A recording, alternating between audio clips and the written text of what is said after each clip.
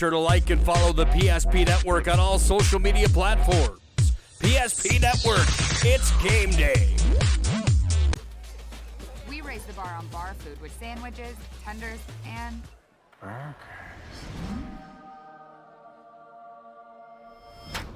there's more where this came from. To the greatest of all times, Buffalo Wild Wings.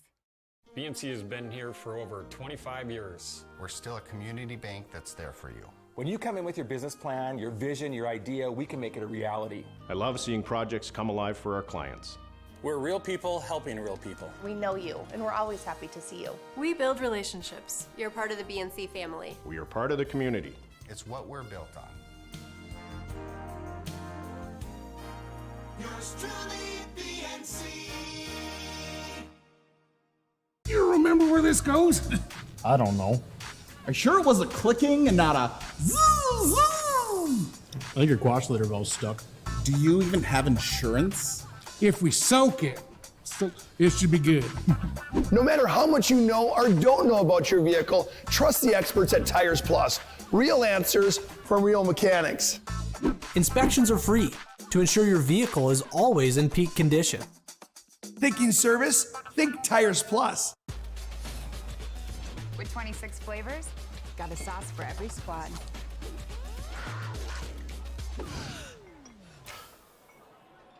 Don't drip on the drip. The greatest of all times, Buffalo Wild Wings. You have built an amazing life by working hard and doing your job well. Delivering financial advice is what we do well. At Ameriprise Financial, our job is to use our skills, experience, and research to help you become more successful in today's economy. What we want you to walk away from each encounter with is satisfaction in knowing that together, we've done what we can to help you work toward a better future.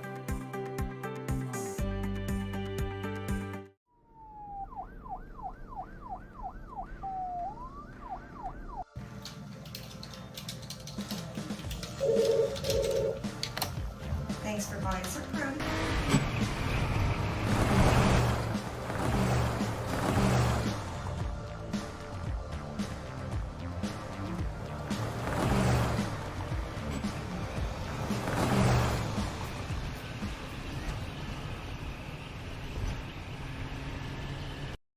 The magic of what we do really comes down to combining different aspects of patient care.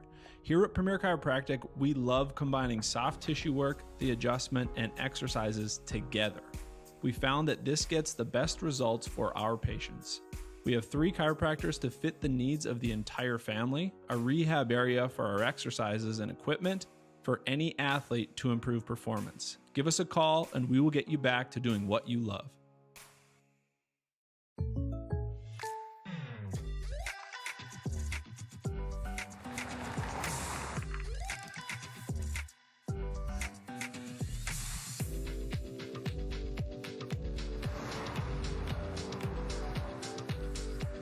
For your surprisingly great rates, contact your local State Farm agent today. If you want the real deal, talk to State Farm agent Michael Lebron in Minot today. Like a good neighbor, State Farm is there. Carson, timeout. Who calls a timeout in this game? Me, I'm icing the kicker. Really? It'll give us more time to talk about First Western Bank and Trust. Like our convenient online banking. Along with smart trust service options. We're all about hometown service with bankers that know you and the community. Okay, go ahead and kick. I don't believe this. First Western Bank and Trust. You can bank on us.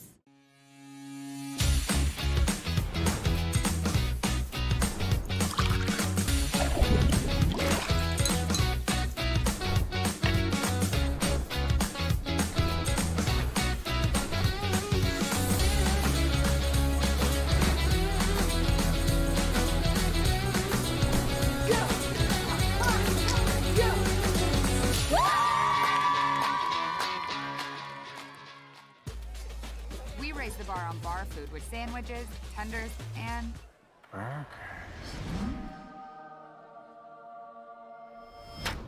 there's more where this came from. To the greatest of all times, Buffalo Wild Wings.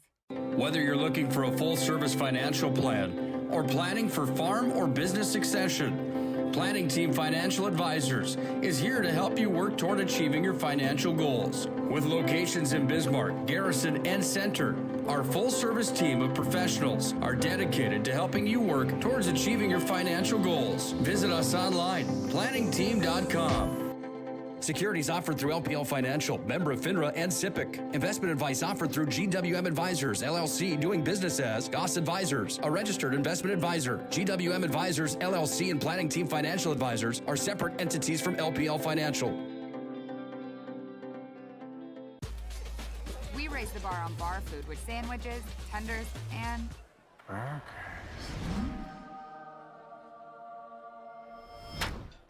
there's more where this came from. To the greatest of all times, Buffalo Wild Wings. This presentation on the PSP Network is proudly brought to you by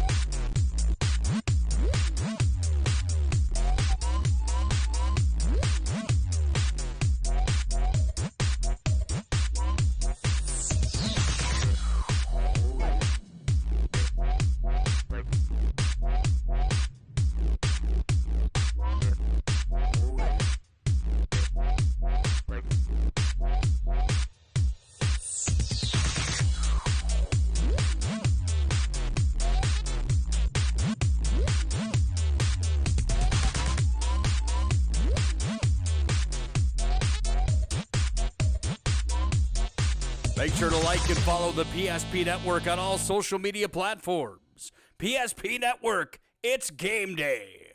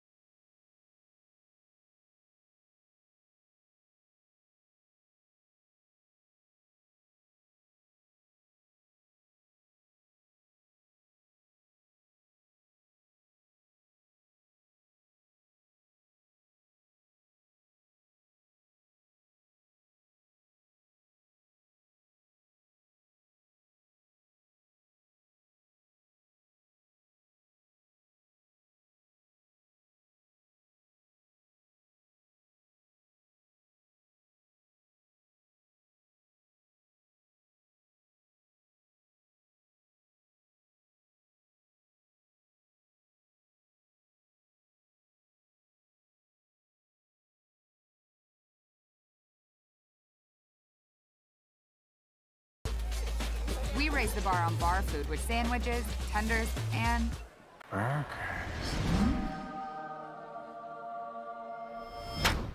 there's more where this came from. To the greatest of all times, Buffalo Wild Wings.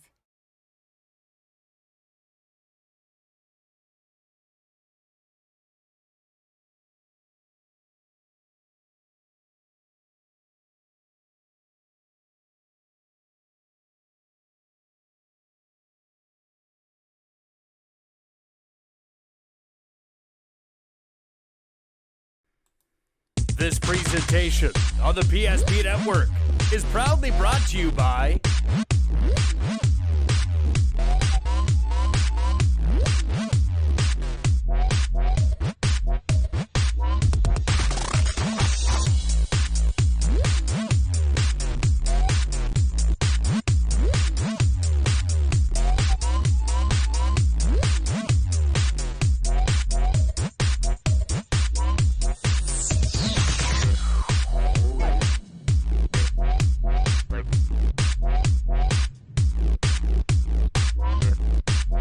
Make sure to like and follow the PSP Network on all social media platforms. PSP Network, it's game day. We raise the bar on bar food with sandwiches, tenders, and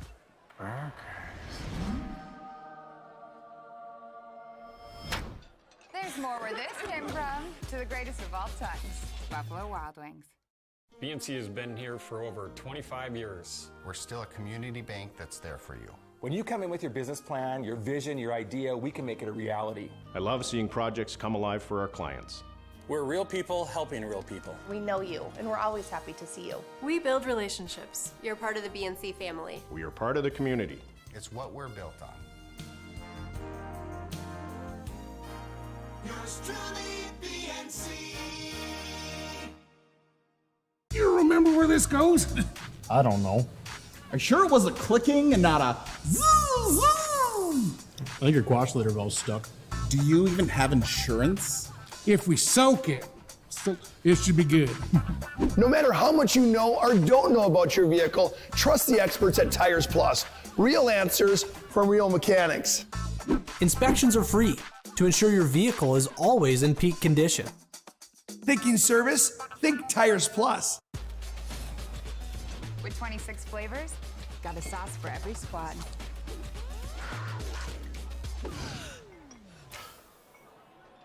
Don't drip on the drip.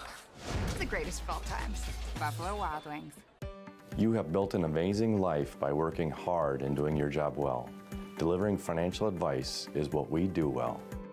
At Ameriprise Financial, our job is to use our skills, experience, and research to help you become more successful in today's economy. What we want you to walk away from each encounter with is satisfaction in knowing that together, we've done what we can to help you work toward a better future.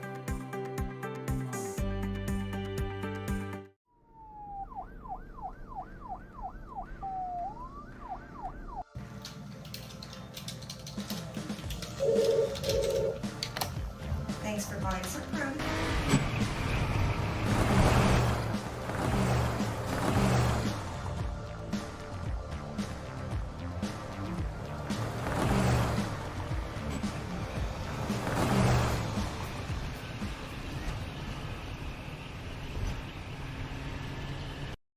The magic of what we do really comes down to combining different aspects of patient care. Here at Premier Chiropractic, we love combining soft tissue work, the adjustment, and exercises together. We found that this gets the best results for our patients. We have 3 chiropractors to fit the needs of the entire family, a rehab area for our exercises and equipment for any athlete to improve performance. Give us a call and we will get you back to doing what you love.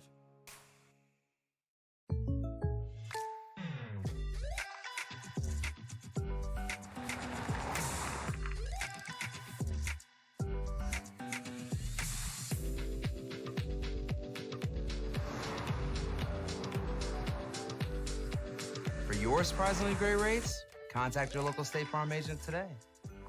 If you want the real deal, talk to State Farm agent Michael Lee Braun in Minot today. Like a good neighbor, State Farm is there. Carson, timeout. Who calls a timeout in this game? Me, I'm icing the kicker. Really? It'll give us more time to talk about First Western Bank and Trust, Like our convenient online banking. along with smart trust service options. We're all about hometown service with bankers that know you and the community. Okay, go ahead and kick. I don't believe this. First Western Bank and Trust. You can bank on us.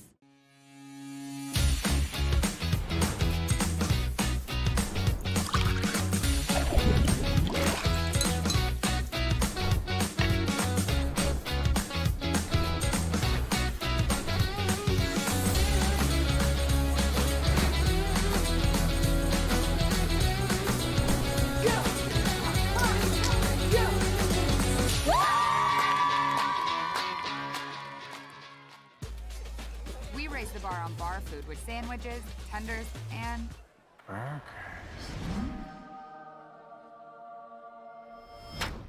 there's more where this came from to the greatest of all times, Buffalo Wild Wings. Whether you're looking for a full-service financial plan or planning for farm or business succession, Planning Team Financial Advisors is here to help you work toward achieving your financial goals. With locations in Bismarck, Garrison, and Center, our full-service team of professionals are dedicated to helping you work towards achieving your financial goals. Visit us online, planningteam.com.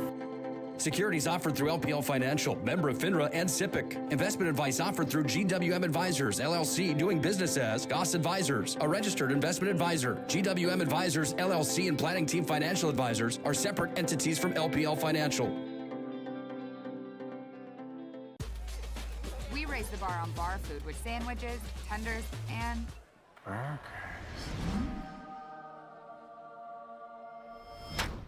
there's more where this came from. To the greatest of all times, Buffalo Wild Wings. This presentation on the PSP Network is proudly brought to you by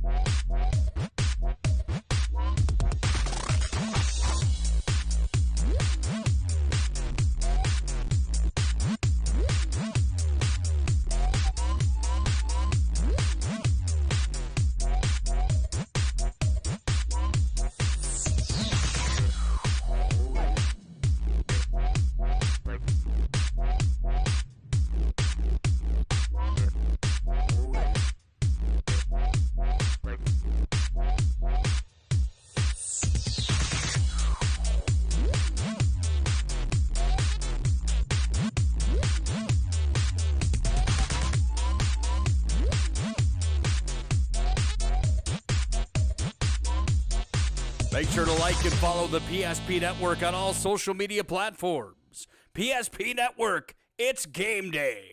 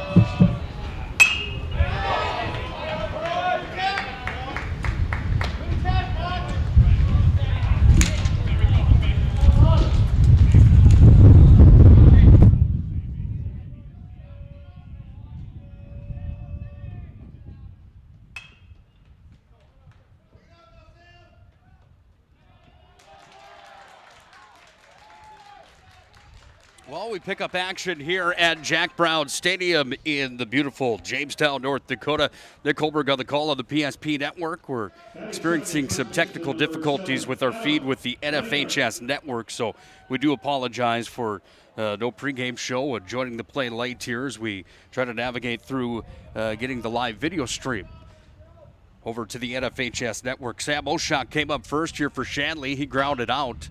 Look out, there's a hard line drive right into the Shanley dugout as Adam Leininger, the first baseman.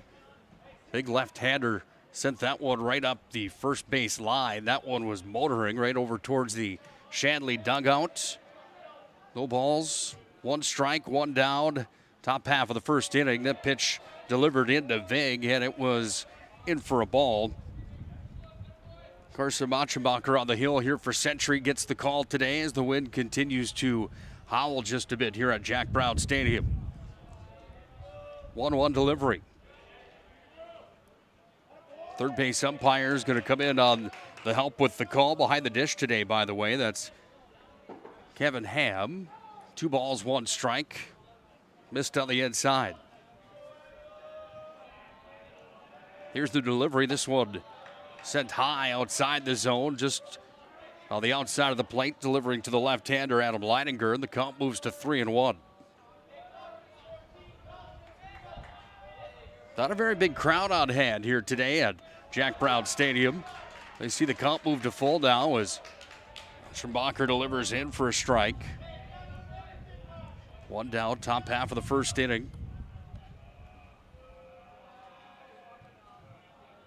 Century, the home team. Shanley, the road team. And walked is Adam Leininger. He gets over to first.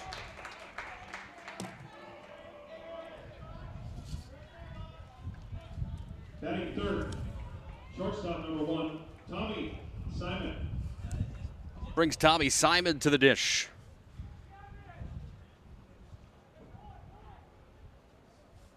Simon playing shortstop here today for Shanley. Shanley in their white uniforms. Red helmets. Some of the players with the old school look to them with the socks that come up. Pants rolled up to the knees. One of them is the batter now, Tommy Simon, the shortstop. First pitch to Simon, this one. Sent right over to the shortstop, grounded, and then fired. Held on the fire on the attempt from Seth Dietz. TJ Olson touched. Turns into a double play ball there. And we close out the first half of the first inning.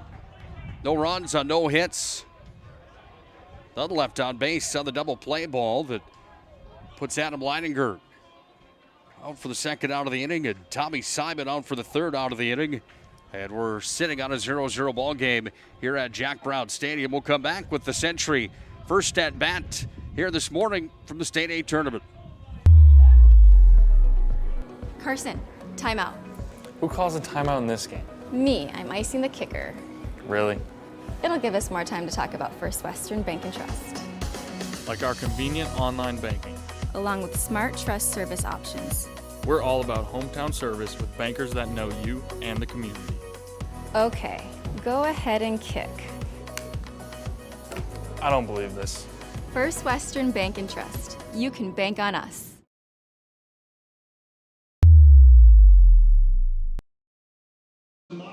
Bismarck Century, 13 pitches. Well, you hear Carson Machenbacher up to 13 pitches as we keep track of the pitch count here at the State A baseball tournament. 13 pitches through one inning, faced 3 batters. Scoreless ball game here on the PSP Network. Big thanks to Shields, Gear Passion Sports. They would have brought you the pregame show here today if we didn't have the technical issues that we had, so we do again apologize for that. Shields, proud supporter of North Dakota High School athletics. Everything you need in Minot and Bismarck at Shields. Find them online as well at shields.com. Defensive lineup here for Shanley today. Isaac Emeneth out in left, Jordan Leininger at center, Jay Norton right. Infield looks like this. Josh Beavers at third, Tommy Simon plays short. Landon Meyer at second, Adam Leininger plays third base. Sam Oshak behind the plate, and Elias Harris is on the hill. First batter is Gavin Lill here for Century, and he's going to see a strike that goes right down Broadway for strike number 1. Wind gust 12 to 24 miles an hour today here at Jack Brown Stadium. This ball is going to be sent right over to the second baseman, and an easy can of corn for Landon Meyer. 1 up, 1 down as Gavin Lill sent that one off the front of the bat and over towards second base, but it was gloved for the first out for the Patriots here in the bottom half of the first inning. Brings up the right fielder, Joe Leduc. He bats from the left side, sees a ball that comes inside the zone.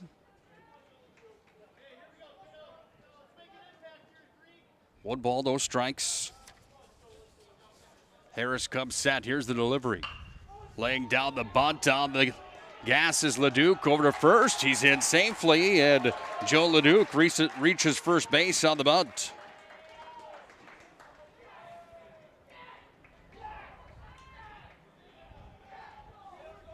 Batting third, pitcher number 14, Carson Machenbacher.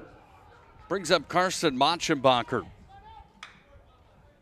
Starting pitcher today here for Century.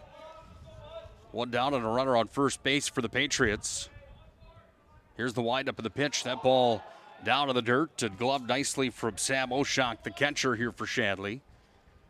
If you remember back to last year, Shanley had an excellent run at the state high school baseball tournament, but it was West Fargo Cheyenne that was crowned champions when it was all said and done. Mustangs are back at the tournament again here in 2022. Ball delivered in for a strike. 1 ball, 1 strike. 1 out. Runner on first base.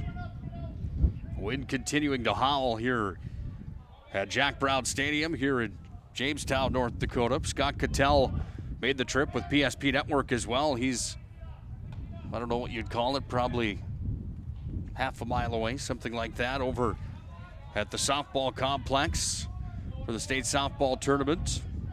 They're underway over there already here today, this morning as well. You can watch that one on the NFHS network as well.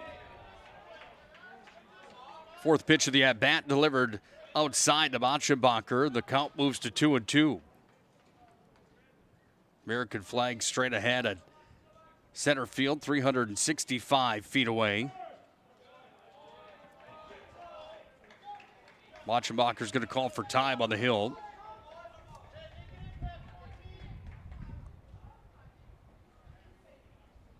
Here's the windup of the pitch. Runner's going to go. The throw down to second, sliding in safely. Joe LeDuc reaches on the stolen base, and Century puts a runner into scoring position early on here in this ball game. Count is full to Machenbacher. Here's the windup of the pitch. This one's going to be fouled away up the first baseline. Glad it didn't park over there because somebody just got dinged.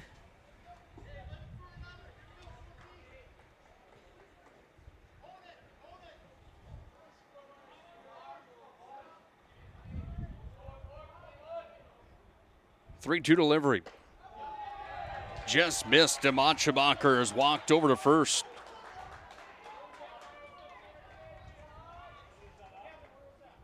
Brings up Carter Kruger. Batting fourth, third baseman number 10, Carter Kruger.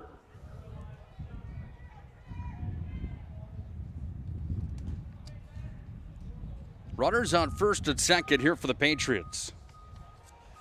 Look back to the start of this baseball season and the way that Mother Nature didn't play very nicely. Century only got 23 games in total coming into the state high school baseball tournament. Caught their stride at the end of the year at the WDA dance. That ball delivered outside top corner of the plate for a strike. And Carter sees an 0-1 count now with 1 down and 2 runners on here for his Patriots as Elias Harris takes a look back to second. Now he comes set and delivers. Off speed pitch, just missed. 1 ball, 1 strike.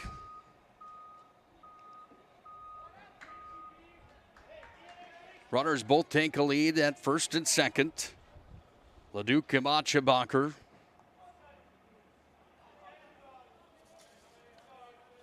Harris taking the call from Sam Oshak. Harris steps off, thought about going back to second. And Landon Meyer was there, and he's going to chase back Joe LeDuc. LeDuc steps back out of the bag.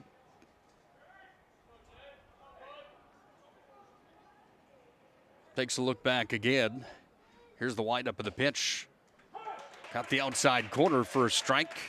And the count moves to 1-2. Jack Brown Stadium here in Jamestown. Beautiful facility. Great renovations to this place over the past years. Natural grass, the dirt to the infield. They were working on it bright and early when we arrived here this morning. This pitch is going to be delivered in. It's going to be foul tipped. And the count remains 1-2. Carter Kruger, the third baseman, still at the dish here for the Patriots. Runners at first and second. If you're just joining us, we're the bottom half of the first inning.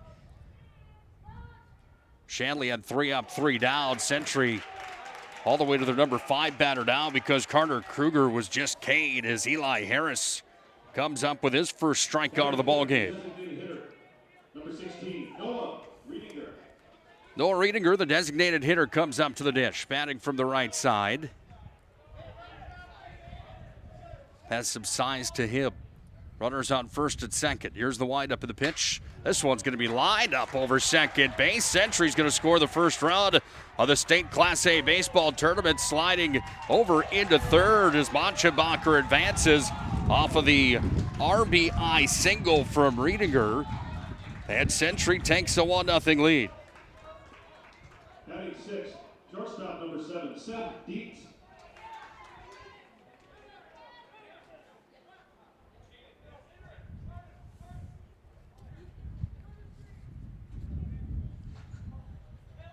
Century striking for first blood here at the state tournament in the opening round matchup. Noah Riedinger batting number 5 here for the Patriots, the designated hitter doing his job here in the first at-bat of the tournament. Brings up Seth Dietz, the shortstop. Runners on the corners. That ball delivered in from Harris outside for a ball. Now running for Century, number 12, Hayden Ritter.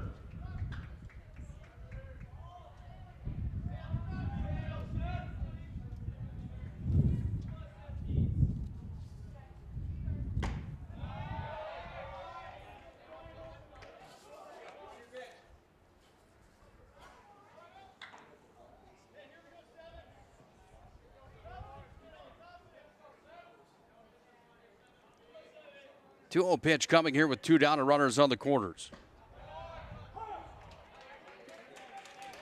2 balls and a strike now as that one catches the outside of the plate.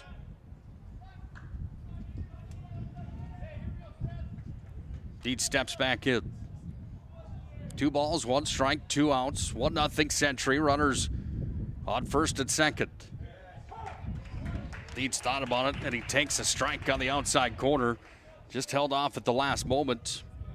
And the count moves to deuces. 2 balls, 2 strikes, 2 down. Dietz at the plate. That RBI single from Noah Riedinger, the storyline so far, because another strikeout is just registered.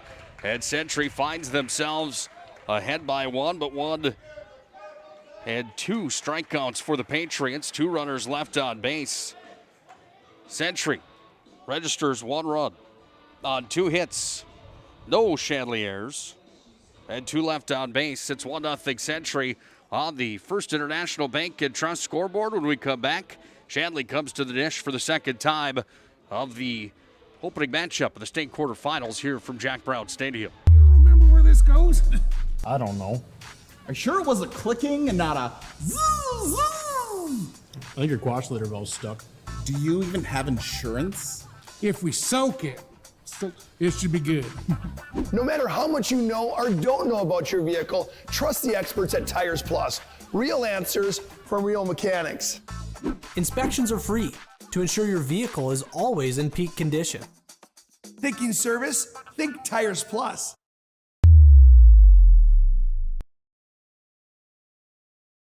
Well, big thanks to all you joining us across the World Wide Web here this morning, wherever you may be. State A baseball tournament time here on the PSP Network and the NFHS Network. I think we've got our issues solved on the NFHS Network, and we are up and rolling here from Jack Brown Stadium.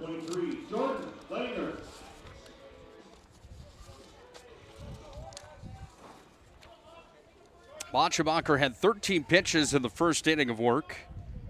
He's on the hill facing Leidinger here, the center fielder, number 23, batting in the number 4 spot here for Shanley. First pitch in for a ball. Second one's going to be driven out to center field, and Leidinger is going to put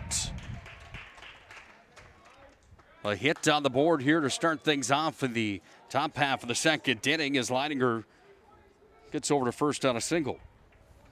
Brings up Jaden Ort, the right fielder. Batting fifth, the right fielder, number 11, Jaden Ort. Healthy lead over at first base.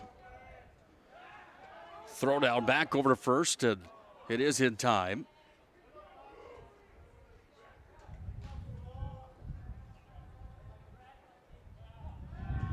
Throw down over to first again. They try to work for Monchebacher back over to Zach Brackett.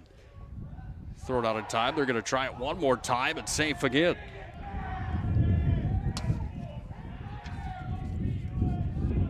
Century dugout comes to volume, as does the Shanley dugout.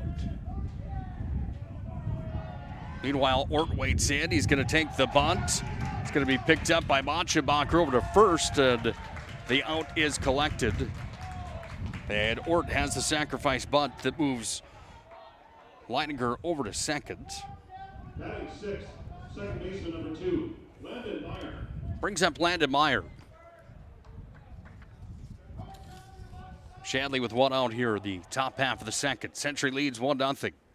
3 up, 3 down in the opening frame here for the Shanley Deacons. They have a runner on second now, and a pitch that's delivered in just missed. Breaking ball dropped in. Just a bit high. 1 ball, no strikes. Landon Meyer at the plate. Machabacher takes a look back, then he fires in. That one was a headhunt. Look out. Landon Meyer had to duck out of the way of that one, as a little sweet chin music coming off the fingertips of Machabacher. Not intentional by any means, I don't think. However, that one high and inside. Here's the windup of the pitch. Another inside ball. Here's a throw down to second as Max Vig on it quick. Got it over to Dietz, the shortstop, who came over on the cover, and sliding back in safely was Leininger at second base. Leininger still on a knee out at second base. Umpire calling for time there as Leininger's going to need just an extra moment as he slid it awkwardly. It's going to give some time for Machabacher and Vig to have a conversation just inside the sand at the hill. Leininger seems to be all right.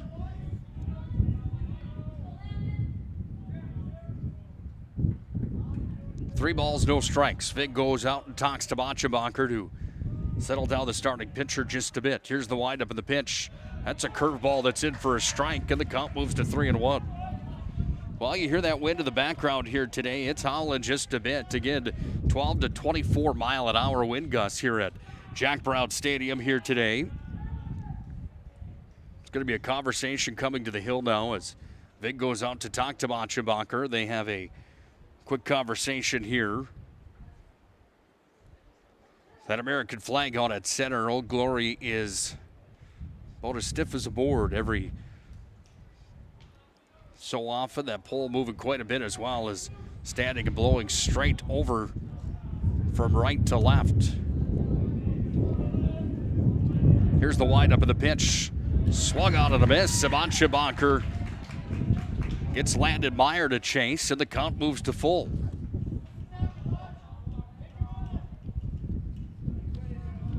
Three-two pitch coming. Machabacher takes a look back to Leininger. This ball's going to be swung on. There's going to be a play on the first base line. Vig's over to play it. He dives onto his belly and gloves it. How about the play from the catcher? Max Vig for the Century Patriots comes over and makes the play so far in the ball game as he goes over onto his belly, dives over and collects the second out as Machabacher was in quite a jam there. Down 3-0 in the count, and all of a sudden the batter's retired and there's 2 away. Brings up Josh Beaver. Throwback over to second base. Oh, almost in time, but not quite. Seth Dietz got the glove on top of the head of Leininger after the throwdown over to second. Josh Beaver, the right-hander, stepping in here for Shanley. Runner on second with 2 down. We're the top half of the second. That ball's going to be roped over on the third base line. Around comes Leininger. He's going to come home to score. And a RBI double on the board for Josh Beaver. Has Shanley on the board, and we've got ourselves a 1-1 ball game here in the top half of the second as Beaver got a hold of that one and sent it right down the third base line, just inside that third base line past Carter Kruger. And Shanley's on the board. 1-1 ball game. Brings up the 8th hitter, Isaac Ebeneth. He plays left field today for the Deacons. Fouls the first one back.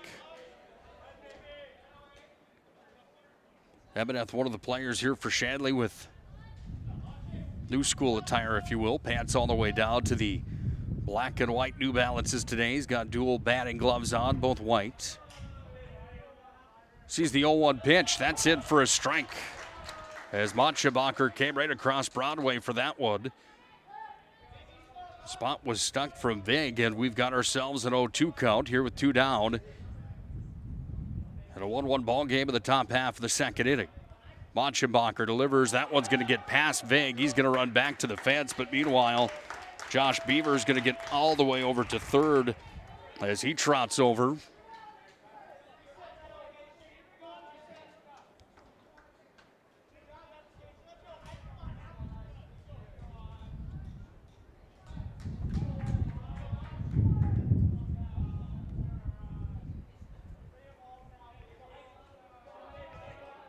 One and 2 count. Here's the windup of the pitch. Swung on. That's going to be fouled back. Getting just a piece of that one was Emineth. First pitch today came at 11:32 this morning. Current temperature at that time, 66 degrees. Got to tell you, I wish I would have put on my PSP zip up here today. It's a little bit chilly at Jack Brown Stadium. But a beautiful day for North Dakota High School baseball, the state baseball tournament. Saturday afternoon at roughly 6 p.m. Somebody's going to be crowned the state champion. Curveball delivered in for Motschenbacher. He picks up his first K in the ball game, and he leaves a runner stranded for Shadley. And we get through an inning and a half of work here for Motschenbacher. We've got ourselves a 1-1 ball game. In that inning, it was Shadley that scored 1 run on 2 hits. There were no century errors and 1 left on base. And on the First International Bank and Trust scoreboard, we've got ourselves a 1-1 ball game. It's the state Class A quarterfinals of North Dakota High School baseball right here on the PSP Network. This presentation on the PSP Network is proudly brought to you by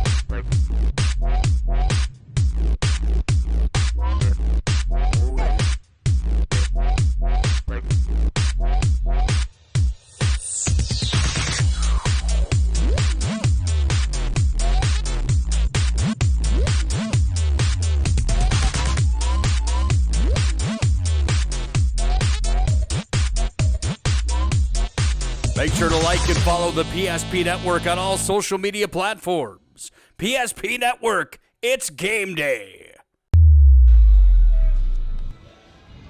Nothing like baseball on the second day of June here in 2022. Nick Holberg on the call on the NFHS Network, along with PSP Network for the digital audio broadcast here today. We sure appreciate you folks for joining us for this baseball tournament. Got ourselves a 1-1 ball game with an inning and a half complete. Century, the home team today, they're at the dish with Luke Pengilly, the left fielder, and he's got 2 strikes against his name as delivering some heat down Broadway.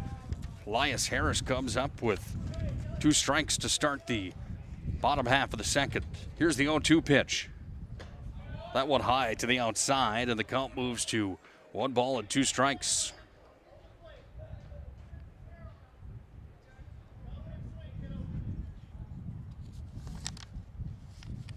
Harris with the delivery, holding off on that one was Pengilly. And the count moves to 2-2.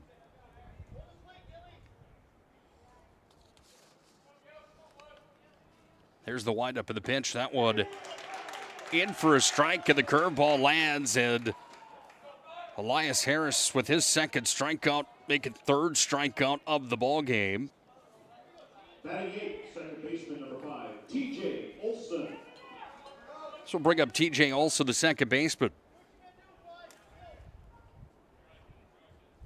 Bats in the 8th spot. Pitch from Harris delivered in just a bit high.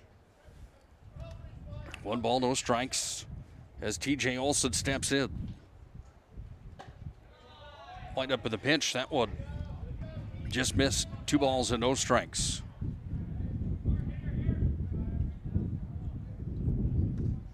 Wind continuing to haul here at Jack Brown Stadium. That strike delivered, a fastball on the inside of the plate. 3 balls, no strikes on the board here at Jack Brown Stadium. It should be a 2-1 count. It is. 2 balls and a strike to the inside, and that's going to move the count to 2-2. Is coming around, I do believe, was TJ Olson. It is 2 balls, 2 strikes. Had a nice conversation today with Troy Olson, coach of the Century Patriots. He's also the coach of Century High School hockey as well. This ball is going to be bombed up the left field line, but foul and out towards the batting cages here at Jack Brown Stadium. Watch it on NFHS Network. That's not Troy Olson over on the first base line, only in the dugout here today. Here's the windup. Pitch, that one misses to the outside. 3 balls, 2 strikes now. The count is full here for TJ Olson. Nice conversation about high school hockey and baseball and summertime. Did he come around on the swing? He did not, as the check swing was there. That's going to advance Olson over to first base on the walk. 3 strikeouts and 2 walks now for Elias Harris. Brings up the number 9 hitter, Max Vig, who's catching here today for Century. Batting from the right side, wearing number 25 here for the Patriots. That ball's going to get past the catcher, down to the dirt, and Olson advances over to second on the pass ball.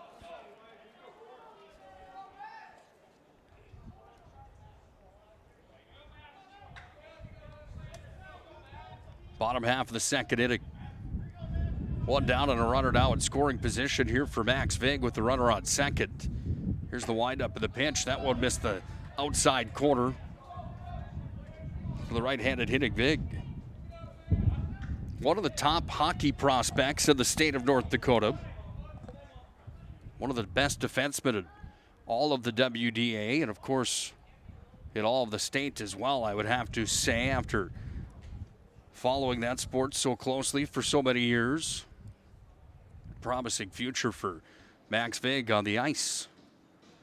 He's got some time here now as bench boss for Shadley is going to come out and have a conversation at the Hill.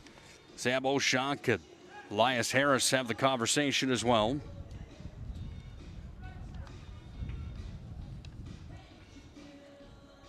Brings Moli Moli on to the loudspeakers here at Jack Brown Stadium.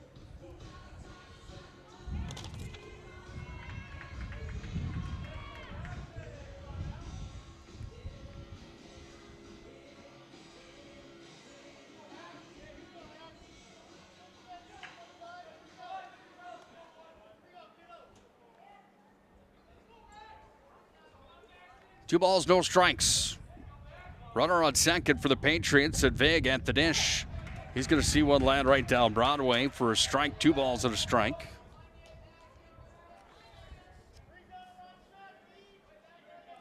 Big with the white New Balances on today with the blue ends on the side of those shoes. Dual batting gloves for the young man as well. 2-1 pitch. Swing and a miss, and a heavy one there as that high fastball gets past Vig, and the count moves to 2-2.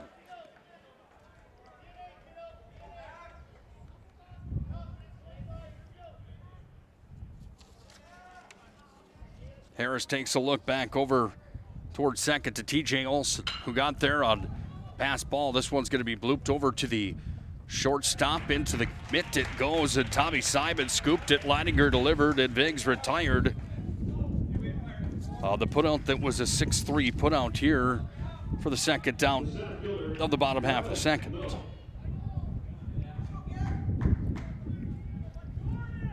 Back to the top of the order here for the Patriots. So the center fielder, Gavin Lill, comes up.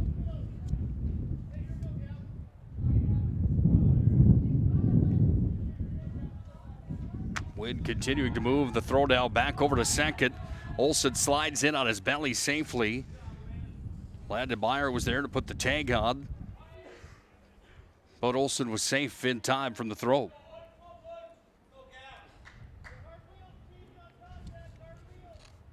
Shandley 10-5 on the season overall. Only 15 games in. Guys at this point of the year, due to Mother Nature, just starting to get into a groove, I'd have to assume.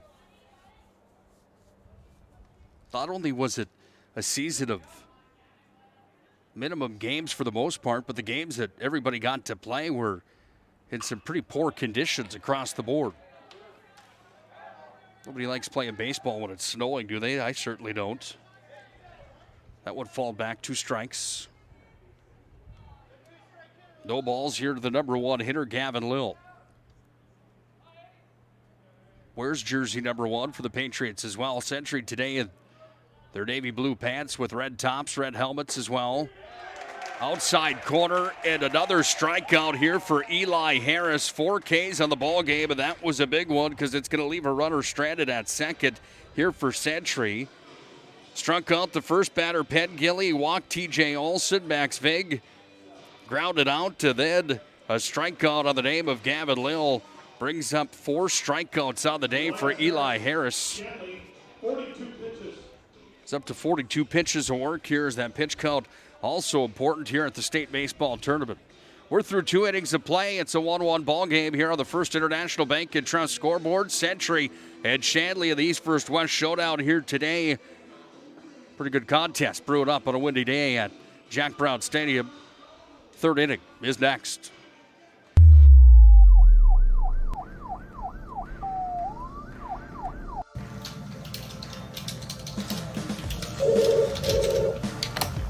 Thanks for buying some fruit.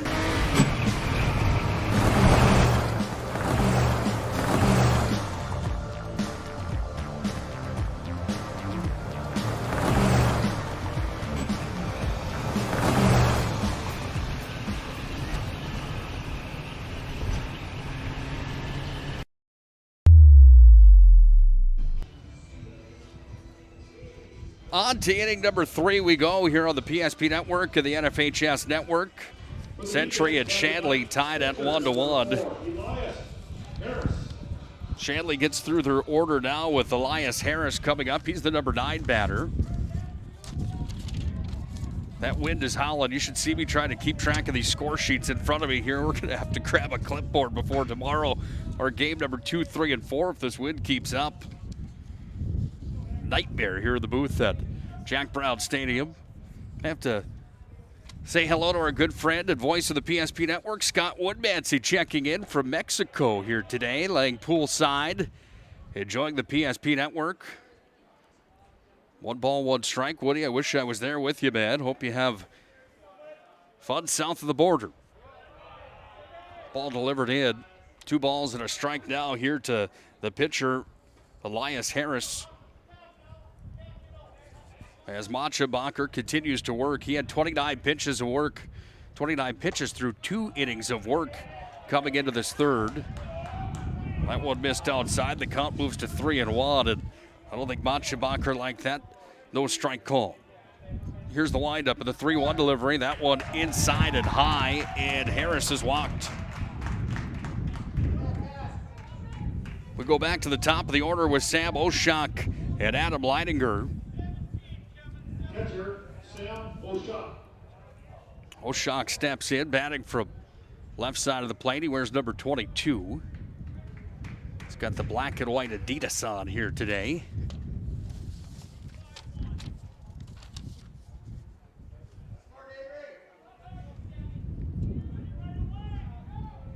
Oshak steps in. Runner on first base, nobody out. Throw down over to first as Machabacher goes after Harris over at first base. Not in time. Machabacher comes set again. Here's the delivery showing Bond to now throw down back over to first as Vig got up onto the box and fired it back over to the first baseman, Zach Brock. Not in time again as sliding in safely over there was Harris. Do apologize. I believe there's a pinch runner over at first. Harris, the pitcher today. I'll get the number for you in a moment. Here's the windup of the pitch. This one bunted back. Machabacher is going to glove it, fire it over to first.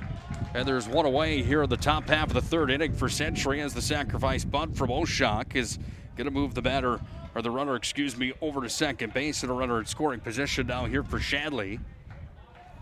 First baseman, Adam Leininger. Brings up Adam Leininger.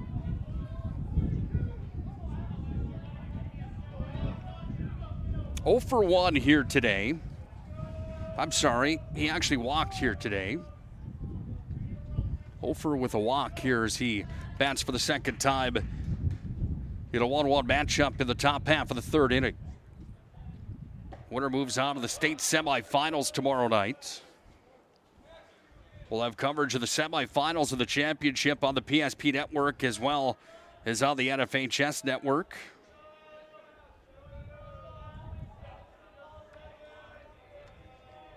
Hope you join us for that coverage coming up tomorrow, and 3 more games here today. Again, Scott Cattell is in action here on the PSP network and the NFHS network with girls high school softball about a half a mile away. Here's the windup of the pitch. That one delivered in for a strike, and the count moves to 1-1 here for Adam Leininger, the first baseman. 1-2 the count. Runner on second.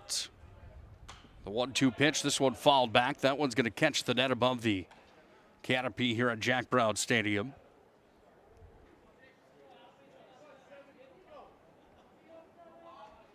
Wahpeton and Dickinson come up next to game number 2, 35 minutes after this one. That ball's going to be hit towards the first baseman and gloved easily there by Zach Brock. Runner advances over to third as Leininger has the second out. He grounds out over to first. Moves the runner back over to third base, and a runner in scoring position here with 2 down now. As Tommy Simon 0 for 1 today comes back to the dish. Simon playing shortstop. He's got the old school attire on today. I kind of like that. He's got the high socks on with 2 white stripes and a red stripe right in the middle. Black is the color that surrounds the rest of those socks. It says Shadley across the chest of their Shadley Shield emblem, kind of on the left side of the belly with Shadley across the top of the chest. Wind up in the 0-1 pitch. Fig had to go down onto his knees to block that one as Machabacher delivered in for a ball. Wahpeton and Dickinson in the next matchup. Dickinson got beat in the WDA tournament. Dickinson, one of the favorites coming into this state high school baseball tournament. Team that traditionally has been good on the baseball ranks in North Dakota, Legion baseball and high school ball as well. 1-1 pitch delivered in for a ball, 2 balls and a strike now. Here to Tommy Simon. Minot and Fargo North at 4:30 tonight, and then the defending champion Cheyenne takes on hometown Jamestown tonight. That one lined over to third. The play over at first base. Not a touch of a tag in the bag. It's Zach Brack that puts the tag on Tommy Simon to retire the side. 1 runner left on. And there's no runs, no hits, no Century errors, 1 left on base. We've played 2.5 here from Jack Brown Stadium at Century, and Shadley still sit on a 1-1 ball game. Let's move to the bottom half of the third inning. 45 pitches. Life is all about moments. Big moments. Small moments. And those moments you can't put into words. It's how we at First International Bank and Trust live first and have been for more than 110 years. One customer, one family, one moment at a time. First International Bank and Trust. Live first. Little Poison plays on the loudspeakers here at Jack Brown Stadium as we enter the afternoon hours here in beautiful Jamestown, North Dakota. Trees are fully bloomed here in Jamestown. It's green all the way through the valley here in Jamestown. Beautiful facility, one of the better in the state of North Dakota when you ask many people across the board of favorite ballparks. I certainly like it. I think this place has got some good old school character. Love the grass in the infield. Left-handed batters like this place as well. A short fence, 300 down the first base line. Joe LeDuc, one of those batters right now. He bunted and reached first. Back in the first inning. He's going to line one back out into center field, and LeDuc's on with a base hit to lead things off for Century here in the bottom half of the third inning. LeDuc singles as he put that one out into left center field. Jordan Leininger tracked it, but it dropped in, kind of over top of the shortstop's head, and there's a runner on first base as Joe LeDuc gets to first. Machabacher comes up, the pitcher here for Century. He's going to see the first pitch at his second at-bat delivered in. I believe it was a strike. They haven't put it on the board yet. I believe that's what the call was. That's what I'm saying, 0-1. Throwback over, trying to get LeDuc at first. He slides in safely as Adam Leininger put the tag on from Harris.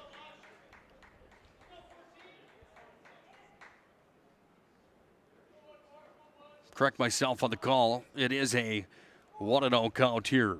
Machabacher drives that one hard over towards the first base line, but foul. Hard on the prowl after that one was Jaden Ort. He ran after it, unable to get there in time. You look at Fargo Shadley, they're making their 9th state appearance. Played in 3 state championship games. They were there last year.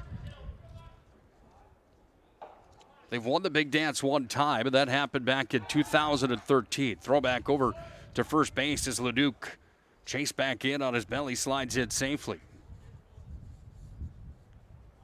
Meanwhile, the 1-1 count still remains here for Machabacher, the pitcher that's at the dish here for Century. 1-1 ball game. We're in the bottom half of inning number 3. Machabacher turned away on the inside pitch. Count moves to 2-1.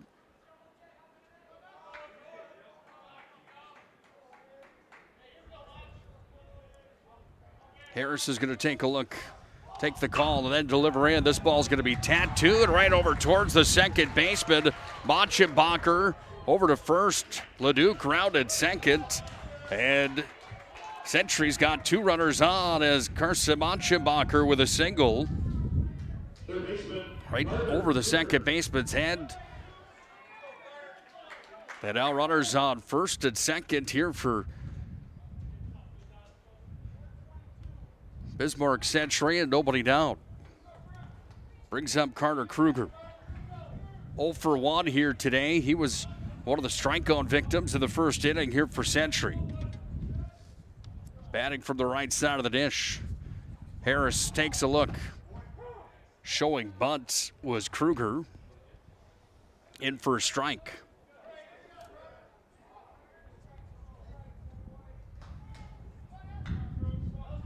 Runners at first and second here for the Patriots.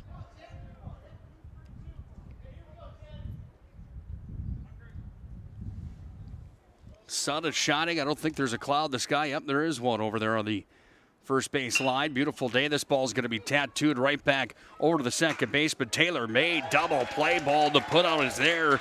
It goes 4-6-3 on the double play as Carter Kruger hits into the double play, and that's going to put Machabacher down as well for the first out, and then the second for Kruger. Advances Joe LeDuc over to third.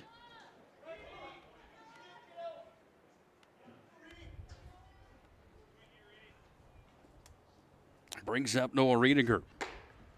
1 for 1 today with an RBI single. He drove in the only run for the Patriots back in the first inning. Century up to 4 hits now in this ball game. Man at the dish is one of the gentlemen that has one of them. He's got an 0-1 count coming his way. He's going to tattoo this one up, fouled back. Towered up, waiting for it to hit above us here at Jack Brown Stadium. Didn't hear it come down yet, and I didn't hear any windshields break, so that's probably a good sign.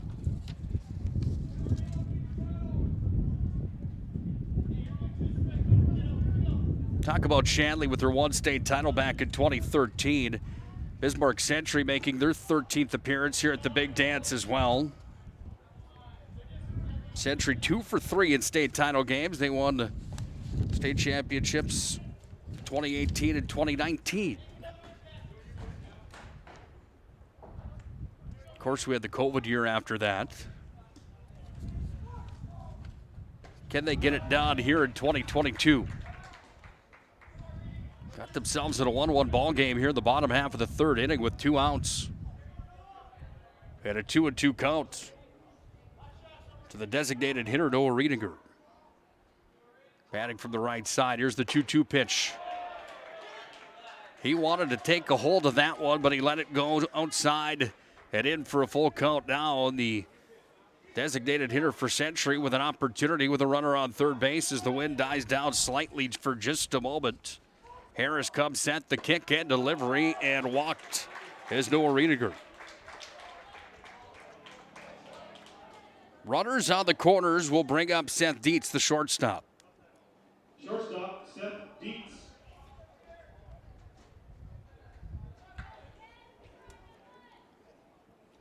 Dietz 0 for 1 today. He was another one of the strikeout victims here from Elias Harris, who's got 4 strikeouts to his name here today. He's walked 3 batters. He's given up 4 hits and surrendered a run so far today in the state quarterfinals. Here's the windup of the pitch. That one hit the corner for a strike. Thanks again for joining us here today on the PSP Network and on the NFHS Network. Full day of baseball coming your way. That one dropped in, but missed low for a ball. Count moves to 1-1. If you're shopping for tires, shop Tires Plus. All brands under one roof with the guaranteed lowest prices. Tires Plus in Montana and Bismarck. Big thanks to the Tires Plus staff. This ball is going to be driven hard out towards right field. Tracking back there is Jaden Ort, and Ort's going to glove it for the 3rd out of the inning as Dietz flies out to right as that one had some speed on it. No damage done in the 3rd inning of play. No runs scored, 2 hits were registered, 0 Shanley errors, and 2 left on base here for the Century Patriots. And we've played ourselves 3 innings of baseball here at the state Class A baseball tournament. And on the First International Bank and Trust scoreboard, we've got ourselves a 1-1 ball game.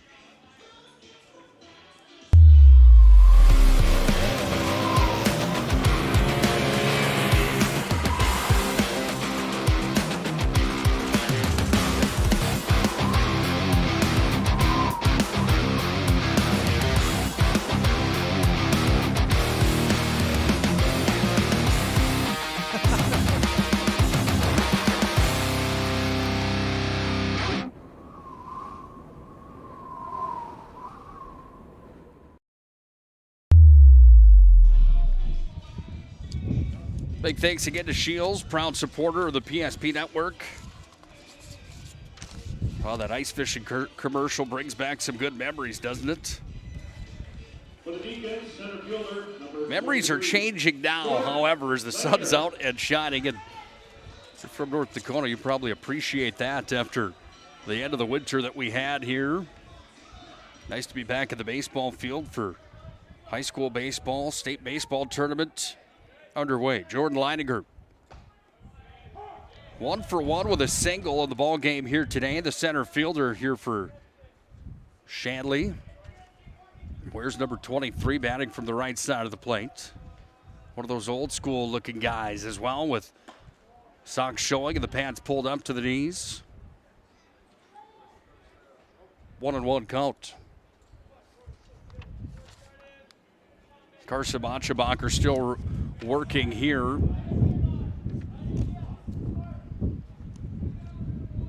29 pitches through 2 innings of work.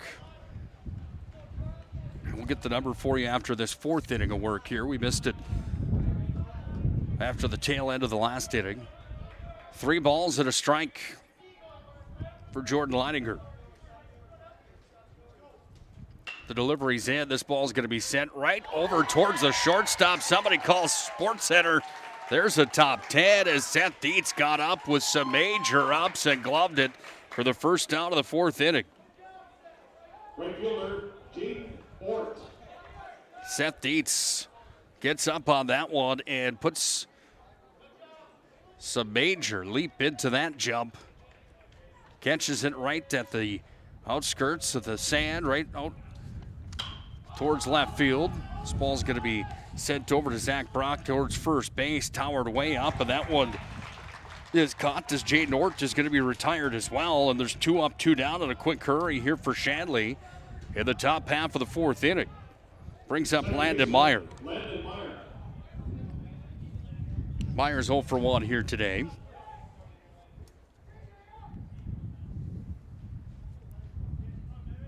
Here's the windup of the pitch. That had some curve to it, and the strike was there. First pitch of the second at bat to Myers, in for a strike.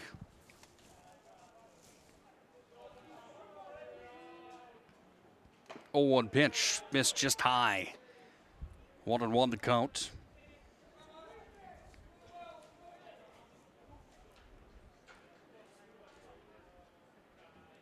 One pitch. This ball driven hard out towards left field. Tracking it out there was Pentgilly. Went off his glove, rounding first, over to second. And sliding in safely is Landon Meyer, as he's got himself a double here in this ball game to try to start a 2-out rally for the Shanley Deacons. Third baseman, Josh Beaver.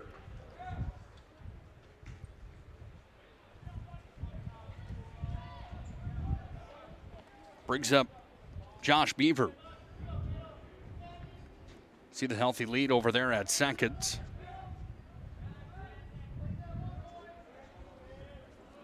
Beaver steps out. Now back in. 2 outs in the top half of the 4th. 1-1 ball game with Century and Shanley here on the First International Bank and Trust scoreboard. That ball goes right up the third base line, around to score. All the way from second is Landon Meyer. And Josh Beaver's got himself an RBI single, and Shanley's got their first lead of the ball game. Left fielder, Isaac Eminem.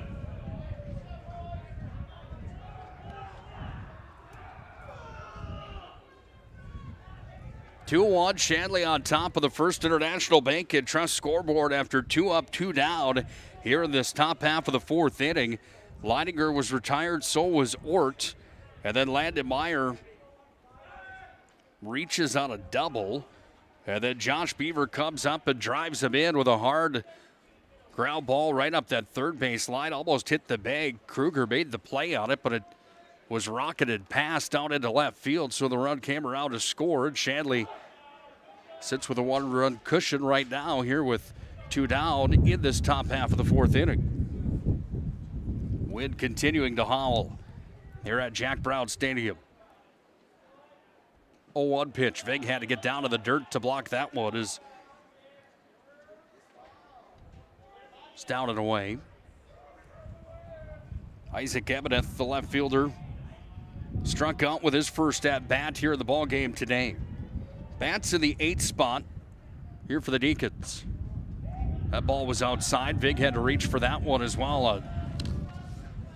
Third pitch of this at bat here for Mönchengladbach.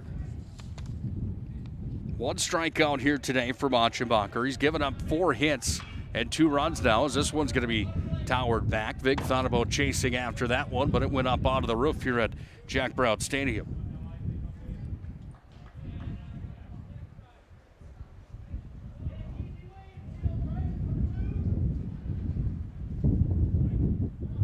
Two down, runner at first base.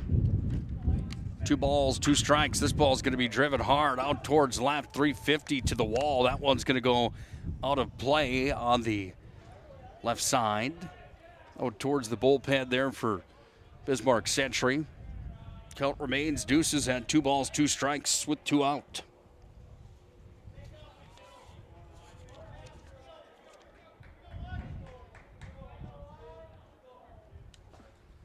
Vig had a dive after that pitch that brings the count to full.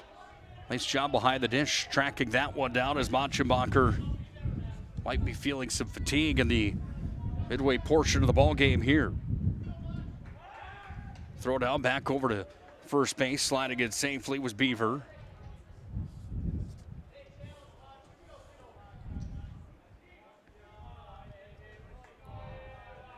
Here's the 3-2 pitch.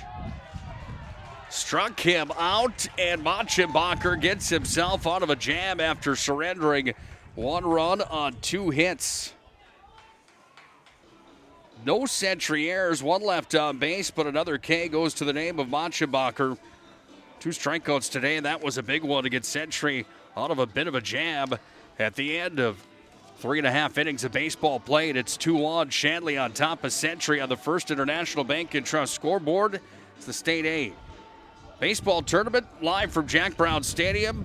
Century comes back to the dish when we return. At Schatz Crossroads, we make 8 gallons of homemade ranch dressing every day, so you can smother your dinner salad with it, dip those crispy golden French fries in it, and dunk your breaded chicken strips. You can even cover your... Wait, no. You can't put ranch on steak. Or can you? Schatz Crossroads. Don't forget the ranch.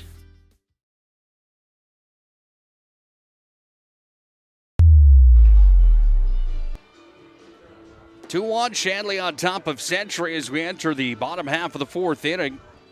Century will have Luke Pengilly, TJ Olson, and Max Vig due up. Elijah Harris still on the hill working here for Shanley. Harris up to 59 pitches through the 3 innings that he's worked so far. If you're keeping track at home, 52 pitches now for Carson Machenbacher. Luke Pengilly, the first one up here for the Century Patriots. Struck out in his 1 at bat here in the ball game. 0 for 1 that came back in the 2nd inning. 4 hits for each team here in this ball game, but it's Shanley that's got the advantage at 2-1 on the First International Bank and Trust scoreboard. Pengilly drives that one out towards center field, tracking it, diving onto the belly, coming out of the glove of Leidinger, and Pengilly's on with a single. Pengilly, another one of those hockey players for the Century Patriots. He's got some momentum now in the favor here of Century, as diving out at center field was Jordan Leidinger. I thought that one was going to be a can of corn for him. Leidinger's not set yet, as his shades came off and his hat came off out there in center field. Try to take a look at him here in center field as he's set and ready now for the delivery coming here to TJ Olson. A walk in his first at bat, batting in the 8th spot. He's going to lay down the bunt. Over to first base. Olson advances the runner to second, but Olson retired at first on the bunt. Brings up Max Vig. The catcher, Max Vig.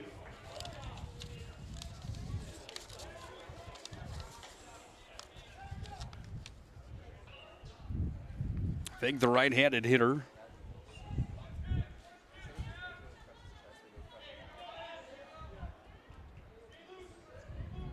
One down. Runner on second base here for the Patriots. Vig's going to see fastball right down Broadway, in for a strike. That American flag out at center, 365 feet away, is really grooving now here with a few evergreens and some other trees that surround Jack Brown Ballpark. Vig drives one hard out to center. Same play for Leidinger out at center. This time he gloves it as Vig puts some mustard on that hit, but he's going to be retired as he flies out to center. Go back to the top of the order now with Gavin Lill here with 2 down for the Patriots.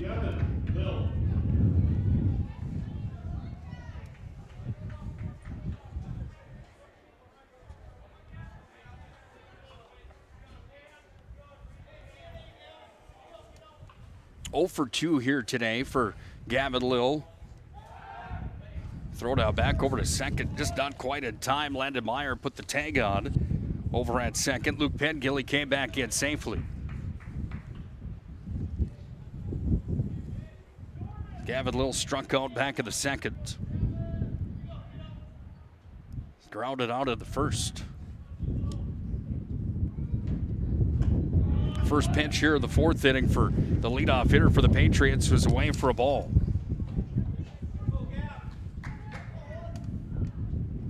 Flag out at center now, pointing straight back to home plate. She's swirling just a bit here in Jamestown today. Here's the windup of the pitch. Curveball caught the corner for a strike. 1 ball, 1 strike. Here to Gavin Lill. Century scored their lone run back in the 1st inning. They had 2 hits in the opening inning of work. No hits in the 2nd inning, 2 hits in the 3rd. Here's a chopper up the 3rd base line, but it goes foul. Count moves to 1-2.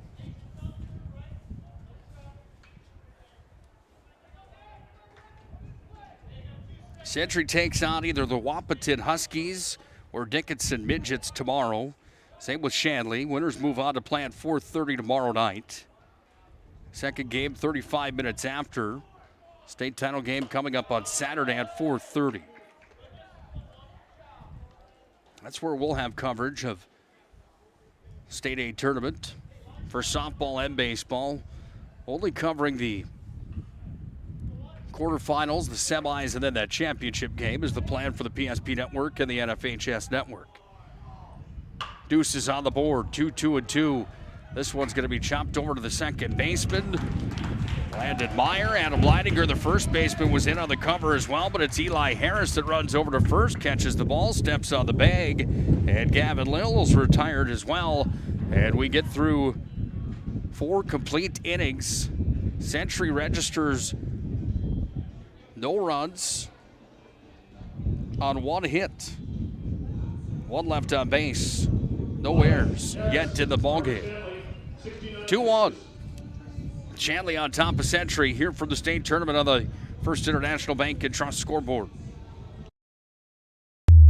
Life is all about moments. Big moments. Small moments. And those moments you can't put into words. It's how we at First International Bank and Trust live first and have been for more than 110 years. 1 customer, 1 family, 1 moment at a time.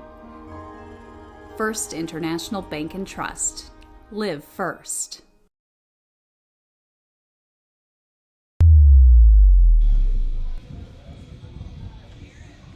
Beautiful day for baseball here in Jamestown, North Dakota. Again, Nick Holmer, glad to have you folks aboard here on the PSP Network and the NFHS Network. We enter the top half of the 5th inning.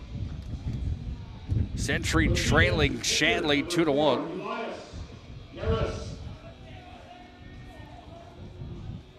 We'll start things off here the 5th inning at the bottom of the order.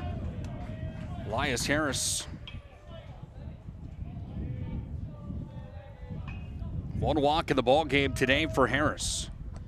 First pitch is a curveball. That one's going to be chopped over towards the 3rd base line. 3rd base coach for Shanley barehanded it, flipped it to the 3rd baseman, and fired it back over to the pitcher here for the Century Patriots, Carson Monchebacher. 52 pitches for him. Up to 54 now as this count sits at 2 balls and no strikes.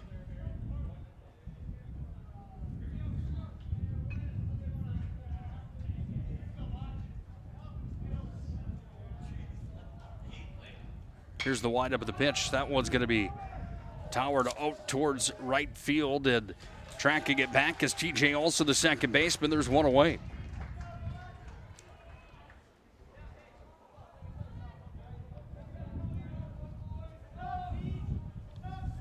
back up to the top of the order. Sam Oshak and Adam Leininger do up.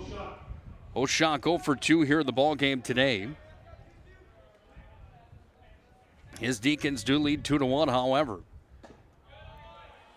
Pitch travels inside for Machenbacher. That one in for a ball.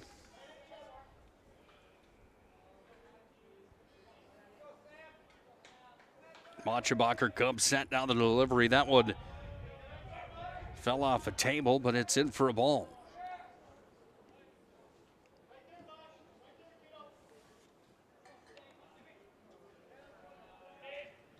Here's the windup of the pitch. That fastball was way inside. And the count moves to 3-0.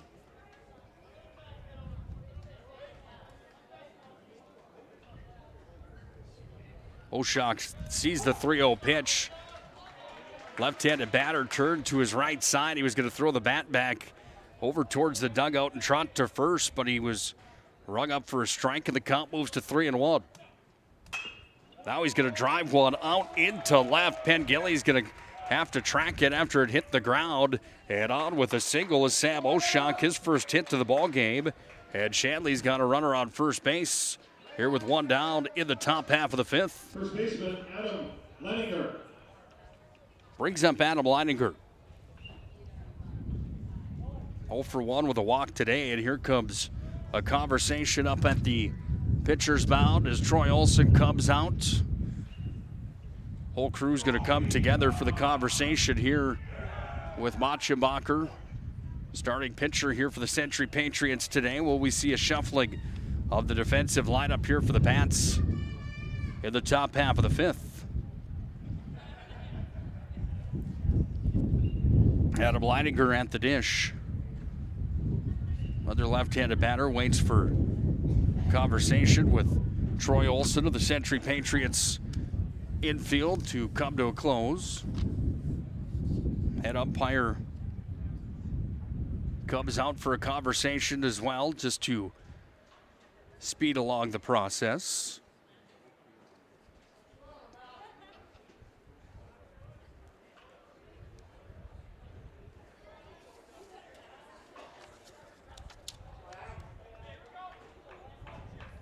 Machenbacher stays on the hill.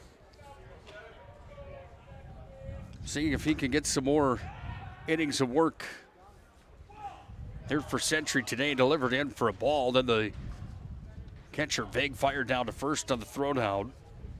But sliding in safely at first was Oshak. 1-0 pitch. This one's going to be blooped right to third. And Carter Kruger with a can of corn. Puts 2 outs on the board as Adam Leininger's retired for the second out here of the fifth inning here for Shanley. Brings up Tommy Simon, the shortstop. 0 for 2 here today in the ball game. Simon, the right-handed batter, he wears number 1. Takes the side from the third base coach. Wind continuing to howl here at Jack Brown Stadium. Throw down back over to first base. Oshak slides in time. As Machenbacher chased him back. 2-1 Shanley on top of Bismarck Century in the East First West showdown in the opening round of the tournament. That was outside the zone for a ball. 1 ball, no strikes.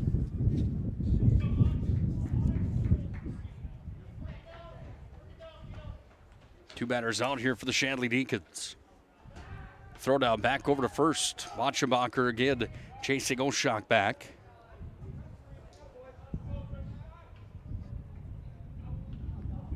Here's the windup of the pitch. That curveball was just about as money as it gets. That one's in for a strike. 1-1. No radar gun here at Jack Brown Stadium. Sometimes I don't mind not having the radar gun here for the high school kids. A lot of times it's fun to see, however. That ball's in for a ball. 2 balls and a strike. The only reason I say that, I think that sometimes that radar gun with 14 to 18-year-old kids can play a little bit of a head game from time to time. Then again, it's pretty fun to see the State Legion tournament 2 years back. Here's the windup of the pitch. This ball's going to be driven back out towards left field. It falls in, and Shanley's going to have two runners on as Oshok's over to second, and Tommy Simons got himself his first hit of the ball game in the state tournament. In with a single, brings up Jordan Leininger, who's 1 for 2 today with a single of his own. Center fielder, Jordan Leininger. Go back to that Legion tournament a few years back and watching Bismarck play, and Feeney came in from shortstop, I think it was, for Bismarck to pitch, and that radar gun and catcher's mitt. The atmosphere of that when you hear the snap of the catcher's mitt catching that ball and seeing that radar out to right field at Municipal Ballpark registering at 95, 96, 97. I think he only threw 6 pitches in the ball game to close out Minot that day, and nobody could touch him. Interesting conversation, nevertheless. The radar gun for the fans is good, of course. Maybe it's good for the kids, too. Who knows? This ball's going to be driven out on the 1-1 pitch all the way over the head of Luke Pengilly. One run's going to come around to score, make it 2 as the stand-up double is there, and a bomb out to left field, 350 to the wall. That thing probably landed at about 345 as Jordan Leininger's got a stand-up double and a 2 RBI double at that.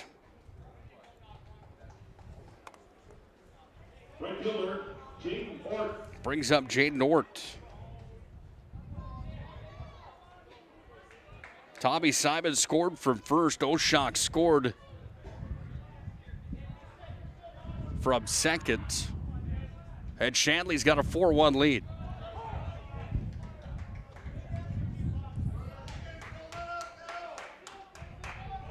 Now the 2-out rally here. Jaden Ort, the right fielder's up. Zach bunted back in the second. He's 0 for 2 in the ball game as he batted back in the fourth as well. Runner on second is Jordan Leininger here for Shanley with a 4-1 lead. That ball's down to the dirt. There's going to be a play over at third. Vig went out to play it. Vig stumbled, lost his footing when he gathered the baseball to fire down to third base as the runner, Jordan Leininger, steals the base. And Vig couldn't grab his footing and just hung on to the baseball. 1 ball, 2 strikes. Here's the pitch. Curveball was high in the zone, and the count moves to 2-2.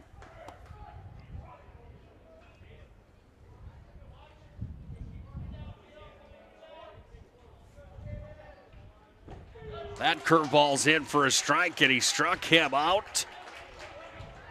And we get through 4.5 innings of play, but some damage was certainly done there for Shanley. They score 2 runs on 3 hits. 0 Century errors and 1 left on base. And it's a 4-1 ball game. 84 pitches for Monchebacher. We'll keep a note on that as well as the pitch count regulations in effect here at the state baseball tournament. 4-1 the storyline. Shanley comes alive. 1 run in the first, 1 run in the third, 2 runs. 1 run in the second, 1 run in the fourth, and 2 runs here in the fifth. And Shanley's got a 4-1 lead. Let's see what Century can do when they come back to the dish. It's North Dakota High School Baseball here on the PSP Network. I'm Lauren Guyver. I'm a senior at Glenburn High School, and I'm going to Minot State. I'm super excited. Glenburn's very familiar with Minot. We've always been connected with Minot State.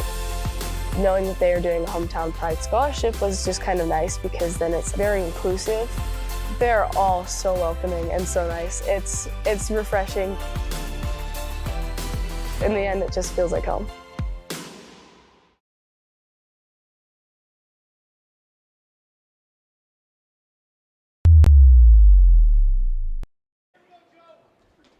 "12 hits total in the ball game here today. Shanley with 7 of those to their name, and it's Joe LeDuc now for Century that comes up to lead things off in the bottom half of the 5th inning, and he's going to see a 2-0 count as falling behind is Eli Harris.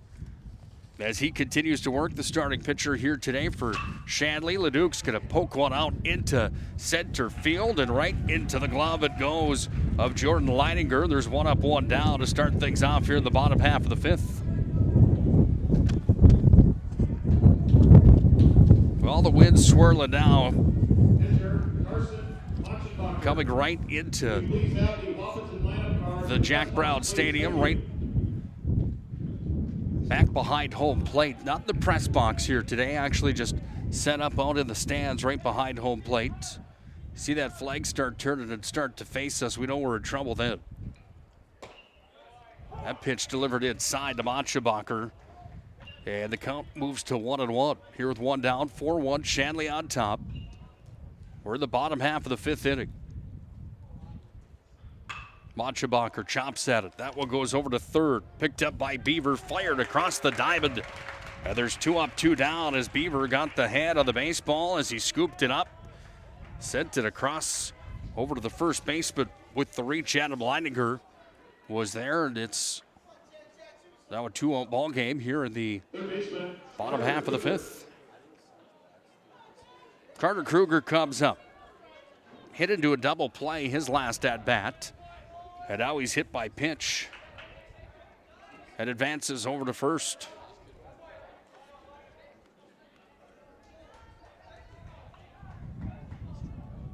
The designated hitter, Noah Riedinger. Well, Noah Riedinger started the ball game off today with his first at bat with an RBI single. He then walked back in the third inning. Designated hitter, number 5 batter here for Century, steps in. Going to crank that one over towards the shortstop. Took a funny bounce there right into the chest of Tommy Simon, but he still scoops it up. Throws in time over to first. And Shanley has a rally with the bats, and then they find themselves rallying on defense as well. 4 up, 3 down, and a quick hurry. There was one batter that was hit by the pitch, but it didn't matter as no runs are scored on no hits. No Shanley errors, and 1 left on base. 5 complete from Jack Brown Stadium. Shanley leads 4-1 on the First International Bank and Trust scoreboard. Remember where this goes? I don't know. Are you sure it was a clicking and not a zoom? I think your quash litter valve's stuck. Do you even have insurance? If we soak it, it should be good. No matter how much you know or don't know about your vehicle, trust the experts at Tires Plus. Real answers from real mechanics. Inspections are free to ensure your vehicle is always in peak condition. Thinking service? Think Tires Plus.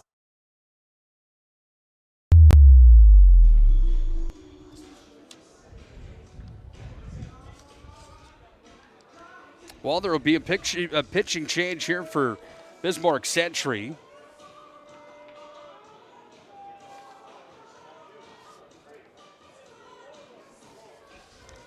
Machbacher is going to move over to play first base. Now pitching for Bismarck Century, number 4, Zach Bracken. Zach Bracken comes in.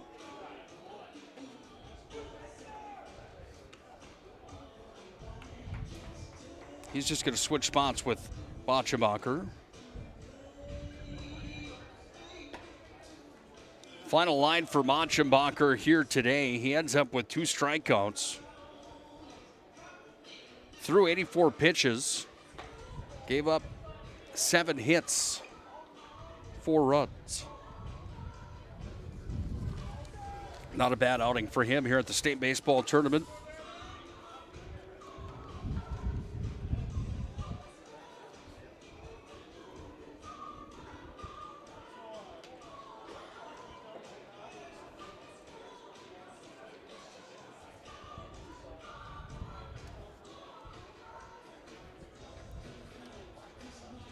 I believe the defensive lineup looks the same as it was, other than Machbacher over to play first. Brack comes over to pitch here for the Century Patriots. Jenny Deacon, second baseman, number 2, Landon Meyer. So Bracken will face Landon Meyer to start things off here in the top half of the 6th inning. And Bracken delivers his first pitch of the ball game in for a strike.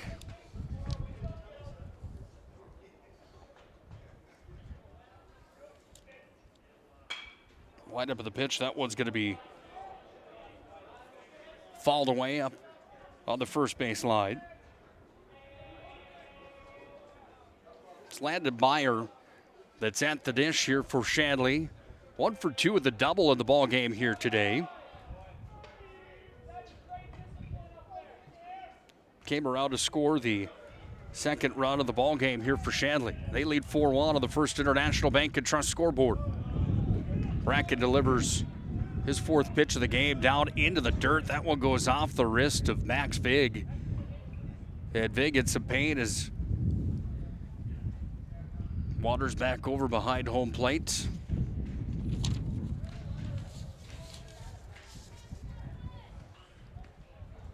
Back in the saddle, he'll be all right.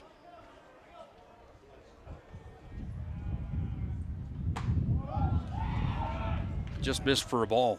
Count moves to full at 3-2.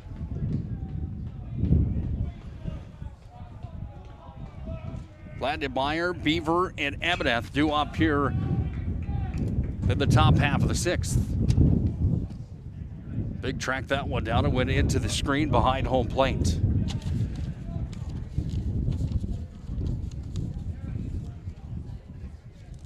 Be a good day to have a kite, let me tell you.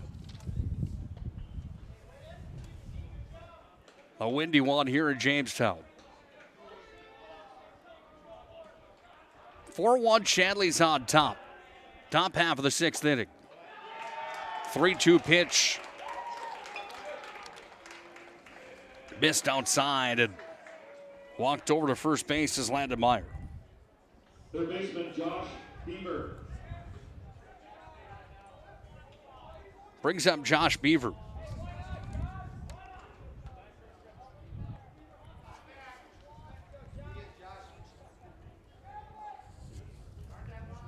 He's had the most offensive production yet of anyone in this ball game. A pair of RBIs here today. RBI double back in the 2nd. He had an RBI single in the 4th. Bats from the right side.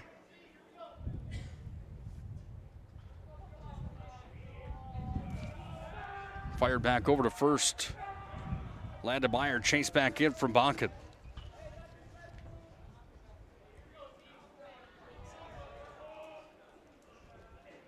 1-0 pitch coming from Bonkin. That one into the glove of Vig. In for a ball.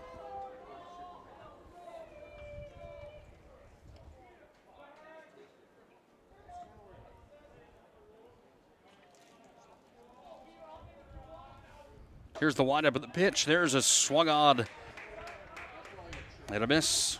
2 balls and a strike. You look at what Century did in the regular season.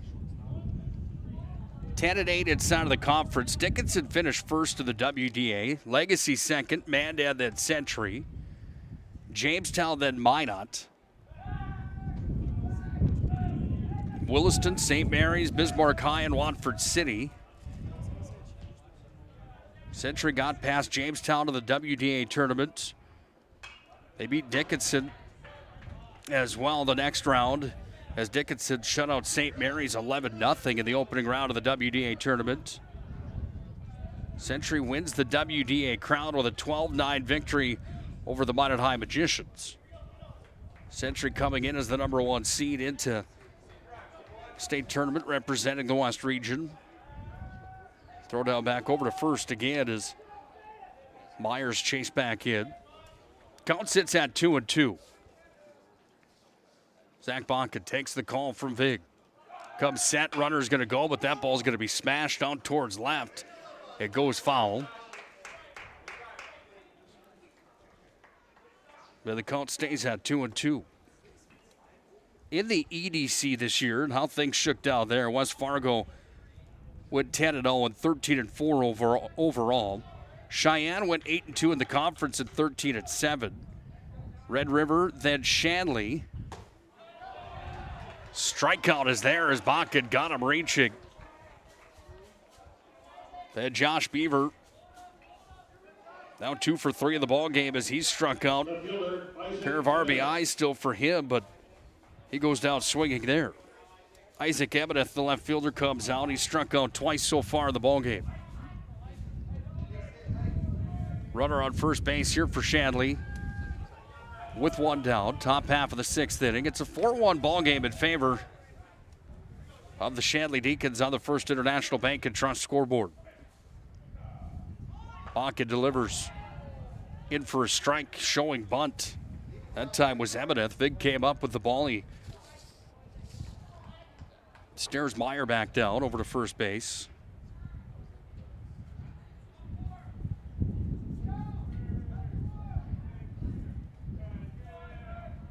Oh, 1 pitch not delivered as Bakken turns back over to first and sends it back over to Botchenbacher.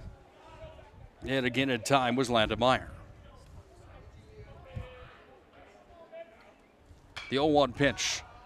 This one towered back. That one's got somebody's windshield written all over it here at Jack Brown Stadium. And the count moves to 0 balls, 2 strikes. Wahpeton gets into the tournament as the 6 seed. Fargo North in as the 5 seed.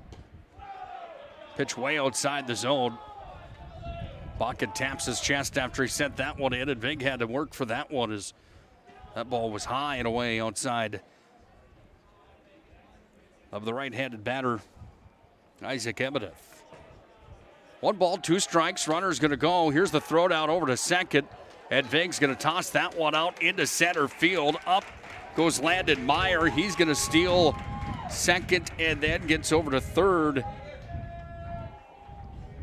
as Vig threw that one over the head of the second baseman. So a runner in scoring position now for Shanley, threatening here with a 4-1 lead.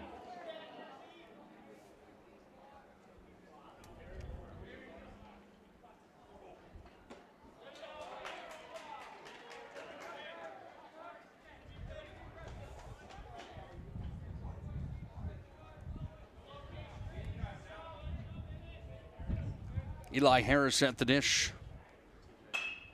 Chops that one over towards first. Glove by the first baseman. Botchenbacher's going to touch the bag, and that's how the inning is going to come to a close. No runs for Shanley. No hits. There was 1 Century Air charge. That was charged. It'll be an E2 on Max Vig. He had 1 left on base.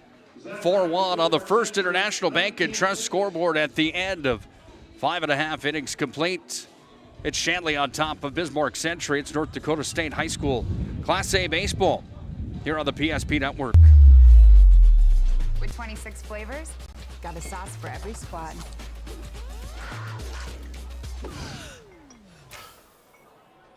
Don't drip on the drip. It's the greatest of all times. Buffalo Wild Wings.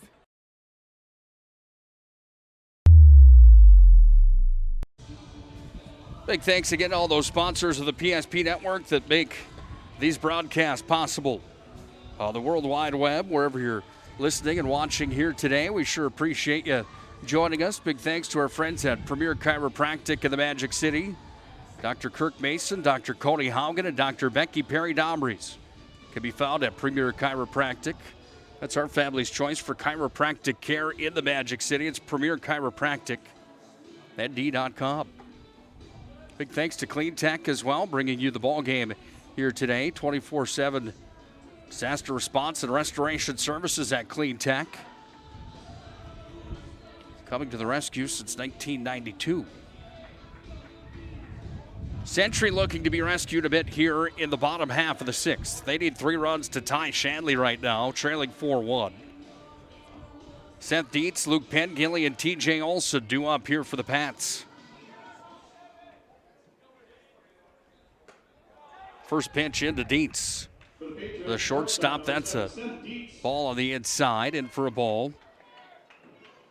Dietz struck out in the first inning, flied out back in the third. This is his third at bat, and he finds himself sitting on an even count, 1-1. Swung on in the miss of the fastball there. Here's the windup of the pitch from Harris, looking to go the distance today here for Shanley. That one fouled up the third base line. And the strike is called. Your attention, please. Can we please have the Wapaton lineup card to the press box? Thank you. 1 ball, 2 strikes. This one's going to be hit towards the third base, but Beaver scoops it up, fires across the diamond. First baseman Adam Leininger had to get up and get after that baseball. He touched the bag in time, it looks like. Yeah, did the process over at first base. Looks like Seth Dietz a little bit slow to get up. He will be all right. About 1 down for the Patriots here as Dietz grounds out to first.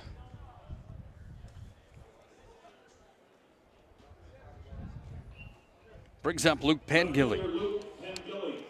Pengilly struck out back in the second. Got all the way to second back in the fourth after he singled. He'll step in here for the Patriots. Batting in the 7th spot here for Century. Century scored their first run back in the first inning. They haven't registered a run since. This one's going to be towered up. Catcher looking to make the play. Lost it in the sun, so coming in to help out is Josh Beaver all the way from third base. So there's 2 up, 2 down as Pengilly fouls that one up, but it's going to be caught again by the third baseman, Josh Beaver, with a nice heads-up play. Brings up T.J. Olson. 0 for 1 with a walk in the ball game here today.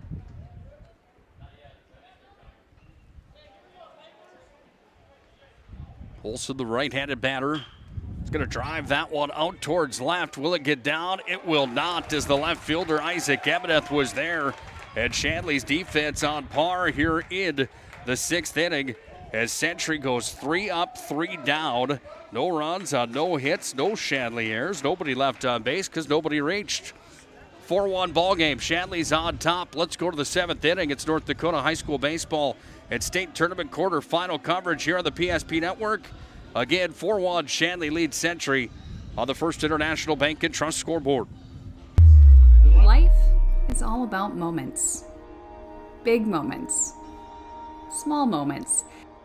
And those moments you can't put into words. It's how we at First International Bank and Trust live first and have been for more than 110 years. One customer, one family, one moment at a time. First International Bank and Trust. Live first.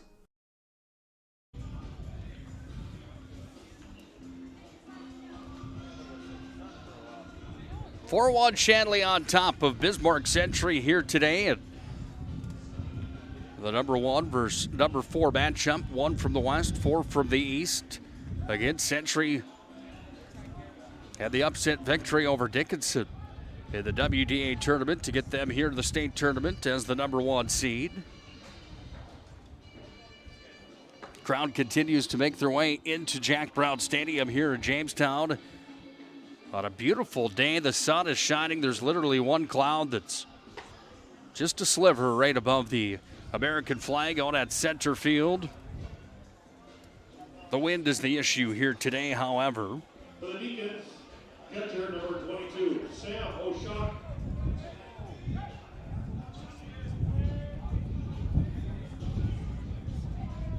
You can hear that howling down. In the sun, I'm sure it doesn't feel too bad. I see some tank tops over on the first base line. Here in the shade, however, it's a bit chilly.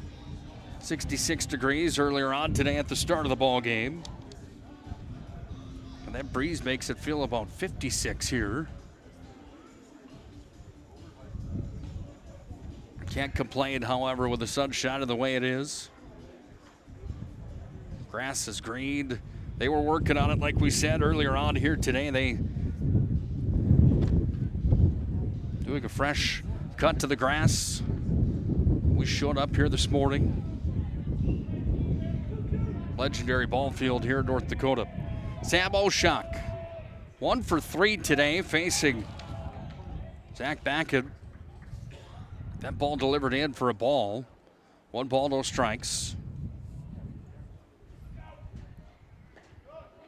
Count moves to 2-0 as that one was down in the dirt. Vig with a nice block behind the plate.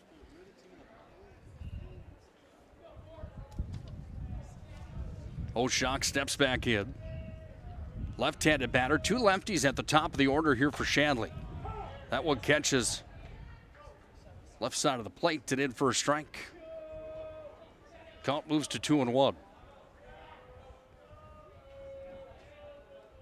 2-1 pitch. Down to the zone again. Outfield fence is a tall wood fence. It's painted all green. The foot markers in the corners painted in yellow. Oshak's going to reach first as he was walked, and then the ball got away from Vig. He had to come back to the fence to wrangle the baseball. Oshak wasn't going to try the arm of Max Vig. Stays at first. Adam Leininger, the first baseman, comes up. Walked with his first at bat. Then he's gone 0 for 2 since. Tommy Simon, back in the first inning, hit him into a double play. Here's the windup of the pitch. Curveball missed.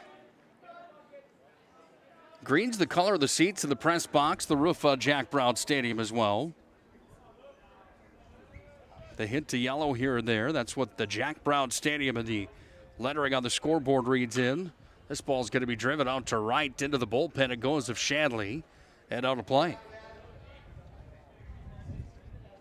1 ball, 1 strike. Here to Adam Leininger, the first baseman.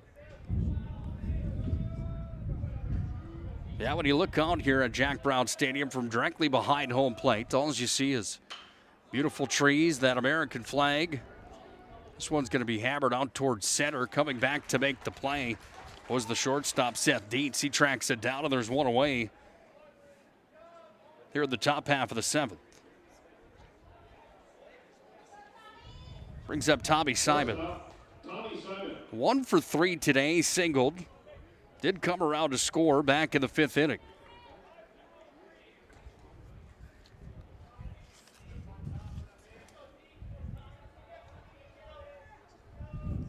One out and a runner on first base here for Shanley. They also hold a 4-1 lead if you're just joining us on the PSP network or on the NFHS network.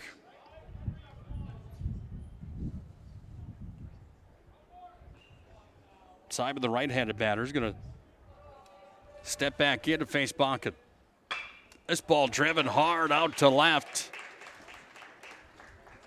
Oshak around to second. Simon over to first, and Simon's got himself back-to-back singles here in this ball game. 8th hit of the contest here for Shanley.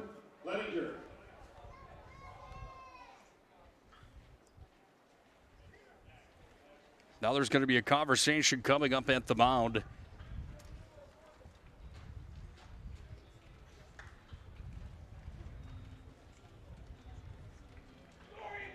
As that will be the day here for Bakken.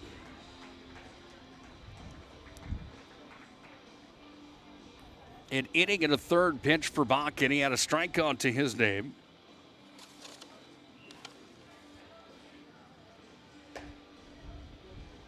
And Century's going to shuffle the lineup and bring in Shuffle the lineup and bring in Seth Dietz to pitch. Started today with Monchebacher, went to Bakken, and now Dietz is going to come in. See if he can help the cause here for the Pats. Bakken ends up with 29 pitches.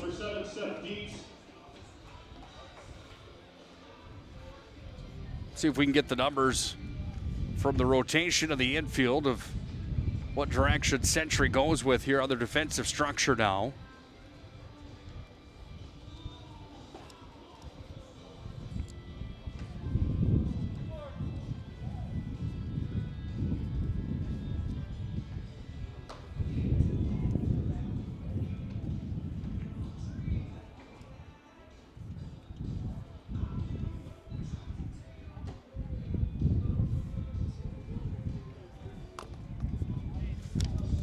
that for you in just a moment as Dietz takes his final warm-up pitches. Sid Olmstead comes in here for Century to play shortstop. Kruger's going to stay at third. TJ Olson stays at second. Machemacher stays at first. So it's Olmstead that comes in to the shortstop position to replace Dietz, who's now on the hill there for Century. Top half of the seventh, 4-1, Shanley on top. First pitch from Dietz in for a strike. That one had some speed on it.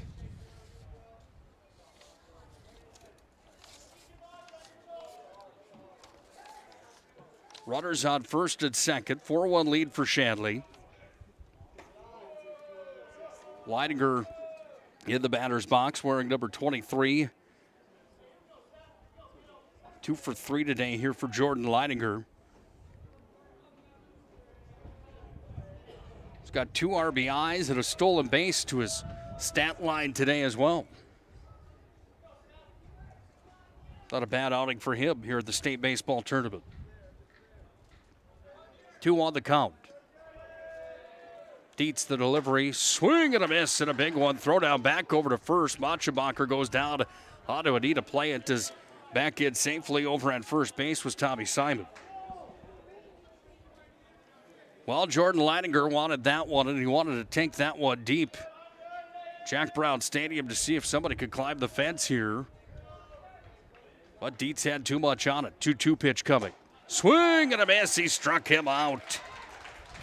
Leidinger goes down swinging. As Dietz comes in and collects his first K here in the ballgame. 2 down now here for Shanley. Brings in Jaden Ort.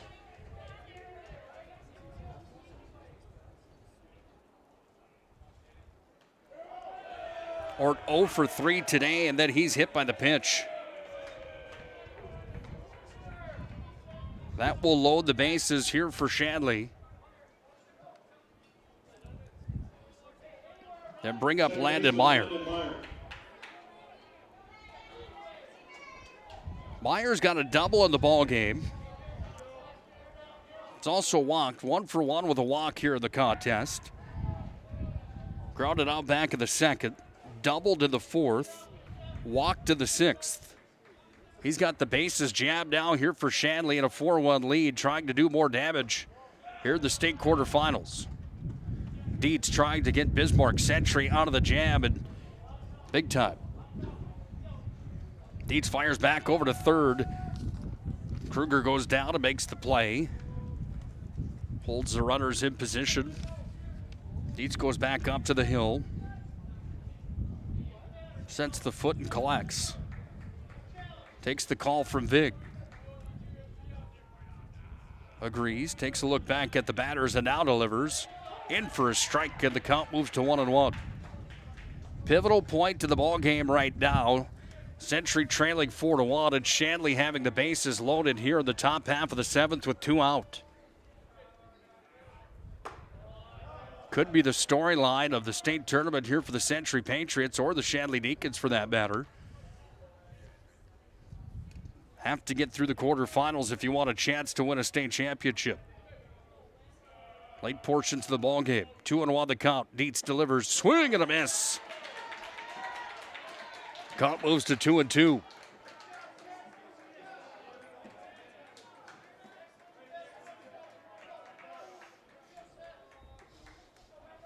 Two balls, 2 strikes. Dietz comes set.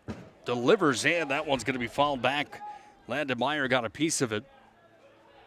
Yeah, the count remains at deuces. Some red in the stands here today for sure. Shanley and Century both using that color scheme. This ball's going to be sent over towards third base. Kruger tracking, just couldn't get a handle on it, but it's foul anyway. And the count will remain 2-2. Kruger with the opportunity to end the inning. That was a hard ball to catch as it was over his head. Trying to run a track from underneath. Off his glove, and the count remains at 2-2 as Dietz takes a look back over to third, then second. Here's the windup.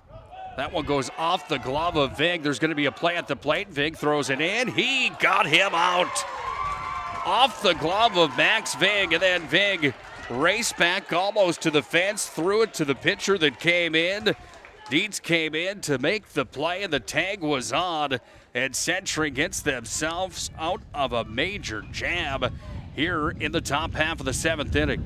4-1. Shanley leads on the excellent defensive play at the end of the inning from Dietz and Max Vig. Big time momentum mover there. Can Century get the bats moving here in the bottom half of the 7th?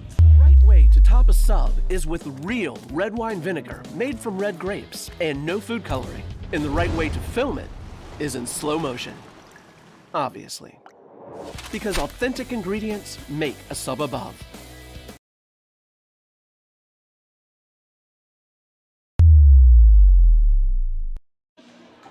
Zero runs on one hit.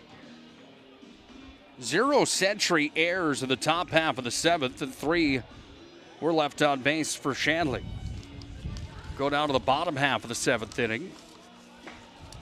And Century looking to get the sticks moving here for the late portions of this state quarterfinal matchup from Jack Brown Stadium. Nick Holberg on the call. Glad to have you folks aboard here today on the PSP Network and on the NFHS Network if you're watching online here today. Max Vig will lead things off here for Century. He's the number 9 hitter here for the Century Patriots. You go back to Gavin Lill and Joe Leduc at the top of the order. After the youngster, Vig will come to bat. For Century, catcher number 25, Max Vig.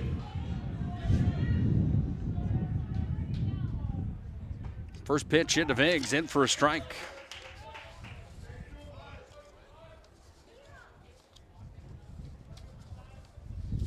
Harris still working here for the Shanley Deacons. 84 pitches now, making 85 pitches now for Eli Harris here today. 0-2 the count to Vig. That one goes off the tip of the bat, and Vig stays alive. He reached for that one.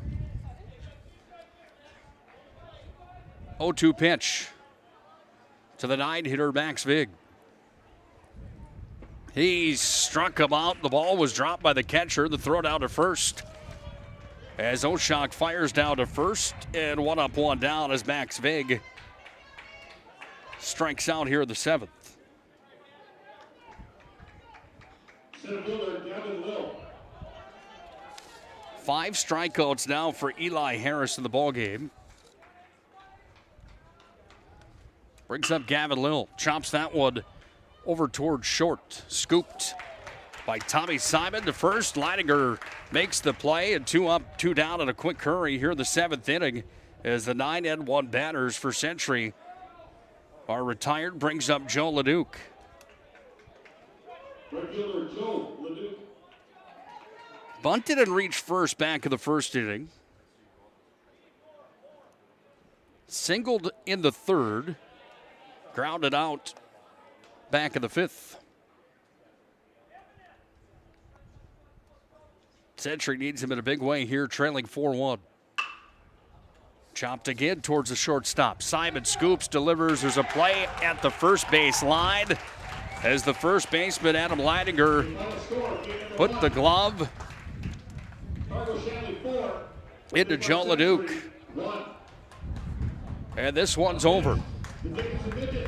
4-1 the final score on the First International Bank and Trust scoreboard.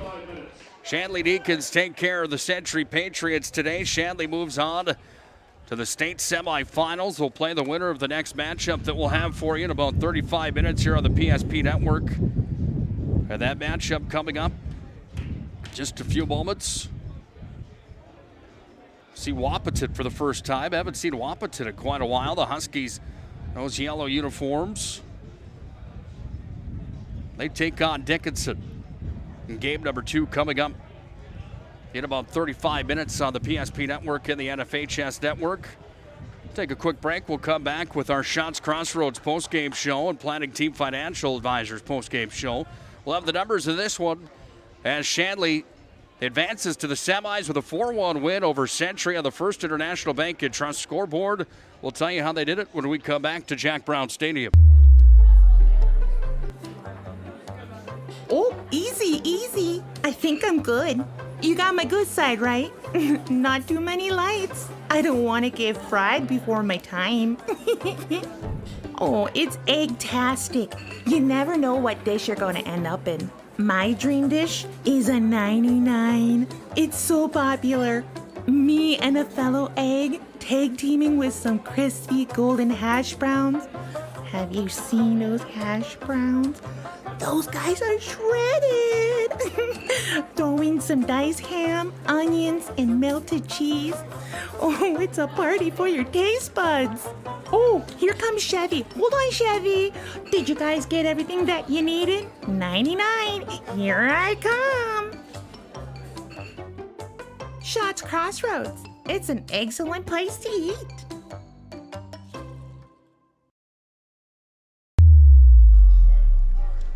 In 2013, the Shanley Deacons won the state title. Here in 2022, they get one step closer with an opening round win over the Century Patriots 4-1 in the first matchup of the state tournament. Welcome into our Shots Crossroads postgame show. Shots Crossroads open 24 hours a day, 7 days a week on the 2 and 52 bypass east in Minot. Fantastic stuff at Shots Crossroads. If you've never had the banana cream pie there, I'm telling you, you are missing out. How did this one go down here today? Well, started off with Century taking a 1-0 lead in the bottom half of the first inning, and Century didn't score again. It was Shanley that found a way to get the job done with one run in the second. They scored another run in the fourth, 2 more runs in the fifth. They go on to the victory with 4 runs on the board here today compared to Century's 1. 4 runs on 8 hits, 0 errors for Shanley. They left 7 runners stranded. 1 run on 5 hits with 1 error for Century. And they left 7 runners stranded. Shanley, again, 4 runs on 8 hits, 0 errors, 7 left stranded. Century, 1 run on 5 hits, 1 error, 7 left stranded. And the winning pitcher today for Shanley was Eli Harris, and boy, was he good. 5 strikeouts in the contest. He ended up walking 4 batters. He goes the distance here today for the Shanley Deacons. Losing pitcher for the Century Patriots, Carson Machabacher. He had a pretty good outing, though. However, 5 innings of work for him. Gave up 7 hits, 4 runs on those 7 hits. Century then brought in Zach Bakken. About an inning and a half of work, and then Zach Dietz came in to close things out for Century in the late portion of the ballgame. We will go off the air on the NFHS network and start the next broadcast right here on the PSP network. We will have this screen that will pop up in just a moment that will let you know that we will be back live in just a few moments here on the PSP network. That live stream today for the live digital radio portion will stay up and live the entire day here today in the quarterfinals of the state tournament. If this was the one you're joining us for and signing off today, we sure appreciate you stopping in for Class A state tournament coverage on the PSP network and the NFHS network. We'll see you tomorrow if you're not coming back for game number 2 here today. Nick Kohlberg signing off. Thanking you again for joining us here on the PSP network. Until 35 minutes from now, have a good day and God bless. This presentation on the PSP Network is proudly brought to you by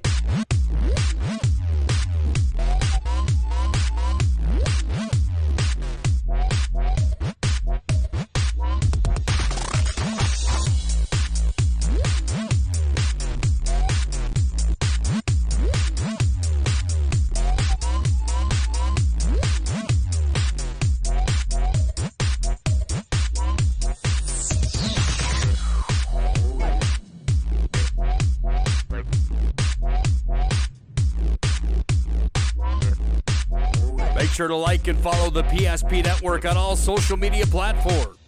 PSP Network, it's game day. We raise the bar on bar food with sandwiches, tenders, and burgers.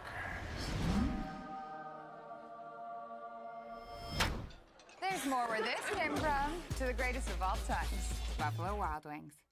BMC has been here for over 25 years. We're still a community bank that's there for you. When you come in with your business plan, your vision, your idea, we can make it a reality. I love seeing projects come alive for our clients. We're real people helping real people. We know you, and we're always happy to see you. We build relationships. You're part of the BNC family. We are part of the community. It's what we're built on. Yours truly, BNC.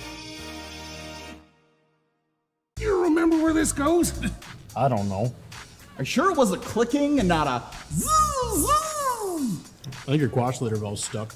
Do you even have insurance? If we soak it, it should be good.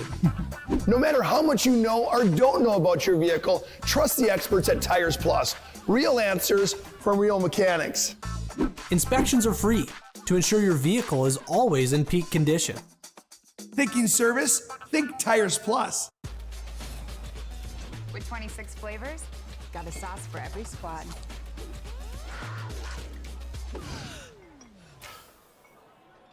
Don't drip on the drip. The greatest of all times, Buffalo Wild Wings. You have built an amazing life by working hard and doing your job well. Delivering financial advice is what we do well. At Ameriprise Financial, our job is to use our skills, experience, and research to help you become more successful in today's economy. What we want you to walk away from each encounter with is satisfaction in knowing that together, we've done what we can to help you work toward a better future.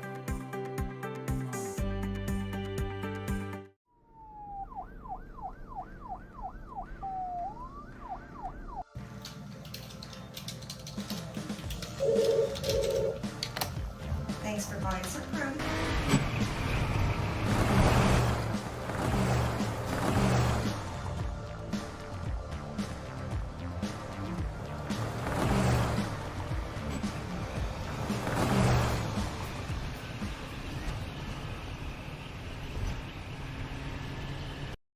The magic of what we do really comes down to combining different aspects of patient care. Here at Premier Chiropractic, we love combining soft tissue work, the adjustment, and exercises together. We found that this gets the best results for our patients. We have 3 chiropractors to fit the needs of the entire family, a rehab area for our exercises and equipment for any athlete to improve performance. Give us a call and we will get you back to doing what you love.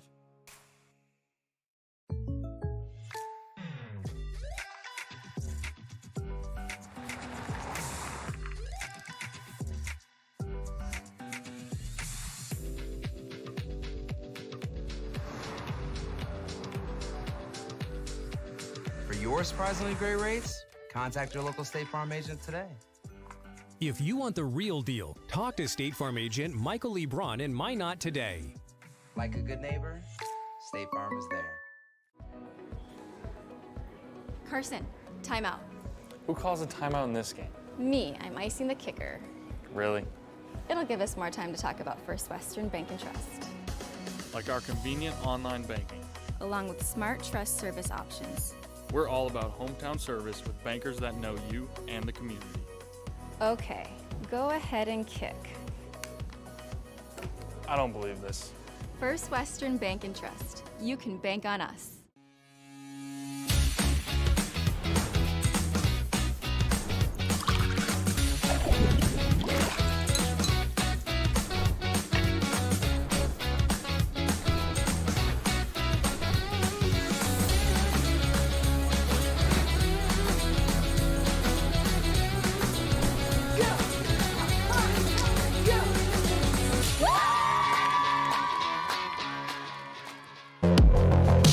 We raise the bar on bar food with sandwiches, tenders, and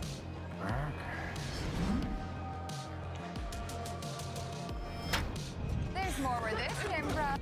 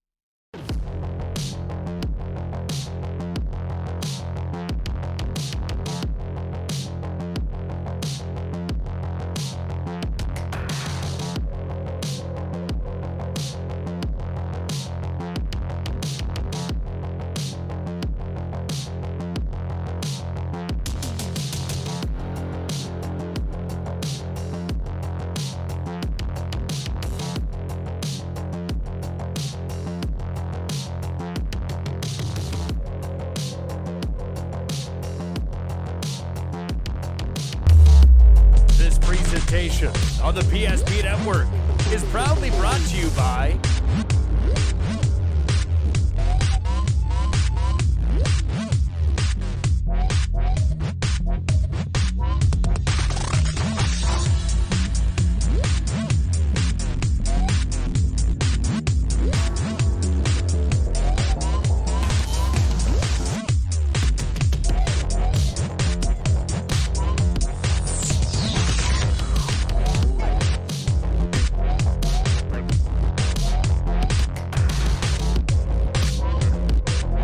Make sure to like and follow the PSP Network on all social media platforms. PSP Network, it's game day. We raise the bar on bar food with sandwiches, tenders, and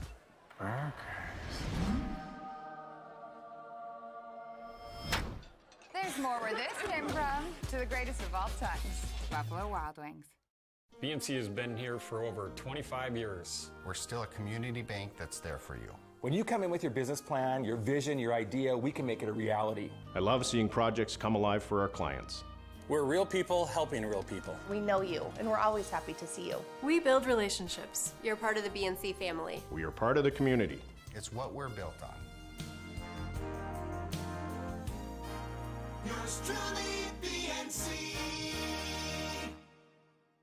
You remember where this goes? I don't know. Are you sure it was a clicking and not a zzz, zzz? I think your quash litter valve's stuck. Do you even have insurance? If we soak it, it should be good. No matter how much you know or don't know about your vehicle, trust the experts at Tires Plus. Real answers from real mechanics. Inspections are free to ensure your vehicle is always in peak condition. Thinking service? Think Tires Plus. With 26 flavors, got a sauce for every squad.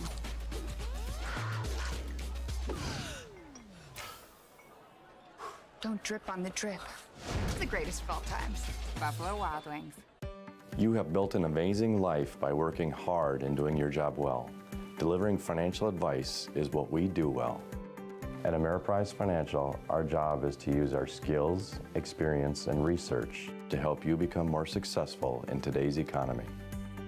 What we want you to walk away from each encounter with is satisfaction in knowing that together, we've done what we can to help you work toward a better future.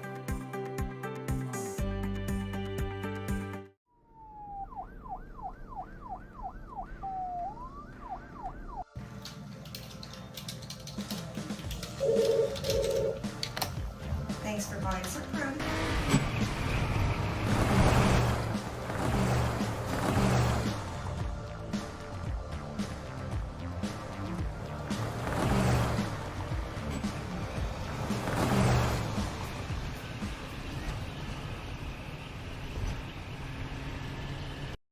The magic of what we do really comes down to combining different aspects of patient care.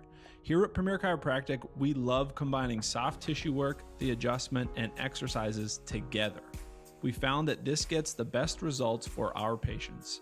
We have 3 chiropractors to fit the needs of the entire family, a rehab area for our exercises and equipment, for any athlete to improve performance. Give us a call and we will get you back to doing what you love.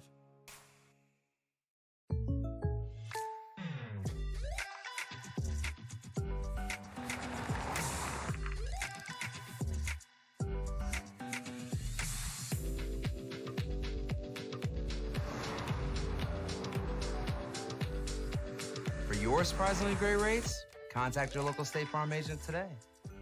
If you want the real deal, talk to State Farm agent Michael Lebron in Minot today. Like a good neighbor, State Farm is there. Carson, timeout. Who calls a timeout in this game? Me, I'm icing the kicker. Really? It'll give us more time to talk about First Western Bank and Trust, Like our convenient online banking.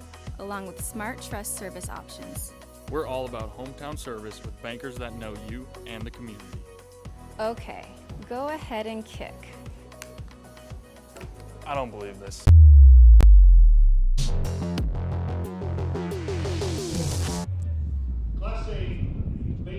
Beautiful day in Jamestown, North Dakota for the North Dakota State Class A Baseball Tournament quarterfinals. Time for game number 2 today here at Jack Brown Stadium. It features the number 3 team out of the West region, the 23-3 Dickinson Midgets, taking on the number 2 out of the East, Wahpeton Huskies, coming in at 13-8 into the ball game here today. You hear that wind in the background. It is certainly blowing big time here today. Sun's out. Not a cloud in the sky. Beautiful day for baseball. Nevertheless, floating around just under 70 degrees here in Jamestown, North Dakota. Official introductions take place right now for the Dickinson Midgets and then the Wahpeton Huskies coming up earlier on today. If you missed it, we had a matchup earlier about 35 minutes ago that saw Fargo Shanley take down Bismarck Century in a matchup that featured some pretty good defensive play and a few bursts of offense from Shanley to take them into the semifinals. They will take on the winner of this one tomorrow night at 4:30. It's our Shields pregame show. When we come back, we'll get set for our first pitch of game number 2 of the state tournament here from Jamestown, North Dakota. Hope you folks are ready for what should be another good matchup here on the PSP Network.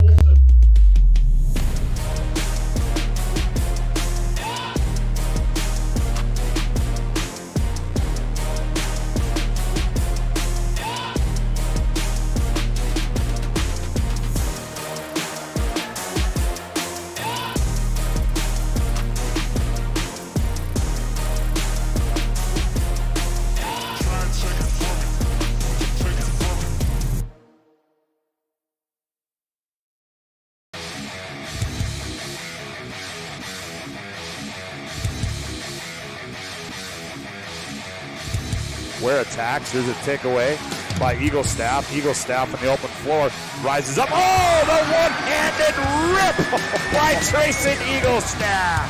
Doppler gave a little bit of a look on that one, and then he went in and just whammed it with the right hand. Oh, Eagle Staff with the rip.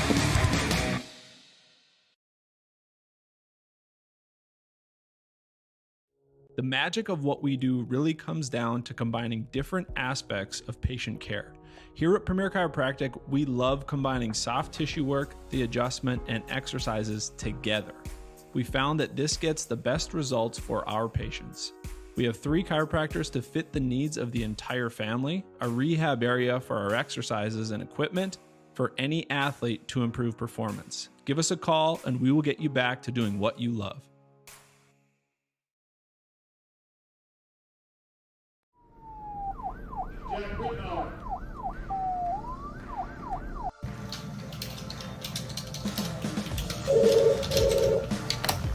Thanks for Vines Approved.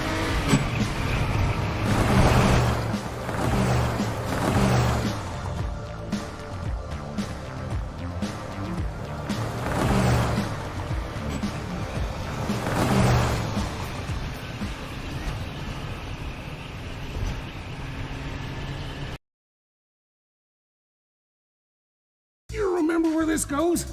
I don't know. Are you sure it was a clicking and not a zzz, zzz? I think your quash litter valve's stuck. Do you even have insurance? If we soak it, it should be good.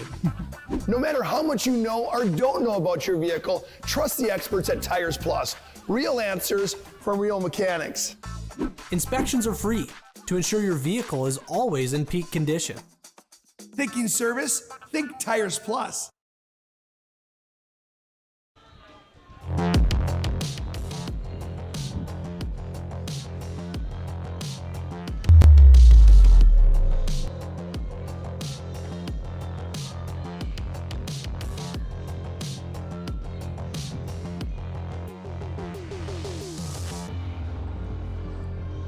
Showtime from Jack Brown Stadium here in the beautiful Jamestown, North Dakota. Nick Holbrook, glad to have you aboard for our Shields pregame show as we get set to put a cap on the Shields pregame show as we get set and ready for the Wahpeton Huskies, number 2 East Region seed, taking on the number 3 West Region seed, the Dickinson Midgets. Dickinson went 17-1 this year in the WDA, almost unbeatable. 23-3 when it was all said and done. Coming into the state tournament, they take on the The Wahpeton Huskies, who went 13-8 overall on the season, 5-5 in the East. They were the number 6 seed in the East region before going to the EDC tournament and shocking the baseball world in North Dakota. They come into the tournament looking to ride that wave. Today they start on the Hill-Caden campus. Jackson Flyfet will be behind the dish.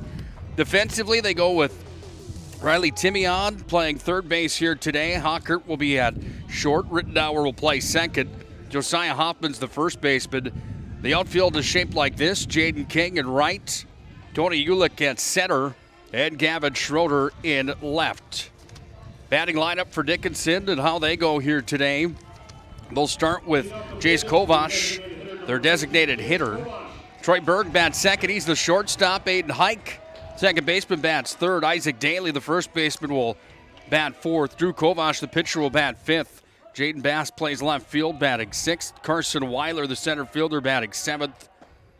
Aiden Rodowski, the right fielder, will bat eighth. And then Britton Cranston, the third baseman, will bat ninth today here for the Dickinson Midgets. We're underway. 2:14. Daytime temperature 68 degrees. 2:14. 29, gusting to 55.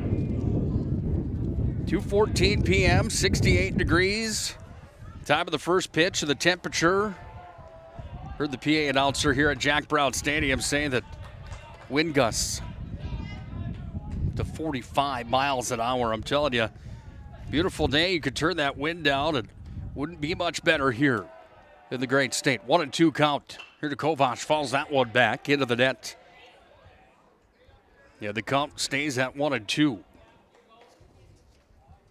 Dickinson in their road uniforms today as the lower seed, if you will, the number 3 seed, the higher seed Wahpeton here today.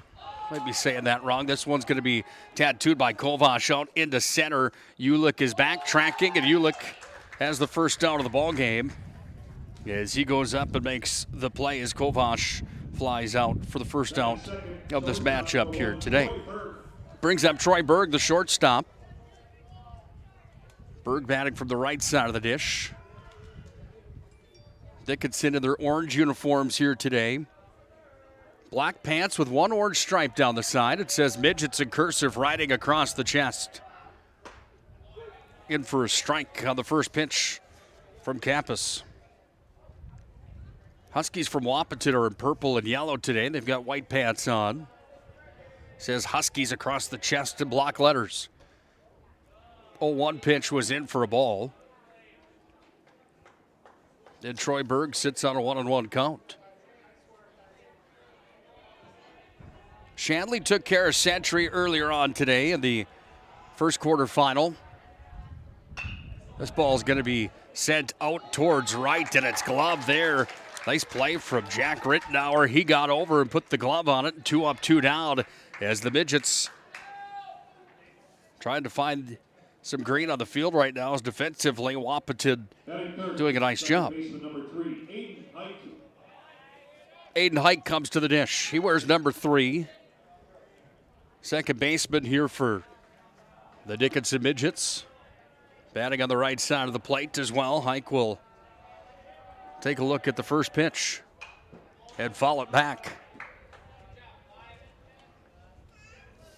Fastball from campus and an 0-1 count.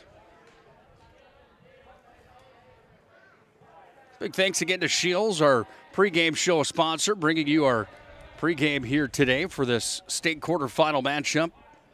Gear, passion, sports, you name it. Shields of Minot and Bismarck. You can find them online as well, shields.com.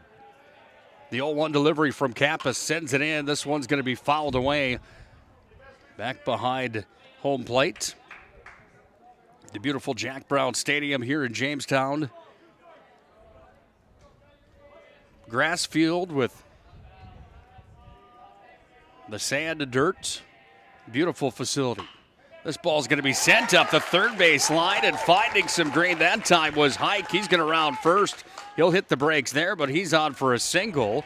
And Aiden Hike has Dickinson with a runner on here with 2 down in the top half of the first inning. Brings up Isaac Daly, the first baseman and cleanup hitter. He bats from the left side of the plate. He's got some size to him here as well, as the sun found the only cloud in the sky to tuck behind for just a moment. Wind blowing some dust on the baseball field. Curveball's in for a strike.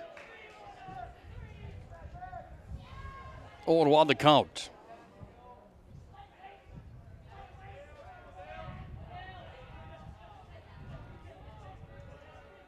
Kappas comes set as the chatter comes from the Dickinson dugout. This ball's going to be hit up the third base line. Chopped over there, but foul.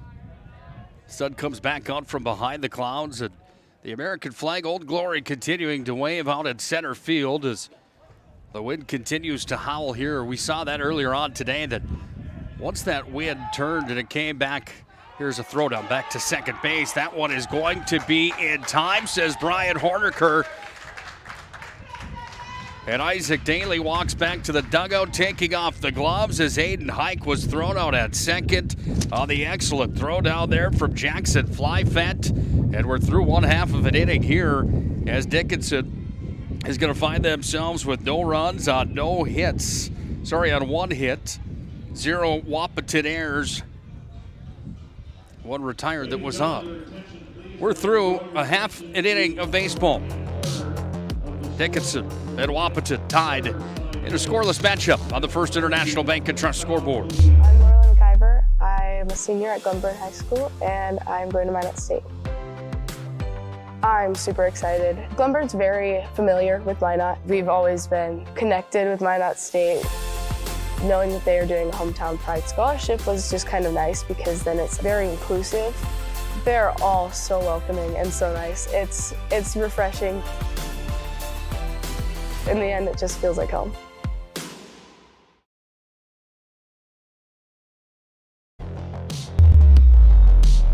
Well, one of the highlights of the day so far, the throwdown from Jackson Flyfett, the catcher for the Huskies. Throws out Aiden Hike as he attempted to steal second base, and it put the inning to a close. And at the end of one half of an inning played, it's Dickinson and Wahpeton still sitting at a scoreless tie on the First International Bank and Trust scoreboard. Thanks again for joining us here on the PSP Network for State Baseball. Scott Cattell from PSP Network has State Softball on the air here today as well on the NFHS Network. On the PSP Network, sure appreciate Scotty K and the work he does for PSP Network. One of the legendary guys in broadcasting across the state. Dickinson taking their warm-up pitches here, by the way, as we get set to see the Huskies for the first time on their offensive side of the ball. Defensive side for Dickinson looks like this.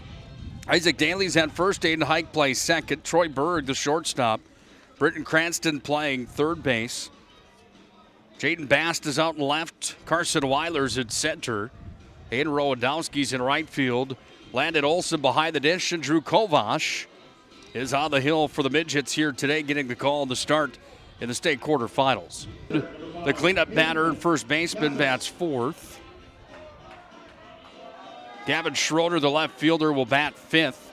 The shortstop, Caden Hockert, bats sixth. Timian bats seventh.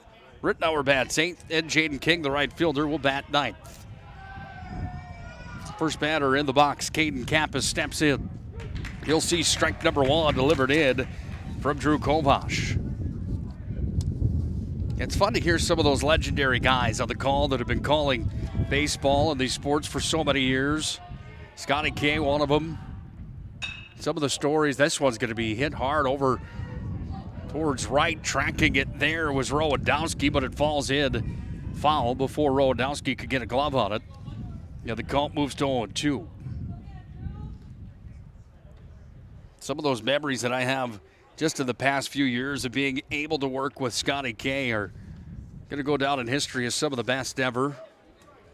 Stopped at Texas Roadhouse last night in Bismarck and had a big steak. We ate too much. We had to drive to Jamestown afterwards. We were both about falling asleep by the time we left the capital city. 0-2 the count. Kovash shakes off the call from Landon Olson. Now he's going to deliver. Just missed high and outside for ball number one.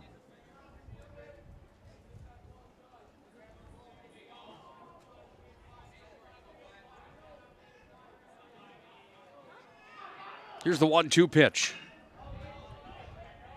Good one on that one, too, but it was fouled back up over our heads here underneath the grandstand. Underneath the roof in the grandstand, I should say.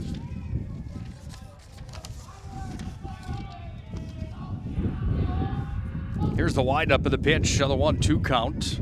That one missed outside. Wind blowing back. A little dust bowl on the field right now as it blows back into the Wahpeton dugout. That flag out at center is really rocking down as that pole moving back and forth left to right. Here's the 1-2 pitch. This one sent dead, struck him out.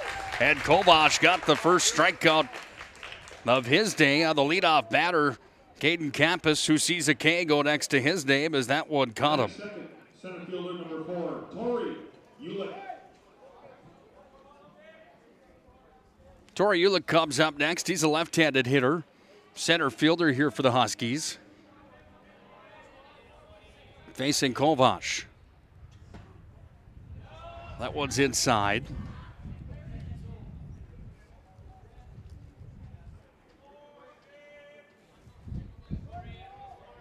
And in for a ball. 1 ball, no strikes, nobody out.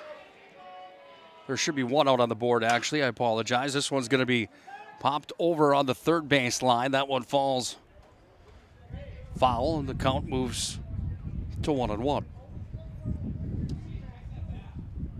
350 on the third base line, 300 on the first base line, out to the fence. 365 dead away center here at Jack Brown Stadium. 300's a short distance, but they've got a green monster out there, if you will. Fence probably goes up, I don't know what you'd call it, maybe close to 20 feet, something like that. Got to climb that if you want to set it out of here. Swing and a miss, strike number 2. Tori Ulick.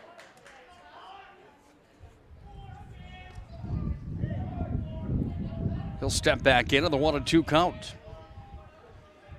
Not a very big crowd on hand today by any means here at Jack Brown Stadium. That one's up in the zone for a ball, 2 balls, 2 strikes.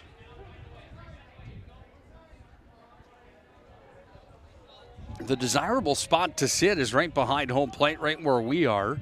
However, you don't catch any of that sun, and on a day like today, it could be a little bit chilly out here, which we found out in game number 1 earlier on today. Still found a way to sweat just a little bit. I'm not exactly sure how that happened in game 1, but probably normal, I guess. This one's going to be chopped over towards third, backhanded by Troy Berg. Tried to scoop it up. He couldn't get there in time. Cranston dove over. Berg was there on the assistance. He knocked it down, but reaching first base on the single is Tori Ulick. Batting third, catcher, number 7, Jackson Fleetfoot. Brings up Jackson Fleetfoot, the catcher. Right-handed batter with a runner on first base. 1 out, scoreless ball game on the First International Bank and Trust scoreboard. It's Wahpeton and Dickinson. Throw down back over to first, not quite in time. Isaac Daly came up with the ball after Kovash sent it over to him. Daly looked at the first base umpire, Brian Horniker, and said, "Are you sure?" Kovash shakes off the call from Olsen. Now he agrees, comes set and delivers. Olsen back up. He was going to fire back over to first base. He just chases the runner back over. Ulick regains his position at first. We're going to try it again. Ulick was on the bag. Kovash fired over. He's got a smile towards the Dickinson dugout. Count remains 0-1 with 1 down. Wahpeton in those purple uniforms, trimmed out in white and yellow here today. Purple batting helmets. Kovash back over to first again. Isaac Daly trying to sell the tag at first, but sliding it safely is Ulick.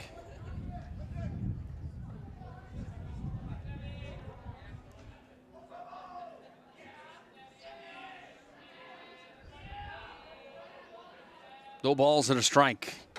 Now the delivery comes back home, and that one's high in the zone for a ball. 1 ball, 1 strike, 1 out. How about the year for Wahpeton this year, coming through the East region? Probably didn't have a whole lot of high expectations to be at the state tournament. Thrown over to first again, and not in time on the delivery from Kovac to Daly. Is sliding in again safely. It was Ulick on the belly again. He's going to need to put those pants in the washer tonight. He's been on his belly quite a bit over there as they try to chase him back over at first. They're going to do it again. Fired it over, and he's safe again as he slides in.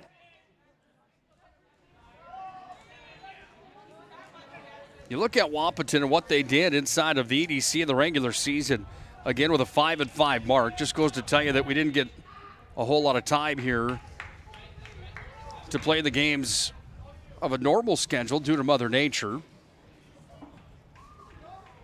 Got the games in that they could.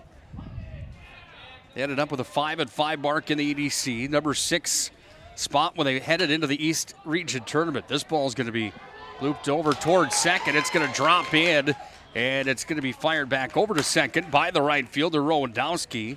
Runner was out. Ulick was out at second for the second out to the ball game. Fly Fent is going to reach first.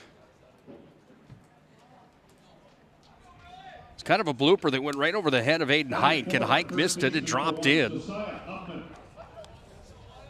Rowandowski was there on the cover. Rowandowski then threw it to second, so they get the out at second. Now there's 2 outs, and the new batter is Josiah Hoffman. Right-handed batter. Blonde hair out of the back of the helmet. Sees the first one fall in for a strike. 0-1 the count.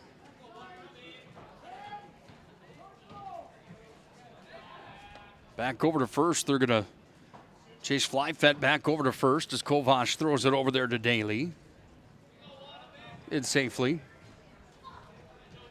2 outs here in the bottom half of the first inning. Dickinson didn't score in the top half. Wahpeton not on the board yet. Each team registering a hit so far in the ballgame. Curveball missed the outside corner.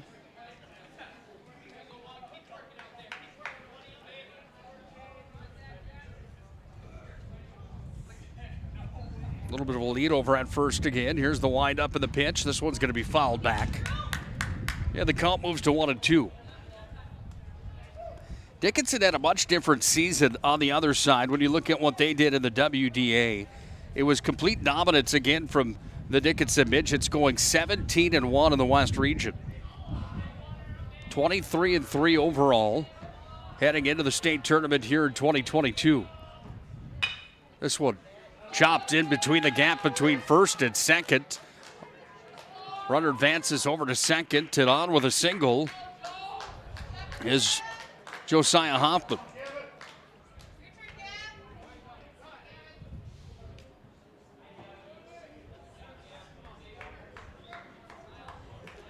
Batting fifth, left fielder, number 13, Gavin Schroeder.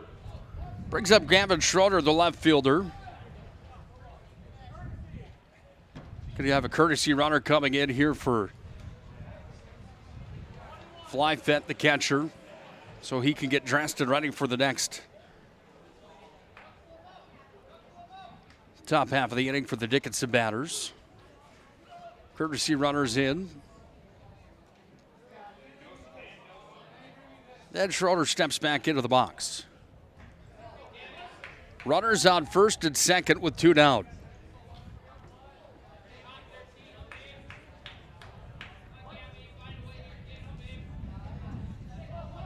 Now running for Wahpeton, number 24, Miles Hinckley. Miles Hinckley running there for Wahpeton. This ball's going to be fouled back. Count moves to 0-1. Join us for the night session tonight as well on the PSP Network. We'll have the 2 games later on today taking place as well. You'll see Minot High take on Fargo North, and West Fargo Cheyenne play the hometown Jamestown Blue Jays later on here tonight. Wins Holland now, 0-2 count. Here to Gavin Schroeder, the number 5 batter.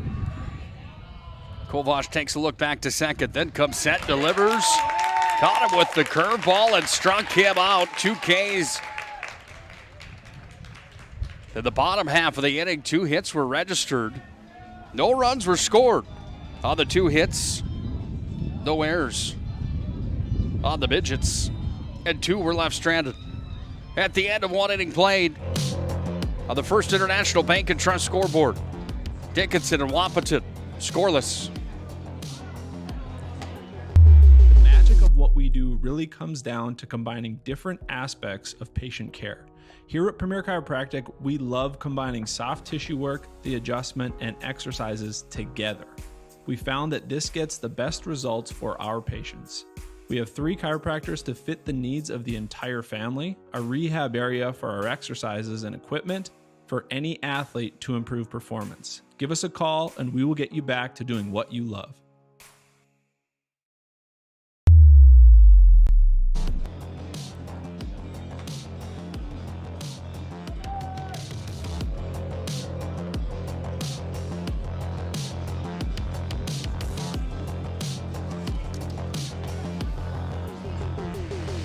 Five times Wahpeton has made their state tournament appearance. First time they've been here at the Big Dance since 2012. Happy to be back here at North Dakota State Class A tournament here in 2022. Isaac Daly comes up. As we go to the top half of inning number 2, Isaac Daly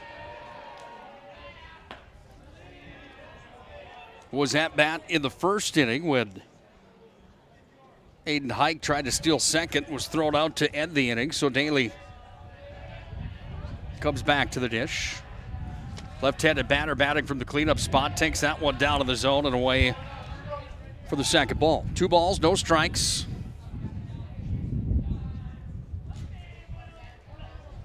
Leadoff batter here for inning number 2 for the Midgets. That one hits the outside corner in for a strike.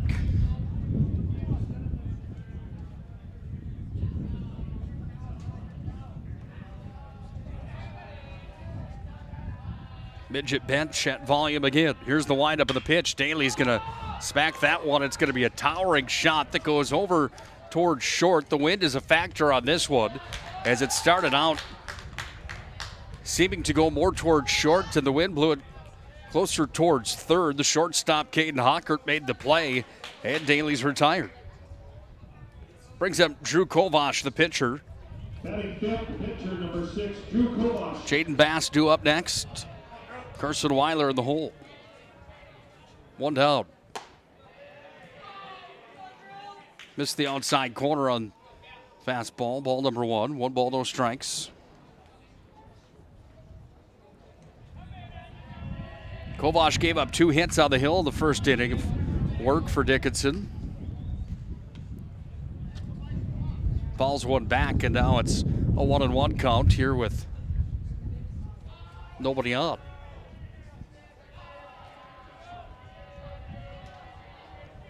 Here's the windup of the pitch. That one's going to be sent out towards center. Tracking it now, the center fielder comes in to make the play. That's Tori Ulick. Made the play out there. There's 2 up, 2 down here for the Midgets. That brings up Jaden Bass, the left fielder, batting from the right side of the dish here for Dickinson. Batting 6th, left fielder number 22, Jaden Bass. Rich tradition in Dickinson for baseball. Softball program's good as well. Something about that southwest corner of the state produces good baseball players. They've had great Legion success. They've also had good success at the high school ranks as well. 16th appearance at the state tournament. First time back, though, since 2017. 5 state championships for the Midgets, starting in 2001. They won one in 2004. They won another one in 2007. They won another one in 2009, and their most recent comes in 2016. Chopper over to the short hole. Hockert scoops it up, delivers it over to Hoffman, and there's 3 up, 3 down.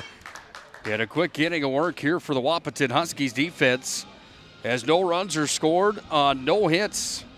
0 Wahpeton. Nobody left on base. And on the First International Bank and Trust scoreboard, through 1.5 innings played, we've got ourselves a ball game that's still scoreless on the First International Bank and Trust scoreboard. Way to top a sub is with real red wine vinegar made from red grapes and no food coloring. And the right way to film it is in slow motion. Obviously. Because authentic ingredients make a sub above.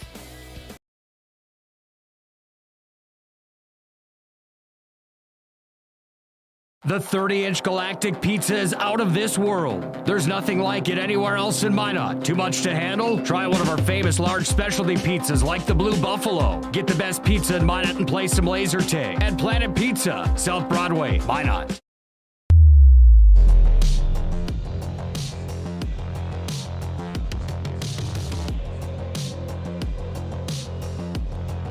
Bottom half of inning number 2 is where we are here in Jamestown, North Dakota at the Jack Brown Baseball Stadium.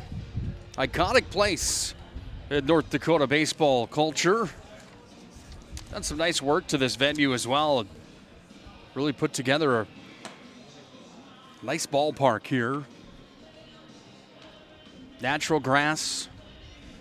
I'm from Minot and Corbett Field, and of course, legendary and historic Corbett Field is fantastic as well. They put the turf in at Corbett after the flood of 2011. And the turf offers a few things that are on the positive side. There's a few things on the negative side, however, that people really enjoy with the old school grass, the actual dirt. Nostalgia, maybe. The smells. Tradition. That one's in for a strike, 1-1.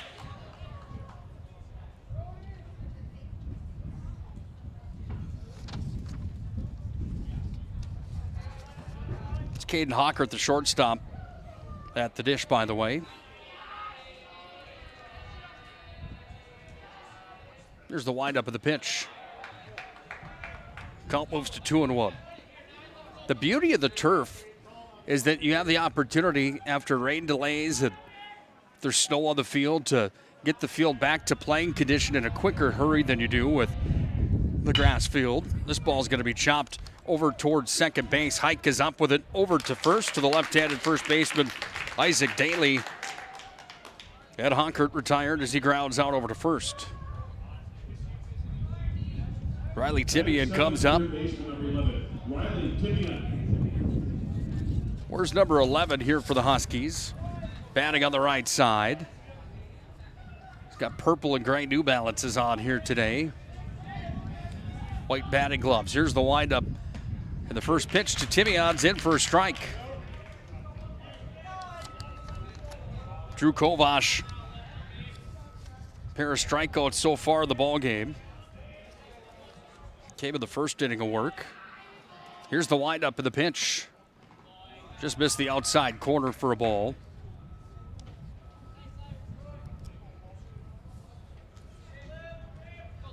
Not exactly sure what the turnaround time is on those turf fields, but I know that it's fairly quick, that under a rain delay and things like that, they have the ability to air out so much quicker to get you back to playing. Something special about coming to the ballpark, though, and watching the grass be mowed and the field work being done in between games. That one's up in the zone for a ball, 2-2. Just as long as the sun's shining, it's all that really matters, right? It's shining today. There's a few clouds in the sky, not many. Caught them on two hands, and they're little here today at Jamestown. Wind is howling, sky's blue, sun's out. 2-2 pitch. Swing and a miss. Kovash with his third strikeout. Tibbian goes down swinging. And there's two down here at the bottom half of the second. Brings up Jack Rittenauer playing second base today. Where's number 18? Right-handed batter steps in to face Kovash, and Kovash throws an off-speed pitch outside the zone. in for a ball. Big thanks again to our friends at Premier Chiropractic in the Magic City. That one's going to hit the batter on the inside. Right on the elbow. So Rittenauer is going to make his way to first on the walk. Jaden King, number 9 hitter. And right fielder comes up to the dish with a runner on first base.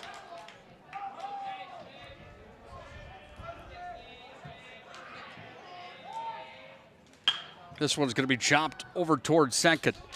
Oh, it went right through the glove of Aiden Hike. Plays over at third. The throw over to third base. Is it in time? It is not. And the runner advances as Jaden King is going to reach. Probably going to call that an error, I would have to assume, coming here on Aiden Hike. Let's see if it goes on the board that way. Or if they give him the benefit of the doubt that that was just a tough ball to field. Pitcher, Caden Campus. They are going to say E4 on the play, so it brings up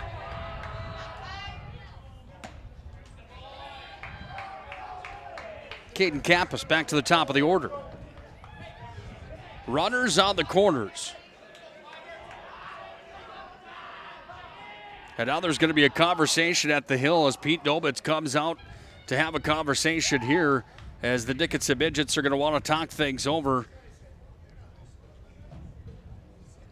And Kovash, the starting pitcher, along with the infield, come together for the conversation with Pete Dobitz.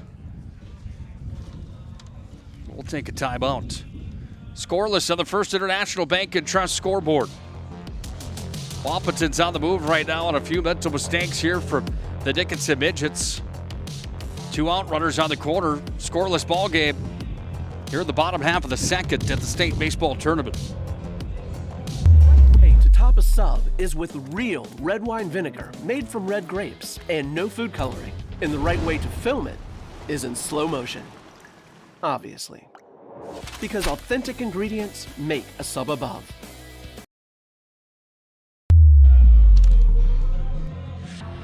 Well, the quick conversation with Kovash on the hill puts him back on the rubber pad as he will take a look at Caden Campus. Sends one in. This one's going to be hit over towards third, scooped and delivered from Cranston over to first across the diamond. And Dickinson avoids what would have been a little bit of a hailstorm at the end of the bottom half of the second inning. We're through 2 innings played. No runs. No hits. There was 1 error charged to the Dickinson Midgets. 2 left on base. Scoreless ball game on the First International Bank and Trust scoreboard with Wahpeton and Dickinson here from the State A Tournament on the PSP Network.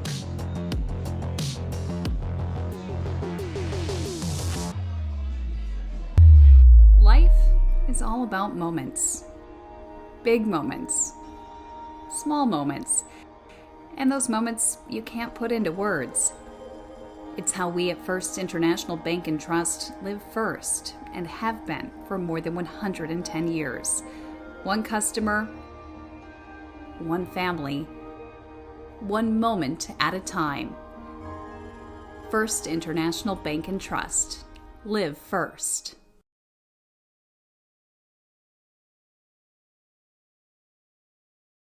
The right way to top a sub is with real red wine vinegar made from red grapes and no food coloring. And the right way to film it is in slow motion. Obviously. Because authentic ingredients make a sub above. Well, we move to the top half of the third inning. Wahpeton in the field. Dickinson comes back to the plate. Nick Holberg on the call here on the PSP Network. Thanks for joining us again today for the State Baseball Tournament live coverage. Partnered up with the NFHS Network, where you can watch online today.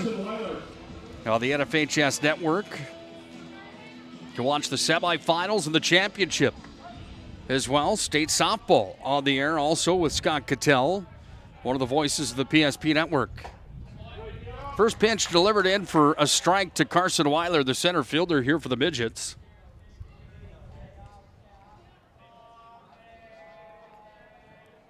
Rodakowski and Cranston due up here for Dickinson. That ball's out to down. That will register for a ball. 1-1 the count. It's always interesting to see how much work goes into putting on a tournament. All the behind-the-scenes things that you may not see up front. That one's in for a strike and delivered right down Broadway there for Weiler's second strike at this at-bat, 1-2. Mr. Olson, the athletic director of Jamestown, does a fantastic job putting these tournaments together. That one towered up just past third base out in left field. And it was Caden Hockert that went out to make the play, and Weiler flies it out. Brings up the number 8 hitter. Batting 8, right fielder, number 4, Aiden Rodakowski. Brings up Aiden Rodakowski, the right fielder. He bats from the right side. First appearance at the plate in this game, but he sees a fastball to the inside, in for a ball.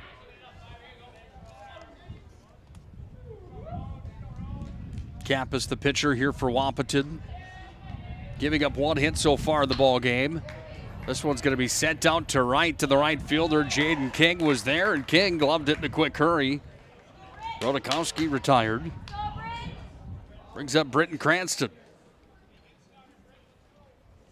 Batting 9, third baseman, number 23, Britton Cranston. Multi-sport athlete here for Dickinson Midgets, part of the Dickinson basketball team that had a pretty good run here in 2022.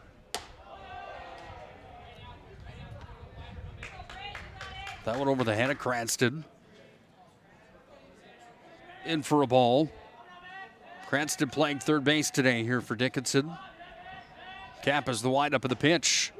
That one hits for a strike. Kappas has some style. He's got a little swagger to him. The flat rim cap with the big W on it. Rocking a mustache today as well for the state tournament. That ball's going to be sent over towards the Dickinson dugout. Look out up into the seats, and a souvenir will find a fan.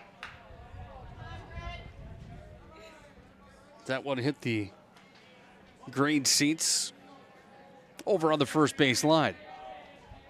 1-2 the count here to Cranston. Wind up in the pitch. That one's going to hit Cranston, and Cranston will take his free pass over to first. The designated hitter, Jace Kovash. We'll go back to the top of the order with Jace Kovash. We're the top half of the third inning. Scoreless through 2. 1 hit for Dickinson, 2 here for Wahpeton. 1 hit for the Midgets, came back in the first inning. That one up in the zone. Catcher caught it and then fired down to first. Hoffman had the glove on it. Fly fed the heads-up play, tried to chase Cranston back over to the first base.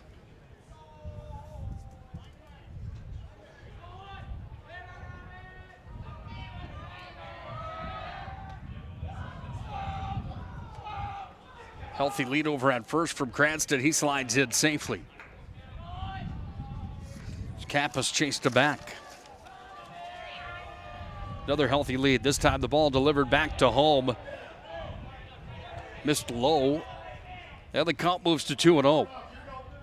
37 pitches now here in the ball game for Kappas. You keep your eyes on that number as the pitch count rule in effect here at the state tournament. Here's the windup of the pitch. That one just missed high. And the count moves to 3-0.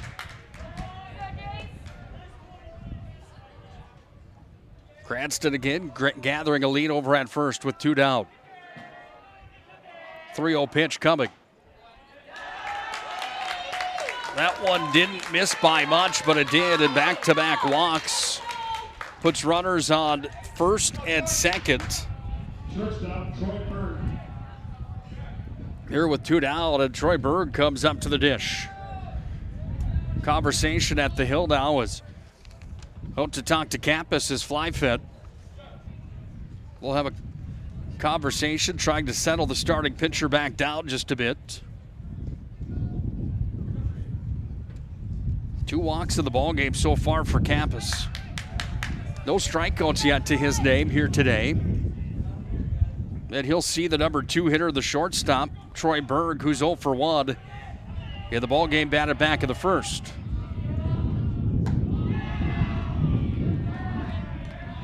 That one was up in the zone for a ball.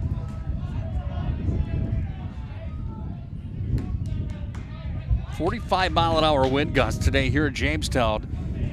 Has to play a bit of a factor, I'd have to assume. That one hits for a strike.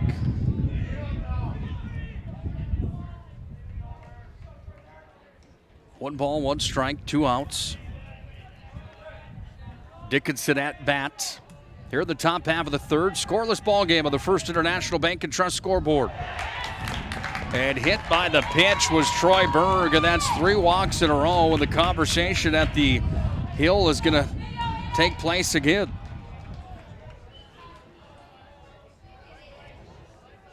So all the bases are now jammed.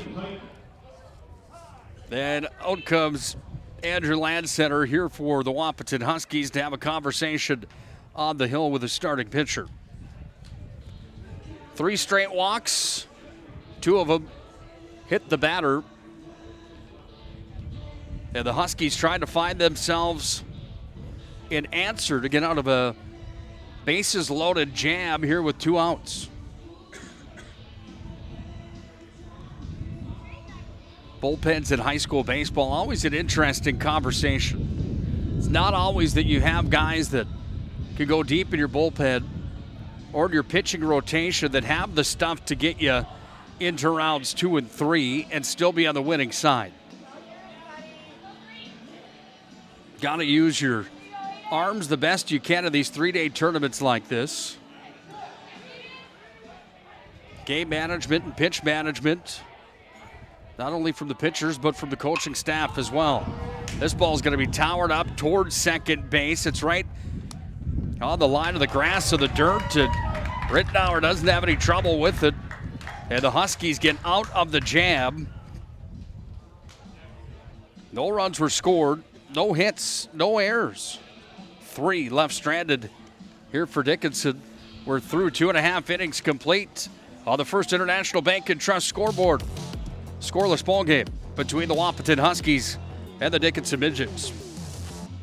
If your eyes could talk, they'd tell you life is better with LASIK. No more reaching for your glasses. No more dry eye from overwearing your contact lenses.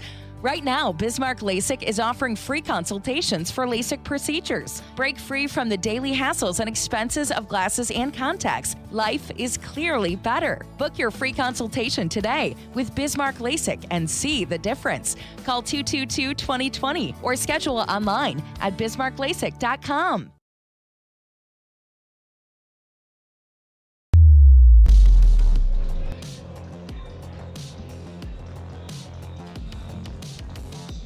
Well, the Huskies avoided what could have been at least 1 run there for Dickinson with the bases jammed. They get out of a 2-out jab and a bases loaded jab, and we remained scoreless through 2.5 innings of this 7-inning affair here today. State baseball tournament quarterfinals, round number 1. Winner of this one here will move on to play Shanley tomorrow. Around 4 o'clock tomorrow night. Shanley got through Century earlier on today with a 4-1 score.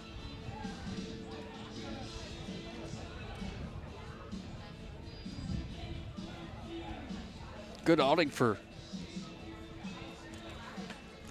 Shanley Deacons earlier on today. 2013, they won a state title. Elias Harris went the distance for them on the hill today. 5 strikeouts, only walked 3 according to my count.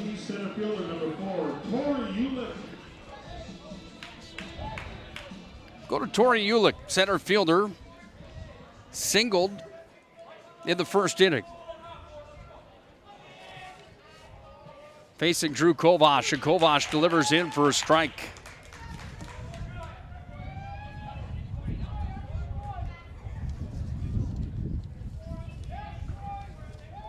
Oh, and 1 the count. The wind-up of the pitch. This one's sent towards the third base line, but foul over towards where Minot High gets warmed up next to Fargo North. That one almost hit Phil Shirk, the former Minot High great, assistant coach of the Magi. Nice conversation with Phil last night. He played for Minot High back in the late 90s, early 2000s. He was drafted by the Nebraska Cornhuskers and went on to play college baseball for Nebraska before he got drafted by the Cleveland Indians. His career came to a short, quick end due to an arm injury towards the end of his college career. Coaches the Magi now. They'll be in action next against Fargo North. Phil actually joins us on the PSP Network for high school football color commentary for Magi matchups on the gridiron. Still ahead of the count, but now 1-2 as that was delivered in for a ball on high riser that missed the outside of the plate. The delivery to Ulich. Batted foul up the first base line. Count remains 1-2. Phil's brother Charlie, the younger of the two Shurik brothers, also played at Nebraska. He was drafted by the White Sox before he went over to Korea to play professional baseball. Here's the windup of the pitch. That one's going to be fouled again. Look on over towards the bathrooms here at Jack Brown Stadium. That one's set foul. Had a good at bat here for Tori Ulich. 41 pitches now for Kovash. Here's the windup and the 1-2 delivery. That one came right back and got Kovash right on the shin. It's going to bounce over towards the second baseman Hike, but too late it came as that one was a rocket that came right back up to the mound, and Kovash took that one on the leg. And advancing over to first was Ulich. Registering his second single of the ballgame. Brings up Jackson Flyfit. Reached first on a fielder's choice back in the first. That one delivered in for a strike.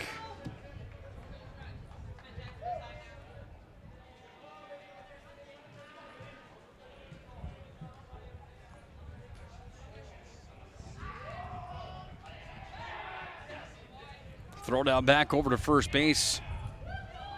Chasing Ulich back over to first was Kovash. Ulich slid it successfully over at first on his belly. Taking a look now again. Kovash fires back over. Ulich in safely again. It's obviously worked for the Midgets before with trying to take that runner over at first base. Will it happen again? Here's the windup of the pitch. No, it comes right down Broadway, but low for a ball. 1 ball, 1 strike. Nobody down. Runner on first base here for the Huskies. We're in the bottom half of the third inning. Scoreless ball game on the First International Bank and Trust scoreboard. 1-1 delivery. The ball came off the hand of the catcher, Landon Olson. He was going to fire over to first again to see if they could catch Ulich sleeping over there, but the ball came out of his hand before he could deliver. Just love the beautiful view here from Jack Brown Stadium. You see trees and big hill covered in trees in the background, a big water tower that straight out from center field. 2 balls, 2 strikes now.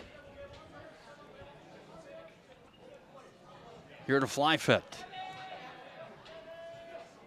Healthy lead again over at first. We're going to try to get him again and slide again safely again. Here's Ulich over at first base.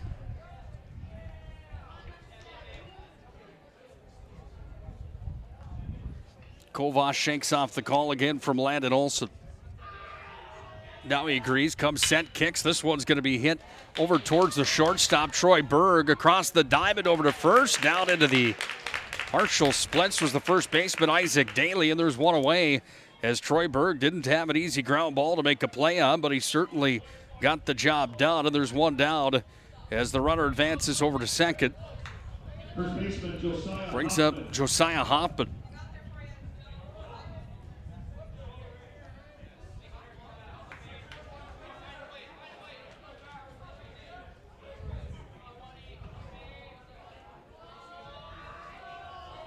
Here's the windup of the pitch. That one outside. Landon Olson had to get away from the batter's box on the left side of the plate to get after the baseball.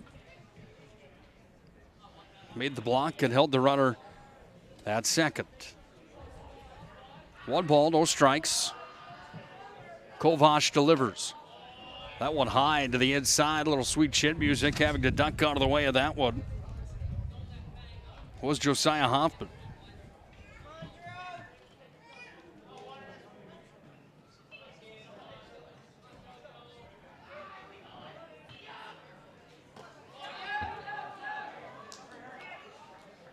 Ball's going to get past the catcher, Landon Olson.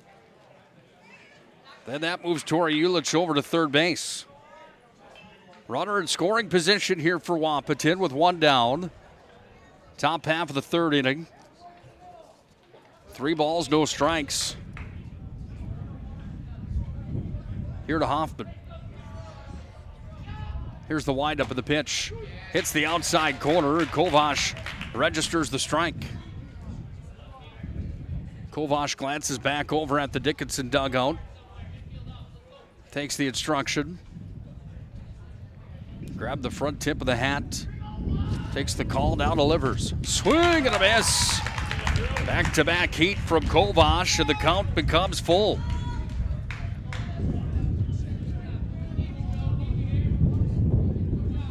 Wind is howling here at Jack Brown Stadium. Full count. Runner on third base. Here's the windup of the pitch. That one swung on. It's going to be towered up to right field. It's gloved. There'll be a play at the plate. No, there won't. It's thrown back to the catcher from out there in right as Rodakowski grabbed it and sent it back in, 2 away. And they hold the runner over at third as Ulich didn't have a choice because the cannon was on from right field. Left fielder Gavin Schroeder. Brings up Gavin Schroeder. 0 for 1 of the ball game here today. Sees a strike.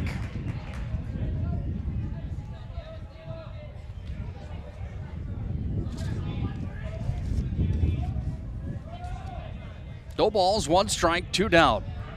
Kovash kicks and delivers. Hits the outside of the plate for a strike, and you hear the Dickinson fans come to volume. Good crowd here today from Dickinson for the most part.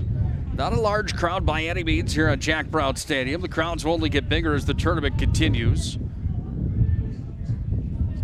That is, of course, if history repeats itself. Here's the 0-2 pitch. Off-speed pitch missed way outside.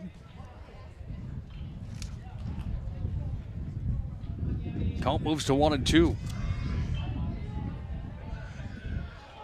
Here's the windup and the 1-2 pitch. That one's towered out towards right, tracking back.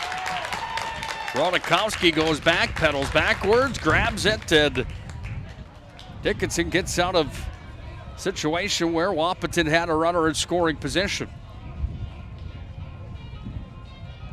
No runs on 1 hit. 0 Dickinson errors. 1 left stranded. 3 complete. Here from Jack Brown Stadium in the state quarterfinals, Wahpeton and Dickinson deadlocked. Goose eggs on the First International Bank and Trust scoreboard. This presentation on the PSP Network is proudly brought to you by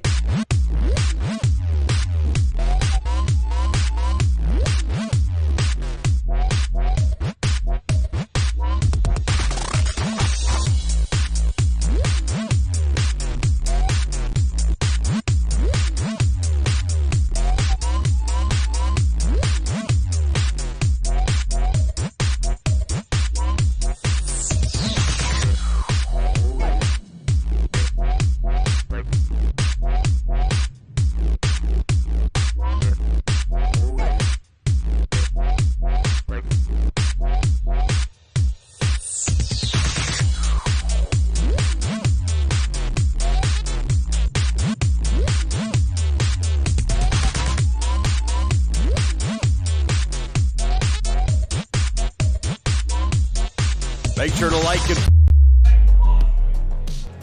Go to the top half of the fourth inning. Dickinson will lead things off with their first baseman, Isaac Daly.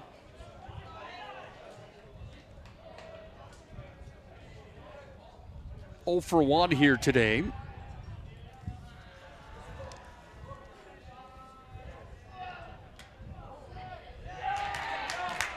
Daly's hit by the pitch. He'll advance over to first.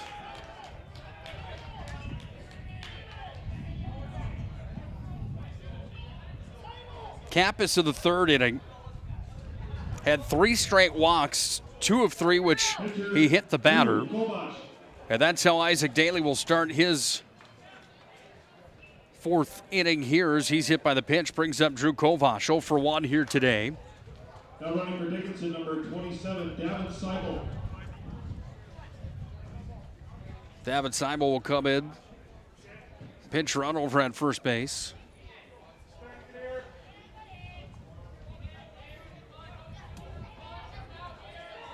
Drew Kovash, right-handed batter, will step out of the box and look for the call again here from Dickinson Midgets head coach Pete Dobitz. Takes the instruction.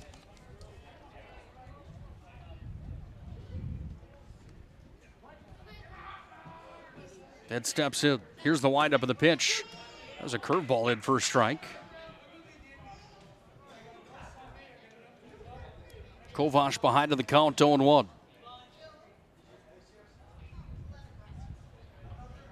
Big thanks again to Schatz Crossroads and Planning Team Financial Advisors, bringing you our post-game show here this afternoon. Throw down back over to first, just not quite in time as Kappas connects with Hoffman. Runner slides in safely. Home to the famous number 99 at Schatz Crossroad and Bonnet on the 2 and 52 bypass east. Breakfast, dinner, lunch, dessert, you name it, Schatz Crossroads. Proud supporter of North Dakota High School athletics. Throw down over to first again. That one's going to get away from the first baseman and wander all the way out towards the bullpen. Rounding second, all the way over to third, standing up and in safely at third. The Midgets advance a runner into scoring position as that baseball was thrown away over at first base. So the error is going to be charged. It's either going to be an E1 or an E3. And now the Midgets look to strike for first blood here in this quarterfinal matchup of the state tournament. Kappas comes set, now delivers. That one didn't miss by much either. That was in for a ball. Drew Kovash looking to find some green here to bring in the first run of the ball game. Kappas delivers, hits the outside corner, and in for a strike, 1-2. 1 ball, 2 strikes, nobody out. Top half of the fourth, the Midgets pressuring with a runner on third. Kovash came around on that one, and it's going to go up on top of the press box and out into the parking lot. Souvenir will find a fan out there. It's pretty funny today when we pulled in. I parked right back there, and Scott Cattell looked at me and said, "You're not parking here, are you?" So I planned on it. He said, "You want to ruin your windshield?" That one's going to hit Kovash. Oh, that was a stinger. Caught him right in the back on the numbers. And another hit by pitch, and Kovash walks over to first base. 1, 2, 3, 4 batters hit by the pitcher here today. That's all been in the last 2 innings of work here for Kappas. Runners on the corner now, on the corners that is now, with nobody out. Anyway, so Scotty K says to me, "You're not going to park here." I said, "Well, I planned on it. Only if you want to lose your windshield," he said. I said, "Okay, well, good call." So I went to move the Suburban. It took him about 35 seconds. So we found another spot, and he smiled. He says, "I know that from experience, by the way." Thought that was pretty good. Take the company vehicle to the state tournament, knock out a windshield. You got to love that, don't you? That one fouled back. No balls and a strike. Here to Jaden Bass, the left fielder. Kappas takes a look over at third. He's going to kick and deliver. That one's going to be chopped foul towards the Wahpeton dugout. Yeah, the count moves to 0-2. State tournament for Class A last year was in Mandan. Beautiful ballpark down in Mandan. That's where they had the WDA tournament here this year. PNC National Bank Field. Here's the 0-2 pitch. Nope, they're going to throw it back over to first base. Not in time as sliding in was Kovash. Head first and safe.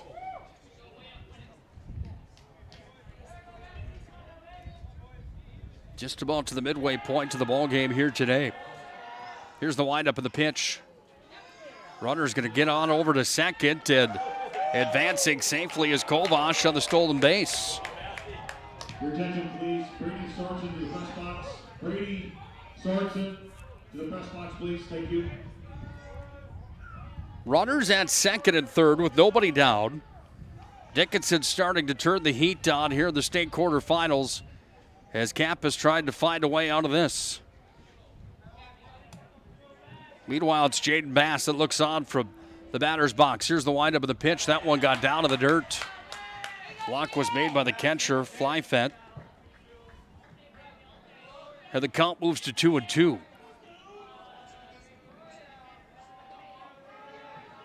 Wahpeton hasn't been at the state tournament since 2012. They come back. They're in a little bit of a pinch here now as that ball was inside. The count moves to full at 3-2.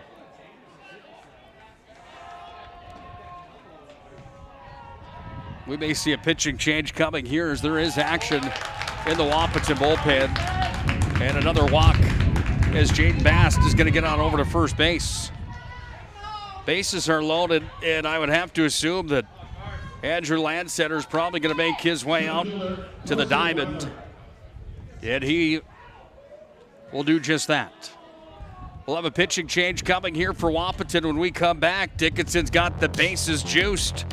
Nobody out in the top half of the fourth inning. Scoreless ball game on the First International Bank and Trust scoreboard. I'm Merlin Kyber. I'm a senior at Glenburn High School, and I'm going to Minot State. I'm super excited. Glenburn's very familiar with Minot. We've always been connected with Minot State. Knowing that they are doing a hometown pride scholarship was just kind of nice because then it's very inclusive. They're all so welcoming and so nice. It's refreshing.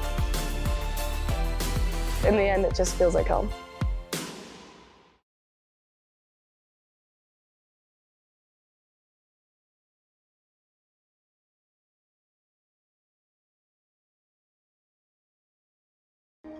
Life is all about moments. Big moments. Small moments. And those moments you can't put into words. It's how we at First International Bank and Trust live first and have been for more than 110 years. One customer, one family, one moment at a time. First International Bank and Trust. Live first.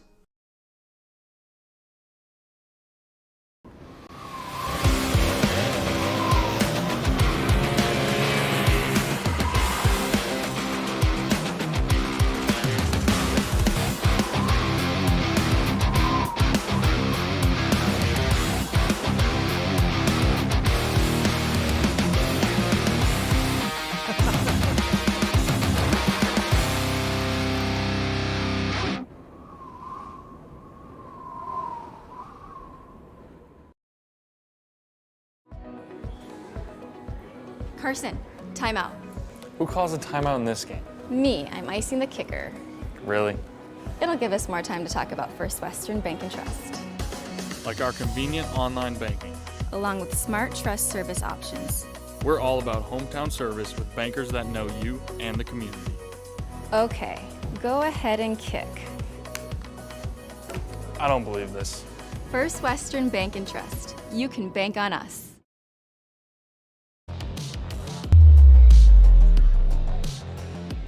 While the Huskies make a pitching change, into the ball game comes number 8, Nicholas Zach.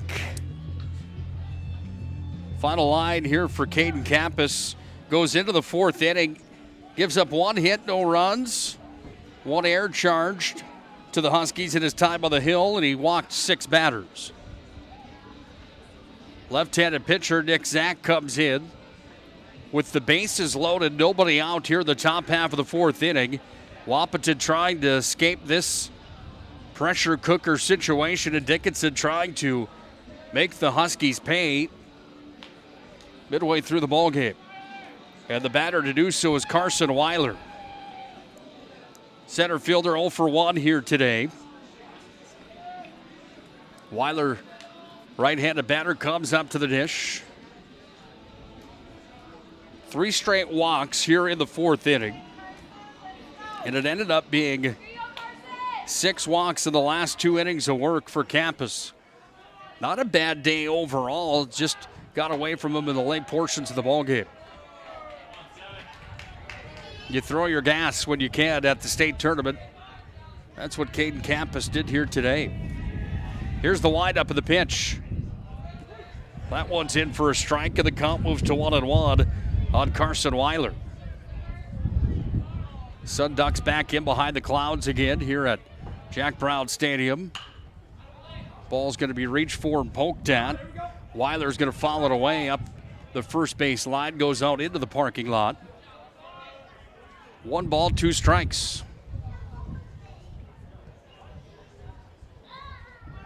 Here's the 1-2 pitch with the bases loaded.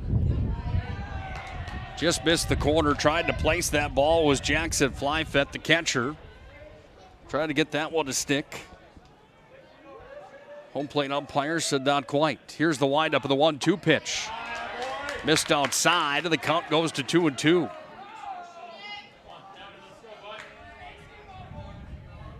Nicholas Zach comes set.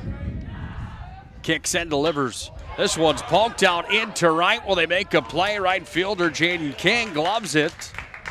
And that holds all the runners in their positions, and now there's 1 down. Bases remain loaded.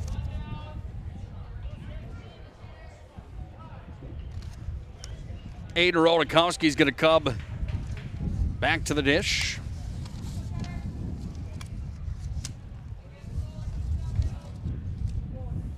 Right fielder 0 for 1 today, batted back in the 3rd. Find ourselves in the top half of the 4th. Gonna have a pinch batter coming in. Number 19, Colin Cheddar.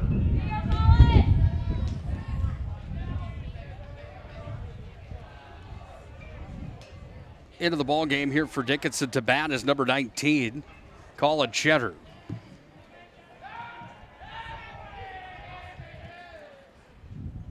Cheddar sees the first one as a fastball outside the zone, ball 1. No strikes, 1 down. Cheddar comes in for Rodowski. Takes that one right down Broadway. The fastball's there from Nicholas Zach, in for a strike. Dust Bowl out on the baseball field as that wind continues to howl. Here's the windup of the pitch. Didn't miss by much. In for a ball.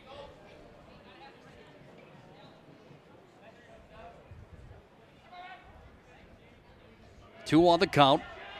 Here's the windup and the pitch. This one's going to be chopped back over towards short. Over to second, they got him there, and then over to first, and the runner's safe. Dickinson takes the first lead of the ball game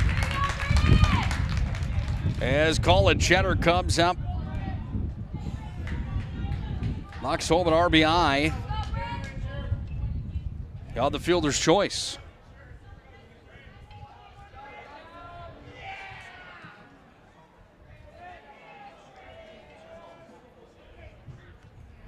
Third baseman Britton Cranston. Britton Cranston lays down a bunt. Gets over to first. Fired and in time as the catcher came up with the baseball and fired it up. Flyfett got it over to Hoffman. Cranston dove, just didn't get there in time. executed the bunt nicely, just unable to beat the throw. Damage was done, however, that inning for Dickinson. They take a 1-0 lead on the First International Bank and Trust scoreboard. They did it on 1 run, no hits, 0 errors on Wahpeton, and 2 were left on base. We're through 3.5 innings complete. And on the First International Bank and Trust scoreboard, the Midgets from Dickinson have a 1-0 lead on the Huskies from Wahpeton.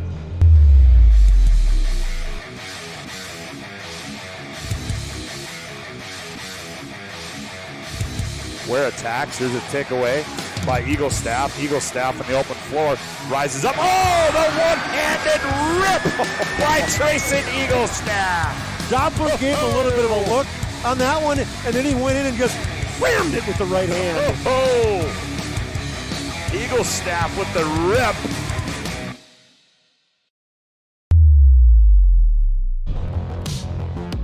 Well, the PSP Network couldn't be more thrilled to be at the state baseball and softball tournaments for Class A here in 2022. The Colberg truly glad to be here on the call here today. Saw that highlight of Trayson Eagle Staff from Bismarck High basketball. Slam dunk and one home. Scott Woodmansey, Chuck Claremont to the call of that one. These gentlemen down in Bismarck do such a fantastic job of the PSP Network. Some of the best in the business, without a doubt. Todd Domries, Scott Woodmansey, Chuck Claremont. I'm telling you what, if you haven't listened to those guys call high school sports, you've been missing out, because they certainly do a good job. Honkert will lead things off here in the bottom half of the fourth. Ed Honkert's going to follow that one up the third base line. Up into the seats it goes. Honkert, the number 6 batter. He's 0 for 1 today. Batted in the second. Bats again here in the fourth. We play 7 innings in high school baseball in North Dakota. Winner moves on to the state semifinals to take on Fargo Shanley. Kovash, second pitch of the fourth inning, outside the zone for a ball.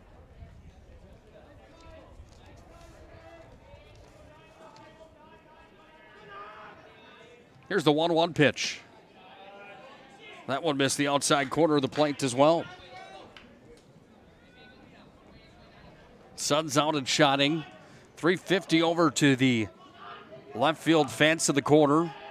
Evergreens and some grass over there on the fence that sits up, probably call that one maybe 15 feet up.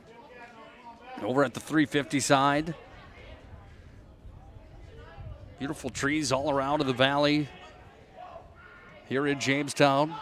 Beautiful complex, beautiful park here. That ball's going to be chopped at, goes right over to the first baseman, Acatacorn. There's it scooped into the glove by Isaac Daly. He taps on the bag, and there's 1 up, 1 down.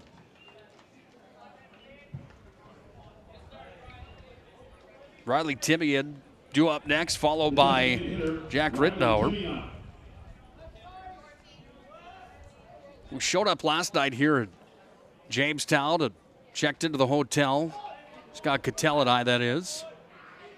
Came over to the ball fields to check what the setup would be like, internet connectivity and all those sorts of things. They were spraying for mosquitoes last night when we got here. Probably looked like we were trying to steal something, roll it in later than planned out after Scotty and I stopped at the Texas Roadhouse in Bismarck. That one's in for a ball, 2-0.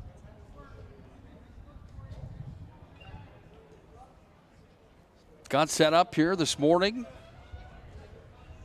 Been enjoying good baseball here ever since. Keep in mind, Scott Cattell is here with state Class A softball. That one's in for a strike, and the count moves to 2-1.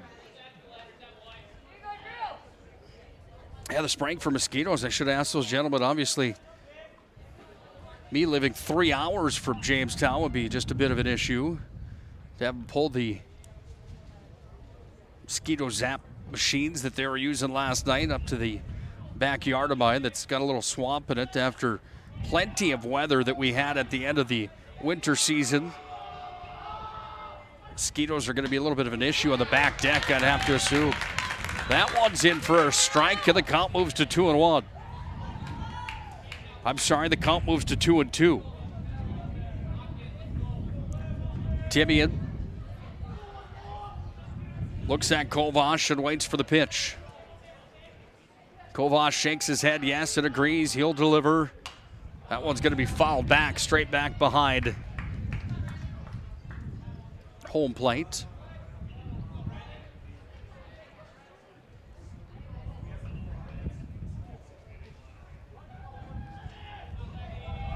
Timian steps back in. Here's the windup of the pitch. That one fouled back again. Count remains 2-2. Minot High Magicians in their home white uniforms with maroon. They look on from the third base line as they get ready to take on Fargo North in the next state quarterfinal. That one just missed the corner, in for a ball, and now Kovash behind in the count. It's 3-2.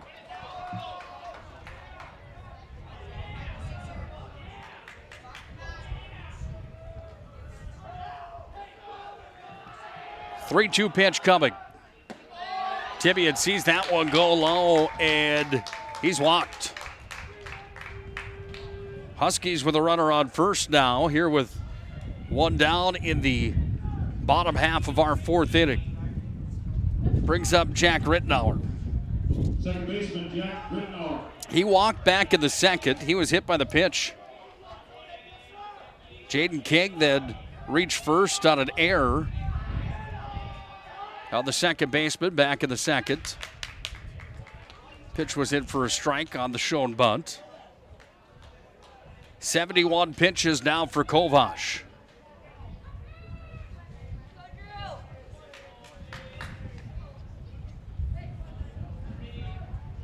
Fargo North, a bit of a surprise getting into the state tournament as well.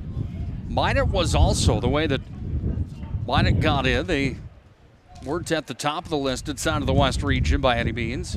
It was Dickinson that just clawed their way through and dominated so much in the WDA this year. They went 17-1, where they only suffered one defeat in the regular season and in conference play. Still got 18 games in. More than some across the West region due to weather. Again, Mother Nature not playing very nicely here in 2022.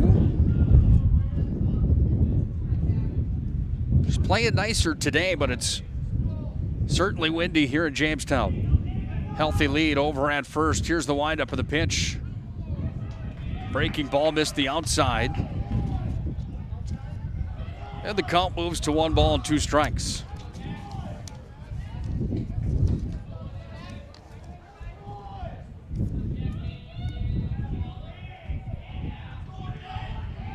Kovash comes set 1-2. Fires, and that one's outside and high again. And the count now moves to 2-2 strikes.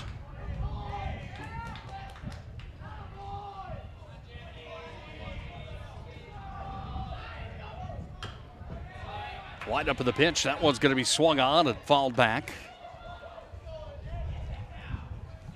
Jack Rittenauer, second baseman here for the Huskies. Bats in the number 8 spot. 1-0. Wahpeton trailing Dickinson on the First International Bank and Trust scoreboard. Kovash delivers that one down to the zone and outside for a ball. The count goes full. Kovash ahead in the count at 0-2, and then all of a sudden he finds himself down to the count, 3-2 now, with a runner at first base and one out. 3-2 pitch, that one driven hard out into left field, falls in fair. It's going to go over to Jaden Baskelov. He's going to fire it to the cutoff, Troy Berg, who comes over near third, but the runners advance. And the Huskies have runners on first and second now on the nice hit ball from Rittenauer. Brings up Jaden King, the right fielder. Batting in the number 9 spot. King reached first on the air to the second baseman. Back again to the second inning. Kind of a blooper shot that went into the glove. It was bobbled and the air was charged to Aiden Hike. He's at bat again for his second time here in the state tournament into the opening round. First pitch into the second at bat was a ball. Count moves to 1-0. Here's the windup of the pitch. That one's going to be towered up the first base line, up over the light pole and out into the parking lot.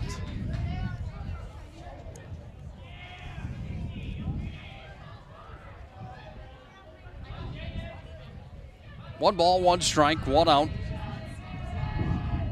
2 runners on, first and second, and a strike is delivered from Kovash.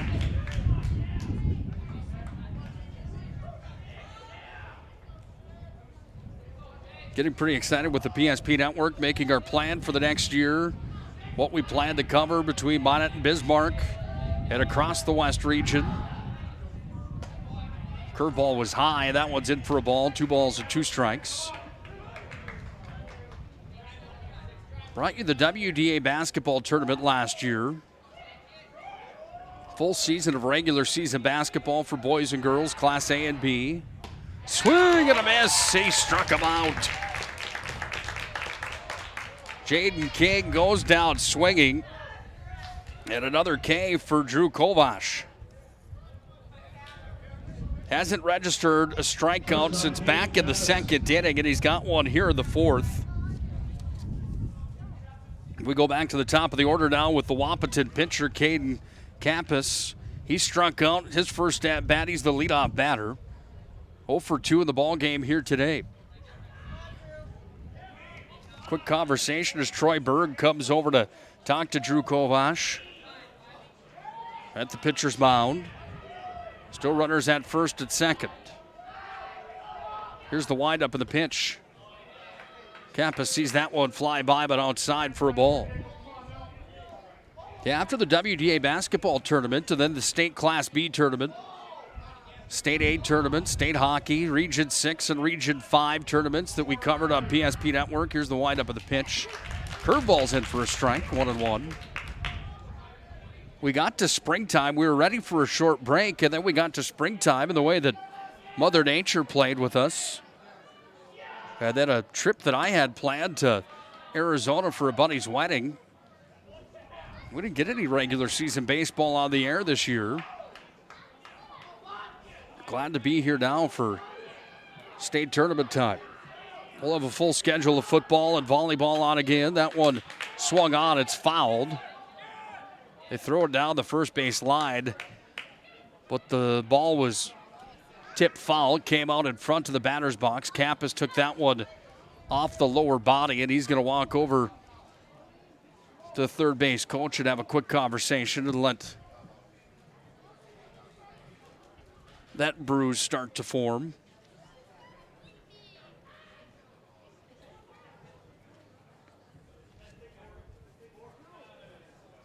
Yeah, the live broadcast's a little bit easier when you're indoors, to say the least. High school football season will be outdoors again as well. But for the most part, you're in press boxes with those. You could film and do what you need to do from inside of those press boxes. Here at baseball, it's a different story when you're out in the elements. 2-2 pitch.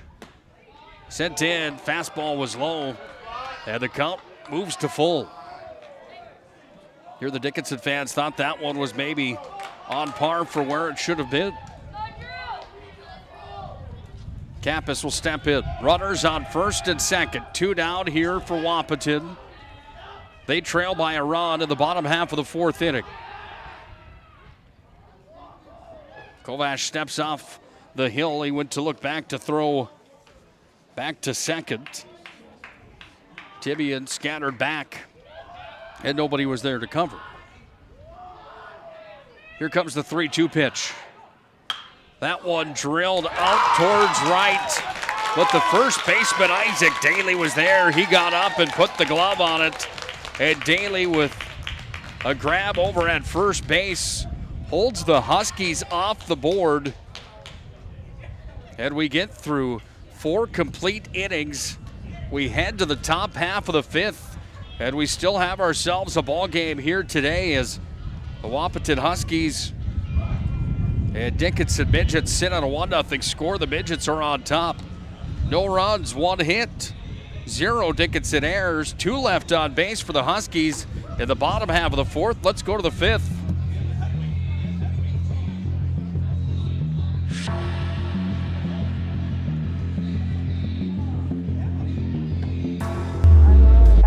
I'm a senior at Glenburn High School, and I'm going to Minot State.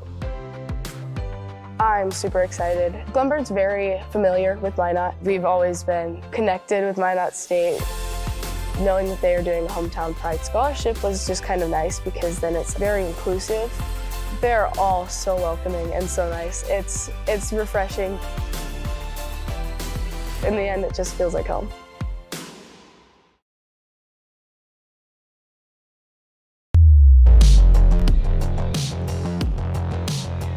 Top half of the 5th inning. Dickinson on the offensive side.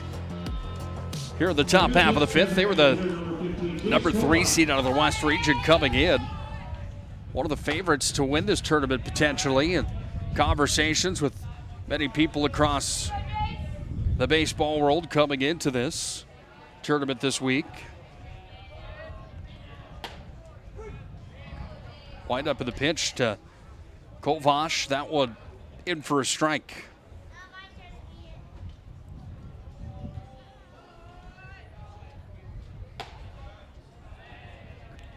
Curveball from Zach. That one off the mark. 2-1. Nick Zach came into the 4th inning to take over for Caden Campus. This one's going to be fouled back. Caught over in the odd deck circle by Troy Berg. That brought the Dickinson players to volume. 2-2 pitch. Swung on, that one chopped. Back to the pitcher. Zach picks it up, fires to first. Hoffman touches the bag as he gloves the ball, and there's one down.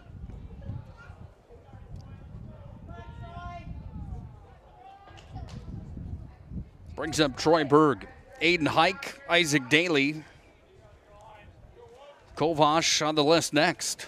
Troy Berg bats to the number 2 spot.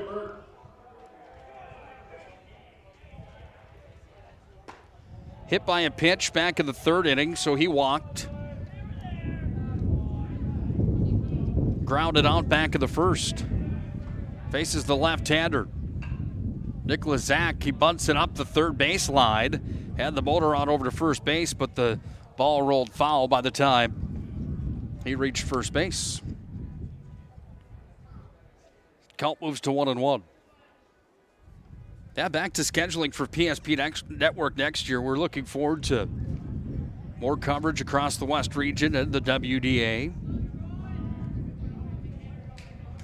Roughly 200 games will be on the air again, free of charge on the PSP.network and our YouTube platform. Myself, Nick Holberg, along with Scott Cattell in the Magic City down in Bismarck. Todd Domrys with Chuck Claremont, Scott Woodmansey, Cole Higlin, Joe Cattell, Perry Hansen, Byron Schultz for football, Matt Morelli with hockey, with myself and some others that do color commentary with us. Been a fun ride. Here's a 1-2 count now to Troy Berg. Swings on, and Berg's going to find some green over at left center. Berg rounds first, and he's on with a single. That will bring up Aiden Hike.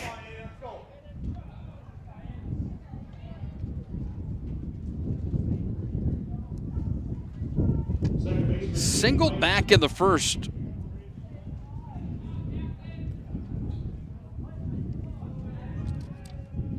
Then he was thrown out as he tried to steal second. Here's a throwdown back over to first. Berg's going to slide back in on the belly, and that one was almost in time as Flyfett fired it down the first base line. Just not quite in time as Berg got back and got dirty on the play. Berg with a healthy lead. He's going to go now. They're going to fire it over to second, and Berg's going to steal second.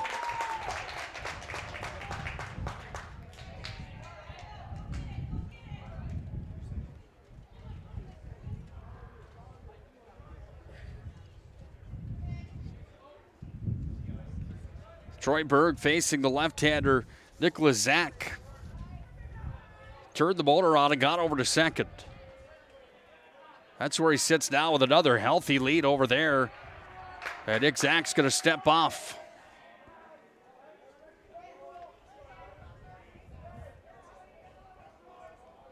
One nothing ball game. Dickinson's on top. Now the First International Bank and Trust scoreboard. They scored back in the fourth. Wide up in the pinch. This one's bunted over the third base line, over to first, and in time. And all of a sudden, the Midgets have some mojo now as Hike is on with a bunt. And Troy Berg moves over to third. Sitting here with one out to the top half of the fifth inning. Right in the heart of the order, and Isaac Daly comes up. 2 plate appearances here today. He walked back in the fourth. He was hit by the pitch there. Flew out back in the second. He's the cleanup batter that's got runners on the corners. With the 1-0 lead facing the left-hander, Nicholas Zach. This is a lefty versus lefty showdown. Hits the outside corner for a strike. Isaac Daly had the big play over at first base in the bottom half of the fourth inning that closed out that inning. Seeing if he can ride the wave here on the offensive side. Now there's going to be a throw down to second again. That's going to open the door. Runner will score from third, is from first over to second. Goes Aiden Hike, and that's going to bring Troy Berg home to score on the stolen base from home. Berg steals twice. Comes around to score. And now with a runner on second, Dickinson has a 2-1 lead. Here's the windup of the pitch. Daly showed bunt. It was in for a strike.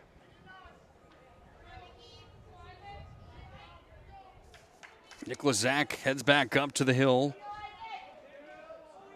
Takes a look back.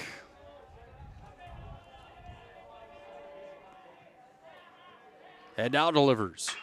That one's going to be towered out towards right. Has a chance. It's at the warning track. It's at the wall. Off the wall for Daly. Daly's up with a stand-up double as that one was almost out of here. It hit the high fence. Hit the green monster, if you will, over in right field. 300 to the wall. And that one had a chance to get out of here, and I can guarantee if the wind wasn't blowing the way it was today, we probably would have just seen a home run.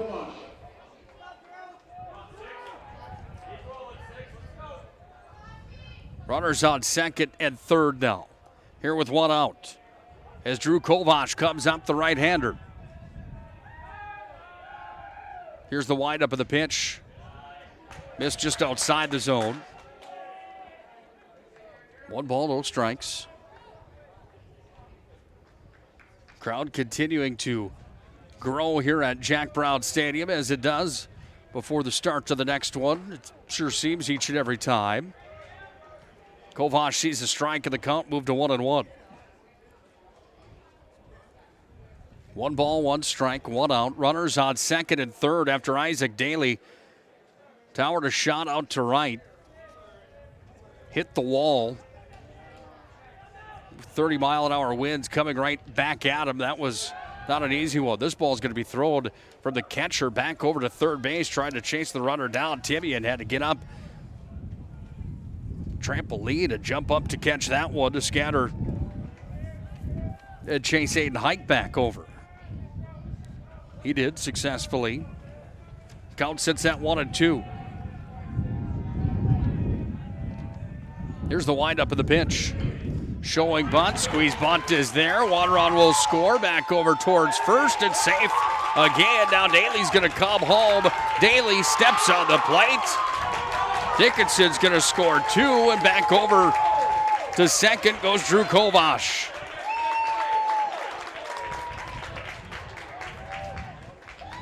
Kovash lays down the bunt and then gets over to second. 2 runs come around to score. And Dickinson has a 4-0 lead here in the top half of the 5th inning.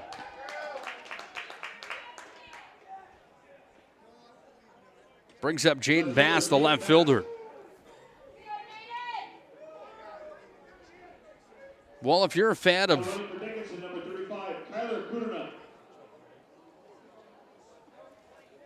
24s into bat instead of 22, excuse me real quick. Let's get this on the score sheet here quickly.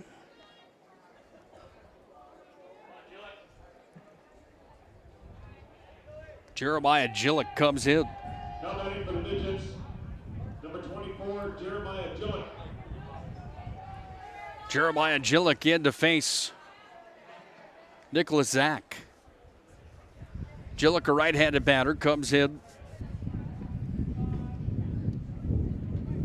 to replace Jaden Bast, who had a walk and a fly out back in the second.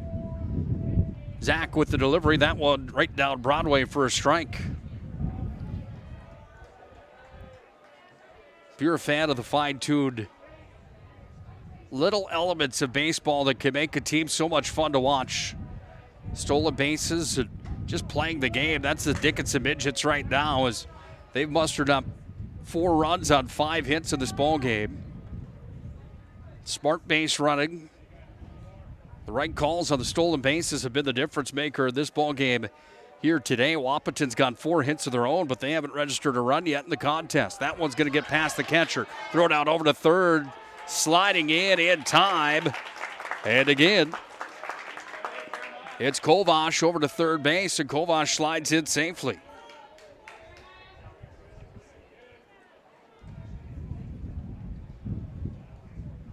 Four stolen bases here in this top half of the 5th. Here for the Dickinson Midgets, and a runner now at third and in scoring position. Ball was sent in but outside, and the count moves to 2-2. Jeremiah Gillick at bat. Curveball got away from Nicholas Zach just a bit. Up from his stance was Flyfett, the catcher. He gloved it. 4-0 Dickinson on top. They scored 1 of the 4th, 3 here in the 5th. And the Midgets look to add more. Zach, the kick and delivery. This one's going to be rocketed right towards the shortstop. And glove by Caden Hockert. He got up and put the glove on it. He didn't catch that. It was 5-0 in a quick hurry. But Gillick retired for the second down to the inning. That brings up number 7, Carson Weiler, the center fielder, 0 for 2 today. Didn't get a chance to bat to the first or second inning. Batted in the 3rd and the 4th. He's 0 for 2 in the ballgame. Zach's delivery is going to be chopped right back, a skyrocket back up to Hockert. Hockert tracks it, gloves it, plays it. And that puts an end to the inning. Dickinson's bats come alive, however, here in the top half of the 5th. They register 3 runs on 4 hits.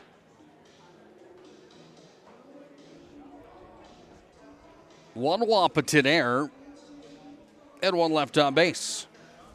4-0 on the First International Bank and Trust scoreboard. It's the Midgets on top of the Wapaton Huskies in this one. We go to the bottom half of the 5th.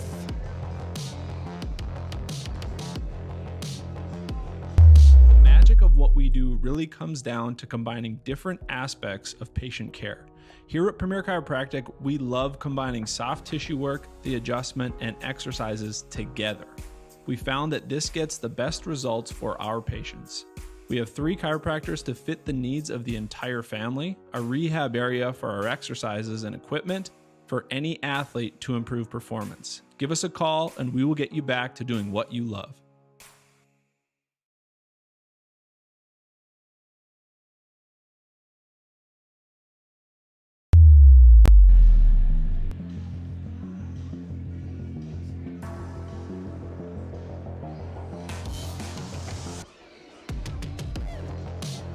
Can the Dickinson Midgets hang on here today and see if they could punch their ticket into the state semifinals to take on Fargo Shanley tomorrow afternoon? New pitcher on the hill here for Dickinson.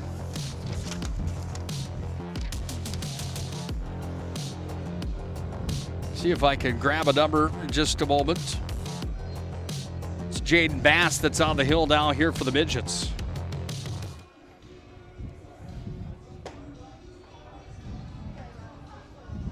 Bass comes in after Drew Kovash put in a pretty good outing here in the state quarterfinals. Double check that number for you. It is 22. Jaden Bass. Bass comes in.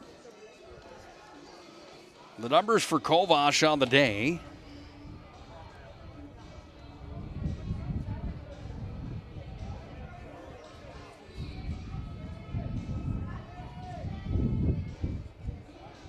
Going to have 4 complete innings. Gave up 4 hits, no runs. There was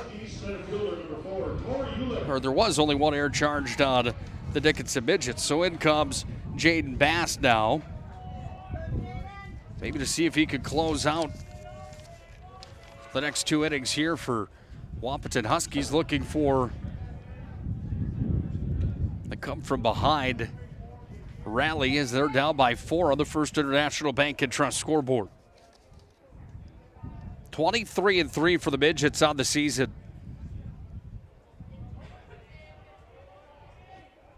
(17-1) during regular season play. You saw a display of why they're in that top half of the 5th. Baseball sense, the base running. Wahpeton didn't help the cause very much either, however. You got to call it like it is, too. And Huskies made some errors and had some issues there in the top half of the 5th, but credit the Dickinson Midgets for the way that they played in that top half of the 5th. This one's going to be poked out on the left field side all the way over towards the bullpen for Wahpeton on the third baseline, but it was out of play. No balls and 2 strikes. Here to Tori Ulick. Pair of singles in the ball game for him today. He's had the best bat here for the Wahpeton Huskies. Day number 1 at the state tournament. He's going to chop that one right to first base. And Ulick is out as it's gloved by Isaac Daly, and he steps out of the bag for the first out here in the bottom half of the 5th. Brings up Jackson Flyfit. Oh, I'm sorry. Thank you so much. It's a fall ball. I would have been real confused on my score sheet trying to figure out what was going on here. Appreciate you so much. Here's the windup of the pitch. This time it's going to be whistled back over to the second baseman or the shortstop. That ball is going to actually come back over and hit Ulick as the throw came across.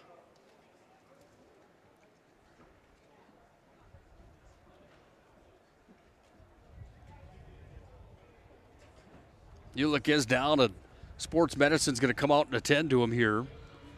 Reaches first safely, but he was hit by the ball as it was scooped up by Troy Berg and fired across the diamond. He's up and walking around. That was a stinger for sure.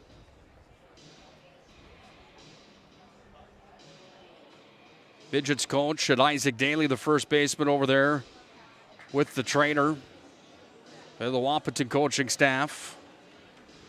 That one might have caught him up in the upper body or up in the head, the way that they're talking to him now, making sure that he's okay.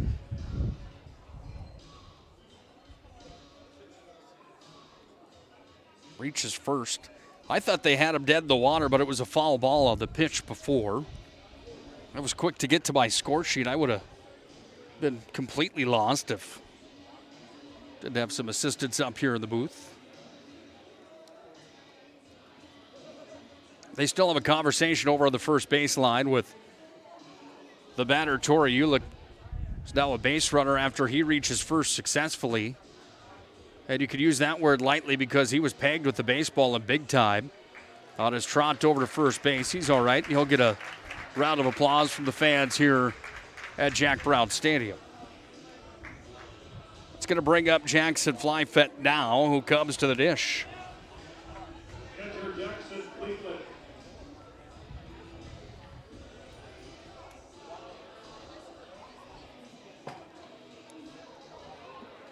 Flyfett today sitting on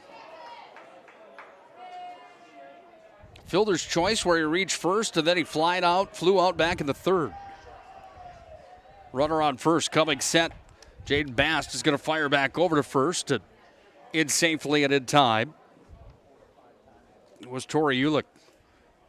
Well, I wouldn't be surprised if Bast goes back over to Ulick after he was rocked on that last play and the ball was thrown and hit him when he tried to reach first base. This one's going to be poked up the first baseline, but foul. Count sits at 0-1.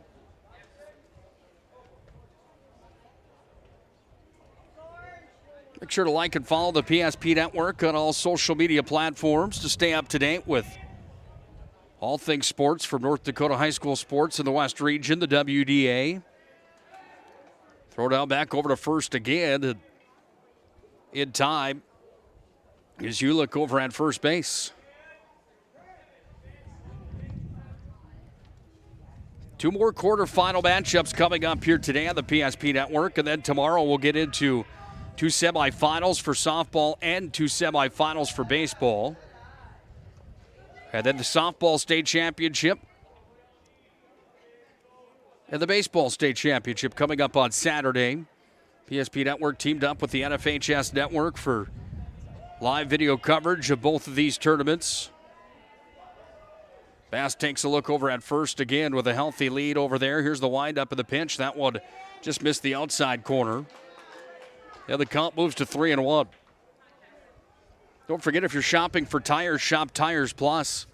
All brands under one roof with the guaranteed lowest prices and their service after the sale with the Tires Plus plan. Find them online, TiresPlusND.com. Locations of Monett and Bismarck. The count is actually 2-1. They're going to reset the scoreboard. They had it wrong on the scoreboard here at Jack Brown Stadium. Count moves to 2-2 now. As Flyfett thought about reaching for that one, the right-handed batter facing the right-handed pitcher, Jaden Bast.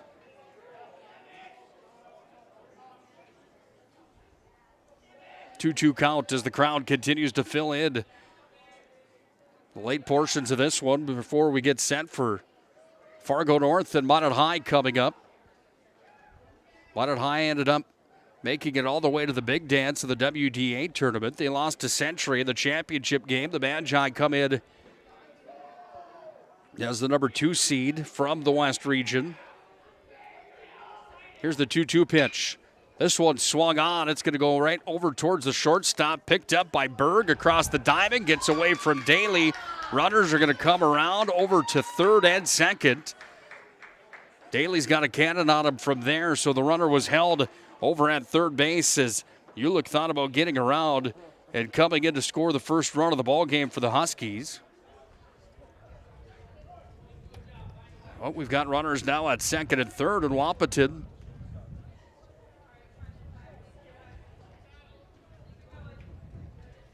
Seeing if they can put some runs on the board here as Josiah Hoffman comes to the dish. 1 for 2 today for Hoffman. First baseman Josiah Hoffman.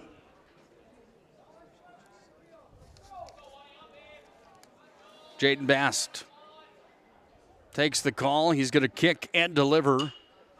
This one's going to be fouled back right over top of us here at Jack Brown Stadium.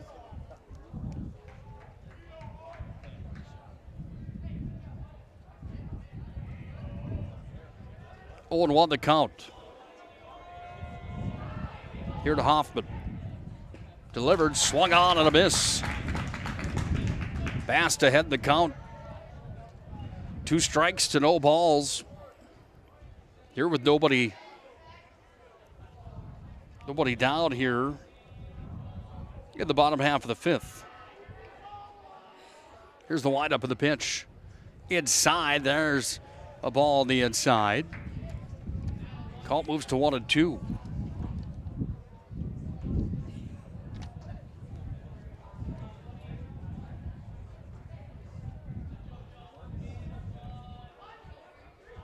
The 1-2 pitch coming from Bast. Just missed. Then the count moves to 2-2. Flag out at center field, continuing to wave. Pretty giant flag as well. Old Glory out there. Telling you, you turn that wind down a little bit. You couldn't ask for a better day to be playing baseball or on the golf course. Wind up of the pitch. That one's going to be fouled back. Catcher back tracking, but it's on top of the roof. Told Scotty K yesterday on the way down here, the other voice of the PSP Network, one of the other voices of the PSP Network, that is calling the state girls softball tournament next door here in Jamestown. I told him to bring the golf clubs. Might try to catch a round tomorrow morning. This one's going to be hammered over towards Daly. Picks it up, sends it over to Bast. 1 run scores. And Wahpeton's on the board.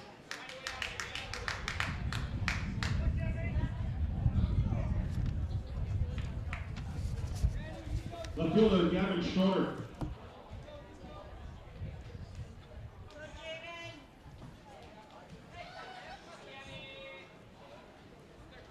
(4-1) on the First International Bank and Trust scoreboard. Dickinson still on top, but Wahpeton with a runner on third base. And only 1 down here in the bottom half of the 5th inning. They get their first run of the contest, and they look for more now as Gavin Schroeder steps in. Number 5 batter here for the Huskies. Late behind that one, swung and missed.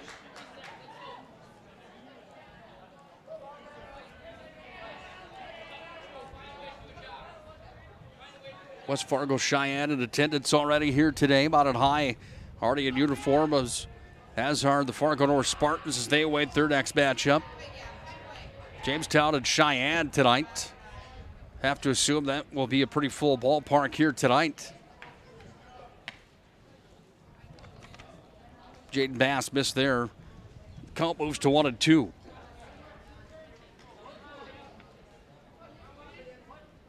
Bass shakes off the call. Now he agrees he's going to come set, kick, and deliver. Swing and a miss, and Bass registers a K as Gavin Schroeder goes down swinging. Third baseman Caden Hocker.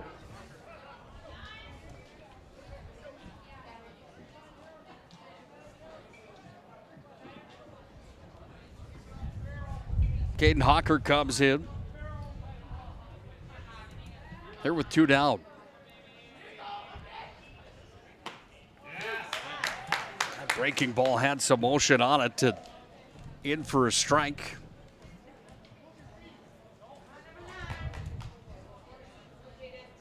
No balls, 1 strike. 4-1, Dickinson on top here in the bottom half of the 5th inning. Swing and a miss. Curveball to the fastball, and all of a sudden Bast ahead the count. 2 strikes to none. Wide up of the pitch. That one's going to be fouled back. Into the fence it goes, and it's still a 2 strike count, no balls. Here to the shortstop, Caden Hockert. Here's the windup of the pitch. Right down Broadway, but a little bit high, and count moves to 1-2. State tournament coverage here on the PSP Network with yours truly, Nick Holberg. Thanks again for joining us here today. Dickinson and Wahpeton right now, the second state quarterfinal. Here's the windup of the pitch. This one swung on, chopped over to third, gets underneath the glove there of Britton Cranston. One run comes around to score, and all of a sudden Wahpeton finds themselves down by 2. The designated hitter, Riley Timian.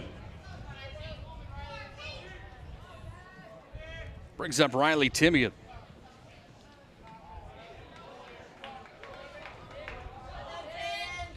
Struck out and walked earlier on in the ball game here today. 1 run scored in the 4th inning. That was Dickinson's run that they scored. 5 runs now scored here in the 5th.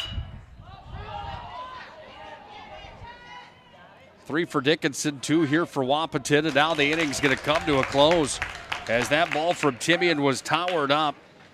They had over to make the play. Aiden Hike came over and gloved it. That's how we get through our 5th inning. We go to the 6th. Busy inning there as well. Well, the stat recap when we come back. It's 4-2 on the First International Bank and Trust scoreboard. Dickinson on top of Wahpeton in the state quarterfinals.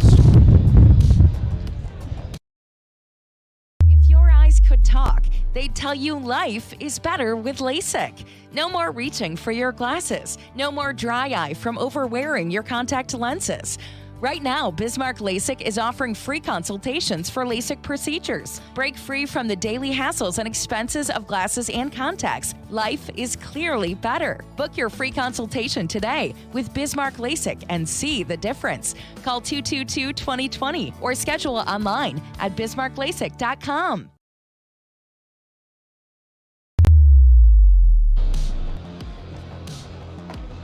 Wahpeton scored 2 runs on 1 hit. 2 Dickinson errors charged in inning number 5 for the Dickinson defense.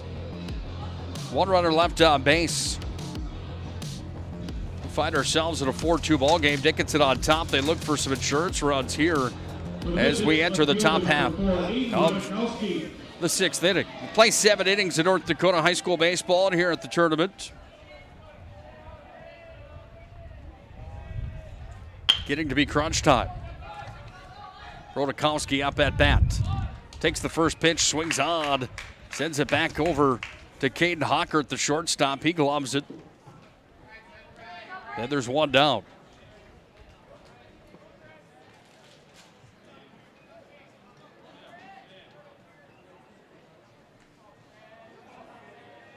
Third baseman Britton Cranston. Brings up Britton Cranston.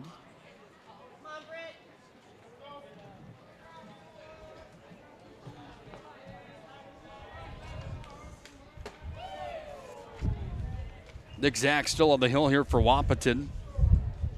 Delivers in for a strike. Second pitch, Cranston's going to put the wood on that one, and it's going to tower out towards center. Tony Ulick tracked it and gloved it, and Cranston's retired. 2 up, 2 down. Go back to the top of the order now. And the leadoff batter with Jace Kovash. Flew out the first, walked in the 3rd, grounded out in the 5th. And here we are in the 6th, and Kovash fires and misses to Zach on the outside. Kovash had the count 1-0. Here's the windup of the pitch. Ball had some movement, but it was outside for a ball.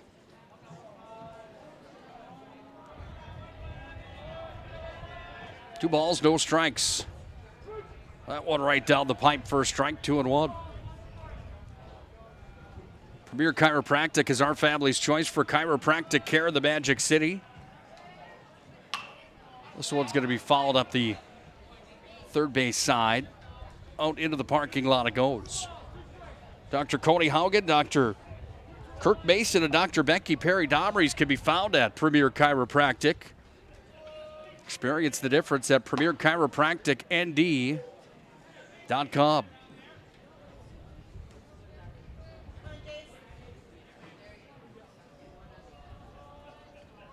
Count moves to 3-2 with 2 down. That one lined right back up the middle. Gets past the second baseman and out into center field. And Jace Kovash registers his first hit to the state tournament. Brings up Troy Berg.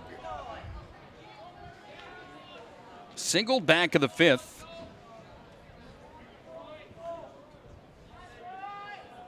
Stole second and then ended up making his way home as well. Here's the windup of the pitch. Just outside. Ball 1. Runner at first base, 2 out.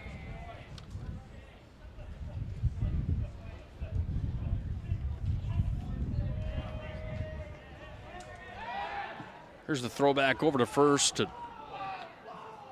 Kovash in time.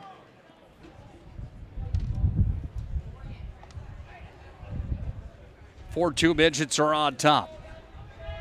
Nicholas Zach takes a look over at first base. The left-hander delivers in. High in the zone. That's in for a ball.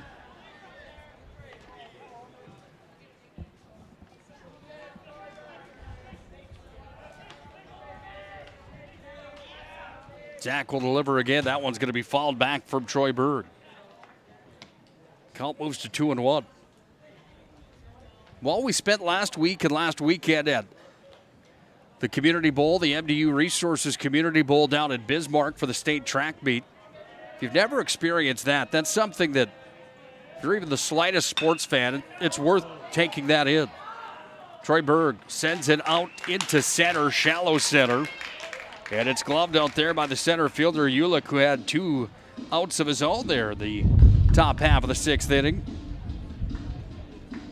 That's how we end the top half of the 6th. Dickinson registers no runs on 1 hit, 0 Wahpeton errors. There was 1 left on base. And at the end of 5.5 complete, it's 4-2. Dickinson's on top of the Wahpeton Huskies on the First International Bank and Trust scoreboard.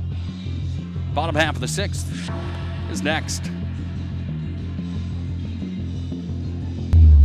Life is all about moments. Big moments. Small moments. And those moments you can't put into words. It's how we at First International Bank and Trust live first and have been for more than 110 years. One customer, one family, one moment at a time. First International Bank and Trust. Live first.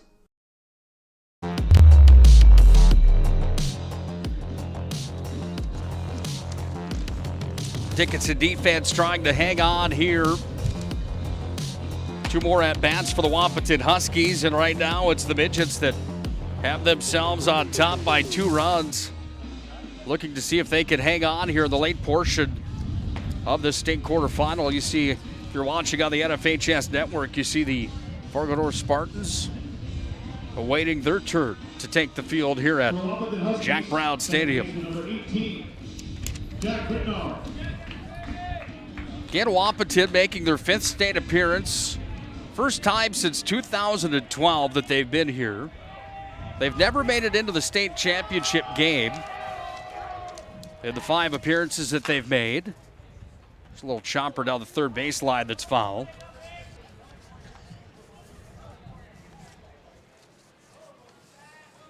Talk about Dickinson and what they've been able to do in high school baseball. It's been pretty impressive. 16th appearance, first since 2017, though. 5 state titles, won in 2001, 2004, 07, 09, and 16. They lead by 2 right now, but this one's far from over.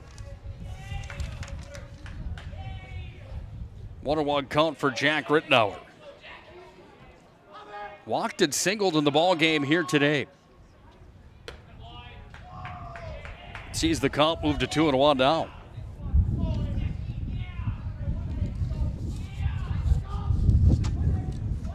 Wind continuing to rip through the valley here in Jamestown. Sun shining bright as can be, though. This ball's a comebacker right back to the pitcher. It's going to get all the way through over the second bag and all the way out to center. And reaching It's Jack Rittenauer over to first. 4-2. Dickinson on top of the First International Bank and Trust scoreboard. We're in the bottom half of the 6th.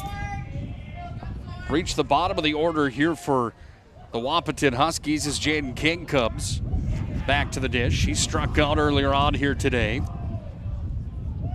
Also reached first on an error back in the 2nd.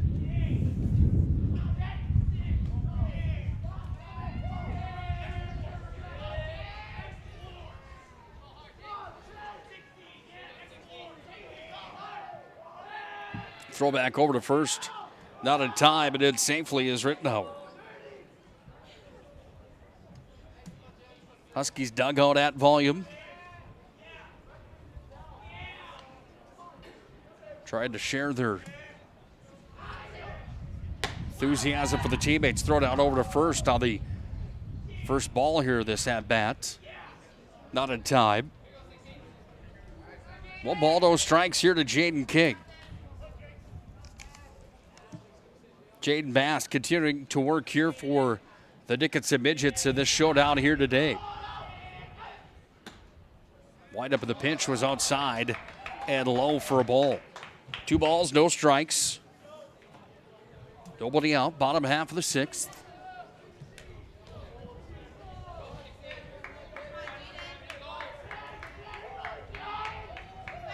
Three days to decide the state champion of North Dakota high school baseball. You lose and you're done. You win and you move on and advance into the state semifinals. Both of these teams trying to accomplish that right now. Bass comes set, kicks and delivers. That one strike.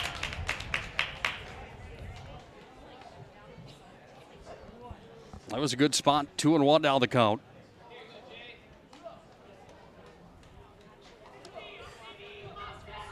Top of the order due up next. That's Caden Capps, starting pitcher here today. Here's the windup of the pitch. This one's going to be sent out. It's actually hung up in the wind. It's going to stay in the infield, and in to make the play. The second baseman, Aiden Hike, came in and gloved it. Ed King retired. First out of the bottom half of the 6th. Runner on first. Kappas comes back up to the dish. 0 for 3 in the ball game here today for Caden Kappas. Throw down back over to first. Not in time. Sliding it safely over there was Rittenauer. Pair of singles for Rittenauer here today. Second best stat line here for the Wahpeton Huskies besides Tori Ulick, who's got 3 singles in the ballgame. Kappas sends that one out to center. Wind a factor out there, but tracking it nicely was Carson Weiler. And the second down to the bottom half of the 6th is in the books. Comes the number 2 hitter, Tori Ulick. Singled in the first. Singled in the 3rd, singled in the 5th. Here we are, the 6th. And they need something from him right now, trailing 4-2 here to Dickinson in the late portion of this ball game. Kappas digs in. He's got black and white Adidas on here today. Bast is going to turn and fire back over to first.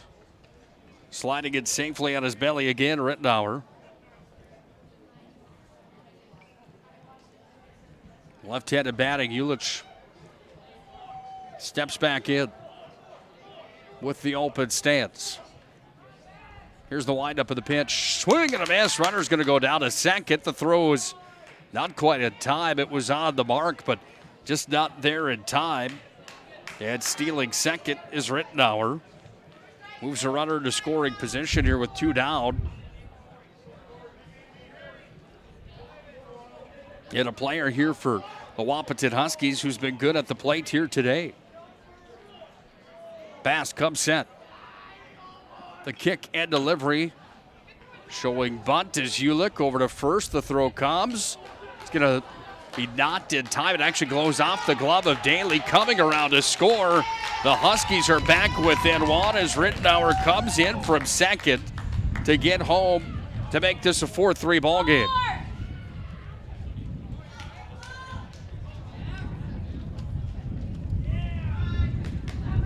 Catcher, Jackson Cleveland. The bunt to the throw down over to first to Daly. Daly's glove came off in the play. That puts Ulick over at first. Flyfett comes up to the dish. And now there's a conversation at the mound here for Dickinson as the whole gang's going to come together and talk to Jaden Bast and company. 2 outs, a 4-3 ball game. Dickinson trying to hang on to the lead. Conversation was pretty quick. Pete Dometz, the head coach here of the Dickinson Midgets.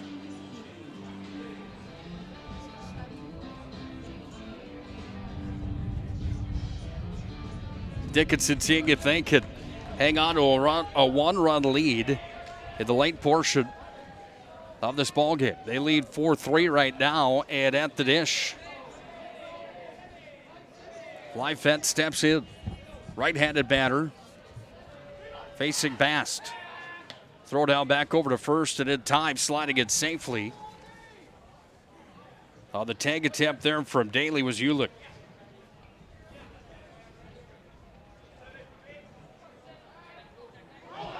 They try it again, and this time it's going to get away from Daly all the way over to the fence and over to second base. Ulick steps in. He lost his footing, had to dive back over, and the play was almost there from Aiden Hike from Dickinson to tag him. But Ulick in time, reaching back to the bag, and he touches safely. He sits now at second here with 2 outs.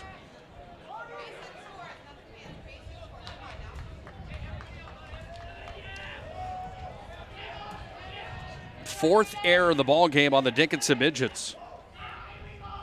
That's going to be an E1. Curveball misses for a ball.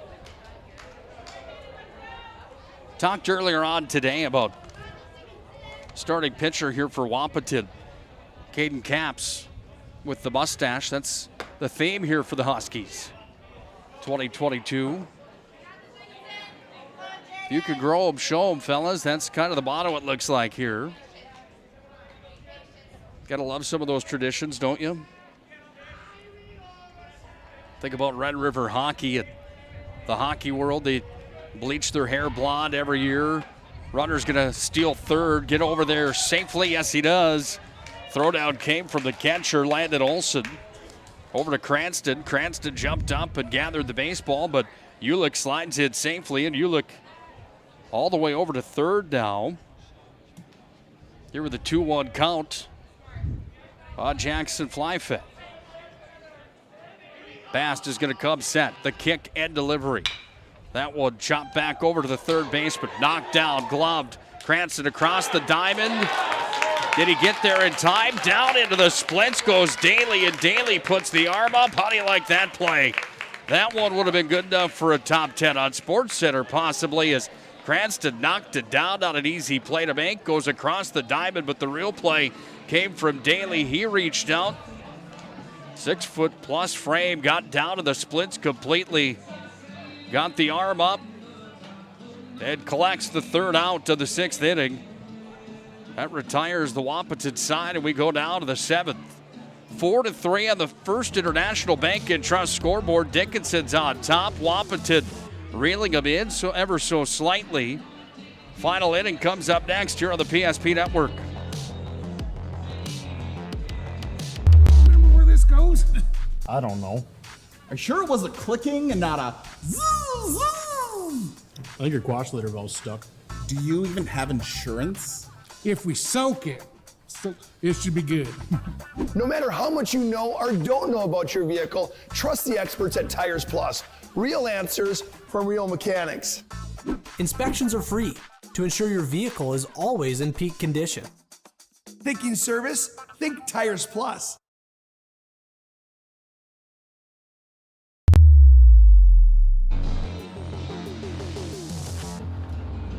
Wahpeton scores 1 run on 2 hits, 1 Dickinson error, 1 left on.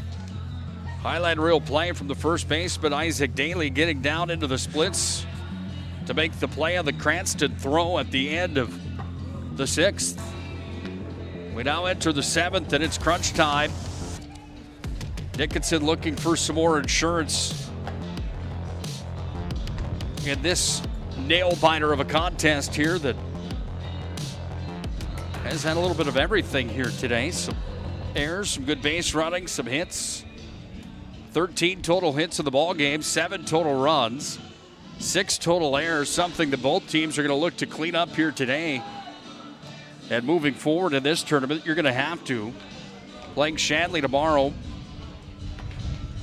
It's not going to get any easier, I don't think, for anybody moving ahead forward. Seemed like a well-oiled machine.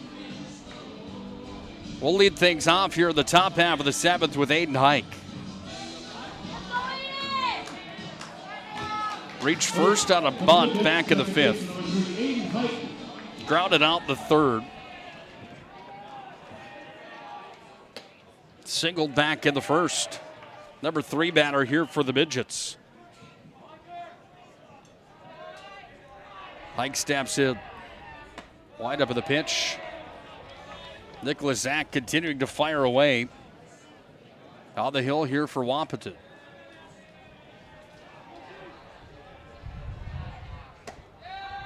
Three balls and no strikes as Zach has found himself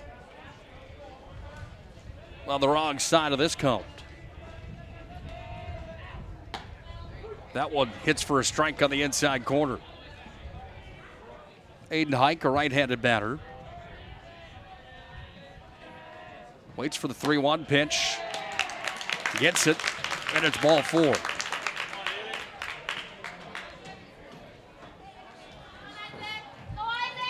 First baseman Isaac Daly. That's a new pitcher in the ball game here for Wahpeton. I do apologize, I missed it. We'll get it for you in just one moment.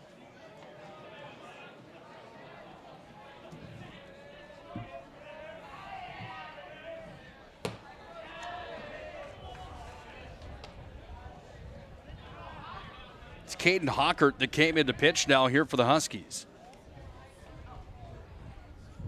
That shifts the infield, the defense just a bit.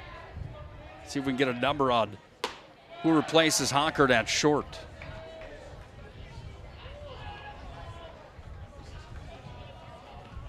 Two balls, no strikes. Here to the cleanup batter, Isaac Daly. He doubled back in the 5th. Sees a strike and a 2-1 count now. Daly had the longest shot over to right that we've seen so far today in the 2 games that we've seen here at Jack Brown Stadium. Midway up the fence over in right field, only 300 out there, but you're battling the wind coming right at you. He got around to second on the stand-up double.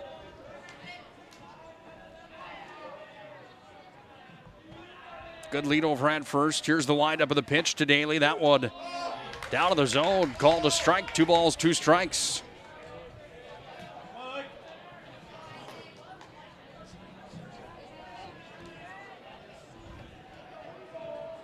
Here's the windup of the pitch.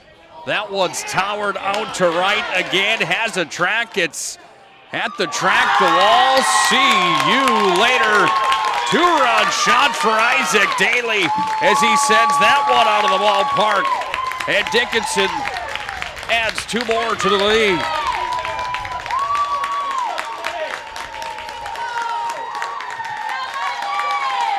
Well, that thing was smashed on out of here. Had no problem climbing the fence that time.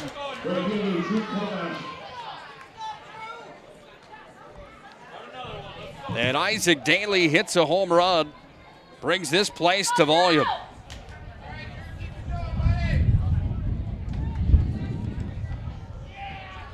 Two-run shot from Daly.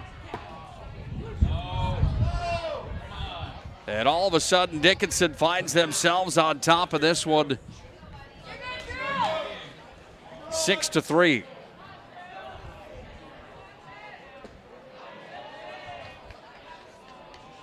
Drew Kovash at the dish. 1 ball, 1 strike.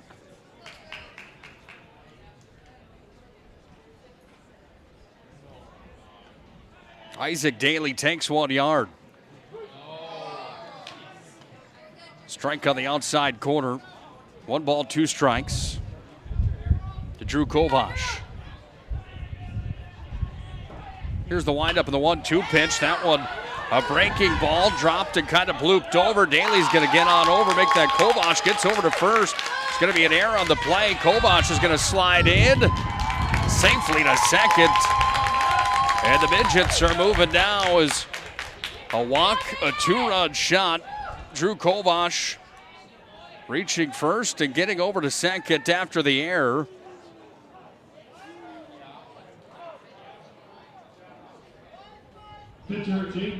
And still nobody out. Top half of the 7th. Brings up Jaden Bass, the left fielder. Kovash at second. Bass shows bunt. It's in for a strike.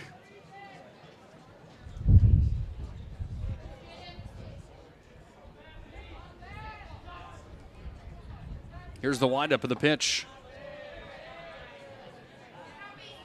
Look out. Catcher threw it back. Kovash almost tagged out on the throwback to the pitcher. I don't know if that was intentional or not. Coming back for fly fent, but it almost worked. Threw it back up.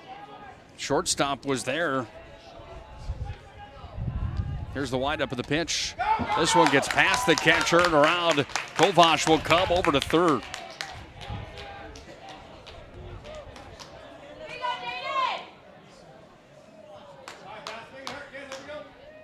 Jaden Bast was pinch hit for. Jeremiah Gillick back in the 4th. Sorry, that was in the 5th.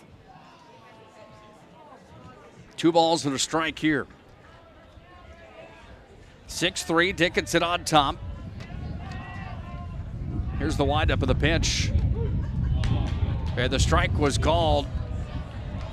As Bass didn't like that, he gave a look back to the home plate umpire. Are you kidding, he said. He ran over to first base, threw his bat at the dugout. Count was full instead. Here's the 3-2 pitch. Sends that one out to right. Little blooper out there. In on the play, making it is Jaden King. He's going to fire it back in. Comes to the catcher. Lyfett knocks it down and gets it back to the pitcher. There's 2 away.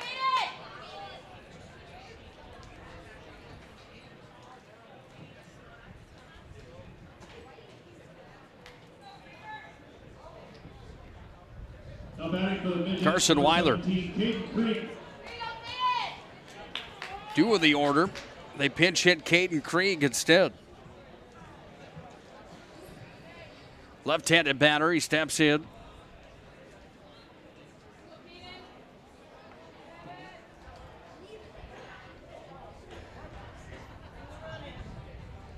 Here's the windup of the pitch. That one hit the outside corner for a strike. Dickinson fans not overly impressed with the home plate umpiring job here in the late portions of this one. Thought about it, that one's going to be set.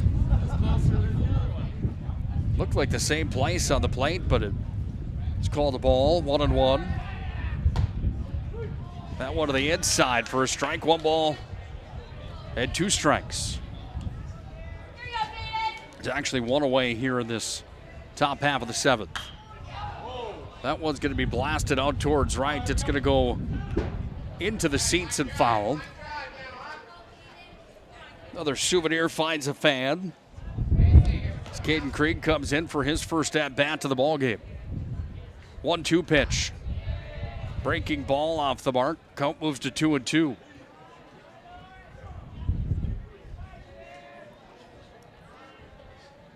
2-2 pitch. Outside again for Caden Krieg. Runner at third here for the Midgets. They lead 6-3 thanks to a towering 2-run shot from Isaac Daly. This one's going to be popped up. Shortstop calling for it. And making the play.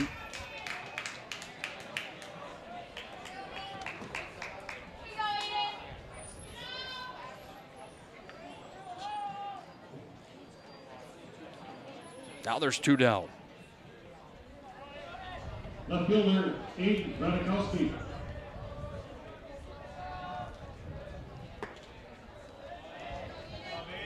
Radikowski comes in. Hit an RBI single back of the 4th. That highlights his stat line today because he's 1 for 3. In the zone, that one hits. Count moves to 1-1.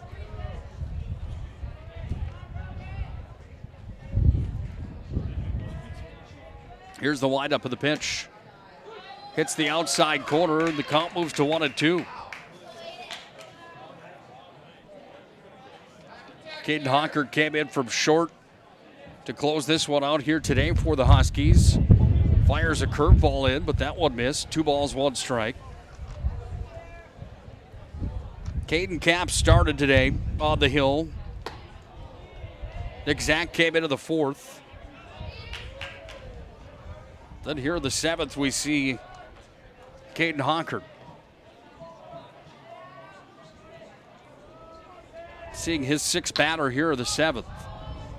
This one towered up first baseman in to make the play on it, and he will. Josiah Hoffman comes in to close out the inning.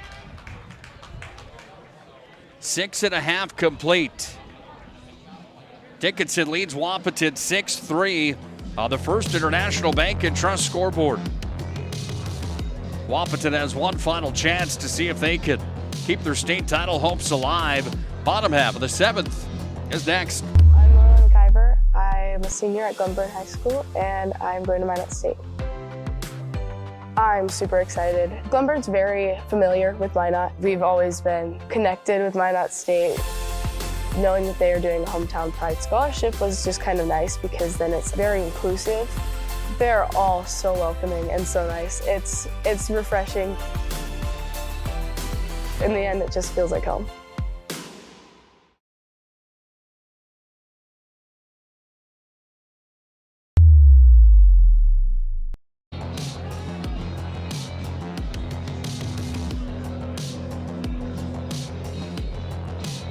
Two runs on 2 hits, 2 errors charged to Wahpeton. 1 left on base. That's the stat line from the 7th, but the highlight was the 2-run blast from Isaac Daly to give Dickinson a 6-3 lead as we enter the final half inning here of the ball game tonight. Carson Weiler comes into pinch here for Dickinson.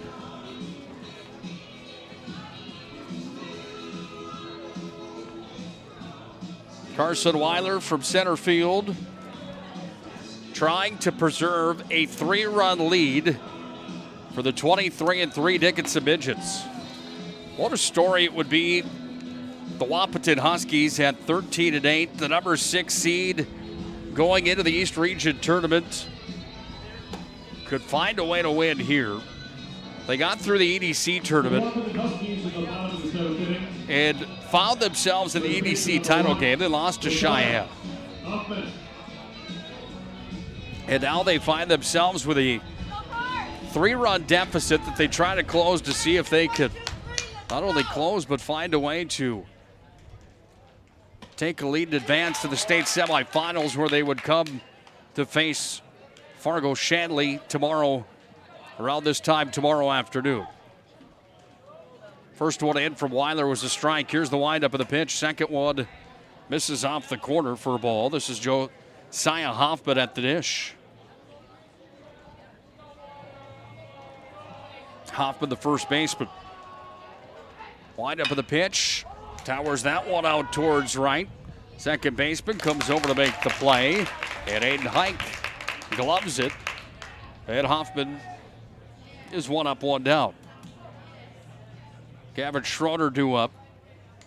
The left fielder, 0 for 2 in this contest here today.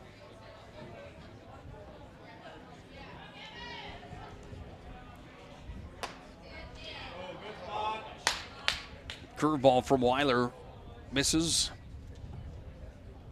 1 ball, no strikes. That one had some steam on it. And in for a strike. 1-1 here with 1 out. Bottom half of the 7th. Last chance opportunity here for the Wahpeton Huskies.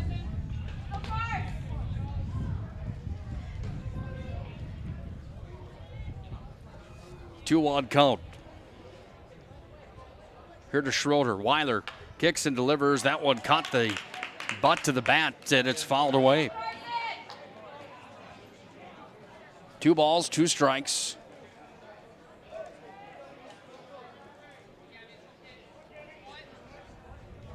One down. 6-3. Dickinson on top.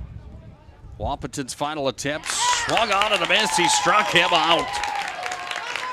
Gavin Schroeder goes down swinging. And it brings up the now pitcher, Caden Hockert. Wahpeton needs a 2-out rally and 3 runs to keep their semifinal and state title hopes alive. Weiler delivers. Ball with quite a bit of motion right down Broadway for a strike. Same pitch, that one missed. 1 ball, 1 strike. 2 down. Here's the windup of the pitch. That one's going to be fouled straight back. And Carson Weiler 1 strike away from putting Dickinson into the state semifinals tomorrow night here at Jack Brown Stadium. Caden Hockert would like to change the outcome of that. As he steps in, the right-handed batter takes the 1-2 pitch. Swung on, he tipped it foul.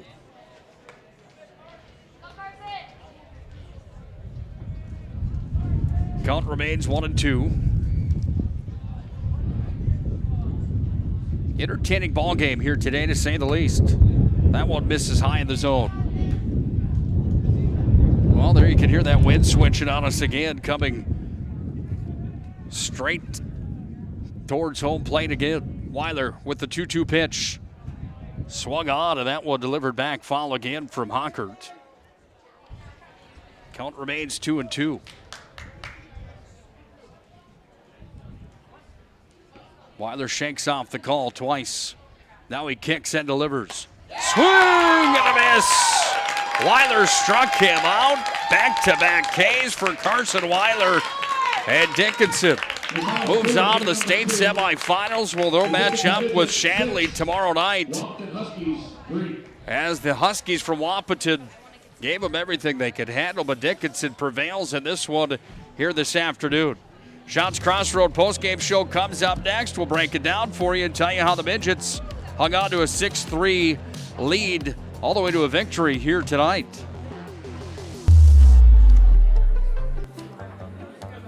Oh, easy, easy. I think I'm good. You got my good side, right?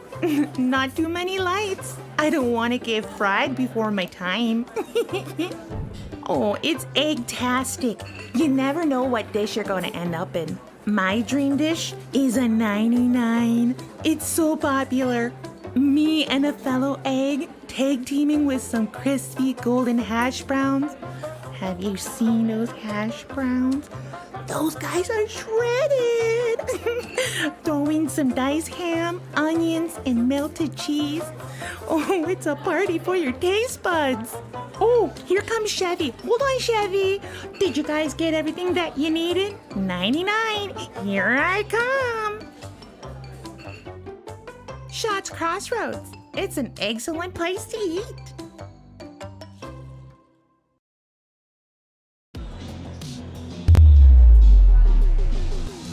State quarterfinal number 2 took 2 hours and 33 minutes, and when it was all said and done, a 2-run blast from Isaac Daly was the biggest highlight.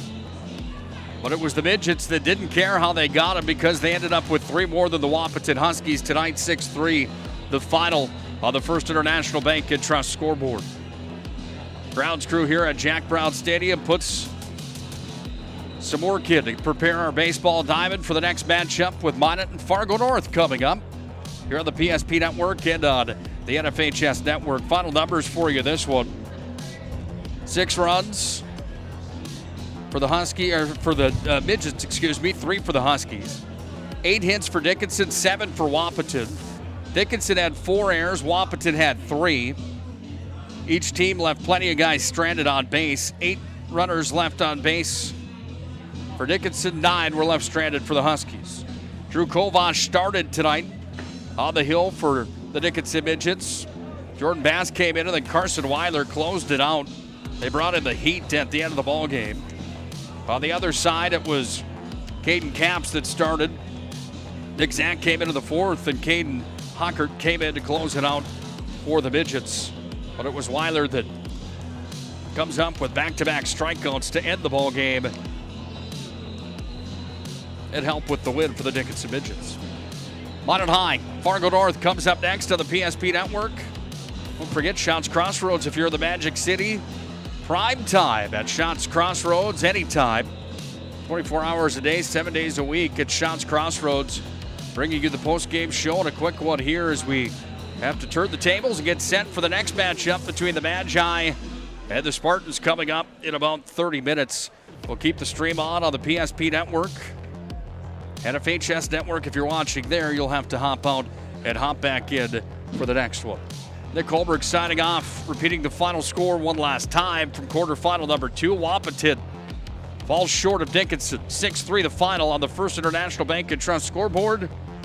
Thanks for joining us. Nick Holberg signing off until the next one in the Shields pregame show in about 30 minutes. Have a good afternoon and God bless.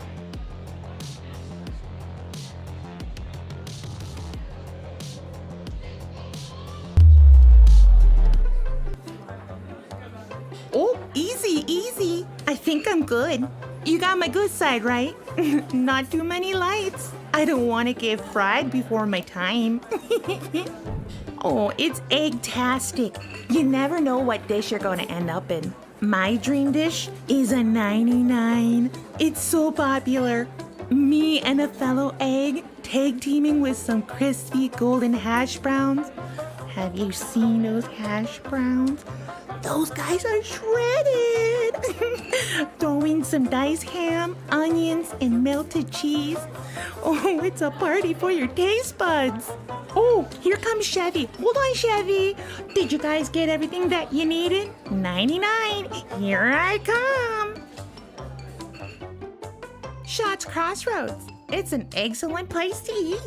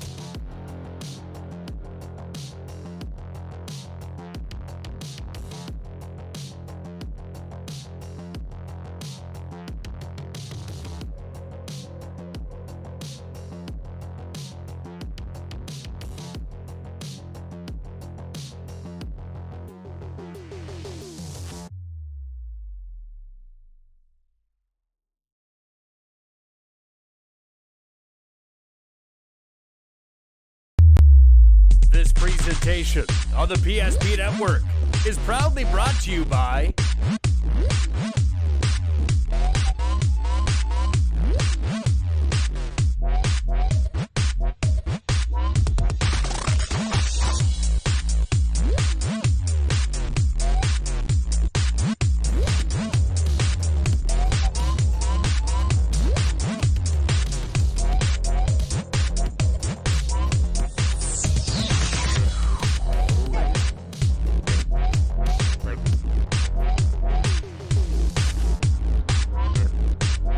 Make sure to like and follow the PSP Network on all social media platforms. PSP Network, it's game day. We raise the bar on bar food with sandwiches, tenders, and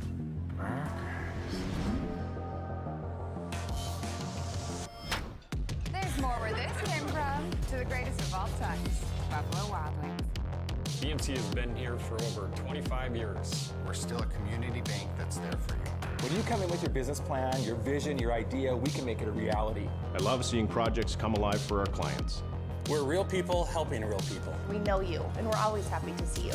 We build relationships. You're part of the BNC family. We are part of the community. It's what we're built on.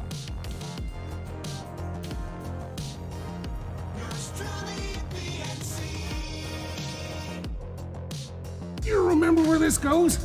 I don't know. Are you sure it was a clicking and not a zoom, zoom? I think your quash litter valve's stuck. Do you even have insurance? If we soak it, it should be good. No matter how much you know or don't know about your vehicle, trust the experts at Tires Plus. Real answers from real mechanics. Inspections are free to ensure your vehicle is always in peak condition. Thinking service? Think Tires Plus. With 26 flavors, got a sauce for every squad.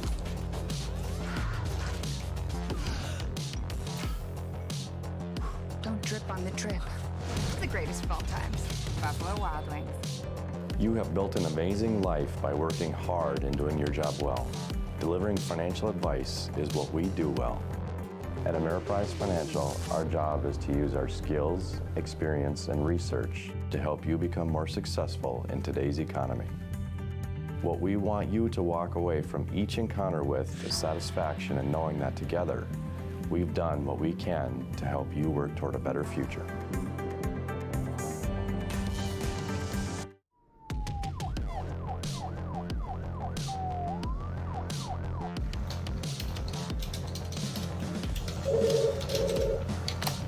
Thanks for voice approved.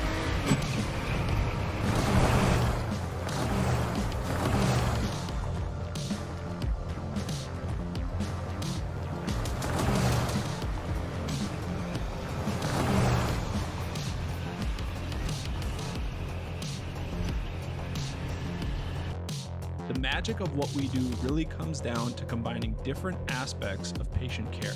Here at Premier Chiropractic, we love combining soft tissue work, the adjustment, and exercises together. We found that this gets the best results for our patients. We have 3 chiropractors to fit the needs of the entire family, a rehab area for our exercises and equipment, for any athlete to improve performance. Give us a call and we will get you back to doing what you love.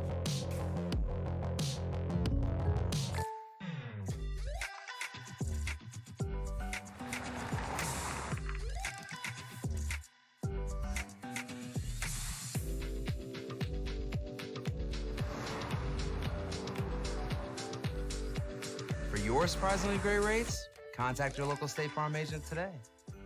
If you want the real deal, talk to State Farm agent Michael Lee Braun in Minot today. Like a good neighbor, State Farm is there.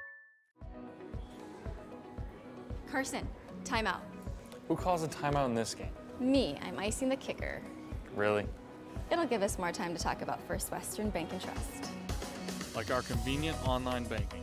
along with smart trust service options. We're all about hometown service with bankers that know you and the community. Okay, go ahead and kick. I don't believe this. First Western Bank and Trust. You can bank on us.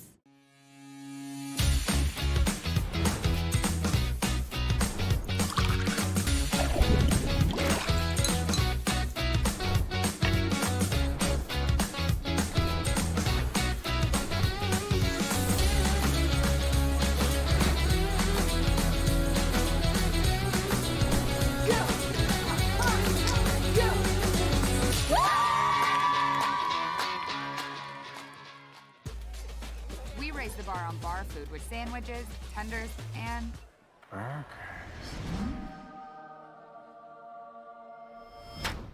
there's more where this came from. To the greatest of all times, Buffalo Wild Wings. Whether you're looking for a full-service financial plan or planning for farm or business succession, Planning Team Financial Advisors is here to help you work toward achieving your financial goals. With locations in Bismarck, Garrison, and Center, our full-service team of professionals are dedicated to helping you work towards achieving your financial goals. Visit us online, planningteam.com.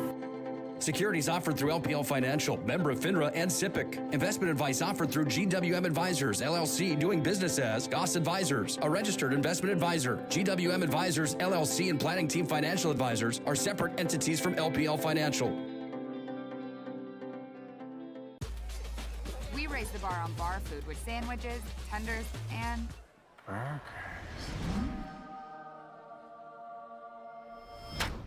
there's more where this came from. To the greatest of all times, Buffalo Wild Wings.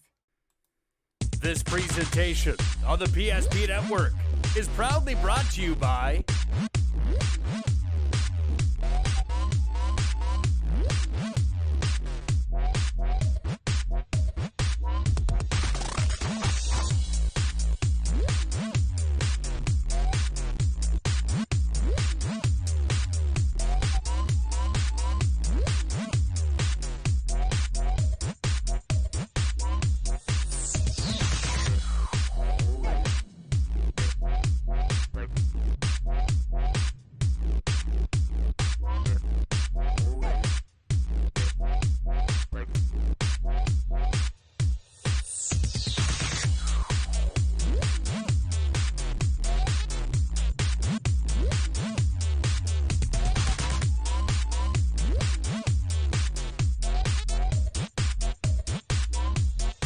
Make sure to like and follow the PSP Network on all social media platforms. PSP Network, it's game day.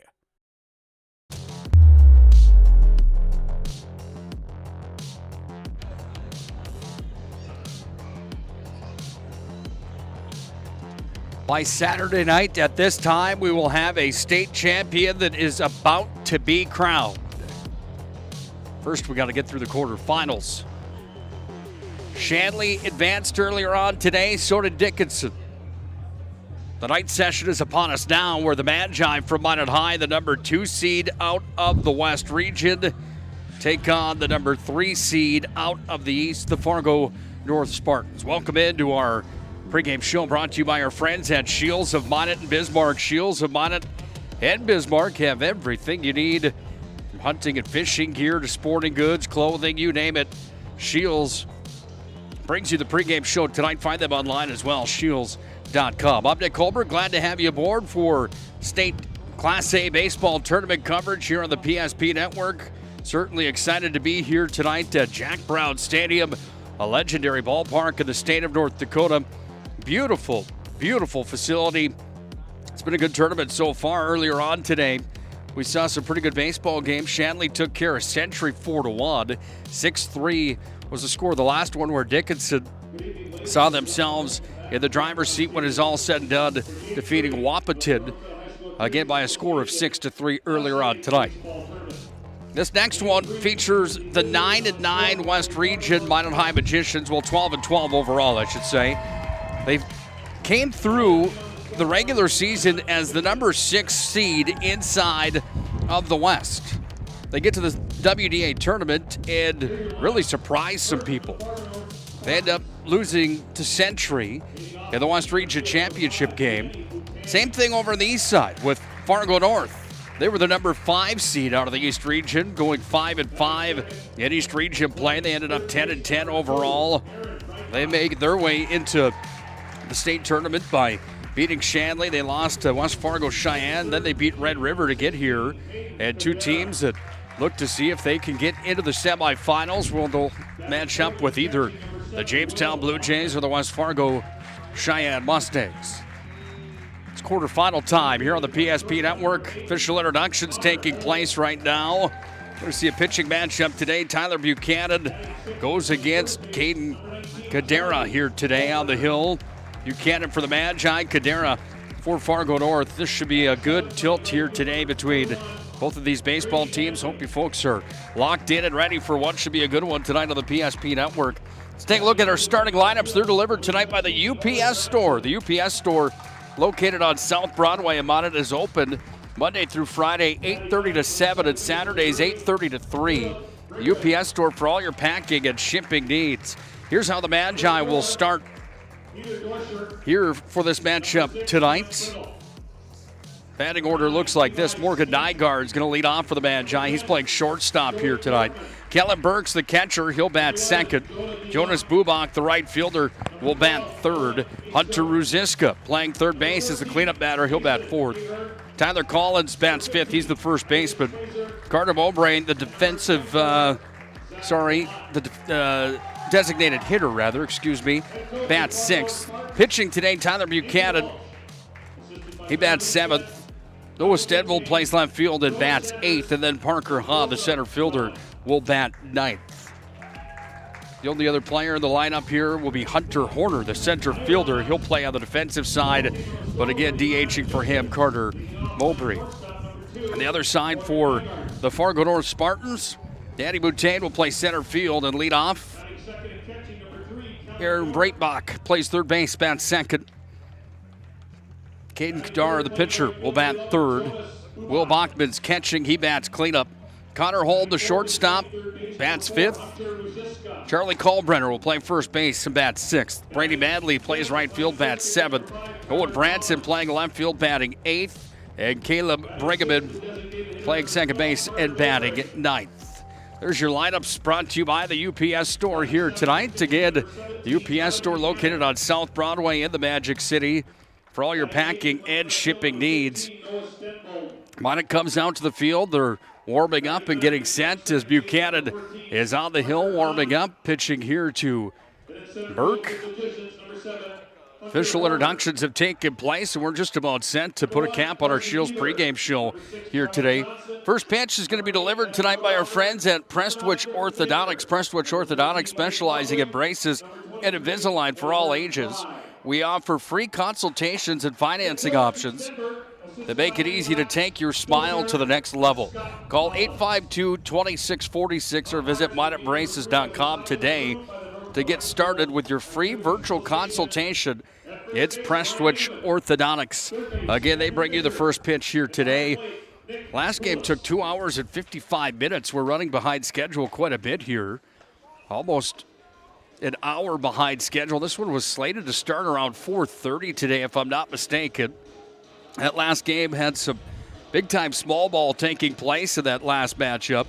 Dickinson laying down quite a few bunts and stealing some bases. There were some errors involved in that one as well, so it took a little longer than maybe planned. Yeah, it was scheduled to start at 4:30, so we're well over an hour behind. Time for the opening pitch as we get rolling here from Jack Brown Stadium in Jamestown. Fargo North will be the visiting team. On it will be the home team. Again, Tyler Buchanan on the hill. Fires the first pitch in. Down for a ball. 5:37. 5:38. Daytime temperature 65 degrees. Wind out of the north 15, gusting to 84. 65 degrees, 5:37 according to my clock on the computer here. The first pitch, 5:38, officially goes into the book. 65 degrees. You heard the PA guy make a joke about the wind blowing here. I'm telling you, it has been howling today. This one towered up on the first hitter of the ball game. Danny Boutain flies out over to first base, and there to make the play, Tyler Collins gloves it. And the Magi have one away here in the top half of the first. Batting second, the third baseman, number 2, Aaron Breitbach. Brings up Aaron Breitbach. Number 2 hitter here for Fargo North. Facing Buchanan. Buchanan, a well-built kid. On the hill, he's a right-handed pitcher. He'll turn and deliver. That one had some steam on it, in for a strike.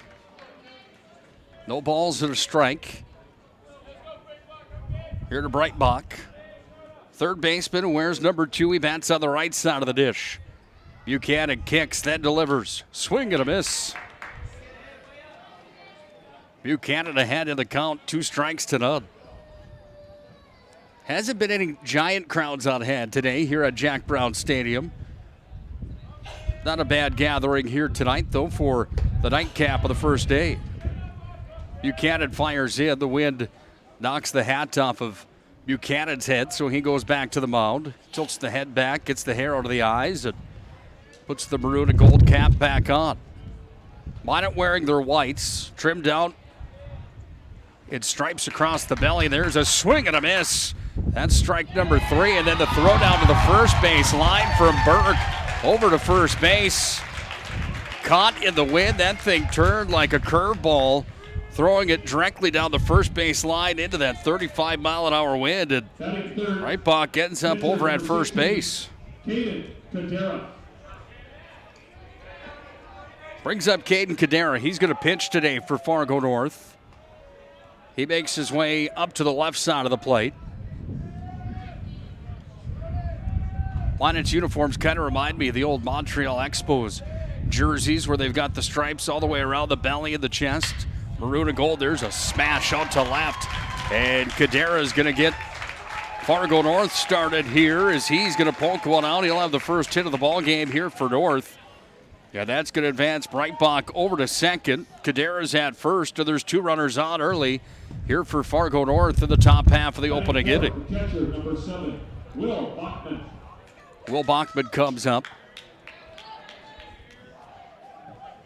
Minot's uniform, same magicians across the chest. They've got white pants on with a maroon stripe down each side, all the way from the hip all the way down to the ankle.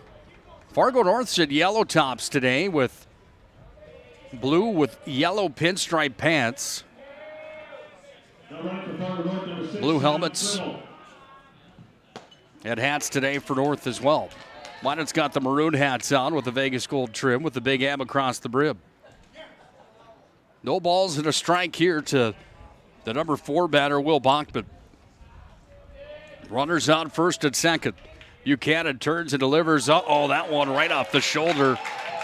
And Bachman was nailed by Buchanan. He gets over to first. Yeah, the first walk of the ball game registered to Buchanan.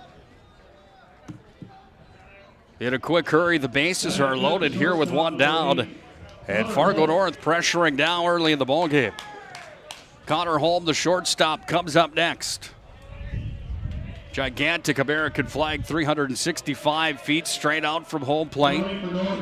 Standing straight up and down as it blows in the wind here. Wind has been a factor in the ball game all day long. In the first game, in the second game, and certainly here in the third game as well. Just has not died down much all day, but the sun's been out. It has been beautiful. Buchanan sends that one right down Broadway for a strike. 1 ball, 1 strike. Scoreless ball game right now, but North has the bases loaded. At the top half of the first, Buchanan facing Connor Holm, the shortstop. Sends that one outside, and the count moves to 2 balls and 1 strike. Thanks again for joining us tonight for the Shields pregame show. Shields of Minot and Bismarck delivers the pregame show each and every night on the PSP network. Buchanan turns and delivers. This is a tailor-made double play. Ball comes back to Burke, and the double play is there. They get out of a jam. How about that double play? It's a 1-2-3 double play, and the Magi get themselves out of the biggest jam they've seen in quite some time. Top half of the first inning, Fargo North loaded them up. And then Connor Holm hit into the double play. And the Magi close out the top half of the first inning and keep a goose egg on the First International Bank and Trust scoreboard. The Magi bats come up to the dish next. We're halfway through inning number 1 here tonight to the PSP Network with Fargo North about it high. It's scoreless.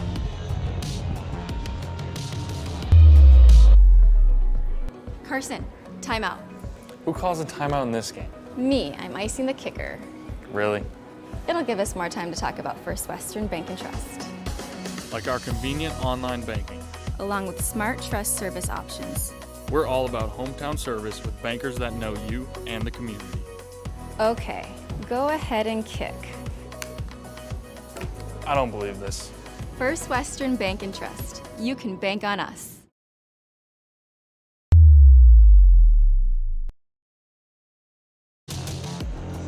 Nothing like a little Kenny Loggins highway to the danger zone to bring us back in to Jack Brown Stadium here in Jamestown. Fargo North at Minot in the state quarterfinals. Winner moves on to play either Cheyenne or Jamestown tomorrow night. Caden Cadera on the hill here for Fargo North, pitching to Will Bachman. Minot has Morgan Nygaard, Kellen Burke, Jonas Bubak due up here to lead things off for the Magi. Ruziska bats fourth, Tyler Collins bats fifth, Mowbray will bat sixth, Buchanan will bat seventh, Stenvold will bat eighth, and Parker Hahn will bat in the ninth spot for the Magi. I want to say a special hello to our good friend Freddie Nelson checking into the ball game here tonight. Former coach of Minot High baseball. This one chopped right down the third base line there by Morgan Nygaard, trying to beat out the throw. He can't. It's scooped from Breitbach over to Charlie Kalbrenner, who made the play, and the Magi have one up, one down in a quick hurry. The first pitch coming to the Magi here tonight. Kellen Burke comes to the dish. Catching for the Magi here this evening. His brother Chase was an outstanding athlete at Minot High just a few years back. First pitch fired in for a strike as Cadera sent that one right down the pipe. No balls and a strike, one down. Here's the kick and delivery. That one's going to be fouled away by Burke. Cadera's got some size to him as well. He wears number 16. Not quite as stocky as Buchanan. Buchanan built almost in a linebacker sense, or a lineman sense in a way. Cadera's got some size to him as well. Left-handed pitcher fires in and misses, and the count moves to 1-2 on Burke. Wind is just howling here at Jack Brown Stadium. The kick and delivery, that was a curveball, and Burke got the bat on it, sent it foul. Almost a check swing there from Burke that connected with the baseballs. Count stays at 1-2. Looking at both of these teams, they only have one state title in the record books for each of them. All Burke stood in there and took that one, and he took it right off the knee. And he's going to limp for a moment, then turn the burner around and run it down to first base. That one did not feel good. Burke was hit by the pitch. And Burke's going to come off. He's going to have a runner come out for him because he's limping over as he talks to Phil Shurik on the first base line. Number 6, Tyler Johnson. Tyler Johnson comes in to run for Burke, who's hopefully going to be all right. Catcher, one of those positions where taking one off the knee or the shin usually isn't a advantage by any means when you have to put the catching pads back on. In for a strike on Jonas Bubak. MSU Dome probably had roughly, I don't know what I'd call it, maybe 6,000 people in there for graduation last Sunday, and Jonas Bubak got up and gave a speech to the whole crew. He hammers one out to left. Diving play out there, but it's going to get past the left fielder. Owen Branson has to get up and go all the way back to the wall. Stenberg's got the arm, and Windmill moving all the way around. Bubak's over to third. He's going to drive in Tyler Johnson, and the Magi take an early lead. 1-0 as that one was hammered in a big way from Jonas Bubak. Third baseman, number 4, Hunter Ruziska. That's going to score the Burke at bat that was Johnson. Minot High takes a 1-0 lead here. Brings up Hunter Ruziska. Pitch is turned inside, and that will be on the board for a ball. 1 ball, no strikes. Minot leads 1-0 on the First International Bank and Trust scoreboard, courtesy of Jonas Bubak. Not only can he speak in public, but he can also drive the baseball. Ruziska towers one out towards left center. Wind an issue out there. That's going to score Bubak, though. He'll come across and stand up as Ruziska drives in the RBI as Bubak comes home. Ruziska is going to score Bubak. He sits back at the dugout as that ball was caught again by Boutain. And Minot leads 2-0. Tyler Collins, the first baseman, comes up for the Magi and sees strike number 1. Collins wearing number 5 here for the Magicians. Facing Kadara, who is throwing some heat here today. It's going to come to Connor Holm at short, fires it across the diamond, down into the splits. The first baseman, Kalbrenner, goes down, makes a nice play. And there's the final out of the first inning. Minot does some damage in the first. They scored 2 runs on 1 hit. No Fargo North errors. Nobody left on, and the Magi lead on the First International Bank and Trust scoreboard. It's 2-0.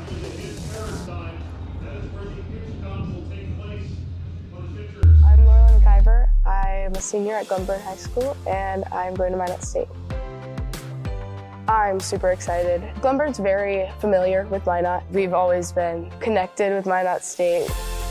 Knowing that they are doing a Hometown Pride Scholarship was just kind of nice because then it's very inclusive.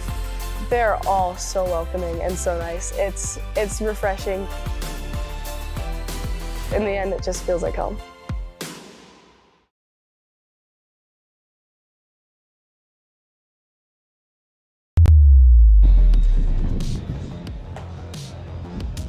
Tonight's ball game on the PSP Network brought to you by our friends at Jersey Mike's Subs. Jersey Mike's, fantastic stuff, let me tell you. They bring you our Player of the Week during the sports season, the Player of the Week each and every week on the PSP Network. Big thanks to Jersey Mike's Subs, a proud supporter of North Dakota High School athletics. Jersey Subs located in the Magic City.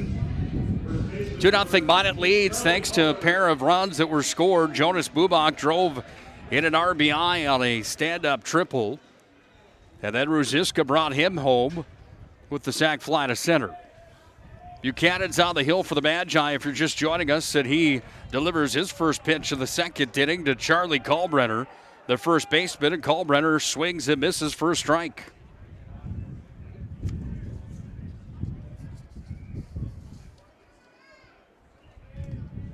Buchanan takes the call here from Burke back behind the dish. He was hit by a pitch.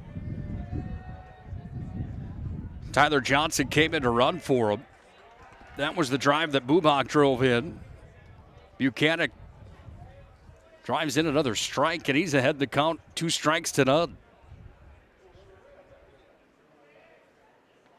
Kalbrenner, the left-handed batter, the old school outfit on. He's got the stirrup socks on with white underneath, and then the blue socks with yellow and white stripes. Batting from the left side of the box. Buchanan kicks the leg, then delivers. That one sent right over towards the second baseman. Parker Hand up with it, sends it over to first. Collins catches it, and there's 1 up, 1 down, and a quick hurry again for the Magi. Brady Manley comes up next. Another left-handed batter here, the heart of the order here for Fargo North. Manley playing right field. Stepping in against Buchanan. Buchanan a righty as well. Shows bunt, connects with it, and he fouls it away towards the Fargo North dugout. Well, Minot, North Dakota will be home to another high school. Minot High has been the lone Class A high school in the Magic City for many years. Minot North Sentinels will be the team that comes next. Comebacker right to Buchanan. He gloves it. Big number 17 turns over to first base, so there's 2 down on the first 2 batters here of the second inning. Batting 8, left fielder number 17, Owen Branson. Owen Branson, the left fielder, comes up next. It will be interesting. Minot has picked the colors for the new high school. Navy, white, and silver. Sentinel, somebody that basically watches guard, if you will. A lot of the logos and designs out there, some of the concepts that Pro Style Production has put together kind of resemble a Spartan in a sense. So it will be the North Sentinels and the North Spartans, Fargo and Minot. 1 ball, 1 strike, 2 down. We're the top half of the second. Minot leads 2-0. Buchanan's going to kick and fire. That one low in the zone and in for a ball. Mason Kramer Photography is your home for game action shots and senior portraits. Find them online, MasonKramerPhotography.com. High in the zone from Buchanan, and the count gets away from him. It's 3-1 now. As stepping back in is Owen Branson. Another multi-sport athlete here from Fargo North. Branson's going to put a swing on that one. It's going to go over on the third base line. It's going to send itself foul in the wind. Over towards the Jamestown Blue Jays as they get warmed up and ready for tonight's quarterfinal matchup here at the state tournament. 3-1 pitch coming. Fouled back again. Took that one from the inside. And Branson falls it away. Good at bat coming for him here. As Buchanan now up to 27 pitches here in this outing. 3 balls, 2 strikes, 2 out. Minot leads 2-0. Thanks to Jonas Bubak driving in. A run on a stand-up triple that had the RBI tattooed to it. Branson falls another one away.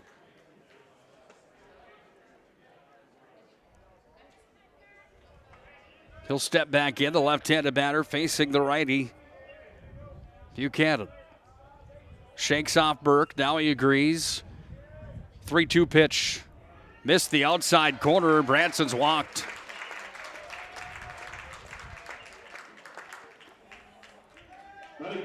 One strikeout and 2 walks so far for Buchanan here in this ball game. And there's a runner on now as Branson trots over to first on the free pass. Brings up Caleb Brigham, second baseman, the right-handed batter. Facing Buchanan, the windup of the pitch. Missed on the outside corner.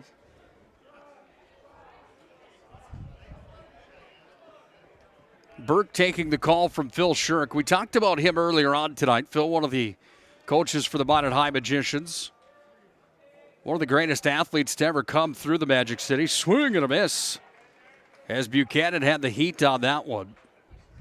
Talked about Phil and his time playing at Nebraska after being named the Gatorade Player of the Year for high school football and baseball. He was good at basketball, too. He's a 3-sport athlete. Went and played for the Cornhuskers and had a great college career. Look out, that one gets past Burke. He goes back to the wall, bounces and caroms off the wall, comes back to him, and that gives Branson a free pass over to second. So Branson trots over to second. Brigham stands in on the 2-1 count. Phil played at Nebraska. He had some honors there. Then he went on to be drafted by the Cleveland Indians. Major leagues never folded the way he wanted them to in the right direction as an injury ended his career early. What an asset to the pitchers in the minor program. Here's Buchanan. He'll deliver that one high in the zone, in for a ball. Buchanan not throwing the steam that Phil Shirk used to throw. Phil would float around 99 miles an hour back in his high school days. Got the attention during Legion Bowl. Strike 3, Cam down. Buchanan's got another one. And Minot High gets through the first 2 innings without surrendering a run. 1 hit total of the ball game for Fargo North. In the second inning, no runs on no hits, no Minot errors, 1 left on base for Fargo North. And we've got ourselves a 2-0 ball game. Minot High on top of the First International Bank and Trust scoreboard. The Magi come back to the dish in the bottom half of the second when we come back to Jamestown.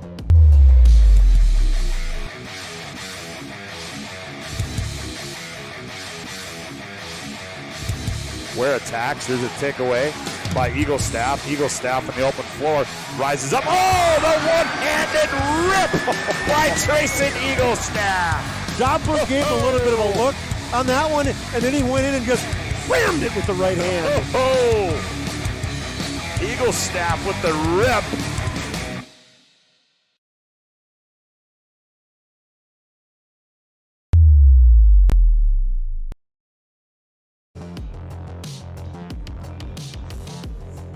Well, Tyler Buchanan for the Magi, 2 strikeouts in the ball game. And the last one retired the side for Fargo North. The Minot High leads 2-0 here on the First International Bank and Trust scoreboard. Magi come back to the dish and they'll lead off here with Carter Mowbray. Mowbray, the designated hitter for the Magi here today in the state quarterfinals. Sees that one come right down Broadway for a strike. Magic City Inspections is a locally owned company committed to providing exceptional inspection services to ensure you're ready to take the next step in your home ownership. You can find them online, MinotInspections.com. Big thanks to Magic City Inspections for their continued support to the PSP Network and high school athletics. This ball's going to be towered up by Mowbray. Pitcher and third baseman come together. Third baseman, Brightbach calls off Cadera, makes the play, and there's one down here in the bottom half of the second. Batting seventh, pitcher number 17, Tyler Buchanan. Well, Tyler Buchanan's first visit to the plate. Bats from the right side. Cadera delivers in for a strike. I don't think the wind's really died down at all here until just a few moments ago here at Jack Brown Stadium. If it would go down, it would be just a beautiful night. There's a drive that's going to go out to left. But right there, Johnny on the spot was Owen Branson, and there's 2 up, 2 down for the Magi now. As Mowbray and Buchanan both are in the book as outs. Noah Stenvold, the right-handed batter, and left fielder steps in for the Magi. Kick and delivery. That one low in the zone. Good for a ball. 2 down. Minot High trying to build on a 2-0 lead, but it's probably not going to happen as this one's towered up out towards center. And the second baseman goes out to make the play. Brigham got a handle on it. And we are through 2 complete innings of play.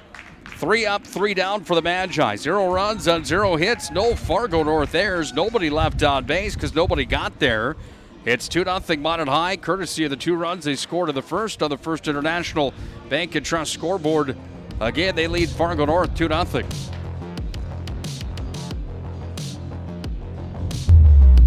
This presentation on the PSP Network is proudly brought to you by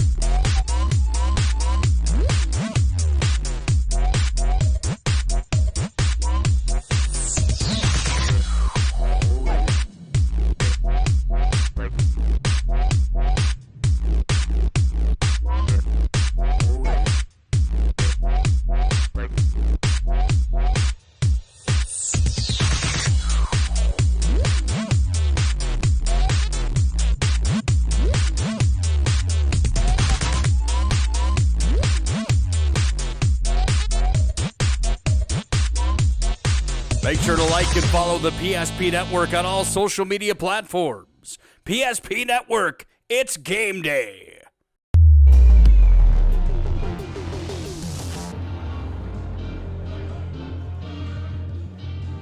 I don't know who's DJing here at Jack Brown Stadium, but they got the ultimate hits list going on here tonight. Doing a fantastic job with the tournament production across the board. Start the top half of the third, and Buchanan delivers some sweet chin music as that one was high and inside on Danny Boutain, the leadoff batter who starts things off here in the third inning. 1 ball, no strikes. That one delivered in. Missed the outside corner that time. And Buchanan behind in the count at 2-0.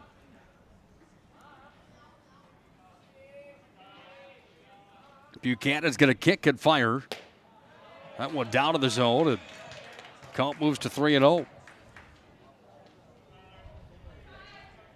Legendary voice of the Magic City, Minot High School and Minot State University. Scott Cattell down here in Jamestown as well. He's got the call of State Girls Softball Tournament here in the same complex. Beautiful park down here. Beautiful complex with softball diamonds, this baseball field. Scotty's on the call across the way. This one's going to be towered up. Tracking it back is Hod. He's going to get some help from the right fielder, Jonas Bubak, who comes in. And Bubak is going to grab the first out here for the Magi on Danny Boutain as he's retired in the top half of the third.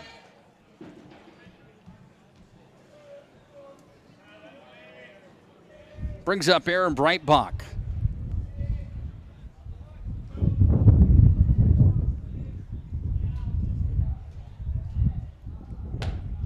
Struck out his first at bat here tonight.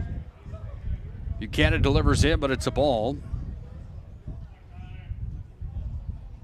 Breitbach waits on. Buchanan turns and fires. That one's going to be sent up the first base line. Out into the Minot bullpen it goes. They don't play. Just thinking about the conversation I had with Phil Shurik last night, talking about the athleticism in his family. Here's the 1-1 pitch. Swing and a miss. As Breitbach chased after that one. Talked about his younger brother Charlie also being a stud baseball player, multi-sport athlete. We talked last night for a quick moment. Swing came off the bat, foul ball. Asked how his mom was doing last night. Joy, if you're listening, I'm ready to challenge you at pickleball at any time that you want to. Talked about how the pickleball sport taking some steam in Minot to gaining some traction. I used to love that game back at Minot High School back in the day. Here's the windup of the pitch. Check swing. Did he come around? He did. And Buchanan rung him up. Another strikeout as Aaron Breitbach goes down swinging as he came around on it. Pitcher, Caden Cadera. Yeah, there's two down.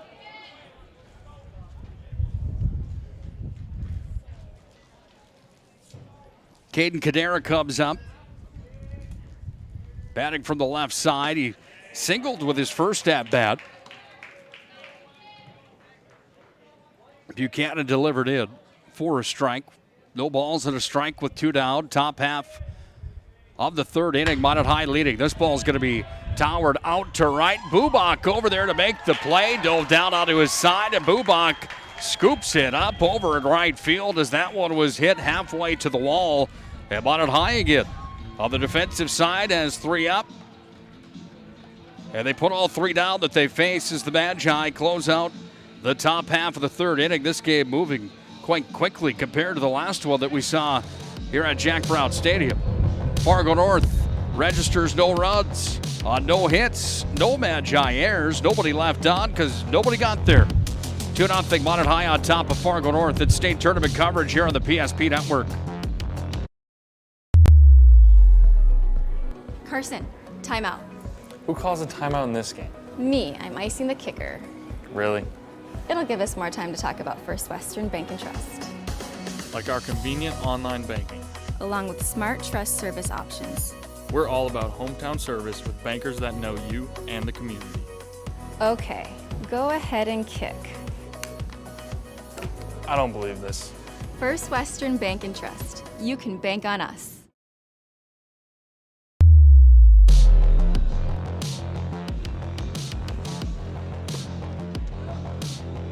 Fargo North and Minot. It's state quarterfinal action of state high school baseball here from Jack Brown Stadium in Jamestown, North Dakota. I'm telling you, whoever's DJing here, I know that I'm beating a dead horse with that, but they've got Loverboy. The kid is hot tonight, playing right now. That one's probably in my top 25, maybe all time. Magi looking to get hot, and they're going to start off with Parker Hod, the center fielder here for the Magicians.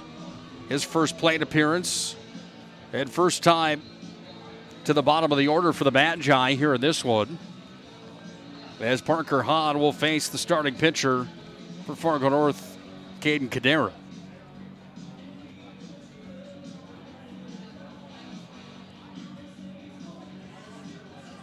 If I'm not mistaken, I believe it's Brian Horniker behind the plate. I missed the announcement on it. Second baseman number 14, Parker Hahn. I missed it. Here's the windup of the pitch. Hits the outside corner, and that's in for a strike. No balls and a strike. Here's the windup of the pitch. This one's going to be towered up. It's infield, right on the right side. Gallbrenner to make the play.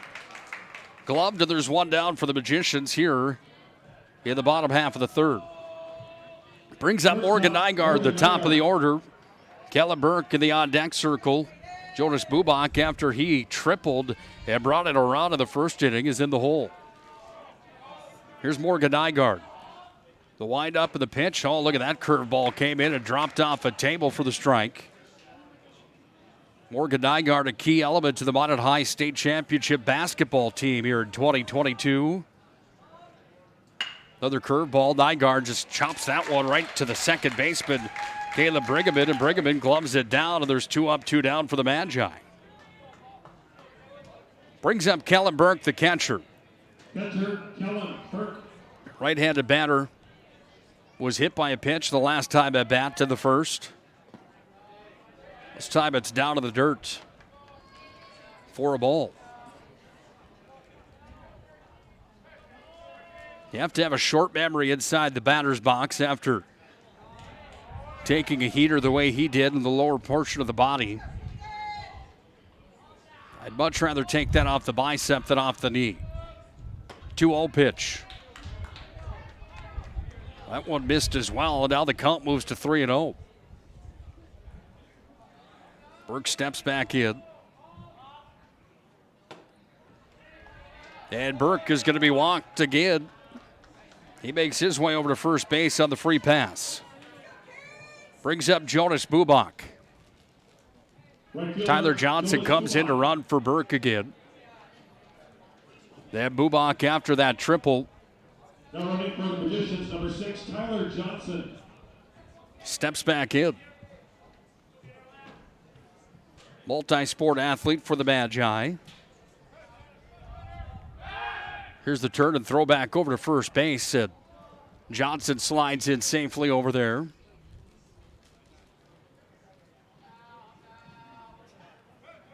Johnson grabs a bit more of a lead. Ball's delivered in on the pitch. And it's in for a ball. 1 ball, no strikes, 2 down. Here in the bottom half of the third inning, the Magi lead on the First International Bank and Trust scoreboard by a score of 2-0. Bubak bloops one out towards center field, and that one's going to be gloved and held. And the Magicians leave one stranded at second base as Bubak has the third out of the inning. The Magi register no runs and no hits. Fargo North again does not commit an error. 1 left on. And it's still a 2-0 ball game in favor of the Magi after 3 complete innings on the First International Bank and Trust scoreboard.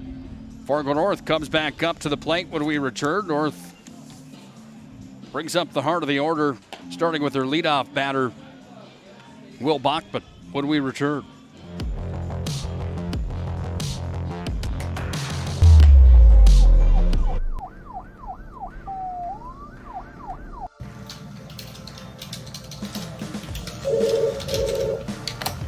Thanks for buying some fruit.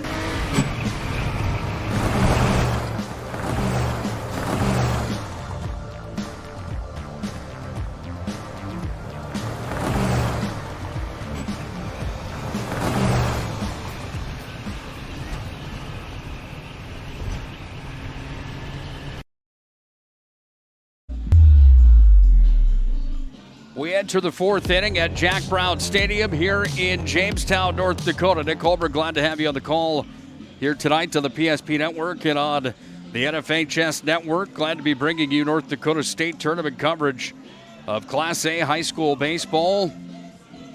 Minot High making their 18th appearance to the big dance. Fargo North not far behind, making appearance number 13 here to the state tournament. Buchanan fires in. For the Spartans, catcher number 7, Will Bachman. And Will Bachman saw a ball fly by, 1-0 the count. Same spot with that one, down in the zone for Buchanan.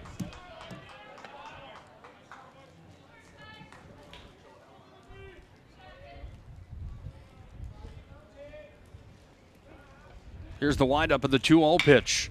That one driven hard out towards center. That one's going to get over the head of Horner. Horner's going to have to go all the way back to the wall, tracking it down, picking it up, firing it in. And a double to lead things off for Will Bachman to start things here for Fargo North in the top half of the 4th inning. Bachman with a solid drive. Shortstop, Connor Holm. Brings up Connor Holm. There's a pinch runner in here for North. Dolan Astrup comes into the ball game to run for the catcher, Will Bachman, who just doubled. Touched on both of these teams only having 2 combined state titles between the 2 of them. And they both happened back in the early 2000s. Here's the windup of the pitch. That one down Broadway from Buchanan and a strike. Fargo North won their title back in 2002. The Magi won their only state title back in 2005. Remember some names like Andrew Goodmanson, Zach Galgi, I believe, on that team. Fired across as that one. The put-out goes 4-3 as Hod picked it up and sent it over to Tyler Collins. Yeah, there's one down here in the top half of the 4th. But that Bachman at bat moves over. Astrup running for him, moves over to 3rd down as Holm has the first down of the ball game here in the 4th inning. Charlie Kalbrenner comes up 0 for 1, the left-handed batter. Here's the windup of the pitch. Swing and a miss. Found that stat interesting that Minot only has 1 state title all time in high school baseball, with the amount of state titles that they've had in their Legion program. But then again, you look through the list of teams that have won the state championships in Class A ball, and it's pretty spread out across the board. In for a strike from Buchanan, and the count moves to 0-2. Here on Charlie Kalbrenner. Traditionally, Fargo has had great programs for Legion baseball as well. Fargo Post 2. The dominance that they've had over the past years, and then Post 400 picking it up as of late as well.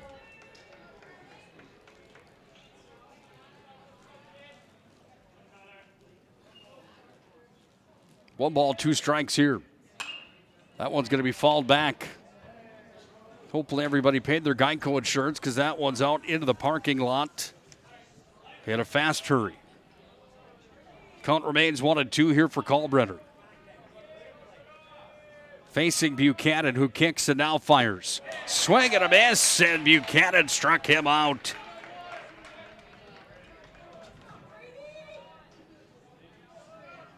Four strikeouts now in the ball game. Here for Tyler Buchanan. Brings up Brady Manley, the right fielder. Fargo North has 2 down here. So that one's going to be fouled away up the third base side. Got to be careful in these dugouts here at Jack Brown Stadium. There can be some big-time speed coming at you when these balls are fouled away. Here's the 0-1 pitch. That one outside. Burke gloved it. Shuffled to his left. Back-to-back left-handed batters again here in the 6-7 positions here for Fargo North. Brady Manley, the second of the 2. Here's the 1-1 pitch. Thought about it. It was outside the zone, and the count moves to 2-1.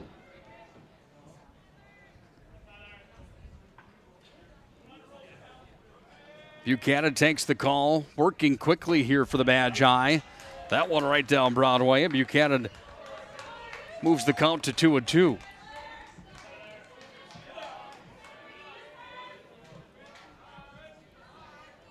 Quick look at the Minot High coaching staff on the bench. That one's going to be hammered back over towards second. Hahn up with it, scoops, delivers, Collins gloves it. And the Magi get out of the inning unscathed. 0 runs on 1 hit for Fargo North. No Minot High errors and 1 left on base. We're through 3.5 innings complete from Jack Brown Stadium in the state quarterfinals, of the Magi still lead by a score of 2-0 on Fargo North.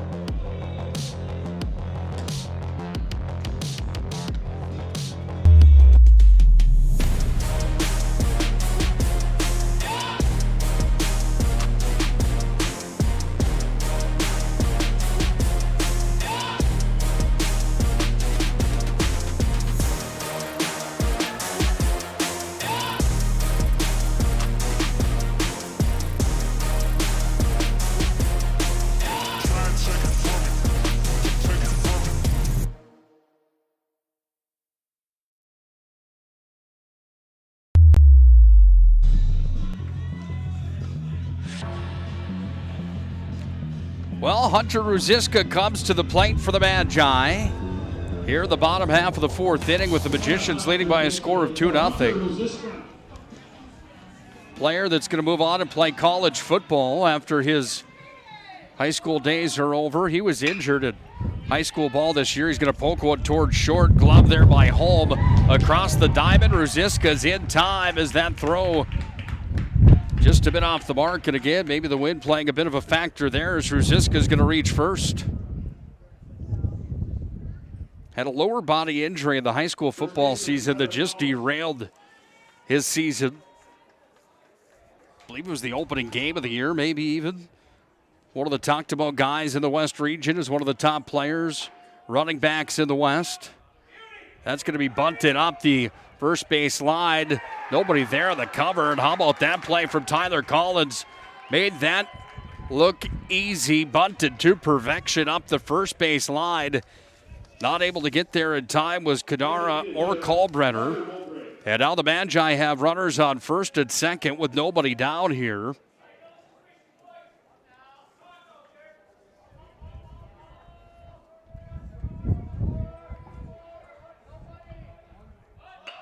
Another bunt here for the Magi. Same exact play. Nobody to cover first. Sliding there in safely. And the Magicians load the bases. As not in time to get there was Brigham. And Brigham gets over. Touches almost in time. But Carter Mowbray, the designated hitter, slides face first in. And the Magi stack the bases up with Ruziska at third. Tyler Collins at second. To Mowbray now on first base. Back-to-back bunts for the Magi. That's going to draw the attention of the Fargo North coaching staff. They're going to come out to the hill and have a conversation here as the small ball game here for the Magi off and rolling here in the bottom half of the 4th inning. We saw it earlier on tonight as that conversation continues at the hill with the entire infield here from Fargo North. Of the conversation happening now, making sure everybody's on the same page. As the Magi again look to play more small ball here. We saw that earlier today with the wind as a factor here at Jack Brown Stadium. And by a factor, I mean 35 miles an hour, feeling almost constantly, to 50-mile-an-hour gusts throughout the ball game. Earlier on today, we saw that wind was a factor, and these other aspects of the game are such a factor. That one's going to be looped out towards center. There's going to be a play at the plate coming around to score. Ruziska slides in, and Ruziska is in safely for the Magi. They take a 3-0 lead as Tyler Buchanan brings in the RBI as he pops out to Danny Boutain at center. That one almost landed in. That would have scored 2 for the Magi almost, possibly. Cannon out there at center, however, from Boutain. Noah Stenvold steps in now for the Magi. Runners on first and second with 1 down. Bonnet leads 3-0 on the First International Bank and Trust scoreboard. Right on the outside of the plate. In for a strike against Noah Stenvold, who's 0 for 1 today for the Magicians at the dish.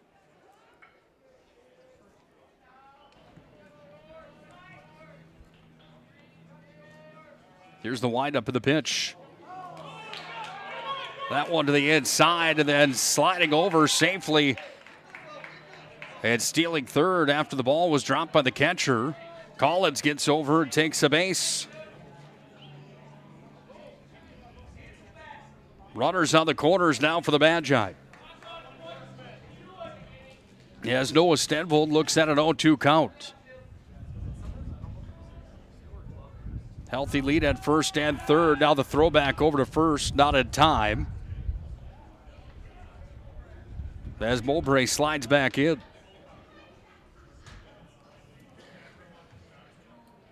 Quick conversation there with Mowbray and Phil Shirk coaching first base for the Magi. Take another look at that lead. Here's the windup of the pitch. He struck him out as he got caught looking. Noah Stenvold Cade there. And that puts 2 outs on the board for Fargo North. Trying to get out of a jam here as Minot High's got runners on the corners and a 3-0 lead here in the bottom of the 4th inning of play. Parker Hahn comes up. He'll take a strike. Watch that one pace the outside corner. Pete Stenberg, the head coach of the Magi, coaching third base. Mowbray a lead over at first. Collins a lead at third.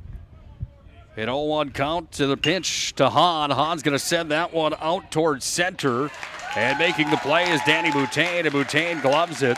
And that's how the inning will come to a close. Minot High with some more damage done in this one, however.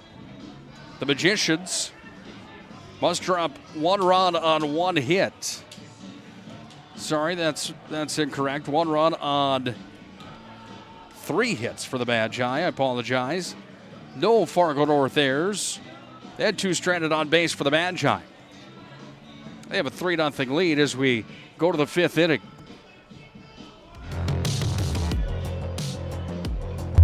The magic of what we do really comes down to combining different aspects of patient care. Here at Premier Chiropractic, we love combining soft tissue work, the adjustment, and exercises together. We found that this gets the best results for our patients. We have 3 chiropractors to fit the needs of the entire family, a rehab area for our exercises and equipment for any athlete to improve performance. Give us a call and we will get you back to doing what you love.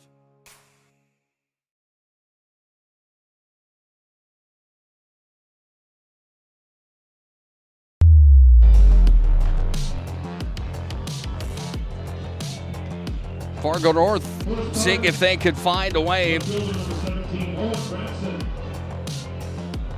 Put some runs on the board against the Magi. Ed Buchanan here as we enter the 5th inning of the state Class A quarterfinals live from Jamestown. First one from Buchanan delivered in. That was down for a ball. UPS Store Minot located on South Broadway. It's open Monday through Friday, 8:30 to 7, Saturdays 8:30 to 3. Branson's going to lay down a bunt. Ruziska's going to come in after it. Branson's going to beat that one out cleanly. Well, the Spartans say 2 could play at this game. Now Branson's going to try to get on over to second, but he is tagged out as Ruziska held onto the baseball, and then running over after him was Parker Hahn. And Ruziska got it to Hahn, and the Magi tag out Branson after Branson reached on the bunt. Second baseman Caleb Briggerman. And the Magi defense comes up big on that play. Branson decided to be aggressive and try to get on over to second. And the tag was put on there by Hahn. And the Magi pick up the first out here in the 5th inning.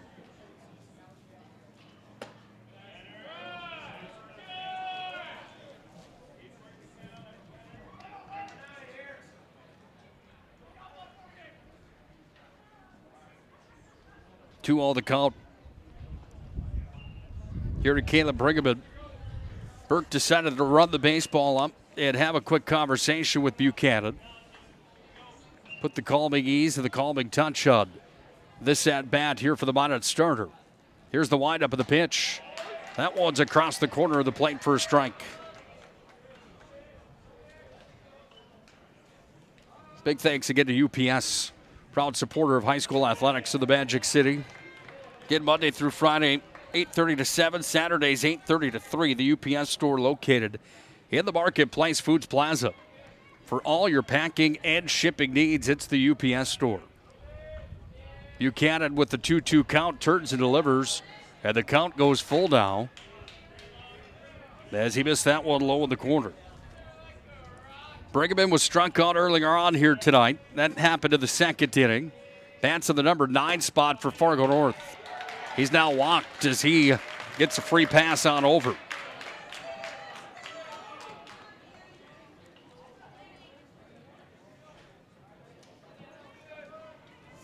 Third walk of the ball game here for Buchanan. Center fielder, Danny Boutin. 4 strikeouts for Buchanan so far at this point to the ball game.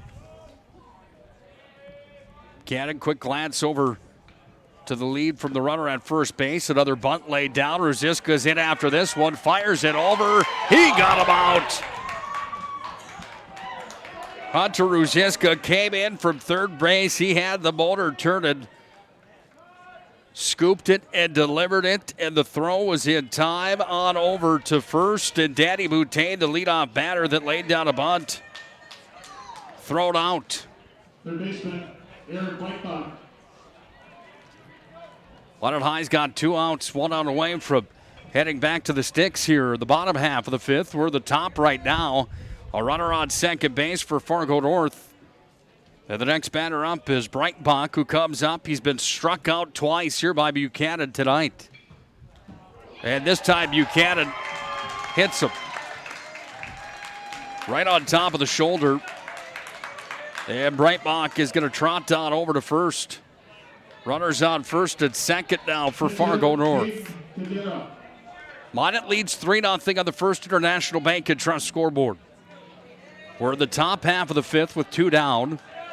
Winner moves on to play either Jamestown or West Fargo Cheyenne tomorrow in the state semifinals.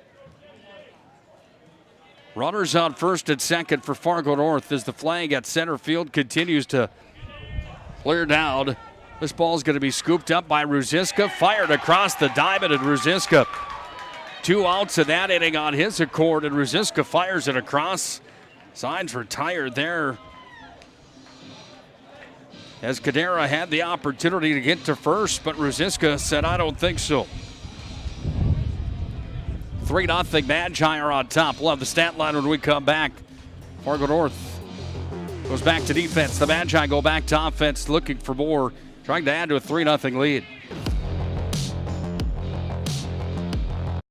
I'm Laurel McIver. I'm a senior at Glenburn High School, and I'm going to Minot State. I'm super excited. Glenburn's very familiar with Minot. We've always been connected with Minot State. Knowing that they are doing a Hometown Pride Scholarship was just kind of nice because then it's very inclusive. They're all so welcoming and so nice. It's refreshing. In the end, it just feels like home.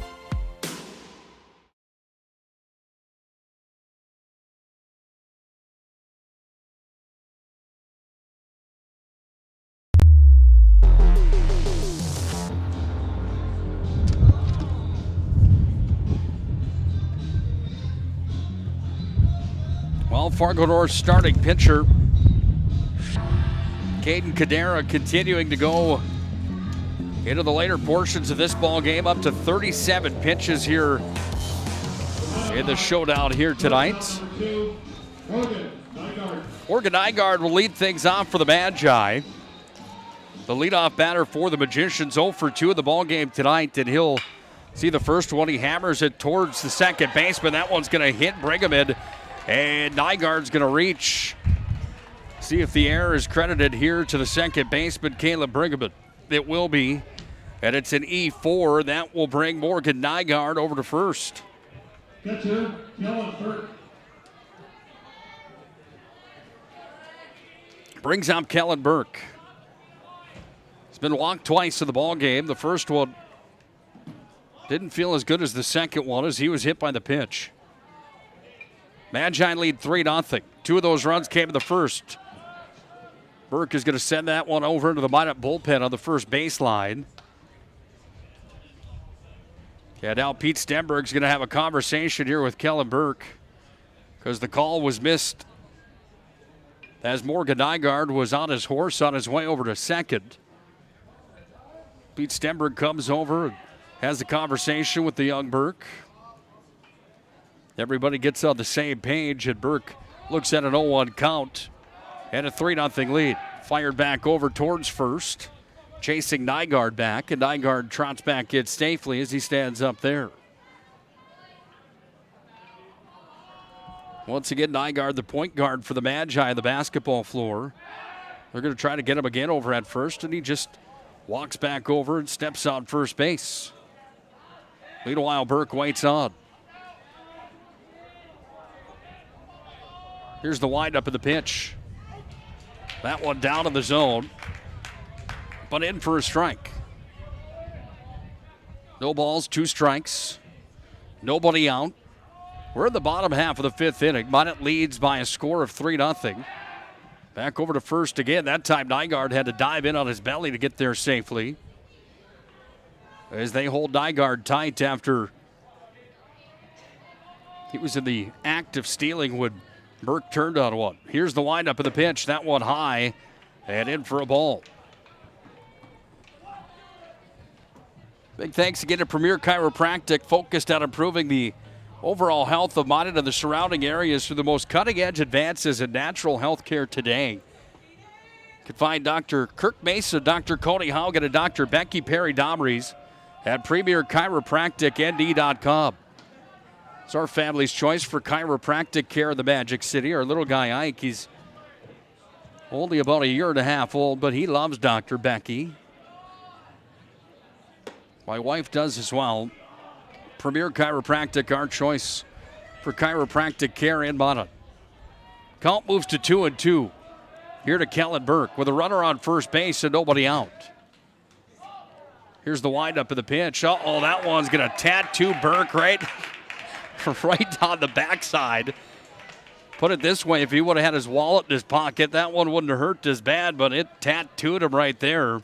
And Burke is walked for the 3rd time of the ball game and the 2nd time that he's been hit by the pitch.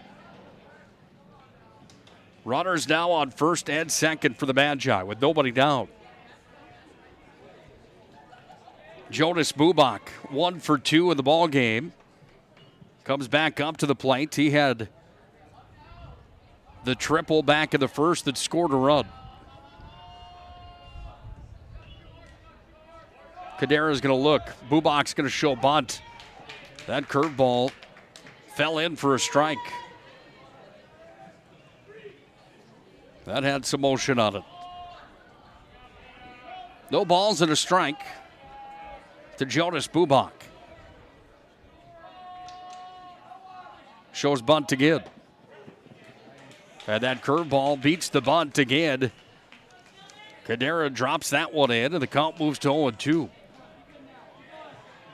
Just have to say it again. I'm always impressed by those seniors that give those speeches at the graduation, especially at a place like the MSU Dome in front of so many people. That Bubak just knocked that out of the park on Sunday afternoon at Minot High's graduation.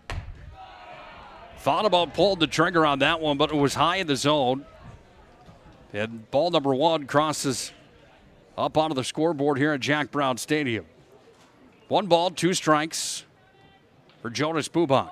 Here's the windup of the pitch. Another curveball. That one misses the zone. The count moves to 2-2. Runners on first and second for Minot High. There's some maroon in the seats here today. Navy and yellow is in full force as well for Fargo North here this evening. Turn back to second. This one's going to be fired back over. That one might have went right off the back of Morgan Nygaard. That doesn't feel very good. Bubak steps back in. They may try to chase Nygaard one more time as the shortstop, Connor Holm, holds him tight. Now kicking off the hill is Kadera, who looked back, but it was Holm that already stepped off to allow Nygaard to trot back over to second safely. Now they hold him tight. But the windup of the pitch comes home, and Bubak fouls that one back into the parking lot.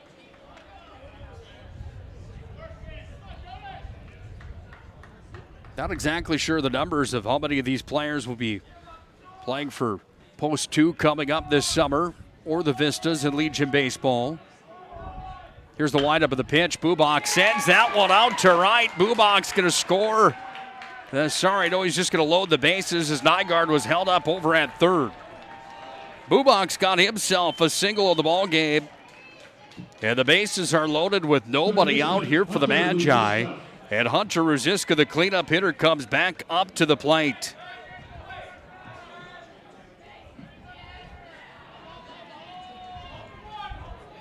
Two for two here today. He had an RBI, sack RBI, and then he singled back in the fourth. Minot leading 3-0. And they've officially turned the heat on to high right now with the bases loaded and nobody out here.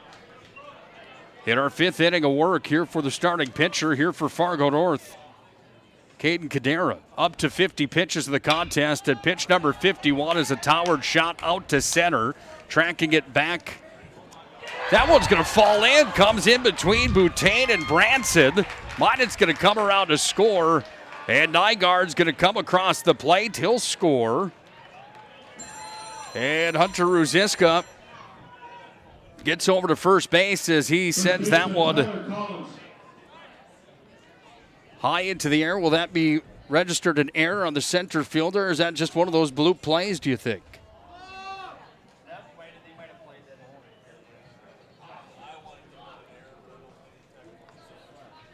Baseball minds next to me say that one's not going to fall as an error.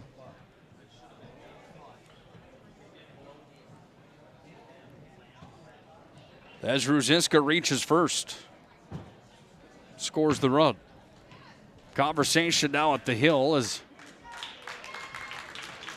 the afternoon or the early evening for Caden Cadera is going to come to a close. We'll have a new pitcher coming in here for Fargo North in just a moment. When we come back, we'll give you the stat line for the starter for North.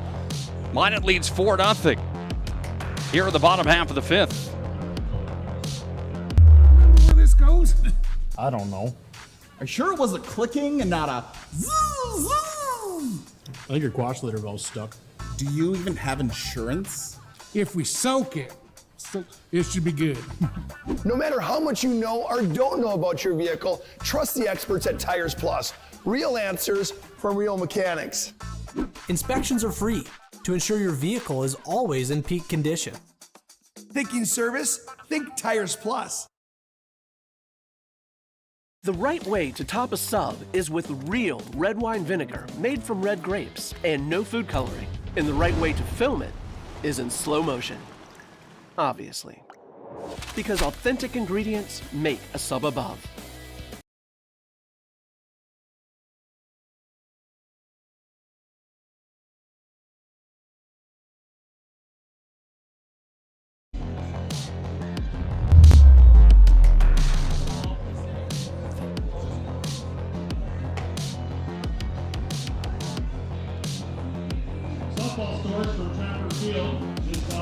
Four innings pitched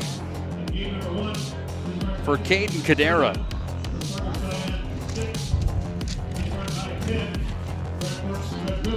I just about lost my score sheets. That would have been a disaster. Telling you, it's windy out here today. And those about took off. That would have been something. Could have been called this game blind. Caden Cadera done here in the fifth. Fargo North brings in new pitcher out of the Hill. And it's Breitbach that's going to come in with the bases loaded, and Breitbach fires one down for a ball.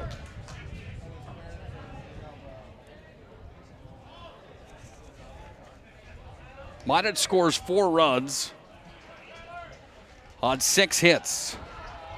0 errors for Fargo North, and 4 innings pitched here for Cadera. Now Breitbach comes in to see if he can clean up a little bit of a mess here as the North Spartans are in quite a bit of a jam. 2 balls, 1 strike.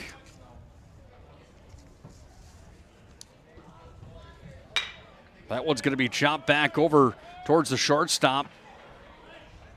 Sliding in safely at home for the Magi, and scoring is Kellen Burke. He comes around to score on the fielder's choice. That's knocked out as Tyler Collins grabs an RBI on the fielder's choice. And Minot leads 5-0. The designated hitter, Carter Mowbray.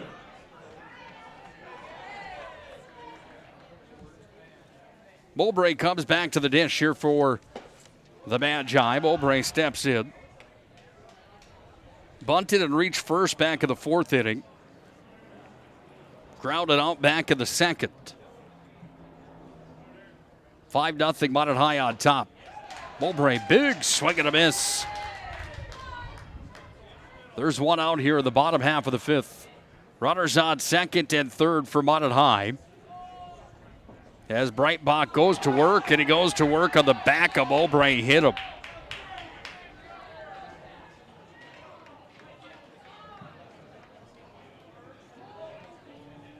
Bases are loaded again here for the Magicians.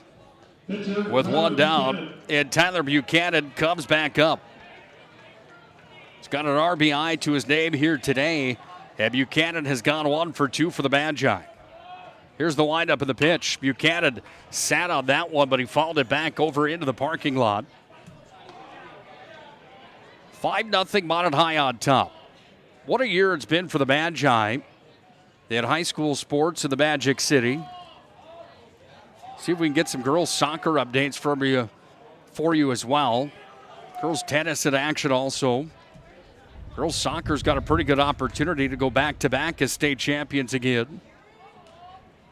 This would be a shocker if the Magi could come from number 6 of the West to end up winning a title. That one's going to be fouled away here by Buchanan. Definitely not the favorite coming into the tournament. Neither of these teams would be by anyone's stretch of the imagination, but as we know, high school sports and the way things shape up from time to time, you get hot at the right time and the momentum and mojo starts flowing for you, and anything could happen. Buchanan, did he come around on that one? They say he did not. The count remains 2-2. And the Fargo North fans and faithful don't like that one. Looked like Buchanan almost turned the corner on that. They say he did not. The count sits at 2-2.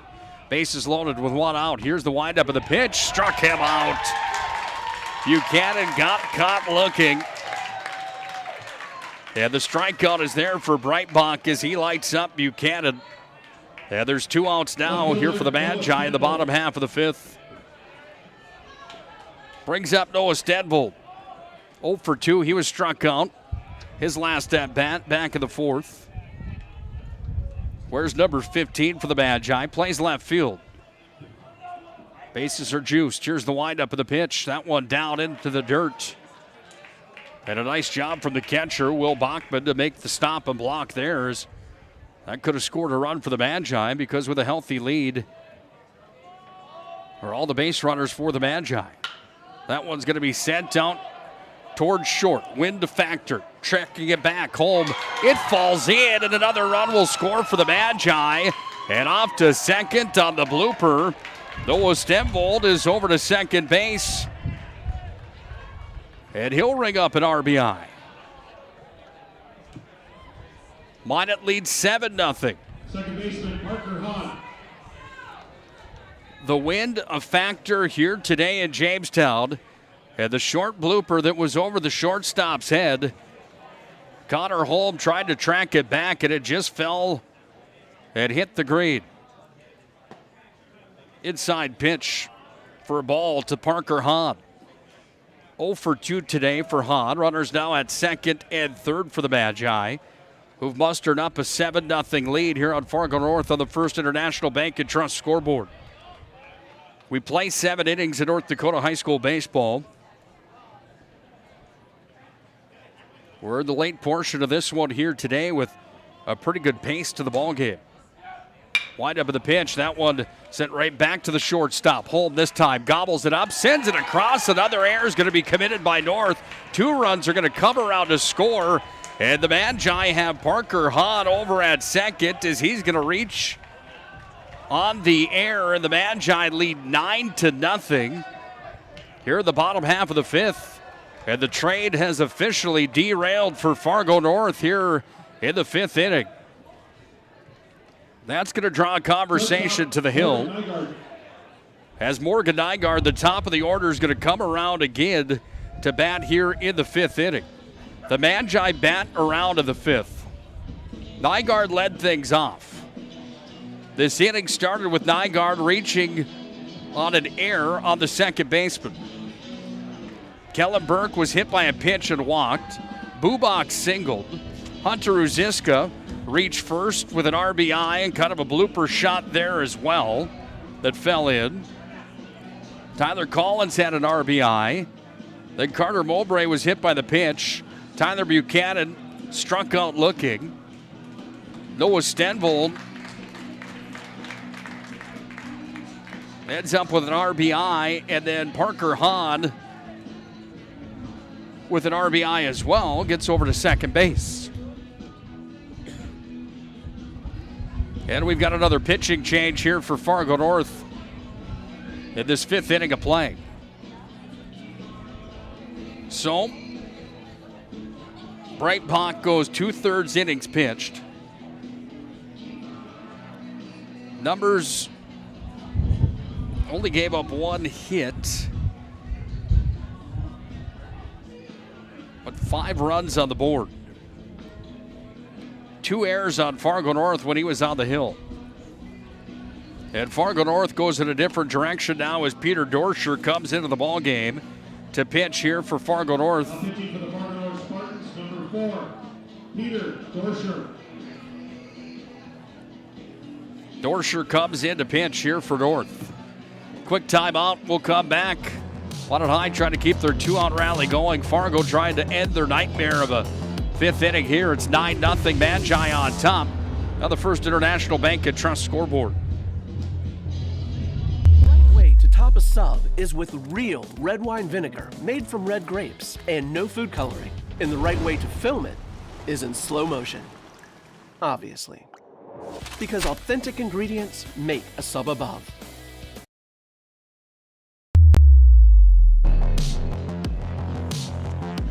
Peter Dorscher comes into the ballgame for Fargo North.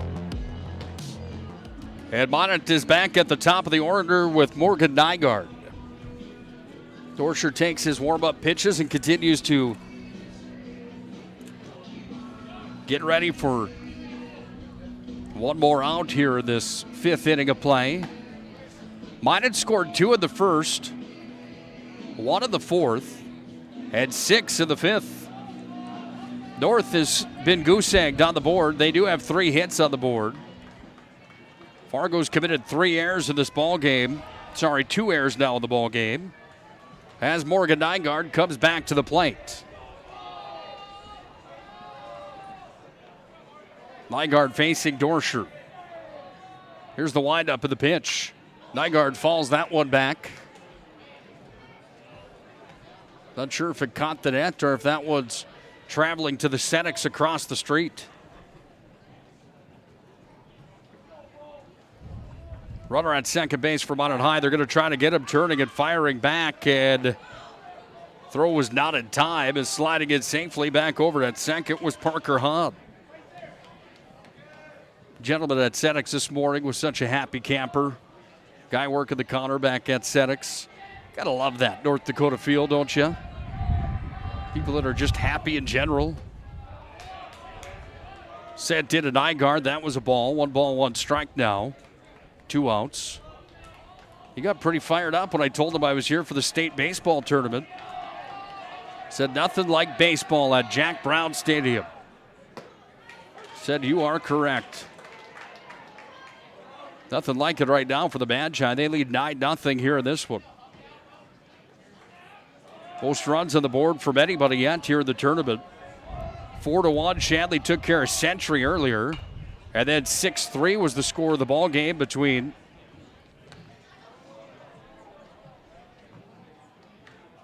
Dickinson earlier on today in Wapaton. Brain had a buffering there for just a moment.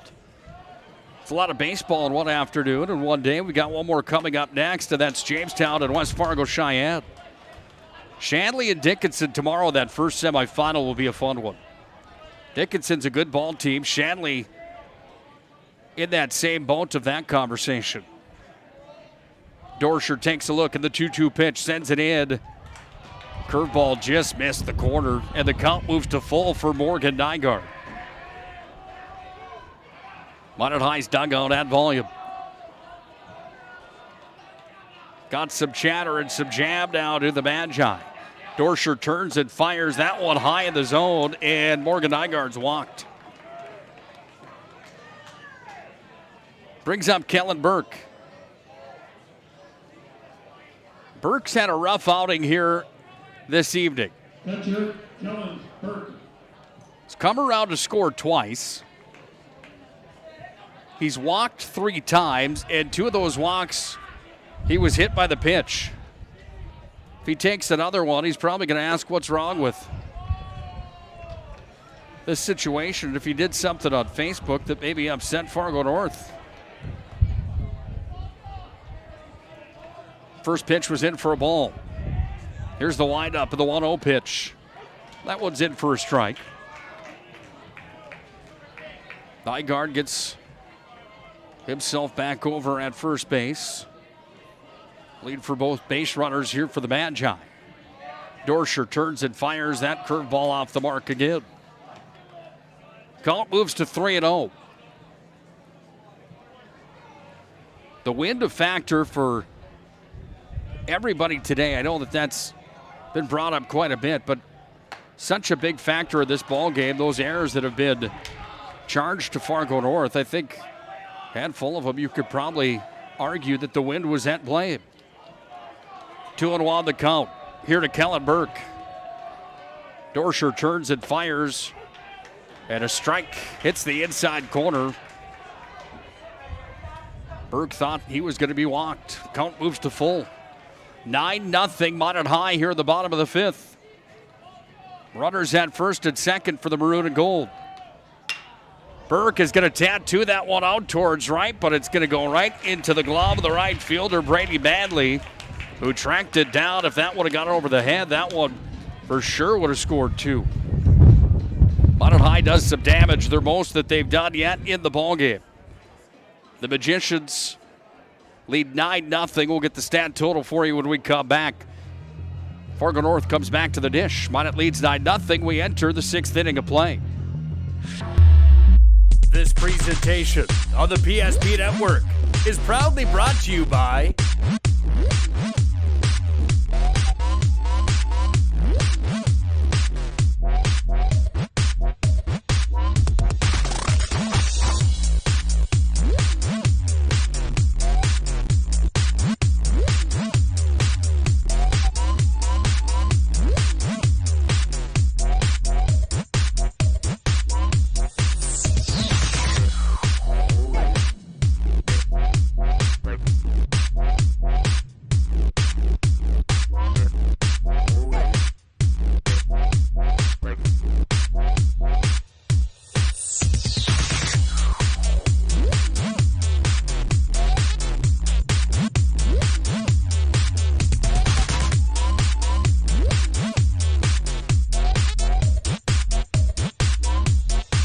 Make sure to like and follow the PSP Network on all social media platforms. PSP Network, it's game day.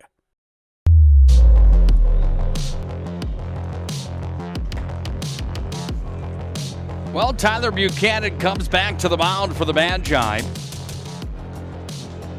Up to 72 pitches now in the ballgame. He can go to 120 today.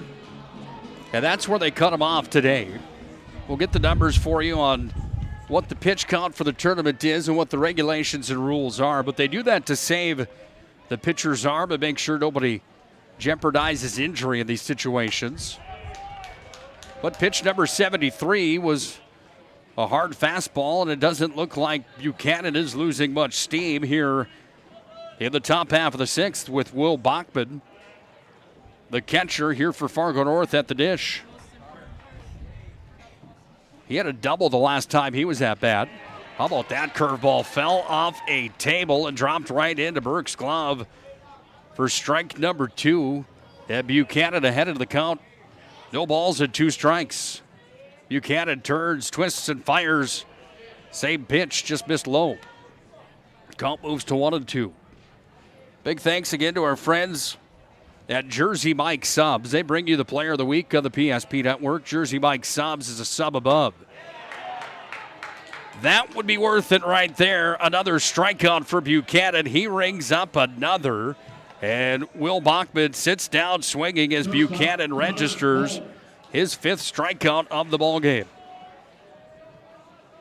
Brings up Connor Holm, the shortstop. Left-handed batter sees ball number 1 on the inside. We're in the top half of the 6th. Minot leading 9-0 on the First International Bank and Trust scoreboard. There's a hard-driven ball that goes over towards Hahn. Hahn scoops it up, sends it over to Collins, and the Magi have 2 away here in the 6th. Charlie Kalbrenner comes back up. First baseman Charlie Kalbrenner. Another left-handed batter. The old school socks and stirrups. He's got the knees. Pants rolled up to the knees, that is. Buchanan turns and fires. Swing and a miss. Kalbrenner with a heavy swing there. Buchanan lays another strike down the pipe. Buchanan comes set, turns and fires. That one missed the zone, high and outside. Up to 80 pitches now here for Buchanan. Fargo North has gone through 3 pitchers now in this ball game. Here's the 1-1 pitch coming from Buchanan. That one's inside for a ball. Game reset brought to you by Magic City Inspections, the locally owned company committed to providing exceptional inspection services. To ensure you're ready to take the next step in your home ownership, find them online at inspections.com. There's a hard shot that's towered out towards center, tracking this one. And that wasn't going to be an easy one to track for Hunter Horner with the wind the way it is. And that ball was smashed by Kalbrenner. He's all the way up for a stand-up double, and Fargo North has a runner on second now.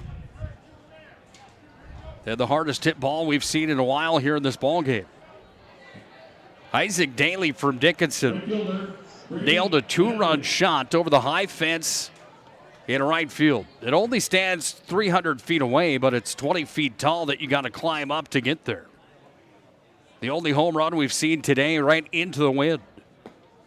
Another curveball comes in, but it's outside for a ball. This is Manley that's back at the dish. Manley 0 for 2 today in the ball game. Runner on second base with Fargo North at the dish. That one's inside. And the count moves to 2-0. No action in the Minot bullpen. Buchanan at 84 pitches. Buchanan's going to turn around and fire and track Kalbrenner back to second as Morgan Nygaard, the shortstop, came over to cover second base. Buchanan takes a look again. Now delivers outside for ball number 3. No runs in the first, second, third, fourth, or fifth for Fargo North. They had a hit in the first, they had a hit in the fourth, and 1 hit in the fifth. Those are the only hits that they've registered here today. Minot, on the other hand, 7 hits in the ball game and 9 runs scored, 6 of which came in the fifth. Buchanan turns and fires. That one's hammered out towards right, has a chance. It's at the track, and it's going to be gobbled up out there in right field. No, it's not. It's going to be dropped by Hunter Horner. One run comes around to score as Manley tattoos that one all the way out to center field, right center field, I should say, and around to score is Kalbrenner. So an RBI for Manley puts Fargo North on the board. It's 9-1. Now batting for the Spartans, number 15, Isaac Swayzer.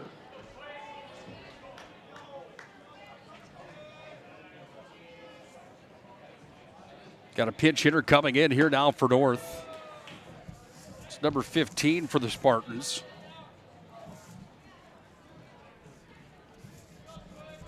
Isaac Wasser comes in. Hitting here where Owen Branson hit.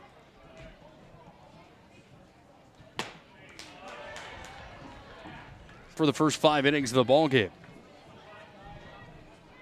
In for a strike, and the count moves to 1-1.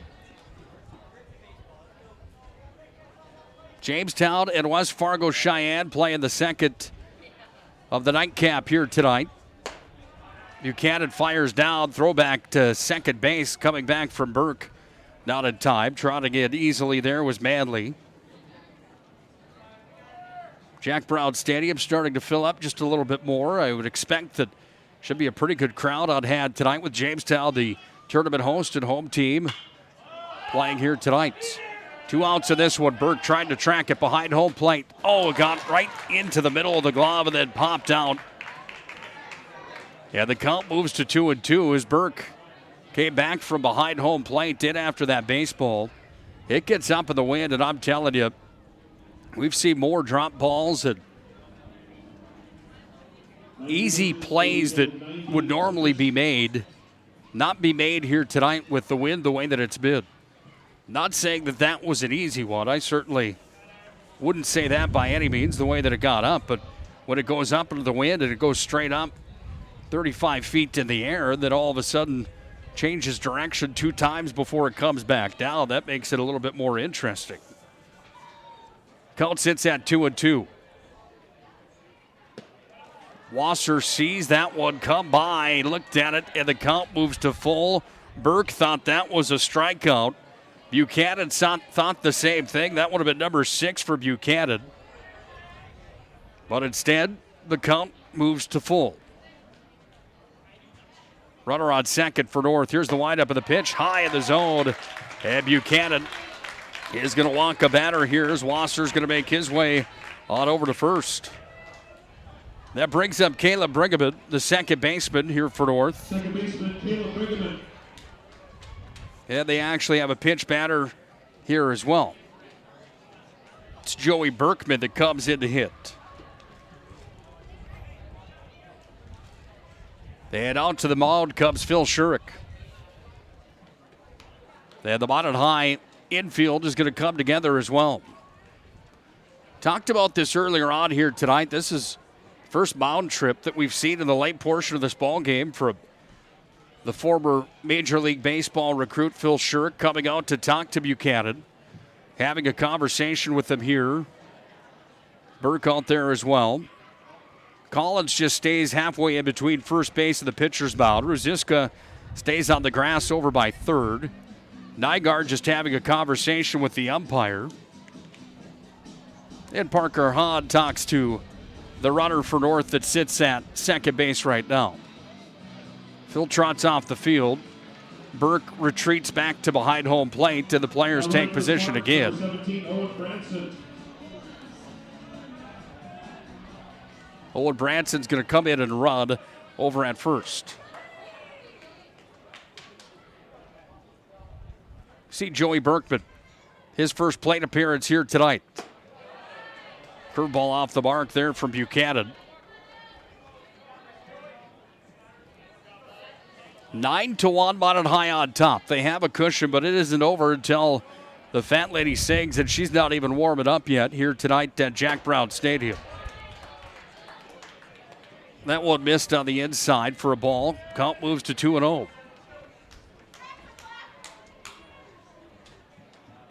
Buchanan takes a look back over at the runner at second, turns and fires, and that one's in for a strike. 6 strikeouts in the ball game here for the starter Buchanan. He's up to 95 pitches. He's got 25 left to burn in the ballgame. That one just missed on the corner. 3-1. 2 down here in the top half of the 6th. Fargo scored their only run here in the top half of the 6th inning. 3-1 pitch. Swing and a miss. Yeah, the count moves to full. Fargo 5-5 in East Region play. 10-10 overall. Mountain High 12-12 on the season. 3-2 pitch coming, and that one's chopped over towards third, but it's foul as Hunter Ziska chases after it. I made that comment earlier in the broadcast here tonight that Fargo North and Mountain High would not be the favorites coming into the tournament with the records that they had. Number 5 in the East Region in the regular season standings for Fargo North. Mountain High number 6. Here's the windup of the 3-2 pitch. That one's going to be plastered back over towards the shortstop. Scoop delivered back over to first. That one gets by Collins. One run's going to come around to score. And Fargo North is back on the board as it was scooped up from Nygaard, fired across the diamond. It's going to be an air charged on the Magi as that ball got past Collins, the first baseman. Center fielder Danny Boutain. As Berkman reached first, it scores a run, and it's a 9-2 score on the First International Bank and Trust scoreboard. Minot still on top, but it's the top of the order now as Danny Boutain comes around. On pitch number 100 here in the ball game for Buchanan. Curveball's in for a strike. Now running for the Spartans, number 3, Caleb Greenwood. Boutain 0 for 3 in the ball game here today. Looking to see if he could drive a run in with runners on the corners here for North. Trailing by 7 runs at 9-2 on the First International Bank and Trust scoreboard. Buchanan turns and fires over to first, trying to see if he could put the inning to a close on the runner at first. Collins had the tag, not in time. Runners remain on the corners. As Buchanan fires the 0-1 pitch. Then he missed for a ball.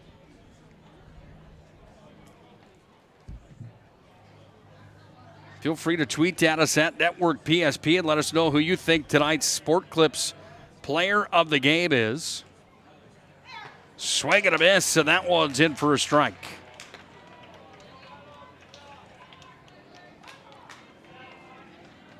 Brian Horniker reached out to me and texted and said that it's Nick Koulis behind the dish. I thought maybe it was Brian Horniker earlier on tonight. When I looked, they look similar with the masks on. This one swung on. The 1-2 pitch is fouled away out towards the Fargo North bullpen. Great asset to the baseball community in North Dakota, Brian Horniker. Appreciate the text. 1 ball, 2 strikes. To the leadoff hitter, Boutain. That one's going to be fouled back. And the count stays at 1-2.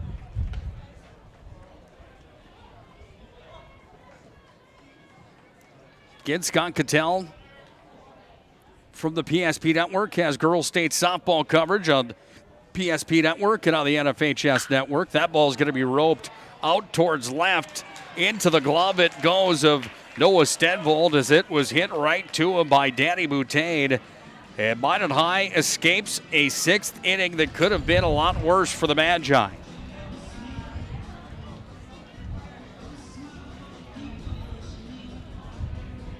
Two runs were scored on 3 hits. No official errors charged to the Magicians. And 2 were left on base. We're through 5.5 innings of play. And on the First International Bank and Trust scoreboard, it's the Magi that lead Fargo North by a score of 9-2.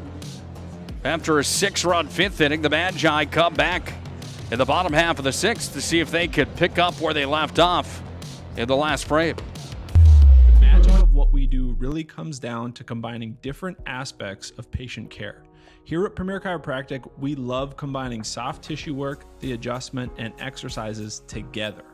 We found that this gets the best results for our patients. We have 3 chiropractors to fit the needs of the entire family, a rehab area for our exercises and equipment, for any athlete to improve performance. Give us a call and we will get you back to doing what you love. Tonight's broadcast of the PSP Network brought to you in part by our friends at Prestwich Orthodontics. Prestwich Orthodontics, specializing in braces and Invisalign for all ages. We offer free consultations and financing options that make it easy to take your smile to the next level. You can call 852-2646 or visit modernbraces.com to get started with a free virtual consultation. Prestwich Orthodontics brings you the ball game tonight. So does Magic City Inspection. Locally owned company committed to providing exceptional inspection services to ensure you're ready to take the next step in your home ownership. Find them online, modernInspection.com. We also want to thank our friends at Premier Chiropractic, focused on improving the health of Monmouth and surrounding areas. Through the most cutting-edge advances in natural health care today, you can find them online, PremierChiropracticND.com. Player of the game tonight brought to you by Sport Clips. Be the MVP when you go to Sport Clips for an MVP experience and the MVP haircut. Nothing comes close to making you feel like an MVP, quite like the MVP experience at Sport Clips. We'll announce that player of the game tonight coming up. That happens at our Shots Crossroads post-game show tonight. Shots Crossroads, home to the famous number 99. It's not my go-to, but it is good. I've had the 99 plenty of times. More of a chicken strips or patty melt, maybe. It's also good there at Shots Crossroads, 24 hours a day, 7 days a week. Shots Crossroads on the 2 and 52 bypass east in the Magic City. 9-2 ball game. Monmouth High leads Fargo North here tonight. State quarterfinals. Winner moves on to take on either Cheyenne or Jamestown tomorrow. And the pitch is delivered in for a strike in the first one. That comes to Jonas Bubak, who has been good here in the ball game. He's 2 for 3 with a single, a double, and a pair of RBIs tonight, and he's going to chop that one back towards the shortstop. Took a funny bounce, came over to the second baseman. Bubak is on for a single as Jonas Bubak gets over to first base. I don't believe there's going to be an air charged on that play. The way the ball came up off the dirt here at Jack Brown Stadium, that was not an easy ball. No, they are going to charge. In air, that's going to be an E6. Bubak reaches on the E6. Brings up Hunter Ruziska. Ahern delivers in and missed with the ball. Kadera started tonight. He got through the 5th inning, and that's when the train fell off the tracks for Fargo North. Breitbach then came in. Then we saw Peter Dorscher, and then Mason Ahern is now into the ball game here for Fargo North. Healthy lead over at first base. Here's the windup of the pitch. Runner's going to go, throw down to second base, and in safely is Jonas Bubak over to second. Another stolen base here for the Magi. Puts the runner into scoring position with nobody down to the bottom half of the 6th with a 9-2 lead. Looking for some more run insurance in this one here tonight are the Maroon and Gold, number 2 seed out of the West region.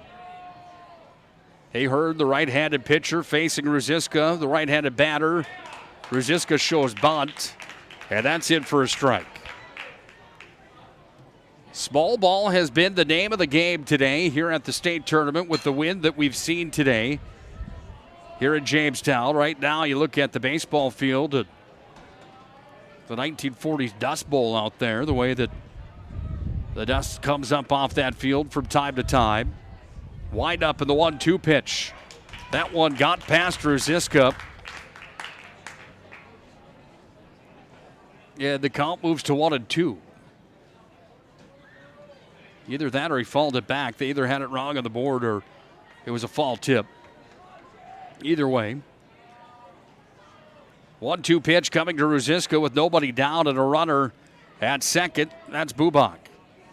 Dorscher turns and fires. Ruziska swung. Baseball was dropped by the catcher. Ruziska's going to fire over to first. Gets there in time. Ruziska safe at first base as he gets out, and that moves Bubak over to third. And the Magi put runners on the corners after Ruziska was struck out, but he still reached first base on the air from the catcher. First baseman Tyler Collins. That's going to be an E2. Then Fargo North making some mistakes in this ball game that have been deadly for him here today in the state quarterfinals. Collins comes to bat now for the Magi. Hit an RBI his last at bat. Ruziska is going to go over to second. He's going to slide in safely. Ball's going to get away over at second. That's going to bring Bubak in to score. And the Magi lead 10-2.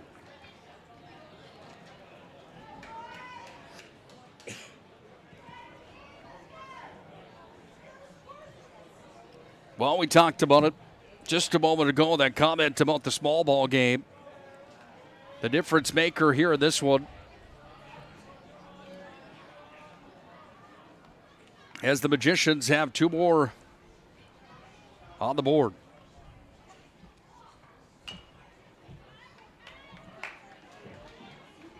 Tyler Collins bunted and made his way to first. Back in the fourth, had an RBI in the fifth. And he's at bat now here in the bottom half of the sixth.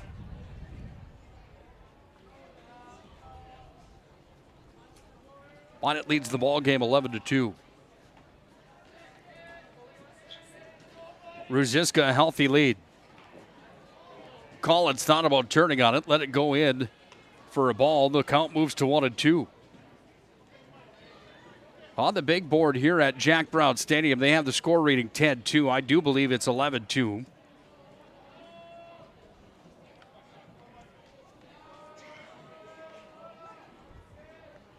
Here's the windup of the pitch.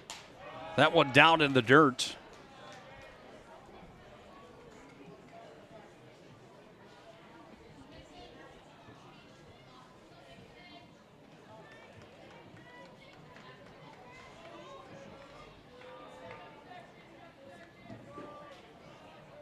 Here's the windup and the 2-2 pitch. Down in the dirt again. Ruziska's over safely into third as he'll get on his horse and grab another base.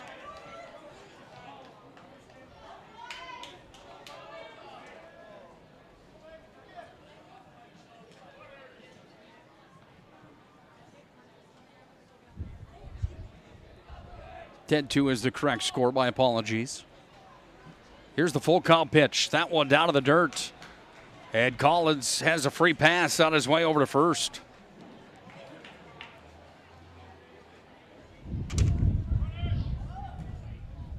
Brings up Carter Mowbray, the designated hitter. The designated hitter, Carter Mowbray.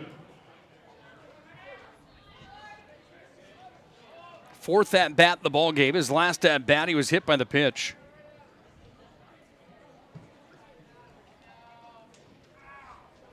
Bunted, second at bat, flew out. His first at bat of the ball game. Magi have runners on the corners.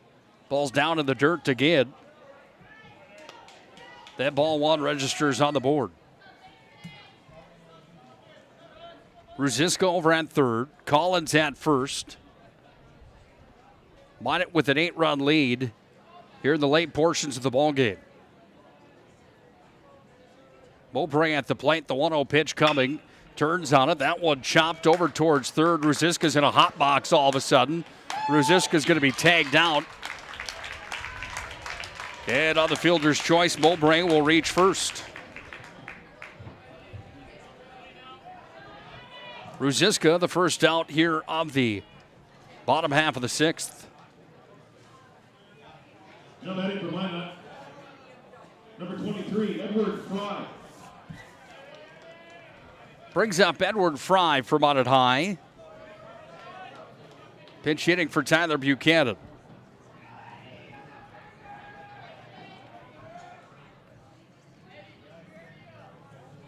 Edward Fry batting from the right side.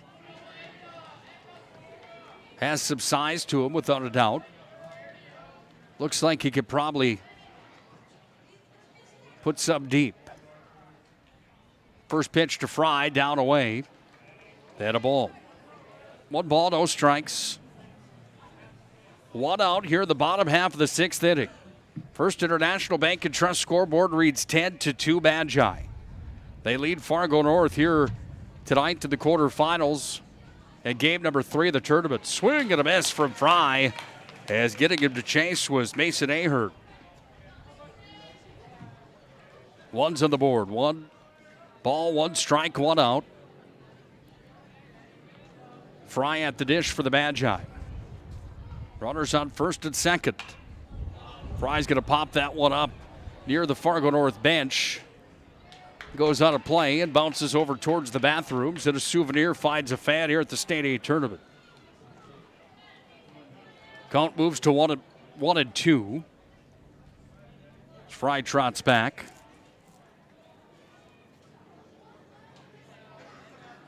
He's got the colorful Oakleys on underneath the helmet.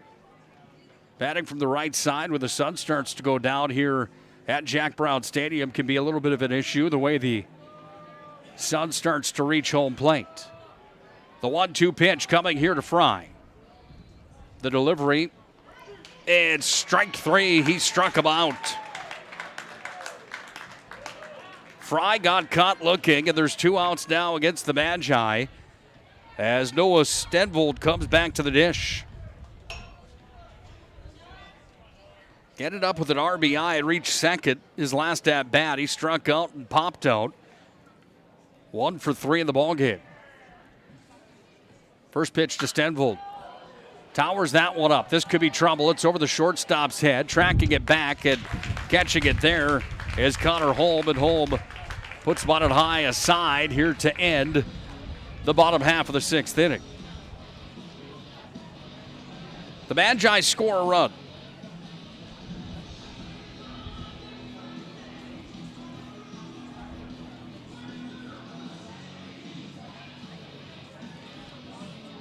They register 1 hit. 1 error charged to Fargo North, and 2 were left on base. Final attempt for Fargo North. They need to see if they could find a way to crack Buchanan, who's approaching his pitch count here for the night. Got to find a way to see if they can come back in this one, or their state title hopes are going to come to a close. 10-2 Magi lead on the First International Bank and Trust scoreboard. We go to the 7th inning. The way to top a sub is with real red wine vinegar made from red grapes and no food coloring. And the right way to film it is in slow motion. Obviously. Because authentic ingredients make a sub above.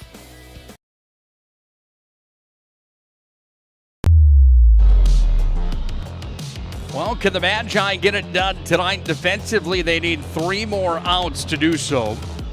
And if they can, Monmouth High finds themselves in the state semifinals tomorrow, taking on either Jamestown or West Fargo Cheyenne. That ball game comes up next here on the PSP Network and on the NFHS Network. We'll have that call for you here. Fargo North, one last opportunity. Aaron Breitbach leads things off, and Breitbach's going to foul the first pitch back. And Buchanan up to 105 pitches now in the ballgame. Started tonight for the Magi, the ace for the Magicians, and he's done his part here at the state tournament. Here's the windup. The 0-1 pitch missed, and the count moves to 1-1.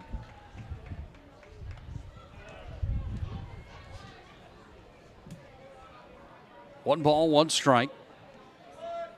Buchanan facing Aaron Breitbach, who came in to pitch in relief in this ball game.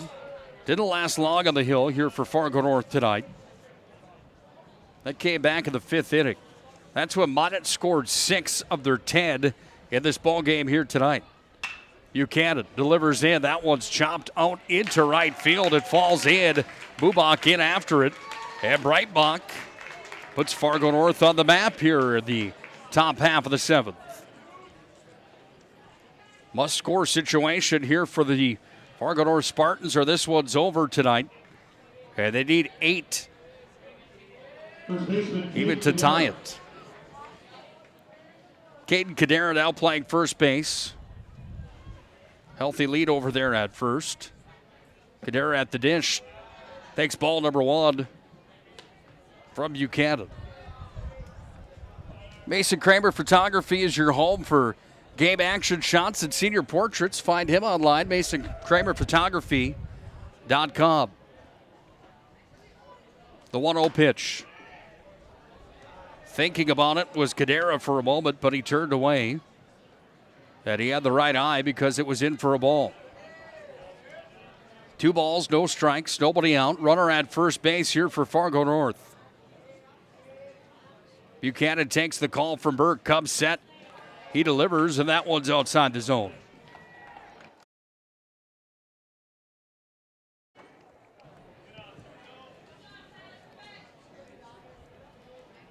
Three-one count here. As Buchanan will deliver again. That one's in for a strike. Count moves to full. 7 pitches remain here for Tyler Buchanan as he's about to reach his pitch limit. And I'd have to assume that he's going to go the distance as far as he can here tonight. That registered in for a walk as Cadera is walked.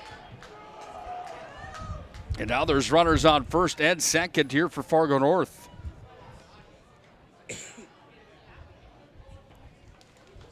Cadera's got a pinch runner over at first. Sam Friddle comes into the ball game to run for Cadera. Catcher, Will Bachman. Bachman comes back to the dish. A walk, a double, and a strikeout here in the ball game. Now running for Fargo North, number 6, Sam Friddle. We're in the top half of the 7th. Do or die time here for Fargo North. Buchanan delivers. That one's towered out to center. Is it going to get over the head of Horner? It is. Hits the wall all the way at 365.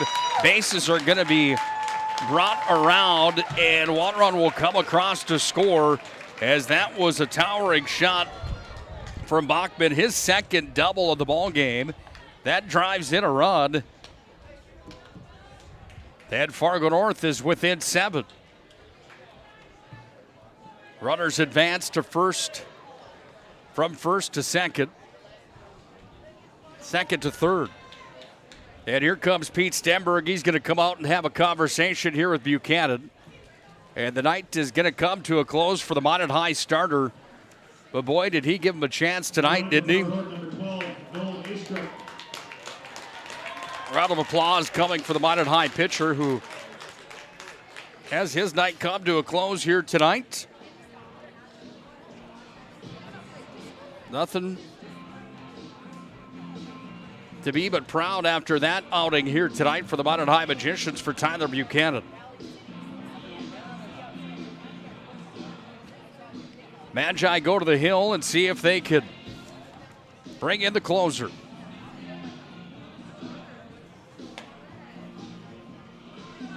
And for the Magi, that closer looks to be Carter Mowbray. Mowbray's going to see if he can put a cap on this one here tonight for the Magicians. They lead in the ball game right now, 10-3. But we come down the stretch, nobody out. There's 2 runners on, second and third. They're in scoring position for Fargo North. So things are about to get interesting here. Mowbray can deliver some heat for the Magi. Minot High will find themselves in the state semifinals tomorrow night.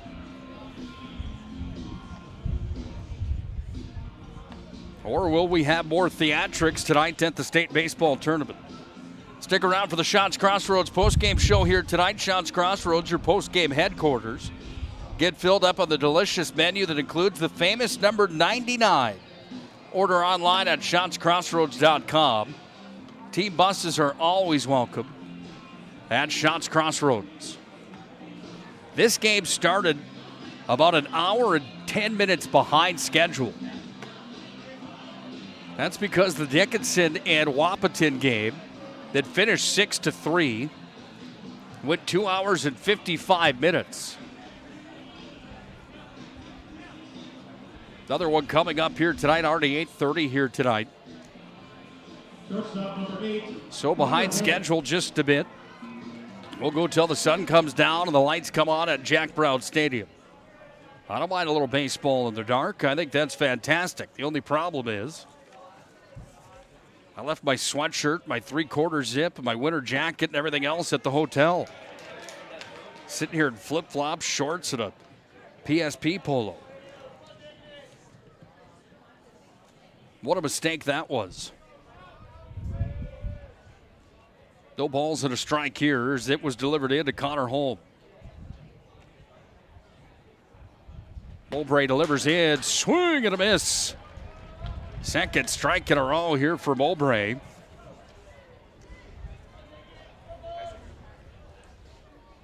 Yeah, Mowbray ahead in the count. No balls and 2 strikes. Connor Holm trying to keep the state title hopes alive here for Fargo North. The pitch delivered in. That one's going to get over to the shortstop hole. It's fired across the diamond, not in time. Fired back over from Collins to Rosiska. And Fargo North making things interesting as the run is going to score as Connor Holm drives one in. Brings up Charlie Kalbrenner. First baseman, Charlie Kalbrenner. Kalbrenner's last at bat, he doubled and went deep onto the 365. Straightaway center. Bounced about 3/4 of the way out there, then got all the way to the wall. Infield playing shallow with the wind here at Jack Brown Stadium tonight. Nobody out. Runners on the corners for the Spartans. 10-4 Mountain High leading this ball game. They've had command of it pretty much from the get-go. They led 2-0 at the end of 1. 3-0 at the end of 5. I'm sorry, at the end of 4. 9-0 at the end of 5. 10-2 at the end of 6, and it's 10-4 right now. Minot gets the last at bat, being the home team in the higher seed in the tournament coming out of the West region. The delivery's in. That one's going to be fouled back out into the parking lot again. And the count moves to 2-1 as Mowbray comes in relief for Tyler Buchanan, who went all the way up to the pitch limit, minus about 4 here tonight. Mowbray takes the call from Burke, comes set.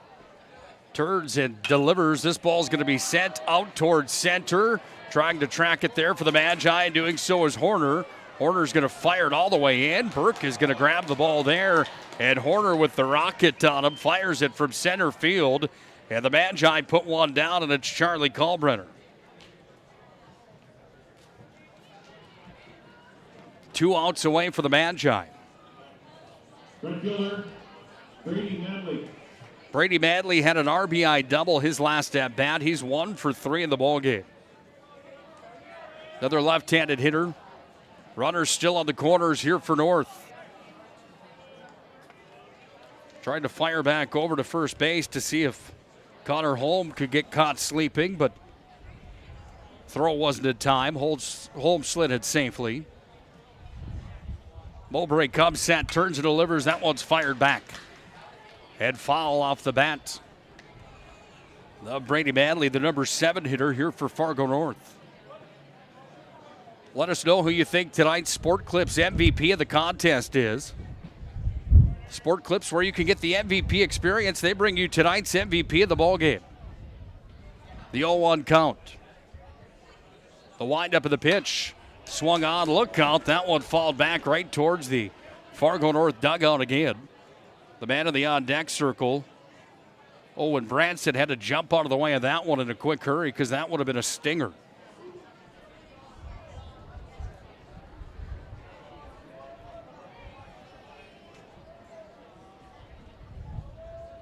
The 0-2 pitch coming here for Mowbray. Sends it outside the strike zone. Missed on the far corner. And the count moves to 1-2. The real question is, will Scott Cattell want to go golfing tomorrow sometime before the semifinals of these state tournaments for softball and baseball? Tweet at us and let us know who you think would win that matchup, Scotty K or yours truly. Wind up of the pitch. That one's going to be sent out into left. Glove down and caught from Stenvold, and Stenvold fires in. And there's 2 away for the Magi. Manley retired. Kalbrenner retired. Brings up Owen Branson.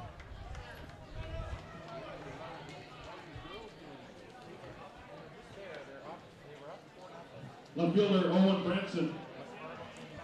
10-4 Mounted on top. 1 out away from punching their ticket to the state semifinals tomorrow night to face either Jamestown or West Fargo Cheyenne. Branson chops it towards third, gets through Ruziska. One's going to come around to score, and Branson has another single in the ball game and an RBI.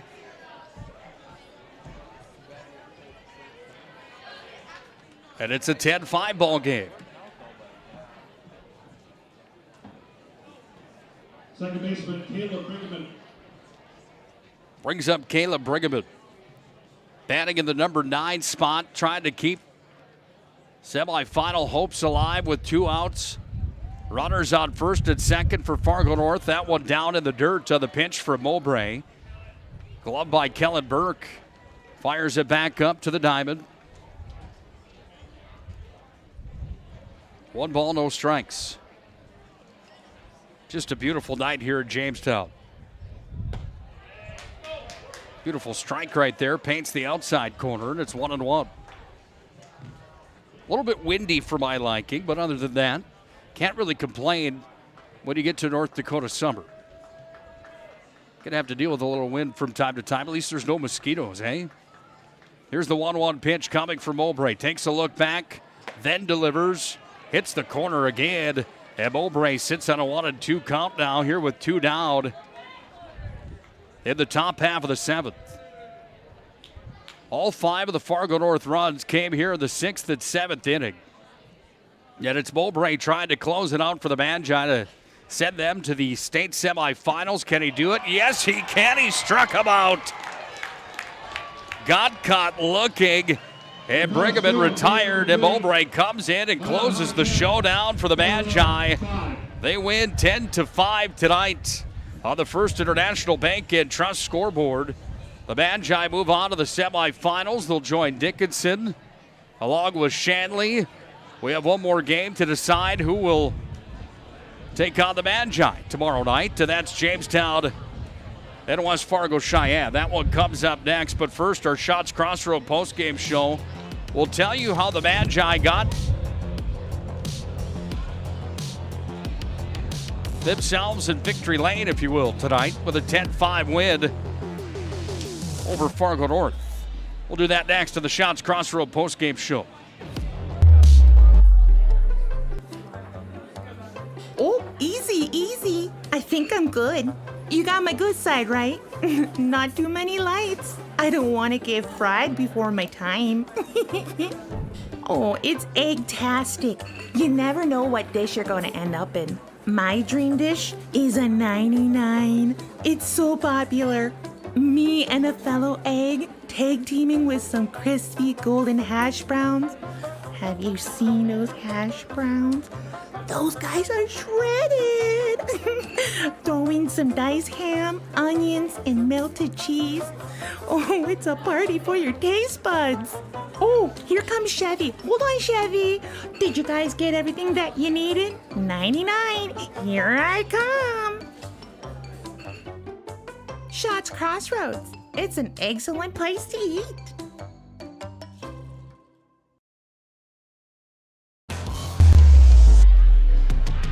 One of the best parts of the old school ballparks that still have grass and dirt.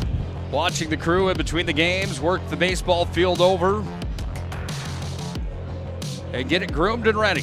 That's what they do now as Mountain High just closes out a state championship title hope for Fargo North with a 10-5 win coming in 6.5 innings here tonight on the First International Bank and Trust scoreboard.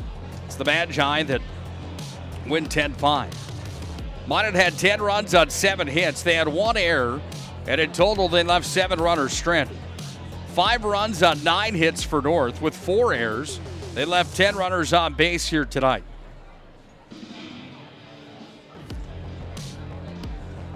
Caden Cadera losing pitcher tonight for Fargo North, winning pitcher tonight for Minot High.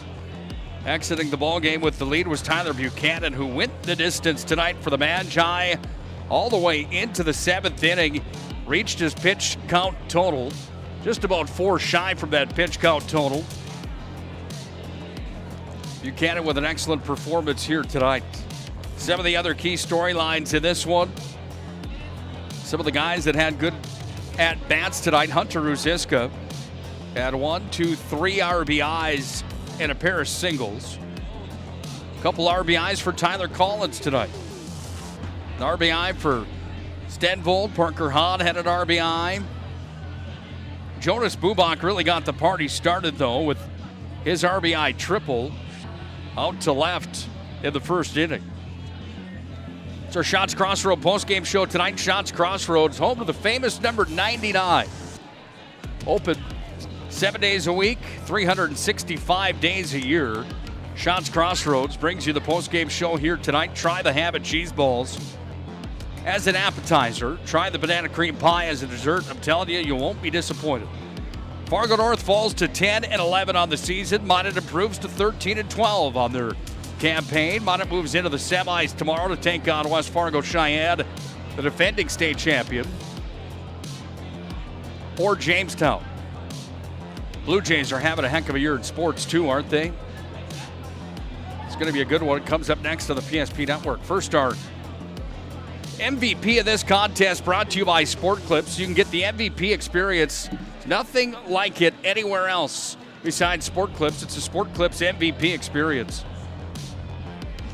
Sport Clips in Minot and Bismarck. 6 complete innings pitched tonight for Tyler Buchanan.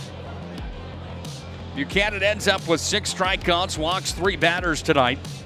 And Buchanan comes away with the victory. He's going to be my MVP of this contest tonight for Minot High as they take care of Fargo North by a final of 10-5. He is your MVP of the contest, brought to you by Sport Clips. It's going to do it for our Shots Crossroads postgame show tonight. You're welcome to stick around on the PSP stream and listen to West Fargo Cheyenne take on Jamestown. If you're watching on the NFHS network, you'll have to log out of this one and hop into the other video stream that will come up in just a few moments. Final again from Jack Brown Stadium. The Magi move to the semifinals with a 10-5 victory on the First International Bank and Trust scoreboard, defeating Fargo North in the state quarterfinals here tonight. Nick Holberg signing off until we talk to you again in about 30 minutes for the Shields pregame show. If we don't see you until tomorrow, have a good night and God bless.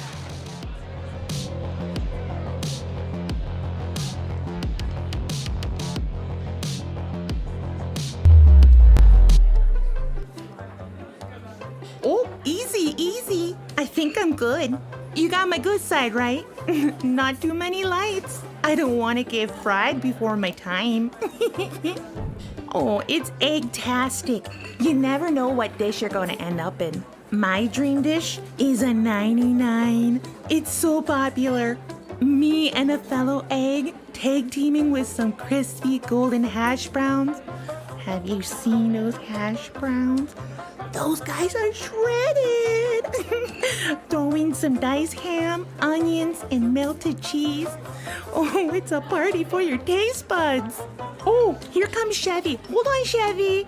Did you guys get everything that you needed? 99. Here I come.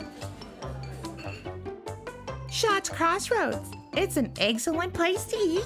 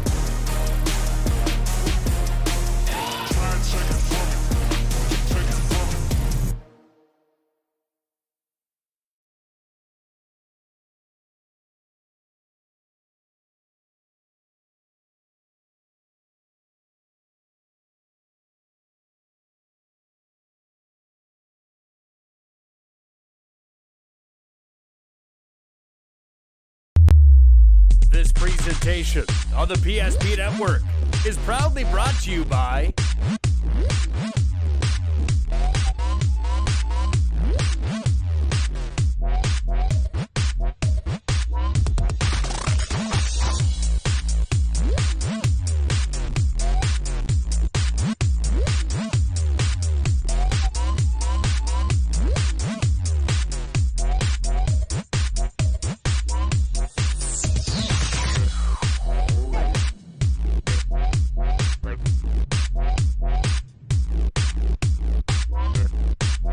Make sure to like and follow the PSP Network on all social media platforms.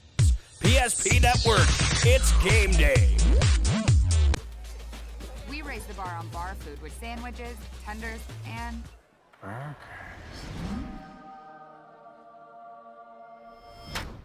there's more where this came from. To the greatest of all times, Buffalo Wild Wings. BNC has been here for over 25 years. We're still a community bank that's there for you. When you come in with your business plan, your vision, your idea, we can make it a reality. I love seeing projects come alive for our clients. We're real people helping real people. We know you, and we're always happy to see you. We build relationships. You're part of the BNC family. We are part of the community. It's what we're built on.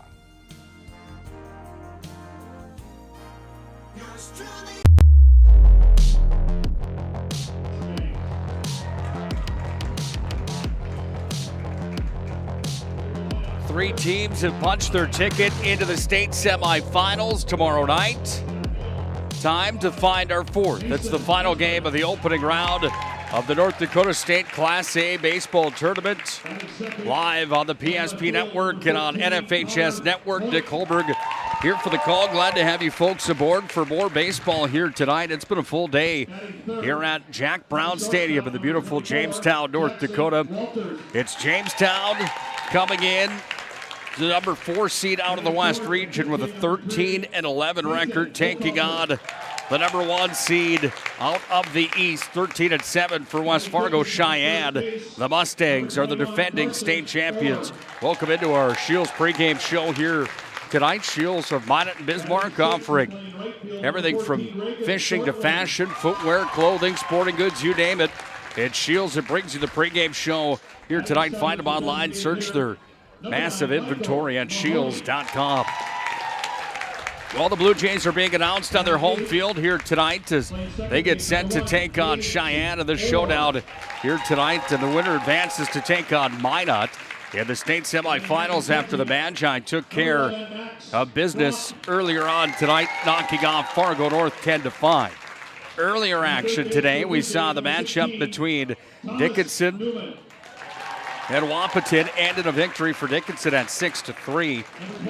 And in the opener today, it was Shanley that took care of Bismarck Century by a score of 4-1. So it's Shanley and Dickinson tomorrow in the first one. And then it will be Minot taking on the winner of the Blue Jays and Cheyenne Mustangs here tonight. You look at two teams that come together in this showdown here tonight. Look at Shanley. Look at Cheyenne. They won the state AA football championship. Jamestown won the state Class A championship. Two teams that have a winning tradition in 2022. And tonight, they go toe-to-toe against each other as the winner moves on again to take on Minot tomorrow night. Let's look at the starting lineups. They're delivered tonight by our friends at Prestwich Orthodontics in Minot. Prestwich Orthodontics, specializing in braces and Invisalign for all ages. We offer free consultations and financing. To make it easy to take your smile to the next level, call 852-2646 or visit minotbraces.com today to get started with a free virtual consultation. Prestwich Orthodontics brings you the starting lineups here tonight. Let's look at the Mustangs first and how they'll bat and start in the field. Mason Lunsman, the center fielder, will bat first. Connor Hoyt plays left field. He'll bat second. Jackson Walters, the shortstop, bats third. Rayton Hochhalter, starting pitcher, will bat fourth. Carson Orr, first baseman, bats fifth. Reagan Sortland, the right fielder, will bat sixth. Mike Mahoney, the designated hitter, will bat seventh. And Gage Orr will bat eighth and play second base. Max Frank, the third baseman, will bat ninth. It's actually the lineup here for the Jamestown Blue Jays. The lineup tonight for the Mustangs. Trey Stalker will play center field. He'll bat first. The pitcher is Brendan Habit. He's going to play second base. And pitch, left fielder is Tate Gustafson. He's going to bat third. Caleb Durer is the shortstop. He'll bat fourth. Casey Clemenson, the first baseman, bats fifth. Cooper Borchardt, the right fielder, will bat sixth. Evan Berg, the third baseman, will bat seventh. Grant Workentine catches and bats eighth. And James Hagan is the second baseman, batting ninth here tonight. There's your lineups for this one here tonight as we get set for our opening pitch from Jack Brown Stadium here tonight in the beautiful Jamestown, North Dakota. Jamestown hosting the tournament. The girls softball team just walked in, and they got an ovation from the hometown faithful as the girls Blue Jays won earlier on today. It's an all-West semifinal tomorrow in high school softball. That can be covered and found on the PSP Network again tomorrow. Scott Cattell, one of the voices of the PSP Network, will have the call on the NFHS Network and also on the PSP Network. Just about set for our opening pitch tonight. West Fargo Cheyenne will be in the field first here tonight. They're the home team. Higher seed comes in. They've got the home whites on here. They've got blue and orange trim on those uniforms. Jamestown's in their road blues with white pants with a little blue stripe down the side. White trimmed out uniforms. Numbers on the back. It says Blue Jays across the chest. For the Mustangs, white pants with a blue stripe down the side as well. We're just about set for the first pitch of the ball game here tonight. Mason Lunsman, the center fielder, comes up to bat here for the Blue Jays. He'll face Brendan Habit. Grant Workentine behind the plate again for West Fargo Cheyenne here tonight. And we're just about set for baseball from the beautiful Jack Brown Stadium here in Jamestown. And we are officially underway. First pitch in for a ball. 8:28, the time of the first pitch tonight. Second pitch in for a ball as well. As Lunsman ahead in the count. 2-0.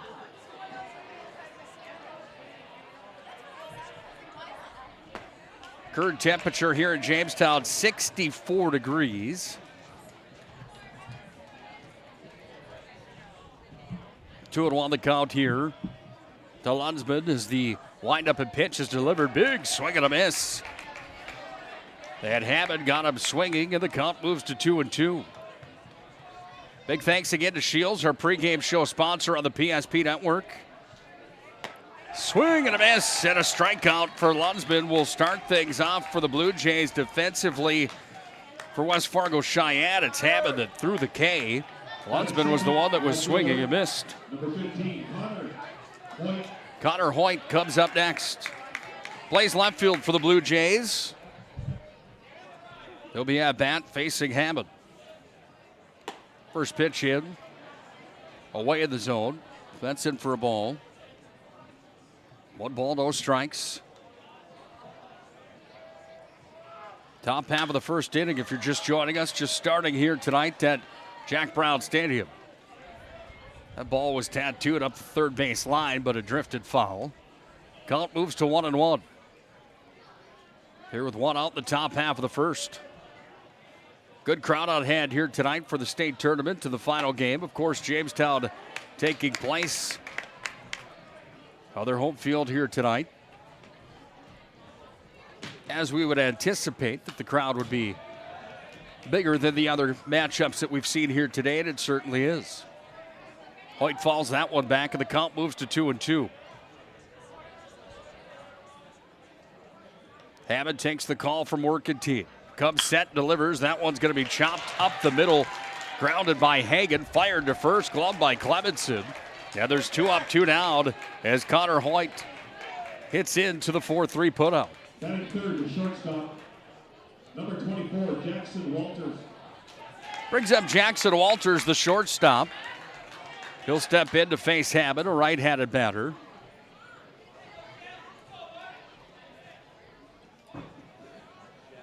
The lights are on here at Jack Brown Stadium.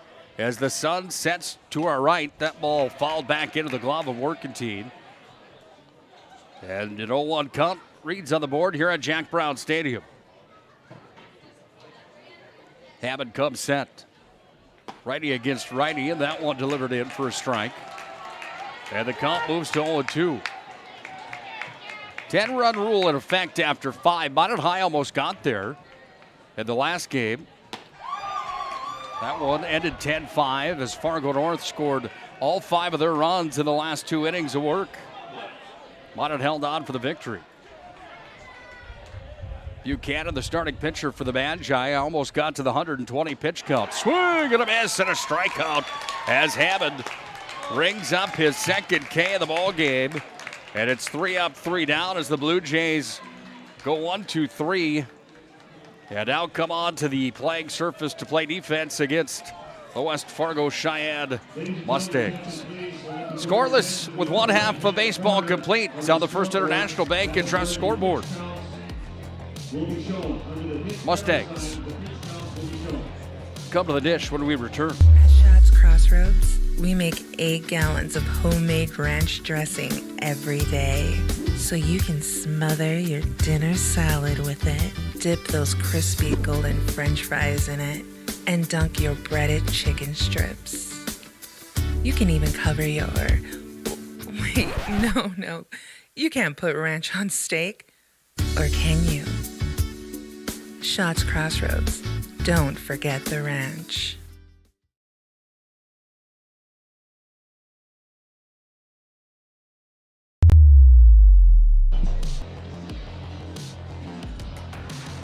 Three up, 3 down on the top half of the inning. Jamestown facing Hammond, the pitcher here for West Fargo Cheyenne, without any luck. It will be Rayton Hochhalter that's got the call here for the Blue Jays today, pitching to Max Frank. Carson Orr's at first, Gage Orr's at second. Jackson Walters plays shortstop, and Thomas Newman will play third today. Connor Hoyt's in left field. Mason Lunsman at center, and Regan Sortland plays in right field. As the Blue Jays have their warm-up pitches come to a close, and we'll see our first batter of the ball game here for Cheyenne. It's Trey Stocker.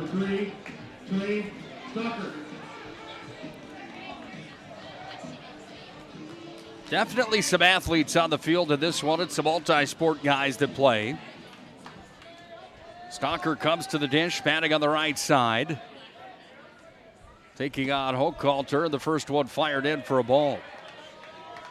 1 ball, no strikes. The American flag out at center, continuing to blow in the wind here at Jack Brown Stadium. Second pitch is in for a strike. Got that one delivered. Count moves to 1-1.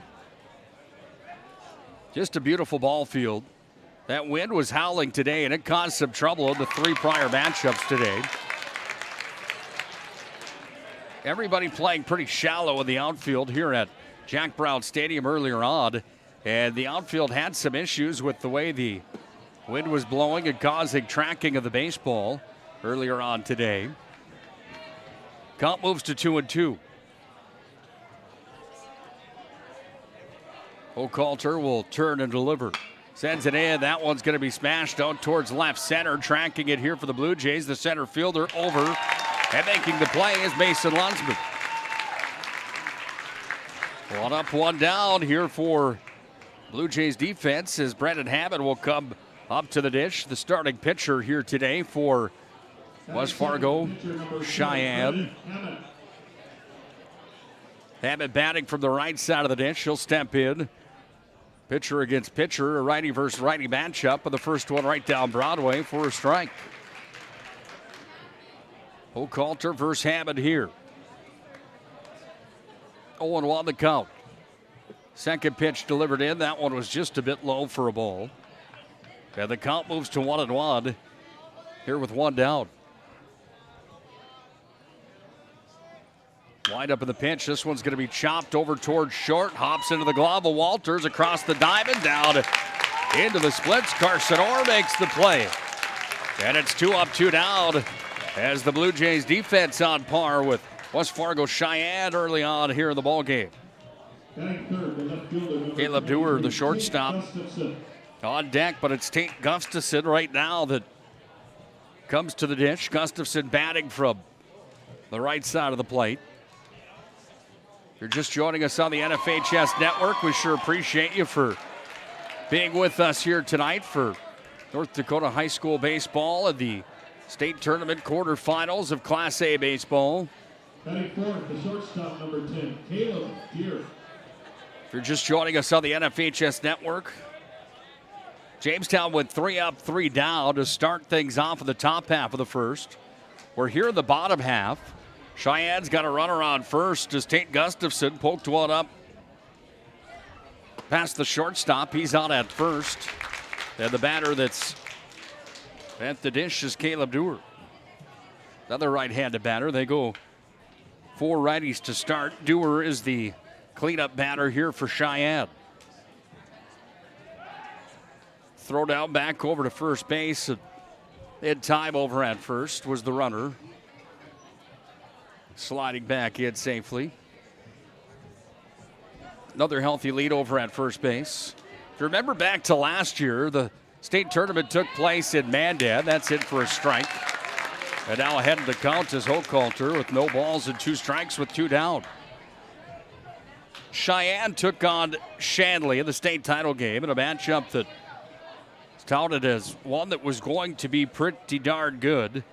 And it was if you're a Cheyenne fan. They won 11-1 in the ballgame. Runner's going to advance on the drop ball from the catcher all the way over to second base. The gun was there from Frank. Sent it over to Gage Orr, but sliding in time. And safe was Tate Gustafson. Gustafson reaches over to second. He's in safely. And the count sits at 1-2. BNC National Bank Field in Mandan. At the ball field, Memorial Ballpark in Mandan.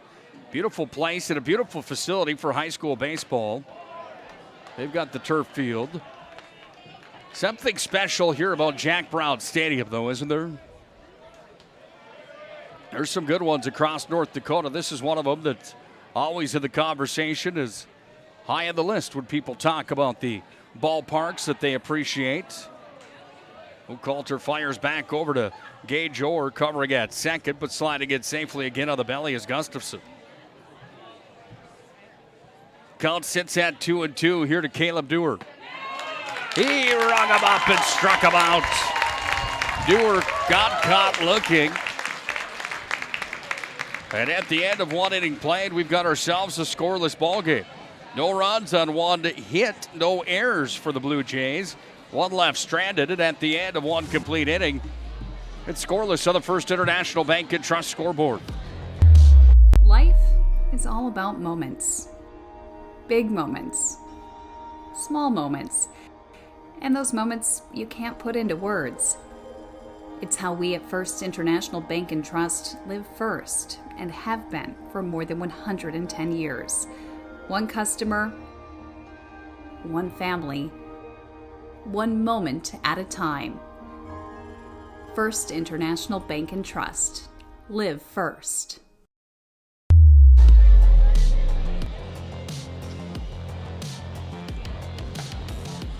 One hit registered the first inning of work for both teams, and it came from Cheyenne's bats. But nobody on the board yet. It's 3 up, 3 down for the Blue Jays in the first inning of work for Hammond, who has 2 Ks already in the ballgame. And the Blue Jays come back up to bat here in the top half of the second. The Blue Jays batting fourth, pitcher number 3, Peyton Hochhalter. Hochhalter comes in to bat cleanup. That's from the right side of the dish here for the Blue Jays. Good crowd on hand here at Jack Brown Stadium. Hochhalter's going to chop that one towards third, off the glove of the third baseman Evan Berg, and reaching safely is Rayton Hochhalter. Brings up Carson Orr, the first baseman, batting in the 5 spot here for the Blue Jays. Sun's officially starting to creep its way down here tonight. First game here of the nightcap was supposed to start at about 4:30. And we didn't get the show on the road until 5:42 or something like that. That pushed this one back to 8:28 here tonight. The The lights here at Jack Brown Stadium are going to come in handy. They're already on as the sun starts to set over the west. Baseball field faces southwest. From home plate out to center. Throw back over to first. Hochhalter's going to dive in safely. The attempt there for Brennan Hammond trying to send it to Casey Clemenson, the first baseman. Yeah, the tag was put on, but Hochhalter was in safely. 365 to straightaway center here at Jack Brown Stadium. 350 to the corner and left. 300 to the corner and right, but that right field fence, you got to tower it up over a green monster out there that stands probably 20 feet high. It's going to be a conversation now with the home plate umpire coming out to talk to Hammond. Ryan Bodell, the head coach of the Cheyenne Mustangs, comes out for the conversation as well. Then Bodell trots back over to the Mustang dugout. One runner on with nobody out in a 1-0 count. Here to Carson Orr. Here's the windup of the pitch. Big swing and a miss there. Out ahead of that one. It's Carson Orr. Count moves to 1-1. Hochhalter over at first. Takes the call from the bench boss here for the Blue Jays. Gathers a healthy lead over at first. The throwback. Hochhalter slides in safely again. And now Hammond's going to make his way back up to the rubber to get set to pitch again here to Carson Orr. First time all day here at Jack Brown Stadium from my vantage point right behind home plate that we've had the opportunity to see the sun. Diving in safely into second is Hochhalter on the bunt that came right back to the pitcher. It's dropped in, and the Blue Jays put runners on first and second as the bunt from Carson Orr is successful. Brings up Regan Sortland, the right fielder. You hear this place come to volume. Wouldn't it be something to get Jamestown into the state semifinals on their home field? I guarantee this crowd would double. And it's not quite at capacity here tonight, but probably call it 3/4, half to 3/4 full here at Jack Brown Stadium. Runners on first and second. As Regan Sortland is at the dish, they show bunt again. Infield squeezes in. This ball's going to be bunted back on top of the roof here at Jack Brown Stadium. First baseman cutting away, and Casey Clemenson came down after he saw the bunt. Saw the small ball earlier on today really be a factor in the Dickinson ball game. Dickinson played it well.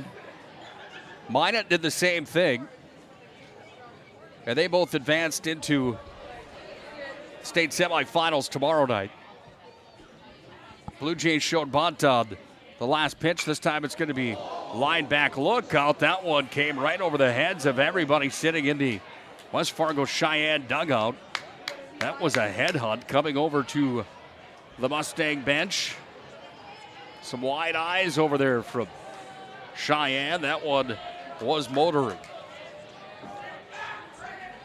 Runners on first and second. Nobody out here in the top half of the second.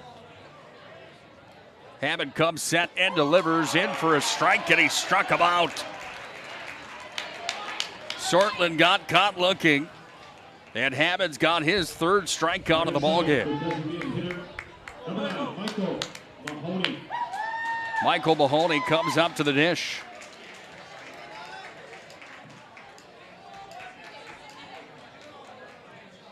Carson Orr reached out an error. That was going to be an error charge to E1.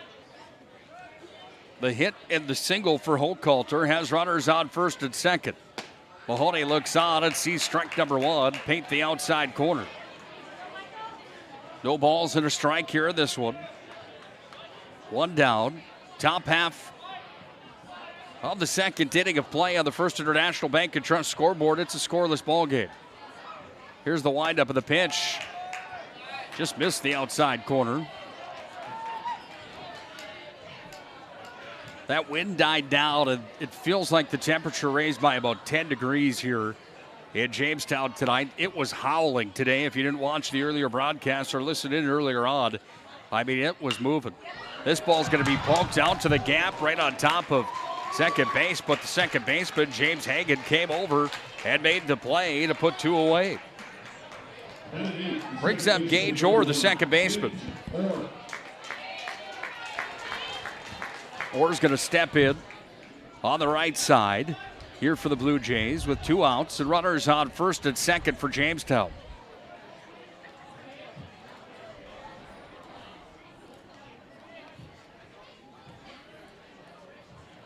Hammond takes the call from Hochhalter. I'm sorry, from Workentine. My apologies. And the batter was hit by the ball, and Gage Orr has a free pass.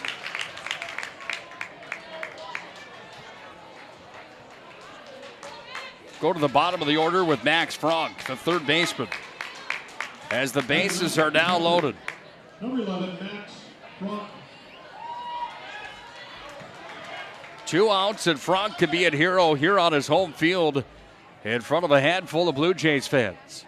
Sees the first one and fouls it back as Brendan Hammond delivered in. Strike 1.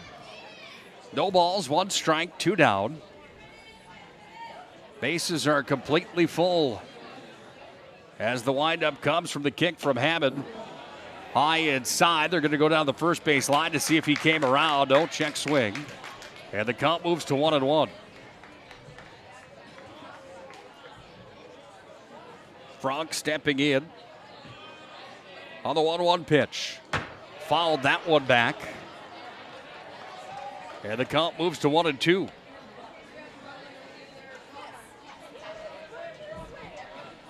Ryan Bodell active as the skipper here for Cheyenne. He goes out and gathers the baseball. Former pitcher and first baseman for Minot High, now coaching at Cheyenne. That one's going to come across the backstop, and the play will be at the plate. Diving in safely and scoring the run for the Blue Jays was the pinch runner for Hochhalter. Jamestown takes a 1-0 lead.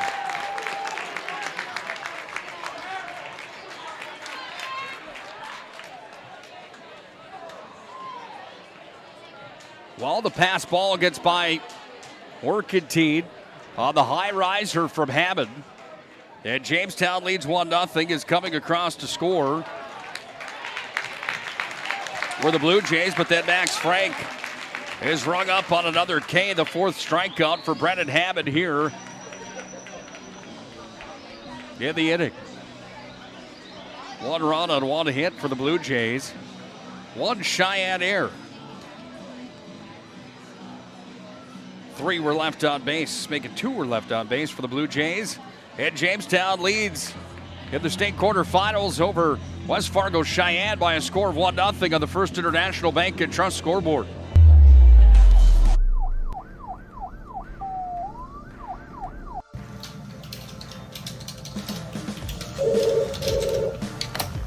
Thanks for calling Supreme.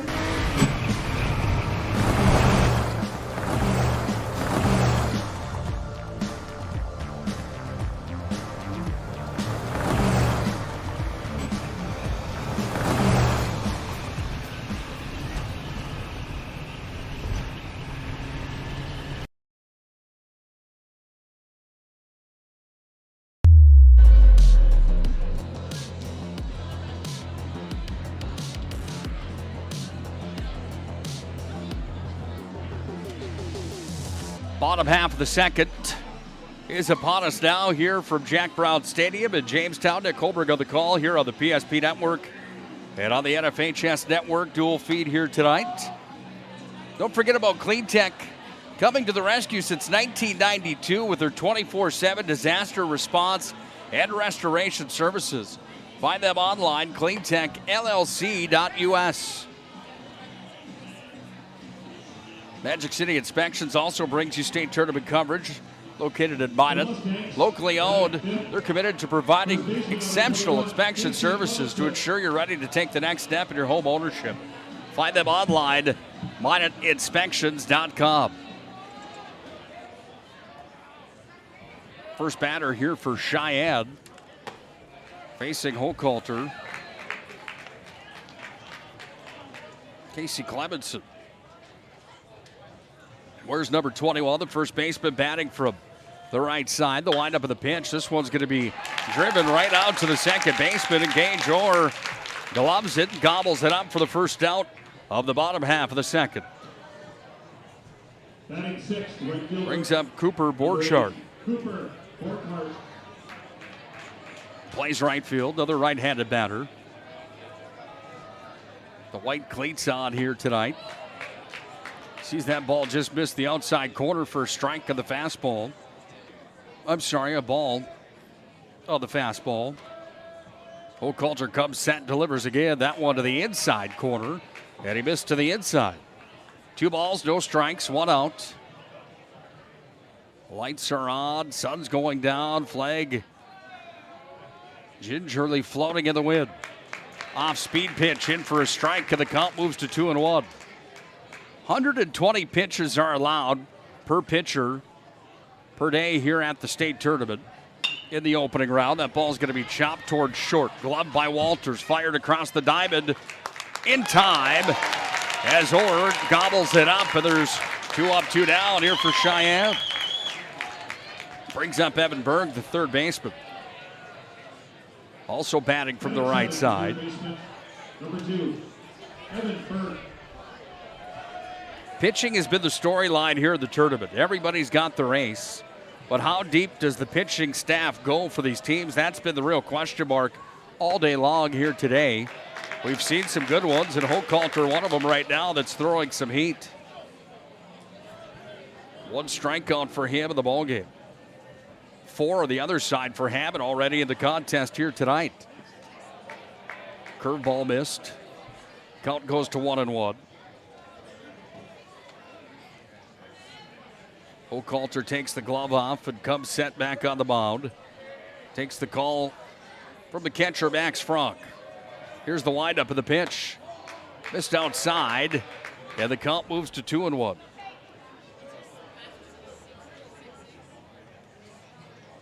All West semifinals are set as All West region teams took care of business today. The state softball tournament.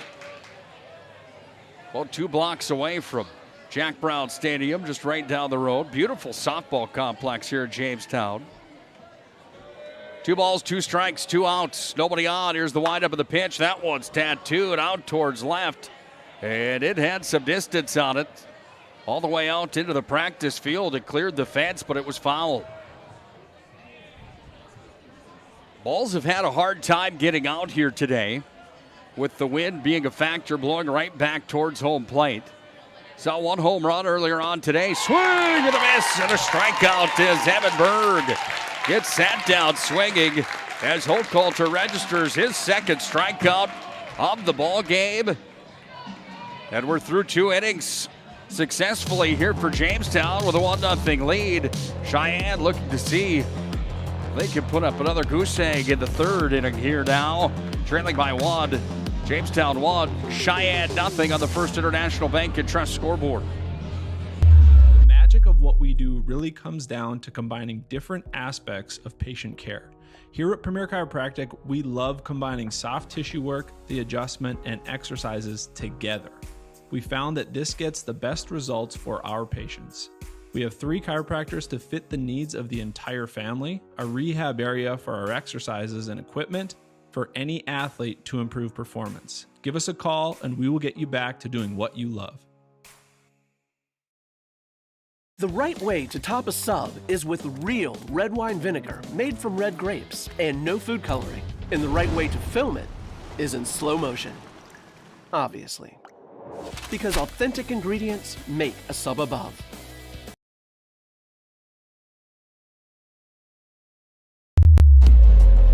Big thanks to Jersey Mike Subs, a sub above.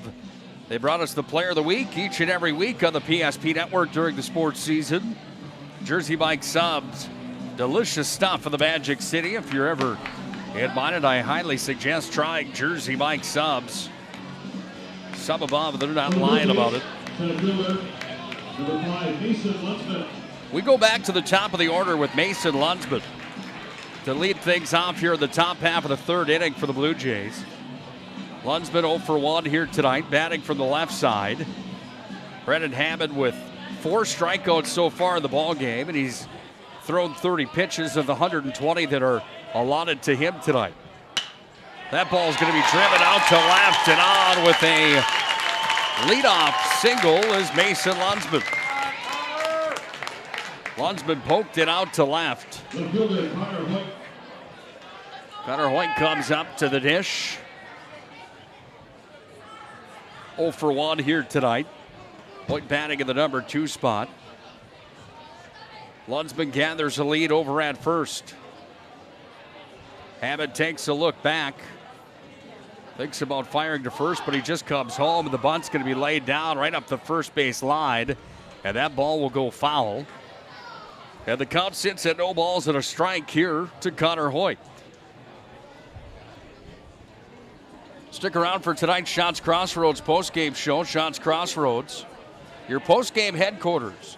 Get filled up on the delicious menu that includes the famous number 99 at Shots Crossroads.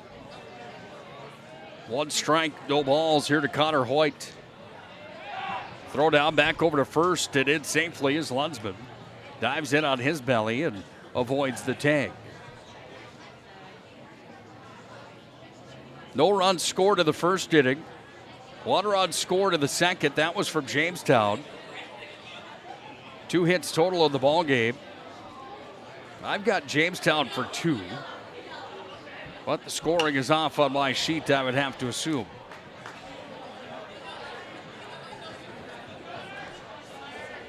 Jack Brown Stadium scoreboard strong as oak when it comes to the official scoring here of the State A tournament. Just a great job altogether put on by the whole committee here at Jamestown to host dual tournaments at the same time.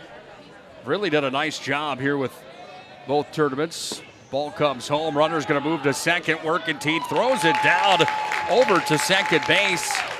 And it ends up out in center field. And stealing successfully is Lunsman.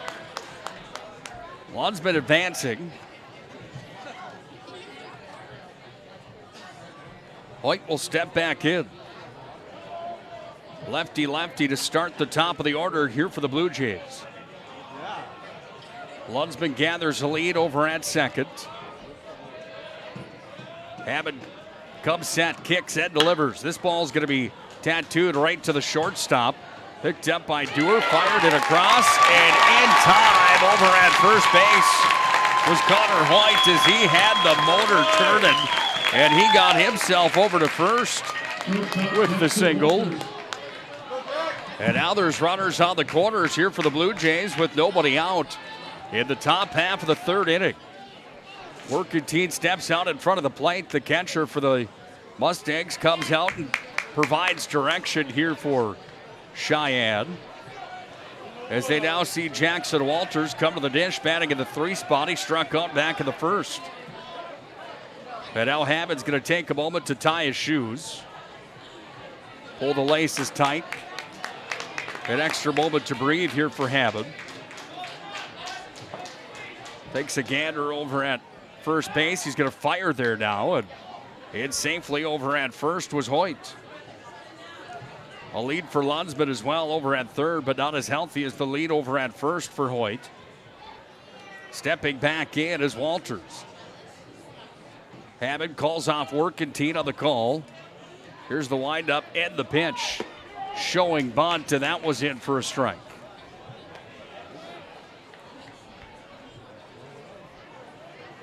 Hoyt to get the lead over at first. Lunsman at third, standing on the base. And in the batter's box is Walters. Nobody down, top half of the third. Jamestown on top, 1-0 on the First International Bank and Trust scoreboard. And Cheyenne trying to find a way out of this jab as Hammond comes home with it. Sends it in, goes off of Workentine. One runner comes around to score. Workentine doesn't know where the ball's at. And now over to third on the play, and this is going to be an out over at third base.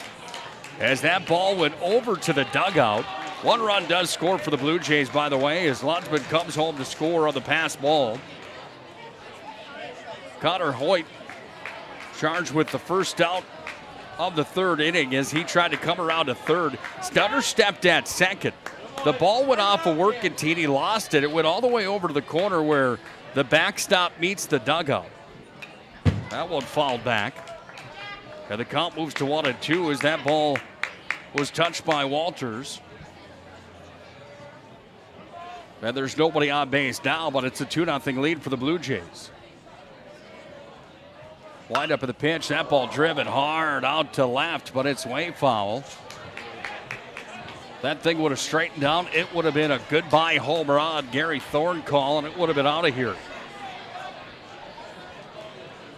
Walters a good at bat here with a 1-2 count against him.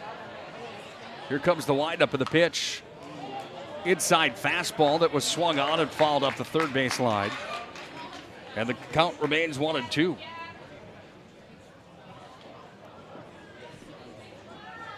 It's a water tower that stands right out at center field.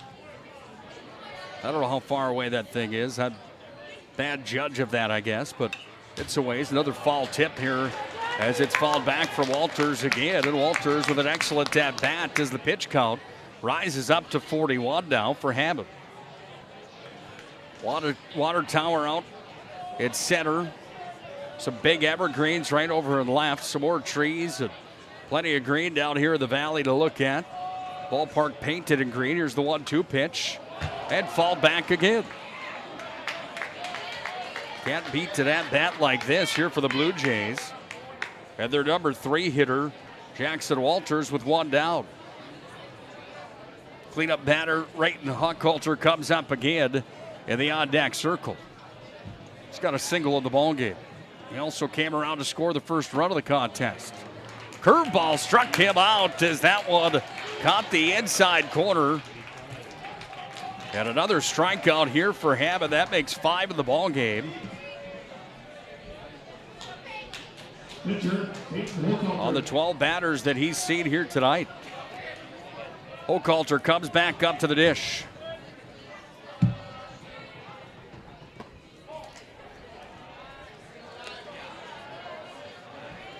First pitch delivered in for a ball.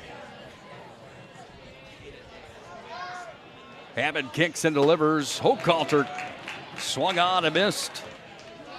1 ball, 1 strike.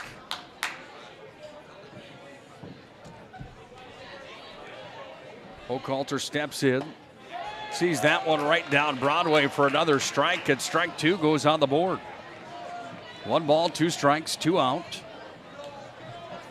We sit in the top half of the third where Jamestown's added another run. They lead 2-0.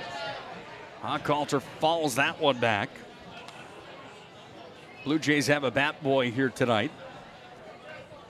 Chases down the ball. Got it before Carson Orr could get there as they race to it.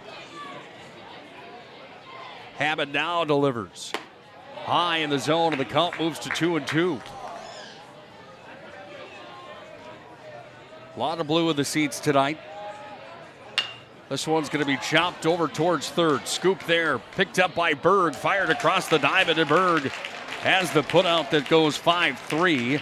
And the third out of the third inning goes on the name of Rayton Hochhalter, but Jamestown did some damage. The Blue Jays score 1 run on 1 hit. 0 Cheyenne airs, and nobody left on. Jamestown leads 2-0 over West Fargo Cheyenne on the First International Bank and Trust scoreboard. As the Mustangs look to get the sticks moving now here as they enter the bottom half of the third inning. 30-inch Galactic Pizza is out of this world. There's nothing like it anywhere else in Minot. Too much to handle? Try one of our famous large specialty pizzas like the Blue Buffalo. Get the best pizza in Minot and play some laser tag. At Planet Pizza, South Broadway, Minot.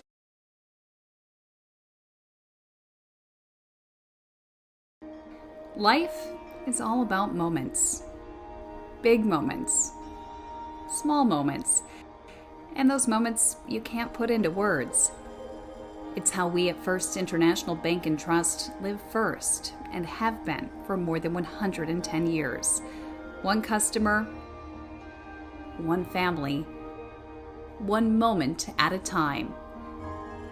First International Bank and Trust. Live first.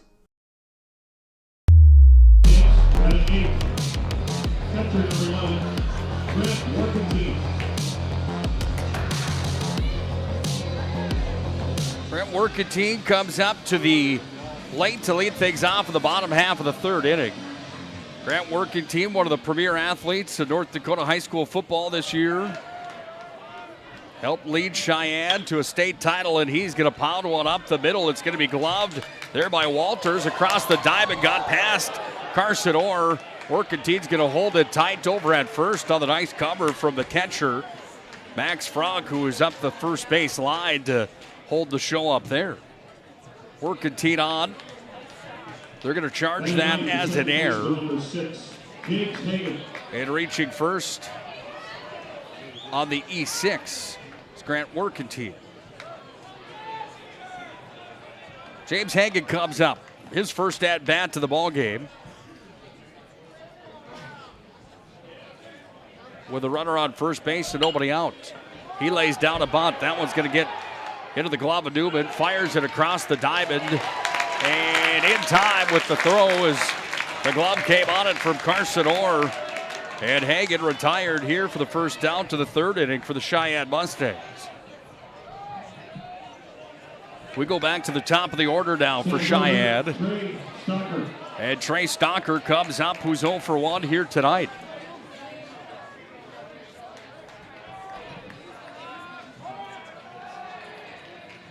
Time on the diamond. And Hochhalter is going to be called for a balk, I do believe. He is. So Workentine's going to come all the way over to third. And the pitch delivered in for a ball.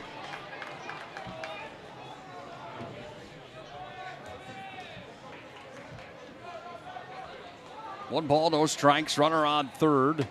Inside, did he come around? Ball tip is the call. And a strike registered on the board. 2-0 Blue Jays lead Cheyenne. Here in the bottom half of the third inning. Wind up in the pitch. Curveball from Hochhalter. Missed the inside corner. You heard the disapproval of the Jamestown faithful. 2-1 the count. Hochhalter comes set, kicks and delivers. Another curveball, same spot, hits it this time. And the count moves to 2-2.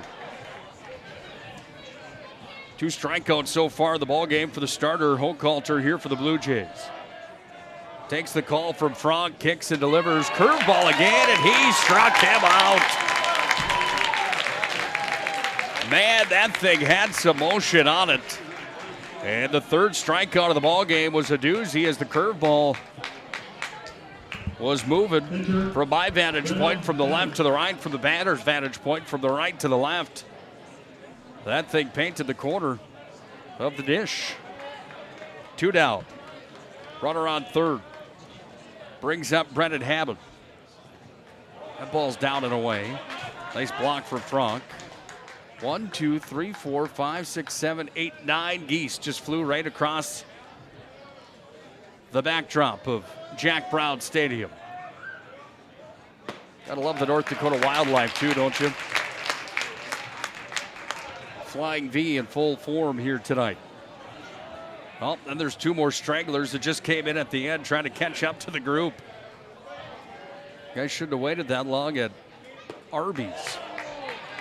Hochhalter just misses. Count moves to 2-1. Birds are moving and grooving. I live south of Minot, out in the country, and we've got more pheasants out there than I've ever seen this year. That's going to be fun come next season. Little blooper that's put over towards the shortstop. Jackson Walters had it in his glove, and it popped out. Hammond's going to reach first on the E6, and Workentine's going to come around to score, and we've got ourselves a 2-1 ball game. Cheyenne's on the board for the first time. 2 errors on Jamestown. 1 hit for Cheyenne. And now Tate Gustafson, the left fielder, number 3 batter, comes up. He's 1 for 1 with a single here in the ball game tonight.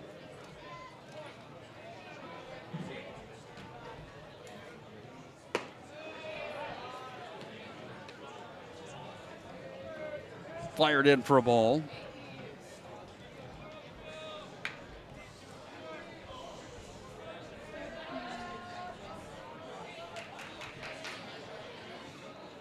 One ball, no strikes. 2 down with a runner on first, and now it moves to 1-1.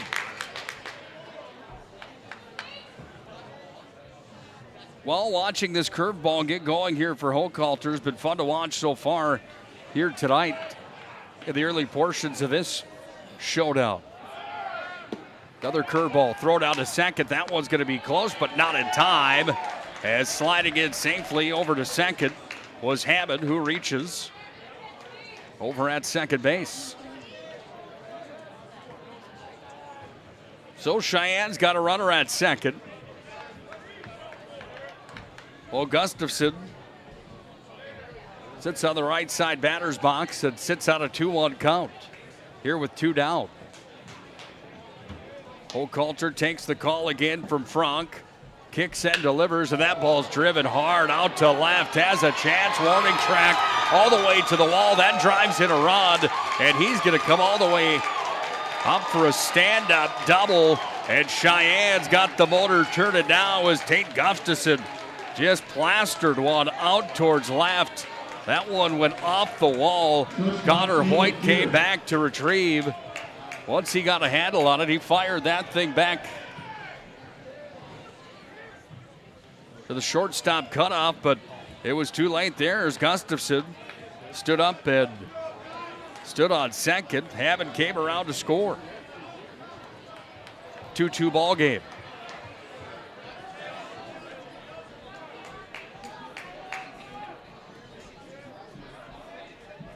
Here's the windup of the pitch. Throw down to third. That one's going to go out into left field. And coming around to score will be Gustafson. He comes home, and all of a sudden Cheyenne has found themselves in the driver's seat. They now lead the ball game 3-2.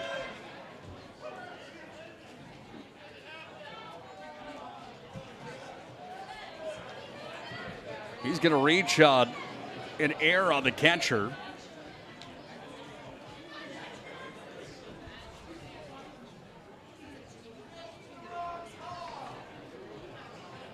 Jamestown's coach is going to come out and have a conversation with the home plate umpire. Not exactly sure what the conversation entails here. Not sure what the conversation is, but both gentlemen agree.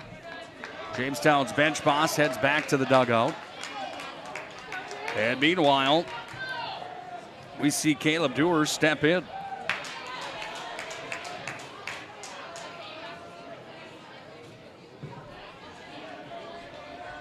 Here's the windup of the pitch to Dewar. Misses the outside corner.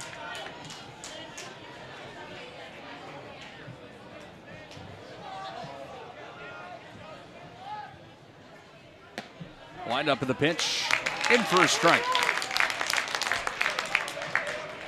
1 ball, 2 strikes, 2 down. Nobody on for Cheyenne, but they've done damage here in the 3rd inning.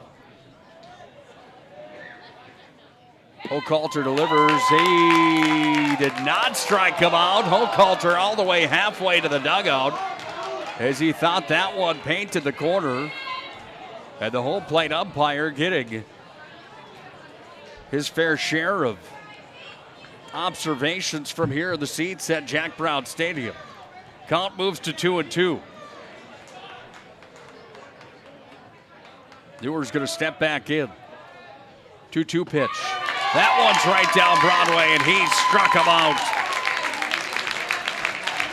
Hochhalter wanted that one. He fired a fastball right down Broadway.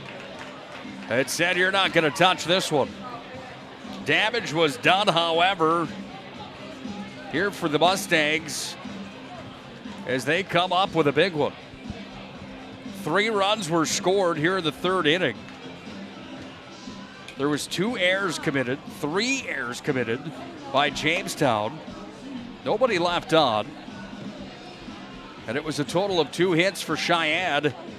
Sorry, 1 hit for Cheyenne there in the 3rd inning.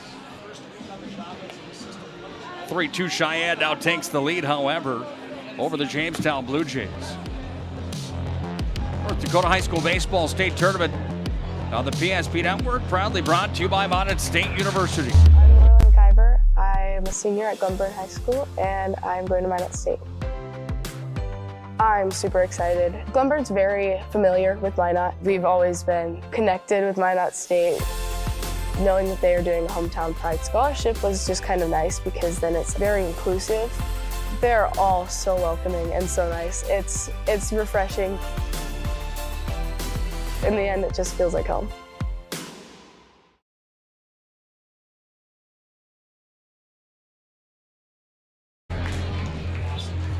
Blue Jays come back to bat here in the top half of the 4th. Carson Orr comes to the dish first.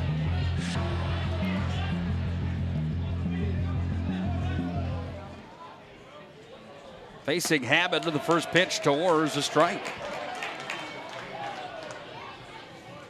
Well, Habit having a fairly good outing here. He's got 5 strikeouts in the contest. He's only given up 2 hits, and 2 runs have been earned. 1 error on the Cheyenne defensive core. Carson Orr bunted, reached first on an error on the pitcher, and now he strikes out as Habit registers another K in the ballgame. That's number 6.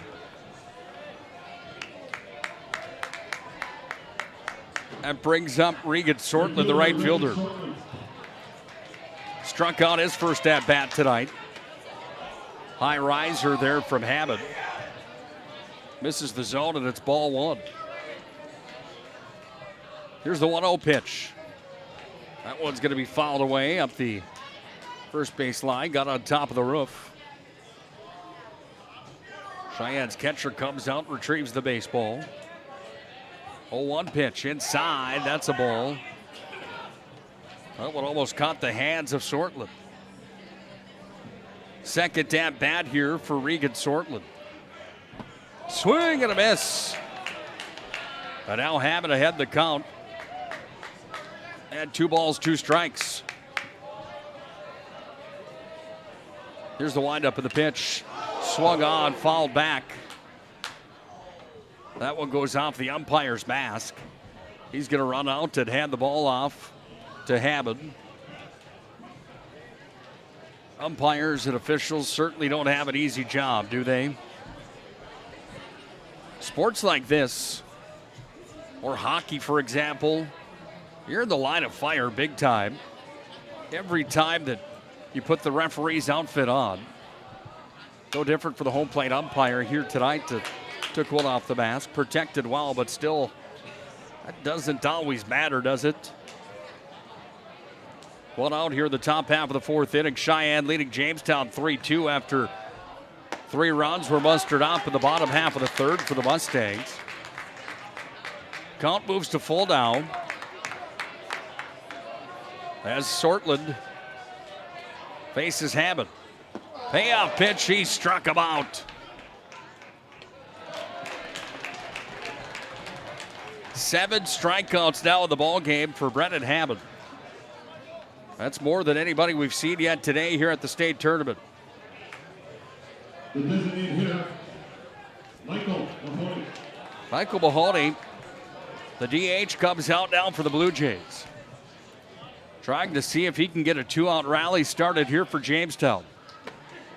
High fastball, he swung and missed.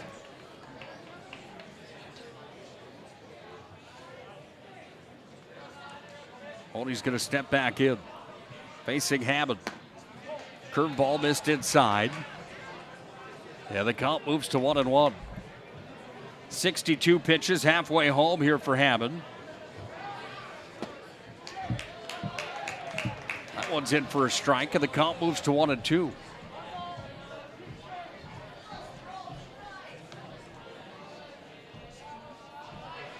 1-2 pitch. That one driven hard out to center. It's going to get over the center fielder's head all the way to the wall. And that ball comes all the way down at the warning track. And Mike Mahoney with a stand-up double brings the Jamestown crowd to volume. That ball was cranked. If he would have sent that over to right, that would have been gone. And big time.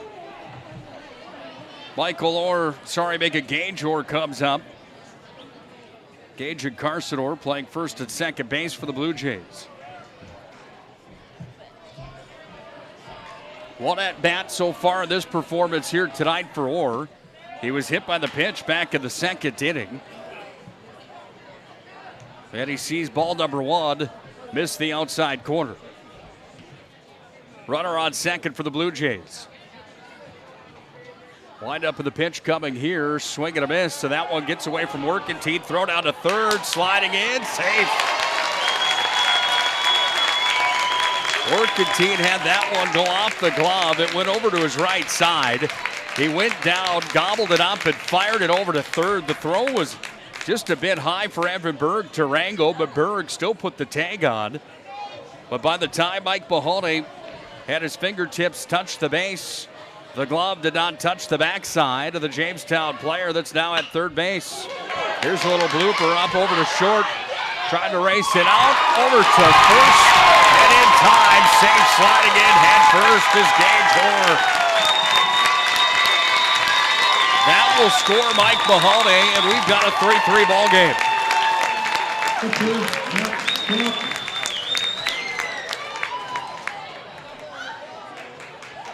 3-3 contest as the base running was on for the player at the dish, and the player from third as Mahoney gets over to first, slides in safely as the ball was scooped up by Caleb Durr. The shortstop, he fired it over to first, but just not in time because Mahoney had the Sonic the Hedgehog speed. He's going to dive back in over to first base, and they ring him up. Throw down over to first, and it's a 1-3 put out to end the inning as Hammond fires over and pays Gage Orr back. Well, we've got ourselves a ball game here tonight. 2 hits were registered, 1 run was scored. No errors on Cheyenne. And nobody left on. 3-3 ball game on the First International Bank and Trust scoreboard. It's a barn burner, the final matchup of the quarterfinals here at the State A tournament. This goes? I don't know. Are you sure it was a clicking and not a zoo? I think your quash litter valve's stuck. Do you even have insurance? If we soak it, it should be good.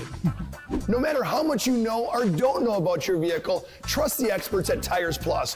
Real answers from real mechanics. Inspections are free to ensure your vehicle is always in peak condition. Thinking service? Think Tires Plus.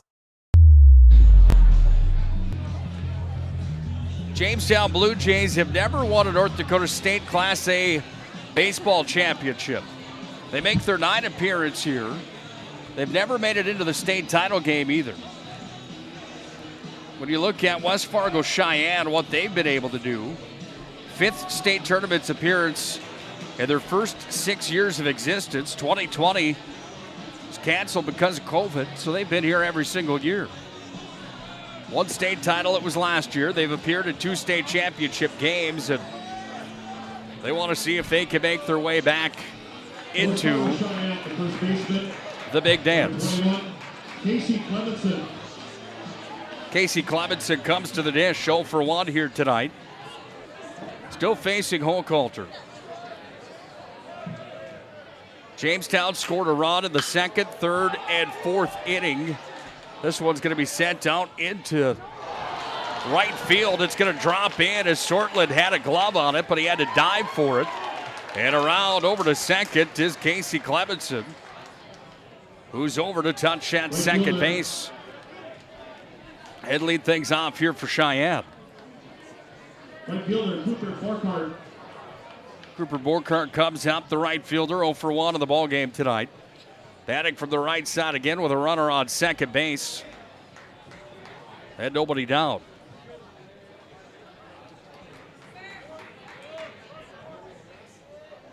Here's the windup of the pitch to Borkhardt. Missed on the outside. And the count moves to 1-0. Big thanks again to Clean Tech. 24/7 disaster response and restoration services at Clean Tech. They've been coming to the rescue since 1992. The 1-0 pitch swung on and fouled back. Caught the backstop in behind home plate. And the count moves to 1-1.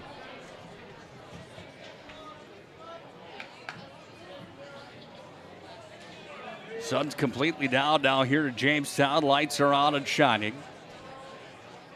It's lit up well here at Jack Brown Stadium. Oakhalter finds the strike zone. Got the high beams out of that fastball. Comes right down Broadway and registers a strike. 1-2. 1 ball, 2 strikes. Runner on second, nobody out. That ball's going to be plastered out towards right, and it goes foul. That one's got somebody's vehicle written all over it. Told that story earlier on today, how Scotty Cattell and I showed up here this morning to get set up. One of the voices of the PSP network. 1-2 pitch down to the dirt. Count moves to 2-2. Pulled up right behind the press box.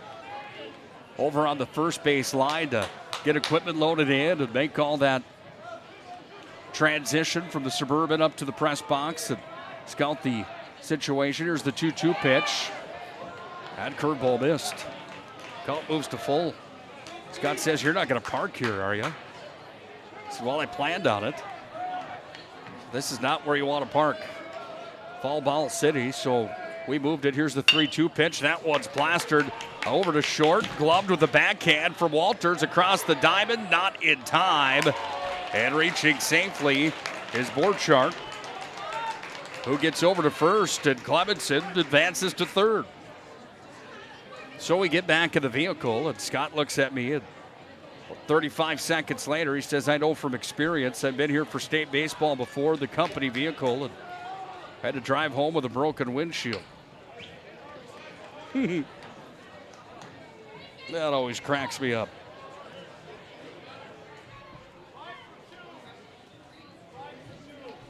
New batter coming in here for Cheyenne.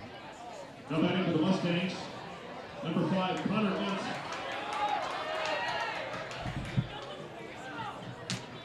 Pinch hitter coming in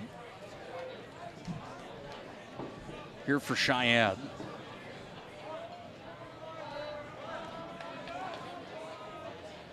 And that pitch hitter is number 5, Connor Entz. And I've just officially received my first mosquito bite of the ball game. Of the day, actually. We'll take that. Those things seem to find me like I seem to find a Wendy's. This one sent out to right, tracking it, gloving it. No, it's going to fall out of the glove. And it's going to be a foul ball.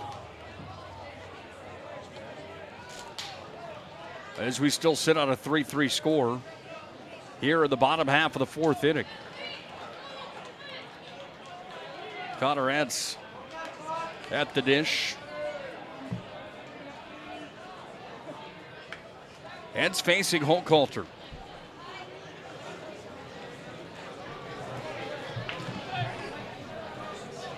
No balls and 2 strikes. The windup of the pitch. Curveball missed. The throw down to second didn't come. It was a fake from the catcher. Max Franck, as there's a runner on third and a runner on second now here for the Mustangs. We play 7 innings here in North Dakota high school baseball. Here's the 1-2 pitch. That one driven to third, gloved. Thomas Newman comes up big as he slams the door on Connor Entz. Runners remain at second and third. Grant Workentine, the catcher, comes back up. Reached first on an error back in the 3rd inning. His second appearance at the plate, batting in the number 8 spot here for Cheyenne. The Mustangs have runners on second and third. And Hochhalter balked. That's going to score a run. And in to score is Clemenson on the balk.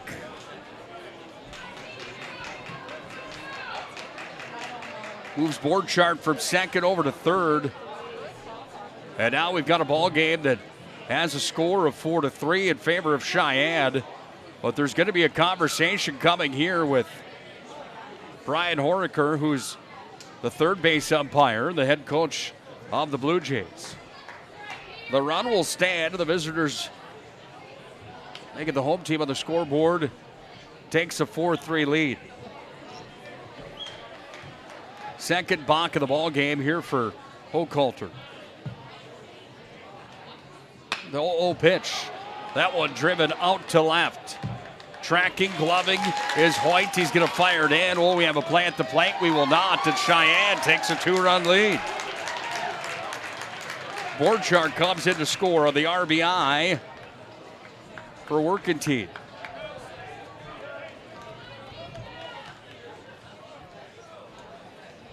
(5-3) West Fargo Cheyenne on top. Second baseman James Hagan. Brings up the number 9 hitter, James Hagan. Here's the windup of the pitch. Curveball in for a strike. Watching the Jamestown Blue Jays this year at North Dakota High School Hockey was such a treat. Second pitch in at this at-bat is a ball. And Hagan has a 1-1 count against him as Hochhalter works quickly here in the bottom half of the fourth, where 2 runs have been scored from Cheyenne. Chopped down the third baseline foul. The Blue Jays won their first region regular season title and first West Region Tournament championship since 1995. Under the direction of Matt Stockert. What an outstanding season they had. They played West Fargo Cheyenne in the quarterfinals of the State High School Hockey Tournament, a game that I thought the Blue Jays were going to take care of and win. They ended up falling to Cheyenne.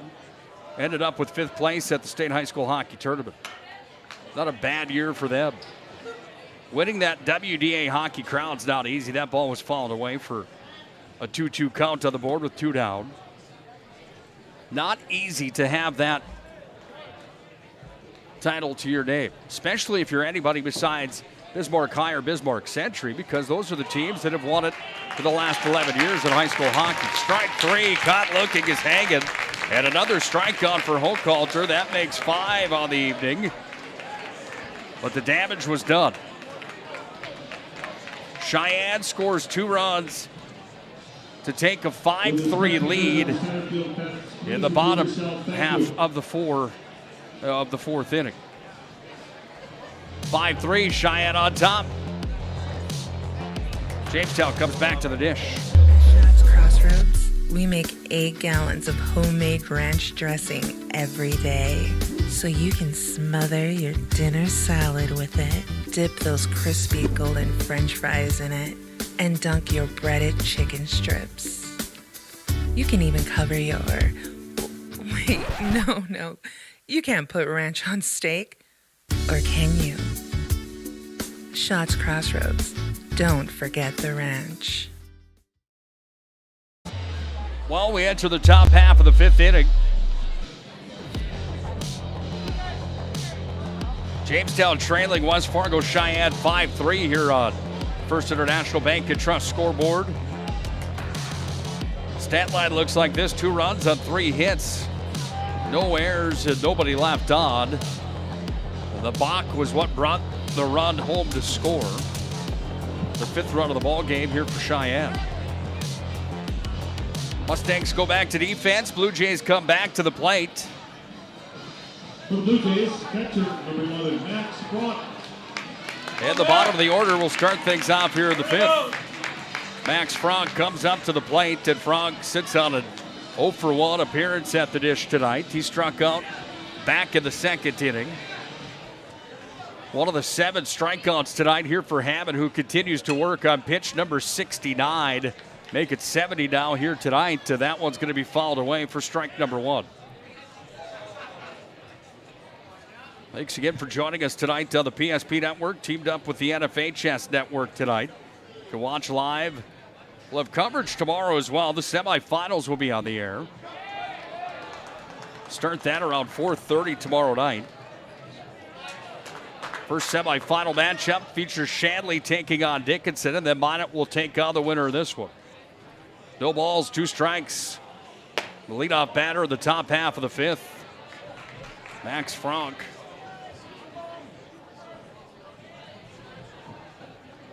Franck, the catcher, he's done well behind the dish tonight, and he's struck out.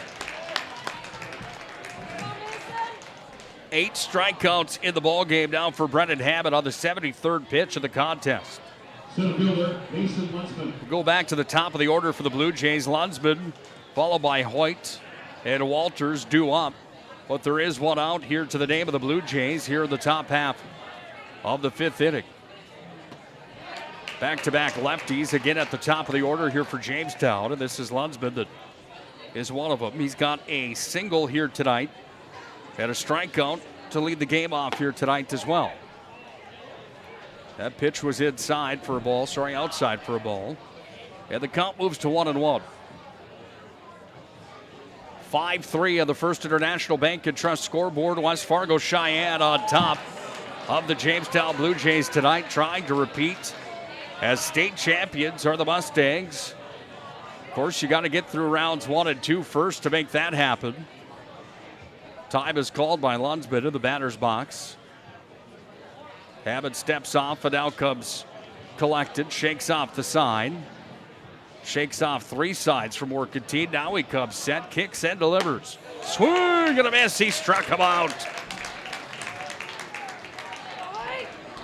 9 strikeouts in the ballgame for Brendan Hammond. He's motoring. He's given up 3 runs on 4 hits tonight. 1 error to his name, but the 9 strikeouts trump all that. That ball's going to be smashed out to center, tracking out in center field, making the play. Trey Stocker gloves it. And the inning comes to a close as it goes 1-2-3 as Connor Hoyt towered that one out, and it was caught in center field. Easy stat line here. No runs on no hits, no errors, and nobody left on base because nobody got there. 5-3, Cheyenne on top of Jamestown through 4.5 innings of baseball here at Jack Brown Stadium at Jamestown. Mustangs trying to add more when they come back to the plate when we return. Remember where this goes? I don't know. Are you sure it was a clicking and not a zzz? I think your quash litter valve's stuck. Do you even have insurance? If we soak it, it should be good. No matter how much you know or don't know about your vehicle, trust the experts at Tires Plus. Real answers from real mechanics. Inspections are free to ensure your vehicle is always in peak condition. Thinking service? Think Tires Plus. It's getting dark here in the grandstand at Jack Brown Stadium. Lights are on. Still see the blue sky, but the sun is down. Just a beautiful night for baseball. You couldn't ask for much more. There's just a slight breeze that I believe is probably helping our mosquito cause tonight, even though they sprayed for those last night. They were spraying when we showed up last night. Trey Stocker at the dish, and he falls the first pitch away. Leadoff batter here for Cheyenne. Hammond and Gustafson are due up next, followed by Dewar. 5-3, Mustangs are on top of the Blue Jays. Second pitch fouled back, and the count moves to 0-2.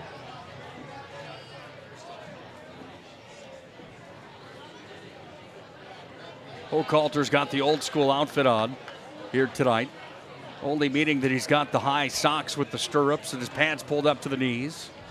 Bends down and adjusts those pants right now as makes the adjustments to the uniform, licks the fingers, and now takes the call here from Franck. Kicks and delivers, and that curveball's tattooed up into the gap. It's going to go all the way out into right field. Rounding second, there'll be a play at second, sliding in, and safe was the call as Trey Stocker blasts a double to start things off here in the bottom half of the 5th. Well, he had his mind made up that he was going to round first and get on over to second. And Stalker did just that. He slid in. The cutoff throw was there, or the play was there, actually, as Sortland sent it in to Jackson Walters. Walters made the tag, but sliding in before the tag was made to put a runner on second here for Cheyenne with nobody down to lead things off in the bottom half of the fifth inning. Hochhalter continues to work up to 69 pitches in the ballgame. The allotted maximum amount is 120 that a pitcher can pitch per day. Bunt rolled right up the third base line, and that thing was just about as close to fair as it was going to get. But it came over to Thomas Newman. He let it go foul. And the count moves to 1-1.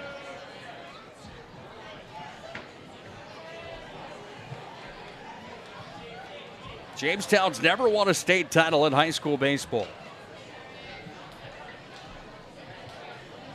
Could this year be the year? They've got a hill to climb right now as they trail by 2 on 5-3 on the First International Bank and Trust scoreboard. And Cheyenne has the motor turning just a bit. Cheyenne was scoreless in the first and second inning. They scored 3 in the third and 2 in the fourth. Got a runner in scoring position now. And nobody out as that pitch comes in for a ball, is showing bunt. Was Brendan Hammond.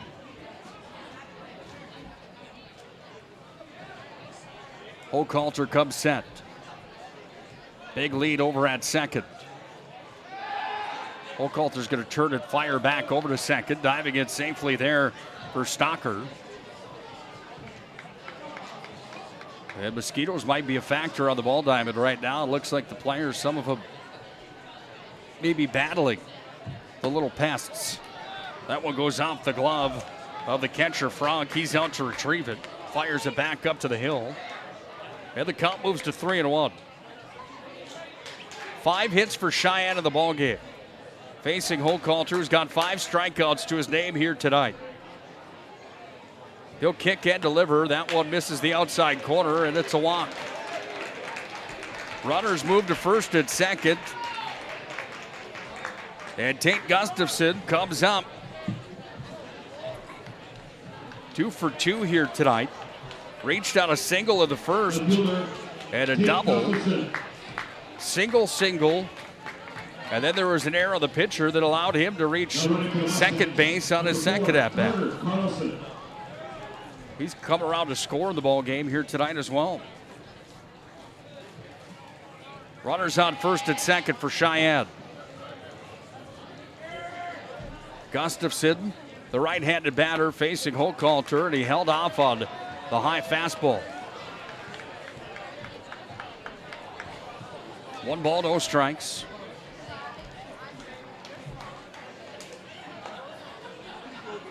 I was at the Fargo Dome the night that both of these programs won state titles in football. Here's the pitch that was high. The runner's going to advance over to third. And Stalker's now at third. Hammond stayed put over at first. And we've got runners on the corners. Here with nobody out, and a 5-3 lead for Cheyenne as they look to continue to build on the 2-run advantage that they've mustered up through 4.5 innings of play. Swing and a miss, and a strike delivered from Hochhalter. 2-1. Nobody out. 2 on the count, that is. 5-3 the score. Cheyenne on top. Was there the night at the Fargo Dome when Cheyenne won the crown. Jamestown had won the crown right before that happened as well.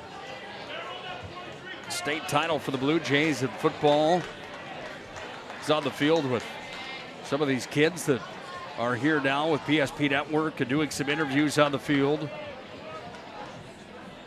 The interview with Grant Workentine goes down in history of my days of broadcasting as one of the best interviews that I've ever been a part of. Such a great message from him. Just a humble athlete.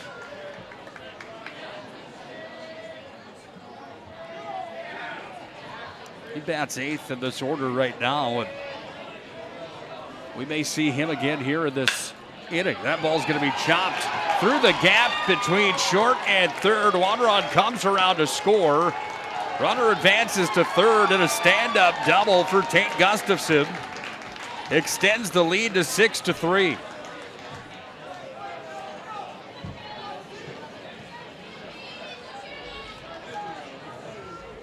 Oakhalter maybe in some trouble now as this one starts to extend.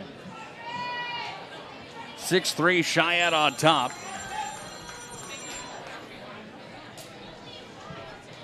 Cheyenne on top. And it brings up Caleb Dewar. Dewar comes to the dish and sends one out towards right. That one's going to go foul. Almost into the bullpen for West Fargo Cheyenne. Got my little guy Ike Holberg watching the ball game here tonight. Must have got up from already being in bed here tonight.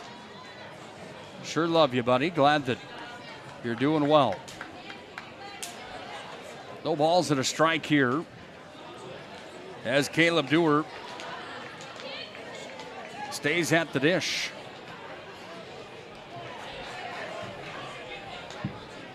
Runners at second and third.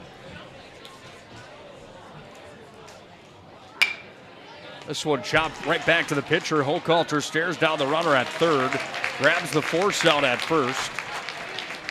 And that's the first out of the bottom half of the 5th inning.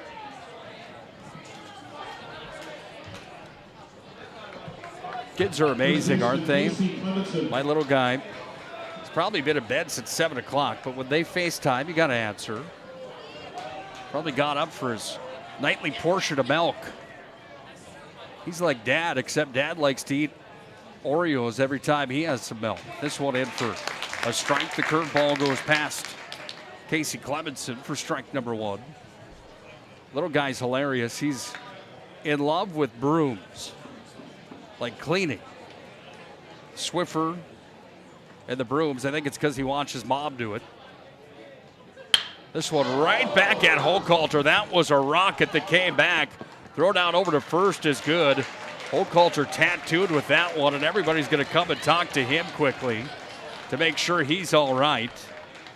RBI scores at 7-3 now in favor of Cheyenne. Gustafson came across the plate and scored. I'm sorry. That was Hammond that came across the plate and scored. Clemenson's the second out to the inning, but he scores the RBI.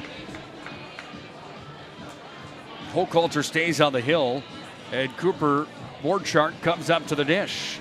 Borchardt 1 for 2 tonight in this ball game. Anyway, the little guy loves the brooms. We're traveling to Grand Forks to see some family a few weeks back, and we stop at the Applebee's at Devil's Lake to have dinner as a family. When I say this little guy loves brooms, I mean he loves brooms. It's all he wants to do. He's got $10,000 worth of toys and hockey sticks and basketballs and Legos, you name it. Little kid stuff, of course. But he'd rather just push the broom around the kitchen. It's hilarious. So we stop at Devil's Lake, and he's a little bearcat to begin with, waking up from a nap in the car, 17 months old. We're sitting eating dinner, my wife and I, and Ike, our little guy. Here's a fastball that, I think that a curveball that came in and just missed. Strike on the board is 1. The balls read 2, and it's a 2-1 count. Some of the Blue Jay fans thought that should have been the second strike at this at-bat. Here's the windup of the pitch. That one missed as well, as Borchardt ahead the count now at 3-1 with a runner at third base, and Cheyenne leading 7-3. Anyway, the little guy waiting for his mac and cheese to come. There's a strike that hits the outside corner. Count moves to 3-2. As he's waiting for his mac and cheese to come, sitting in the high chair at Applebee's, he spots a broom by the door. This ball's going to be hammered back over to the shortstop. That one goes off of Jackson Walters. And the run comes around to score. It's now an 8-3 ball game as Borchardt is going to reach first. Are they going to tag that an error? on Walters, or is it just going to be a hard-played ground ball that gets through? Nevertheless, an RBI is scored by Borchardt. It brings up Connor Entz. Berg was batting in the spot earlier, then Entz came in. Back in the fourth inning, sorry. So anyway, the little guy spots the broom that's at the door that the hostess uses to clean the entryway of Applebee's. And he has a full-on meltdown because Dad and Mom just aren't quite willing to go grab him the broom so he could sweep up Applebee's in the middle of rush hour dinner in Devil's Lake. No balls, 2 strikes, 2 outs. Here's the windup of the pitch. This one's going to be fouled back. Runner went for Cheyenne. Yeah, the count stays at 0-2. I'd make the joke, and I preface it that way, that I wish that Mom liked to sweep as much as he does, but I'm smart enough as a married man to know that that would be a bad idea. Curveball high inside. That was almost a headhunt to Entz. And the count moves to 1-2 now here with 2 out. More damage done here in the bottom of the 5th. 3 runs have been scored. This one towers up over on the third base side. Tracking it and catching it for the Blue Jays is Thomas Newman. Damage is done, however. 3 runs are scored on 1 hit. I believe there's more hits than that were registered in that inning, but officially that's what's on the board. No errors charged to the Blue Jays. And 1 will be left on base. Got ourselves an 8-3 ball game. Cheyenne on top as we enter the 6th inning. On the First International Bank and Trust scoreboard, Jamestown needs 5 to tie North Dakota High School Baseball, the state quarterfinals here on the PSP Network. The magic of what we do really comes down to combining different aspects of patient care. Here at Premier Chiropractic, we love combining soft tissue work, the adjustment, and exercises together. We found that this gets the best results for our patients. We have 3 chiropractors to fit the needs of the entire family, a rehab area for our exercises and equipment for any athlete to improve performance. Give us a call and we will get you back to doing what you love.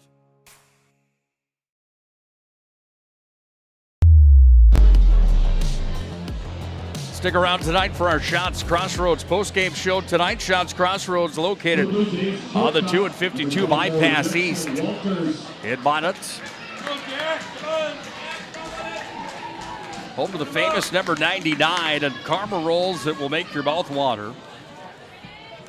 Shots Crossroads, don't forget the ranch. 2 innings of play left here in this one. Jamestown trying to find some offense here. They scored a run in the 2nd, 3rd, and 4th inning. But it's been Cheyenne that's found a way to score 8. Scoring 3 in the 3rd, 2 in the 4th, and 3 in the 5th. And Jamestown on the verge of having their state title hopes get shattered here from the Cheyenne Mustangs. 1 ball, 2 strikes. Here to Jackson Walters. Walters playing shortstop for the Blue Jays. Wind up of the pitch. He struck him out. Brandon Hammond with 10 strikeouts in the ball game. And Walters has struck out for a hat trick tonight. 0 for 3 and 3 Ks on his name. Rayton Hochhalter comes up. He's 1 for 2 in the ball game.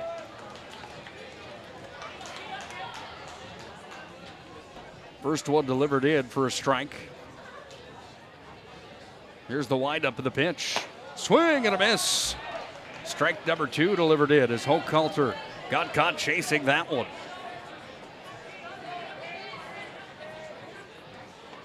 Here's a windup and a pitch. That one just missed the outside corner. Cheyenne fans thought that was a 3-pitch strikeout there for number 11 on the night here for Hammond, but he missed. And the count moves to 1-2.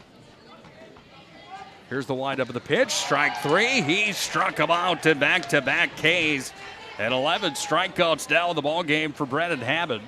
Up to 86 pitches of the contest, and here comes Ryan Bodell.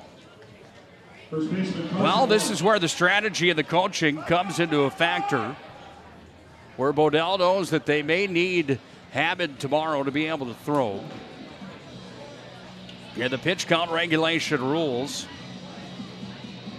of amount of rest needed and amount of pitches that can be thrown. 120 is the maximum per outing. But if they can use Hammond tomorrow or later in the tournament with the pitch count regulations that are in effect, they'll certainly look to do that. They keep him in the ball game.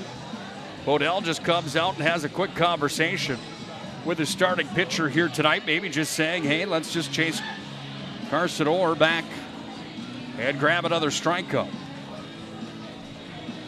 Hammond started the first inning with a pair of strikeouts.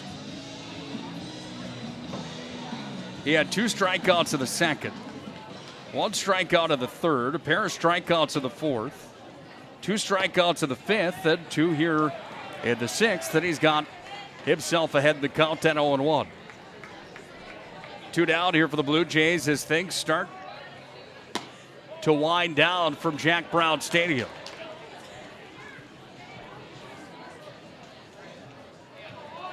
Five's the magic number right now for the Blue Jays. They trail 8-3 to West Fargo Cheyenne. Count moves to 2-1 here for Carson Orr. Bunted and reached first back in the second inning. Hammond delivers in. That one's low. The count moves to 3-1. And now here comes Ryan Bodell as there was action in the West Fargo Cheyenne bullpen. Conversation at the Hill is going to take place, and Hammond's going to be a solid candidate for our MVP of the contest, brought to you by Sports Clips tonight.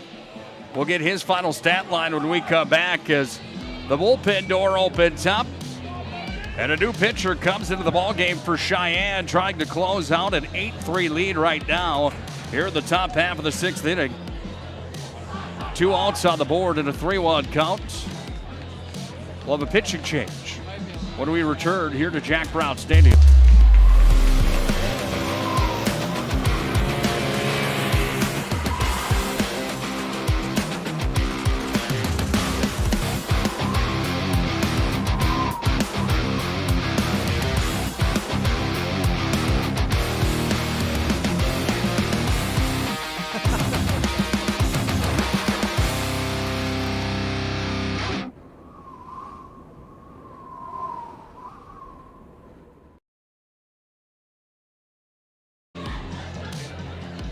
Well, the stat line for Hammond tonight reads 5 2/3 innings pitched. Gave up 4 hits, 3 runs were earned. 1 error in his time on the field. And 11 strikeouts here tonight.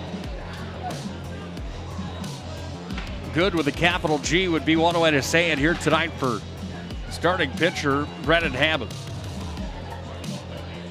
Tanner Bohm comes into the ballgame down a pitch.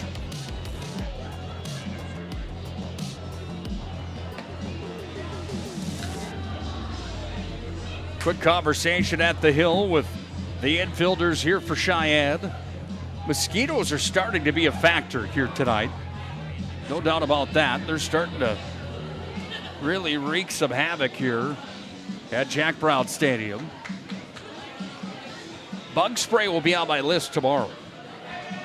So will a jacket. I cannot believe that in all my years of broadcasting, been doing this for almost 20 now, show up to a state tournament in North Dakota in June without a zip up or a pullover or some sort of jacket. Babe's gonna walk Carson Orr. Orr reaches first base on the first pitch thrown for Babe here tonight. And it puts the runner on first with 2 down. And it brings up Reagan Sortland. Here's the windup of the pitch. That one misses to the outside as Babe trying to find his stride here in this one. I drive a Chevy Suburban, and I always have plenty of clothes in that vehicle. Winter safety. You never know when you're going to need a jacket or some sort sort of hoodie, some extra layer. Well, I cleaned the Suburban out before we came to state baseball because Scotty Kane was riding with, and we wanted to make sure to have plenty of space. In fact, plenty of PSP zip-ups and 3/4 zips. They're sitting at the hotel right now, getting comfy in the air conditioning that's been running all day.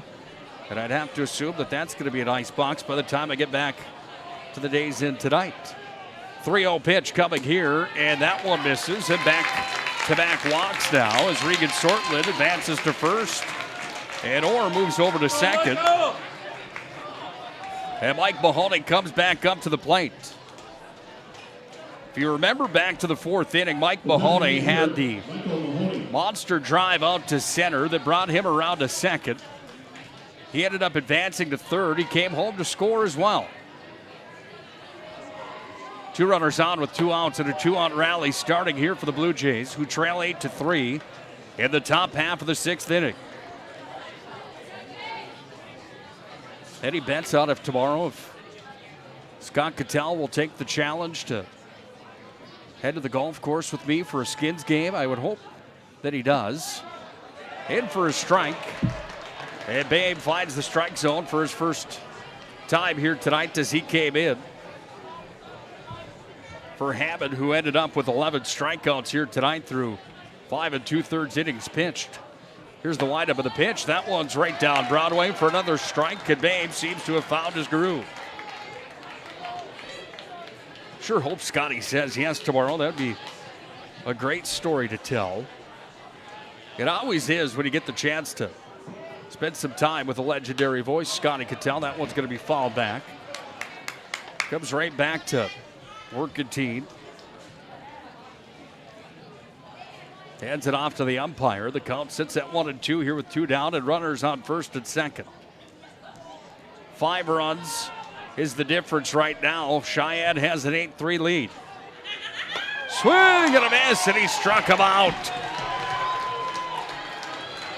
Mike Mahoney goes down swinging. And we head to the bottom of the 6th inning. No runs were scored. No hits. There were no Cheyenne errors, and 2 were left on base for the Jamestown Blue Jays. Oakholter trots back to the mound. He's going to try to finish this one off here tonight here for Jamestown. He's likely not going to be able to because he's all the way up to 94 pitches. Due up here for Cheyenne. Tail end of their order. Ants, Workentine, and Hagen are due up when we come back to Jack Brown Stadium. It's quarterfinal coverage of the State A tournament. And right now, it's Cheyenne that's in the driver's seat. They can almost sense semifinal berth tomorrow night to play Minot if they can hang on to a 5-run advantage.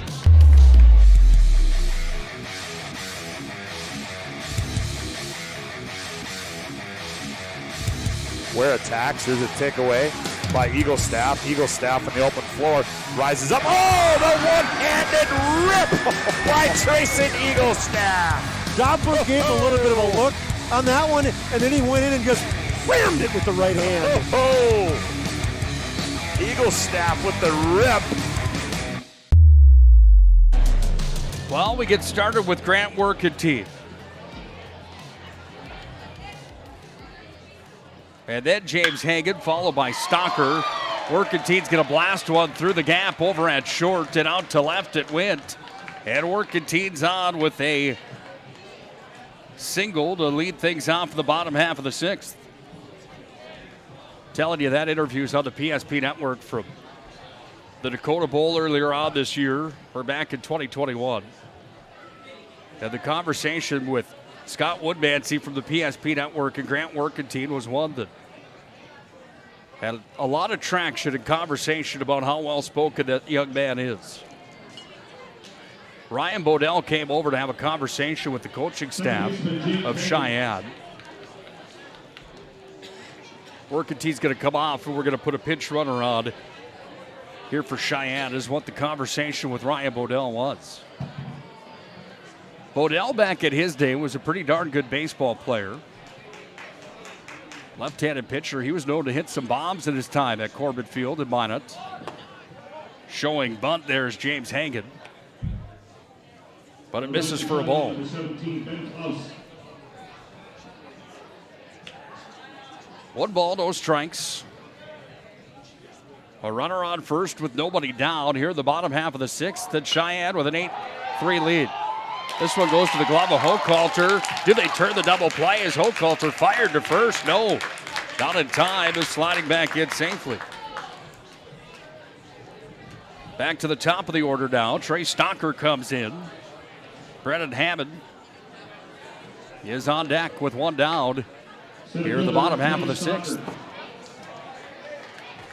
Yeah, that Applebee's story I told just a few moments ago. It has my mouth watering for some of those boneless mild wings at Applebee's. That stuff is good too. Scotty K was here after the state softball tournament. Came and got the car keys and never came back. If I had to make a $100 bet, I would guess that he's already eaten chicken wings over at Applebee's. Wind up of the pitch. That one's going to be fouled back. Up into the net. The count moves to 1-1. Here for the leadoff batter, Trey Stalker. Stalker 1 for 3 tonight. He doubled back in the 5th inning. High fastball, throw down over to first. Not in time. Sliding back in safely, the runner at first. Brennan Hammond in the on-deck circle. Here's the windup and the 2-1 pitch. Hochhalter almost hit him, that curveball. Deep to the inside. Missed. This stadium's beautiful in the daytime, but here at night, it really shines. 5-pitch walk for Hochhalter. As he sends Trey Stalker back to first base on the free pass. First baseman Brennan Hammond. And that brings up Brendan Hammond, who's playing first base now. But first, a conversation out at the hill as the skipper comes out for the Blue Jays. And 102 pitches here tonight.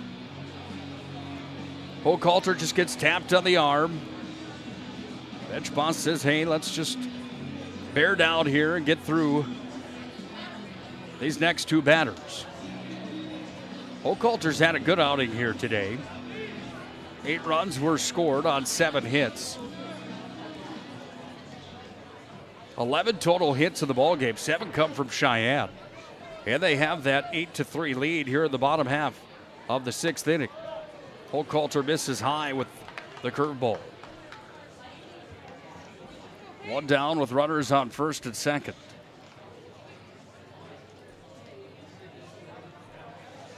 Wind up of the pitch. That one hit the corner for a strike.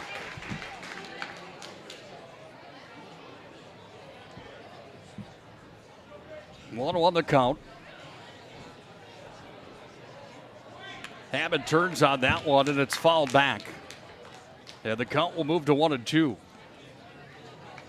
15 pitches remain here for the starting pitcher, Hochhalter, for the Jamestown Blue Jays. They put that rule in effect to make sure the guys wouldn't burn their arms out and players wouldn't get overused and overexhausted at these tournaments and during the regular season. Think about guys that are aces where, you know, they probably have more in the gas tank, but the effect that may have on the shoulder, arm, and elbow as their career continues on. 2-2 pitch, reach for, that one's going to be fouled away. Look out. Over to the parking lot, that one went. And it's fouled away. 2 balls, 2 strikes, 1 down. Runners on first and second. Cheyenne with an 8-3 lead. And Hochhalter delivers here, and that ball's going to be plastered out to center. Tracking it back in center field and gloving it was Lundsman. And Lundsman grabs the second down to the inning. Brings up Tate Gustafson. He's had the best hitting performance of the day here for Cheyenne. A single, a double, and a double. 3 for 3 in the ball game for the big man that wears number 23, batting on the right side of the dish. 108 pitches deep now for Hochhalter. Here's the windup of the pitch. Missed high. Ball 1. Big thanks again to the UPS store located in the Magic City for all your packing and shipping needs. It's the UPS store. Curveball was right on the money. And the count moves to 1-1. You'd like to see Hochhalter go out tonight on a high note. The 1-1 pitch down in the zone. Got into the leg pads there of Max Franck, and Franck gathers the baseball and fires it back up to Hochhalter. Keeps everybody in place. The runners at first and second. 1-2 count. Hochhalter kicks and delivers, and that ball's going to be smashed out towards right at the warning track. Hits the wall, bounces off the wall. 2 runs come around to score, and all the way over to third with a stand-up triple. Tate Gustafson having himself a night from the dish. If he could send one out of here, he would complete the cycle tonight. Drives home 2 runs. And we've got ourselves a 10-3 ball game. Shortstop Caleb Deere.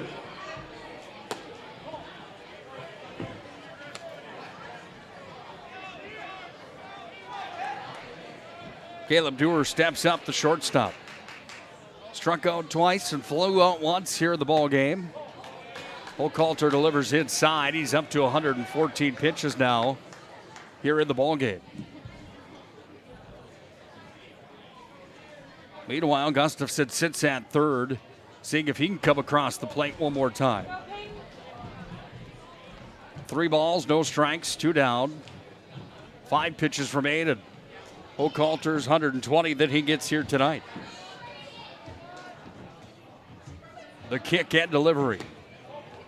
Inside, and that's ball 4. That's going to bring Hochhalter's night to an end, I would have to assume, here tonight, as the conversation will come now at the hill as the Jamestown Blue Jays come together as there's runners on the corners.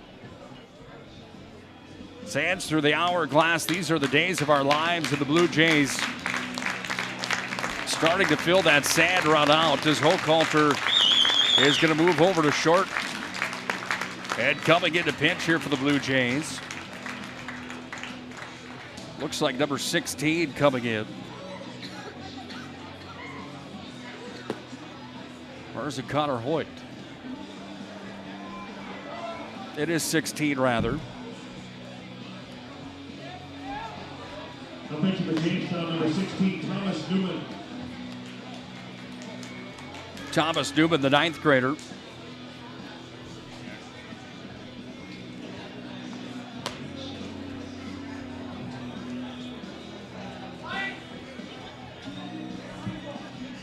Newman, the freshman, comes into the lineup to see what he can bring to the table here. Trying to get Jamestown back to the bats. Trailing by 7, but the momentum of the body language from most inside of Jack Brown Stadium right now is not favoring the hometown Blue Jays. 2 outs, runners on the corners, 10-3. West Fargo Cheyenne leads Jamestown here tonight on the First International Bank and Trust scoreboard. If you're watching in the Magic City or in the area, Premier Chiropractic is our family's choice for chiropractic care. They're focused on improving the health of Minot and the surrounding areas through the most cutting-edge advances in natural health care today. Dr. Kirk Mason, Dr. Cody Haugen, and Dr. Becky Perry Domries can be found at premierchiropracticnd.com. Well, let's see what the youngster can do on the hill. Thomas Newman, the freshman, comes in, and Samuel Carpenter comes to bat.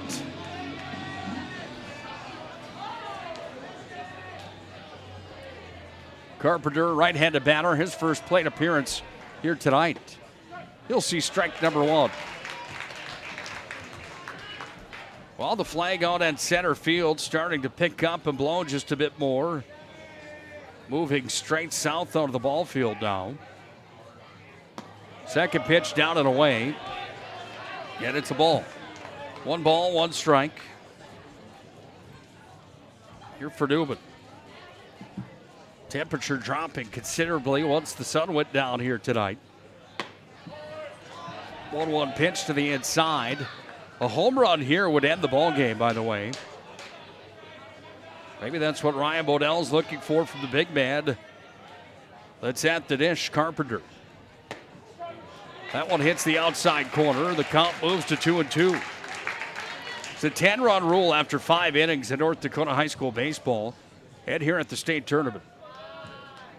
It's 10-3 right now. This would be that run right there, but Newman sits Carpenter down swinging, and the strikeout is landed. Jamestown needs to come up with 7 if they want to stay alive here and head to the semifinals tomorrow night to take on Minot. 10-3 at the end of 6 innings complete. 7th inning is next here on the PSP Network.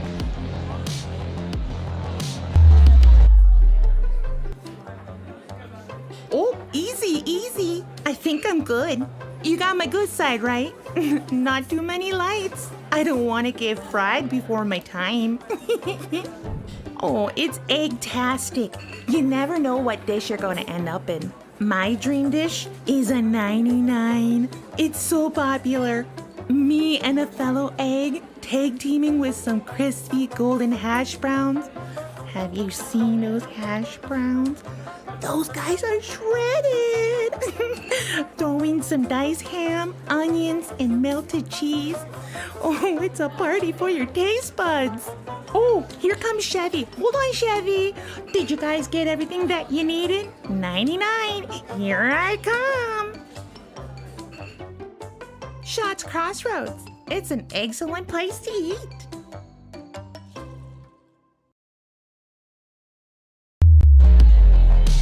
Gage Orr will lead things off here in the top half of the 7th inning, and Orr is going to send one out to right field, tracking it there.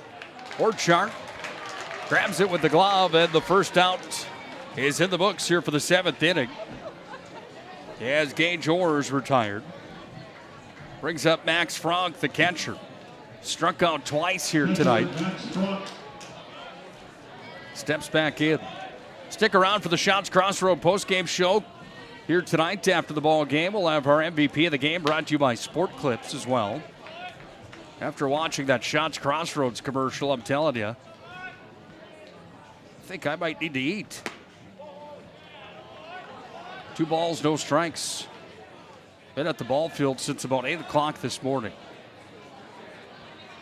Swing and a miss. As around on that one was Frank, and the count moves to 2-1. That one hit him. And Frank is going to advance over to first base on the free pass.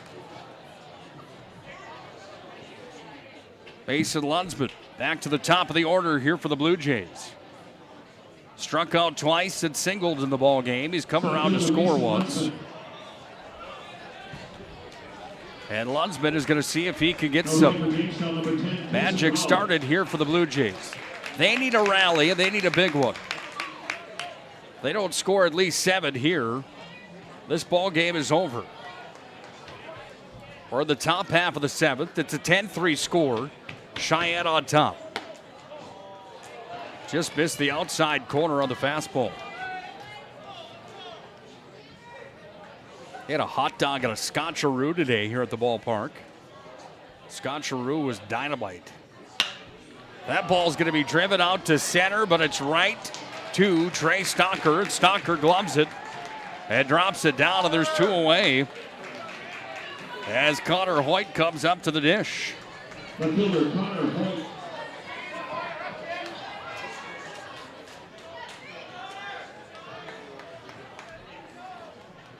Blue Jays need a miracle at this point, trailing by 7. White comes in. That ball's going to get away from Workentine. Advancing over to second was Frank, and Frank lands at second base. As the Blue Jays are in at the front half of the order here with Connor Hoyt, Steps in on the left side of the dish. Here's the windup of the pitch. That one driven hard over to the shortstop, gloved. Dewar fires it across, and Cheyenne is going to win the ball game tonight by a final score of 10-3. Shots Crossroads postgame show comes up next on the PSP Network. Clever player of the game as well coming up. When we come back to wrap this one up from Jack Brown Stadium. Oh, easy, easy. I think I'm good. You got my good side, right? Not too many lights. I don't want to get fried before my time. Oh, it's egg-tastic. You never know what dish you're going to end up in. My dream dish is a 99. It's so popular. Me and a fellow egg tag teaming with some crispy golden hash browns. Have you seen those hash browns? Those guys are shredded. Throw in some diced ham, onions, and melted cheese. Oh, it's a party for your taste buds. Oh, here comes Chevy. Hold on, Chevy. Did you guys get everything that you needed? 99. Here I come. Shots Crossroads. It's an excellent place to eat.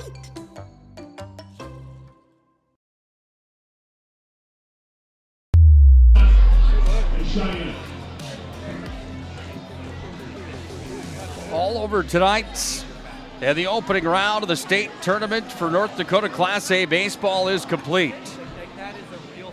4 teams have advanced to the semifinals. 4 teams will play in loser outplay. Coming up tomorrow, starting at 11:30 in the morning, it's Century High School taking on Wapaton. 35 minutes after that, it's Jamestown and Fargo North. 4:30 is when we'll start our semifinal round coming up tomorrow. And the first matchup will be Shanley and Dickinson.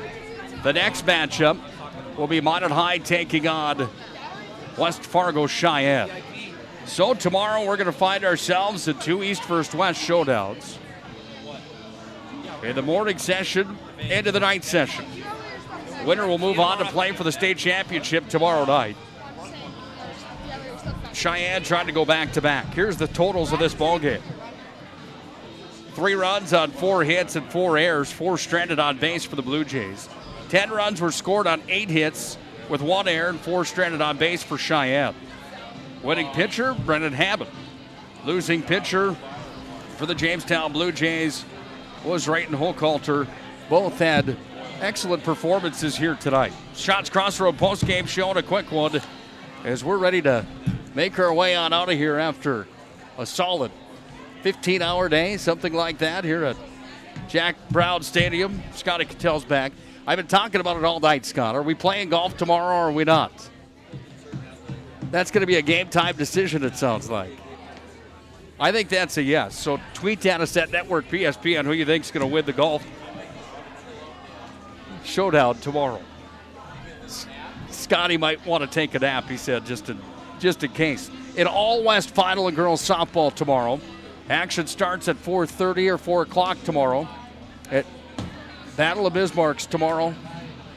Bismarck High and Legacy start things off. Scott Cattell have the call there on the PSP Network and on the NFHS Network. We'll have high school baseball tomorrow starting at 4:30 with the state semifinals on the PSP Network, digital radio, and on the NFHS Network as well. Time to announce our Sport Clips player of the game, the MVP of the contest of this one. And I don't know if it's any real secret who that was here tonight. I have to tip my hat to the starting pitcher here for Cheyenne, Brendan Hammond, with 11 strikeouts in the ballgame.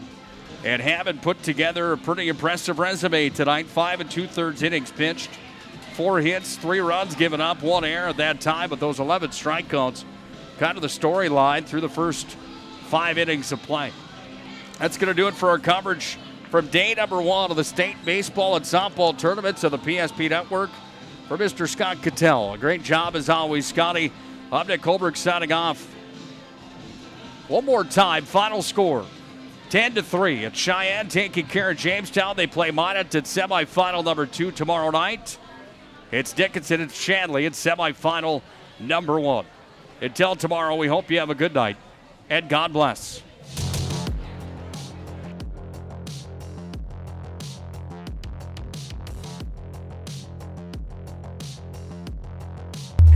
Crossroads, we make 8 gallons of homemade ranch dressing every day, so you can smother your dinner salad with it, dip those crispy golden french fries in it, and dunk your breaded chicken strips. You can even cover your... Wait, no. You can't put ranch on steak. Or can you? Shop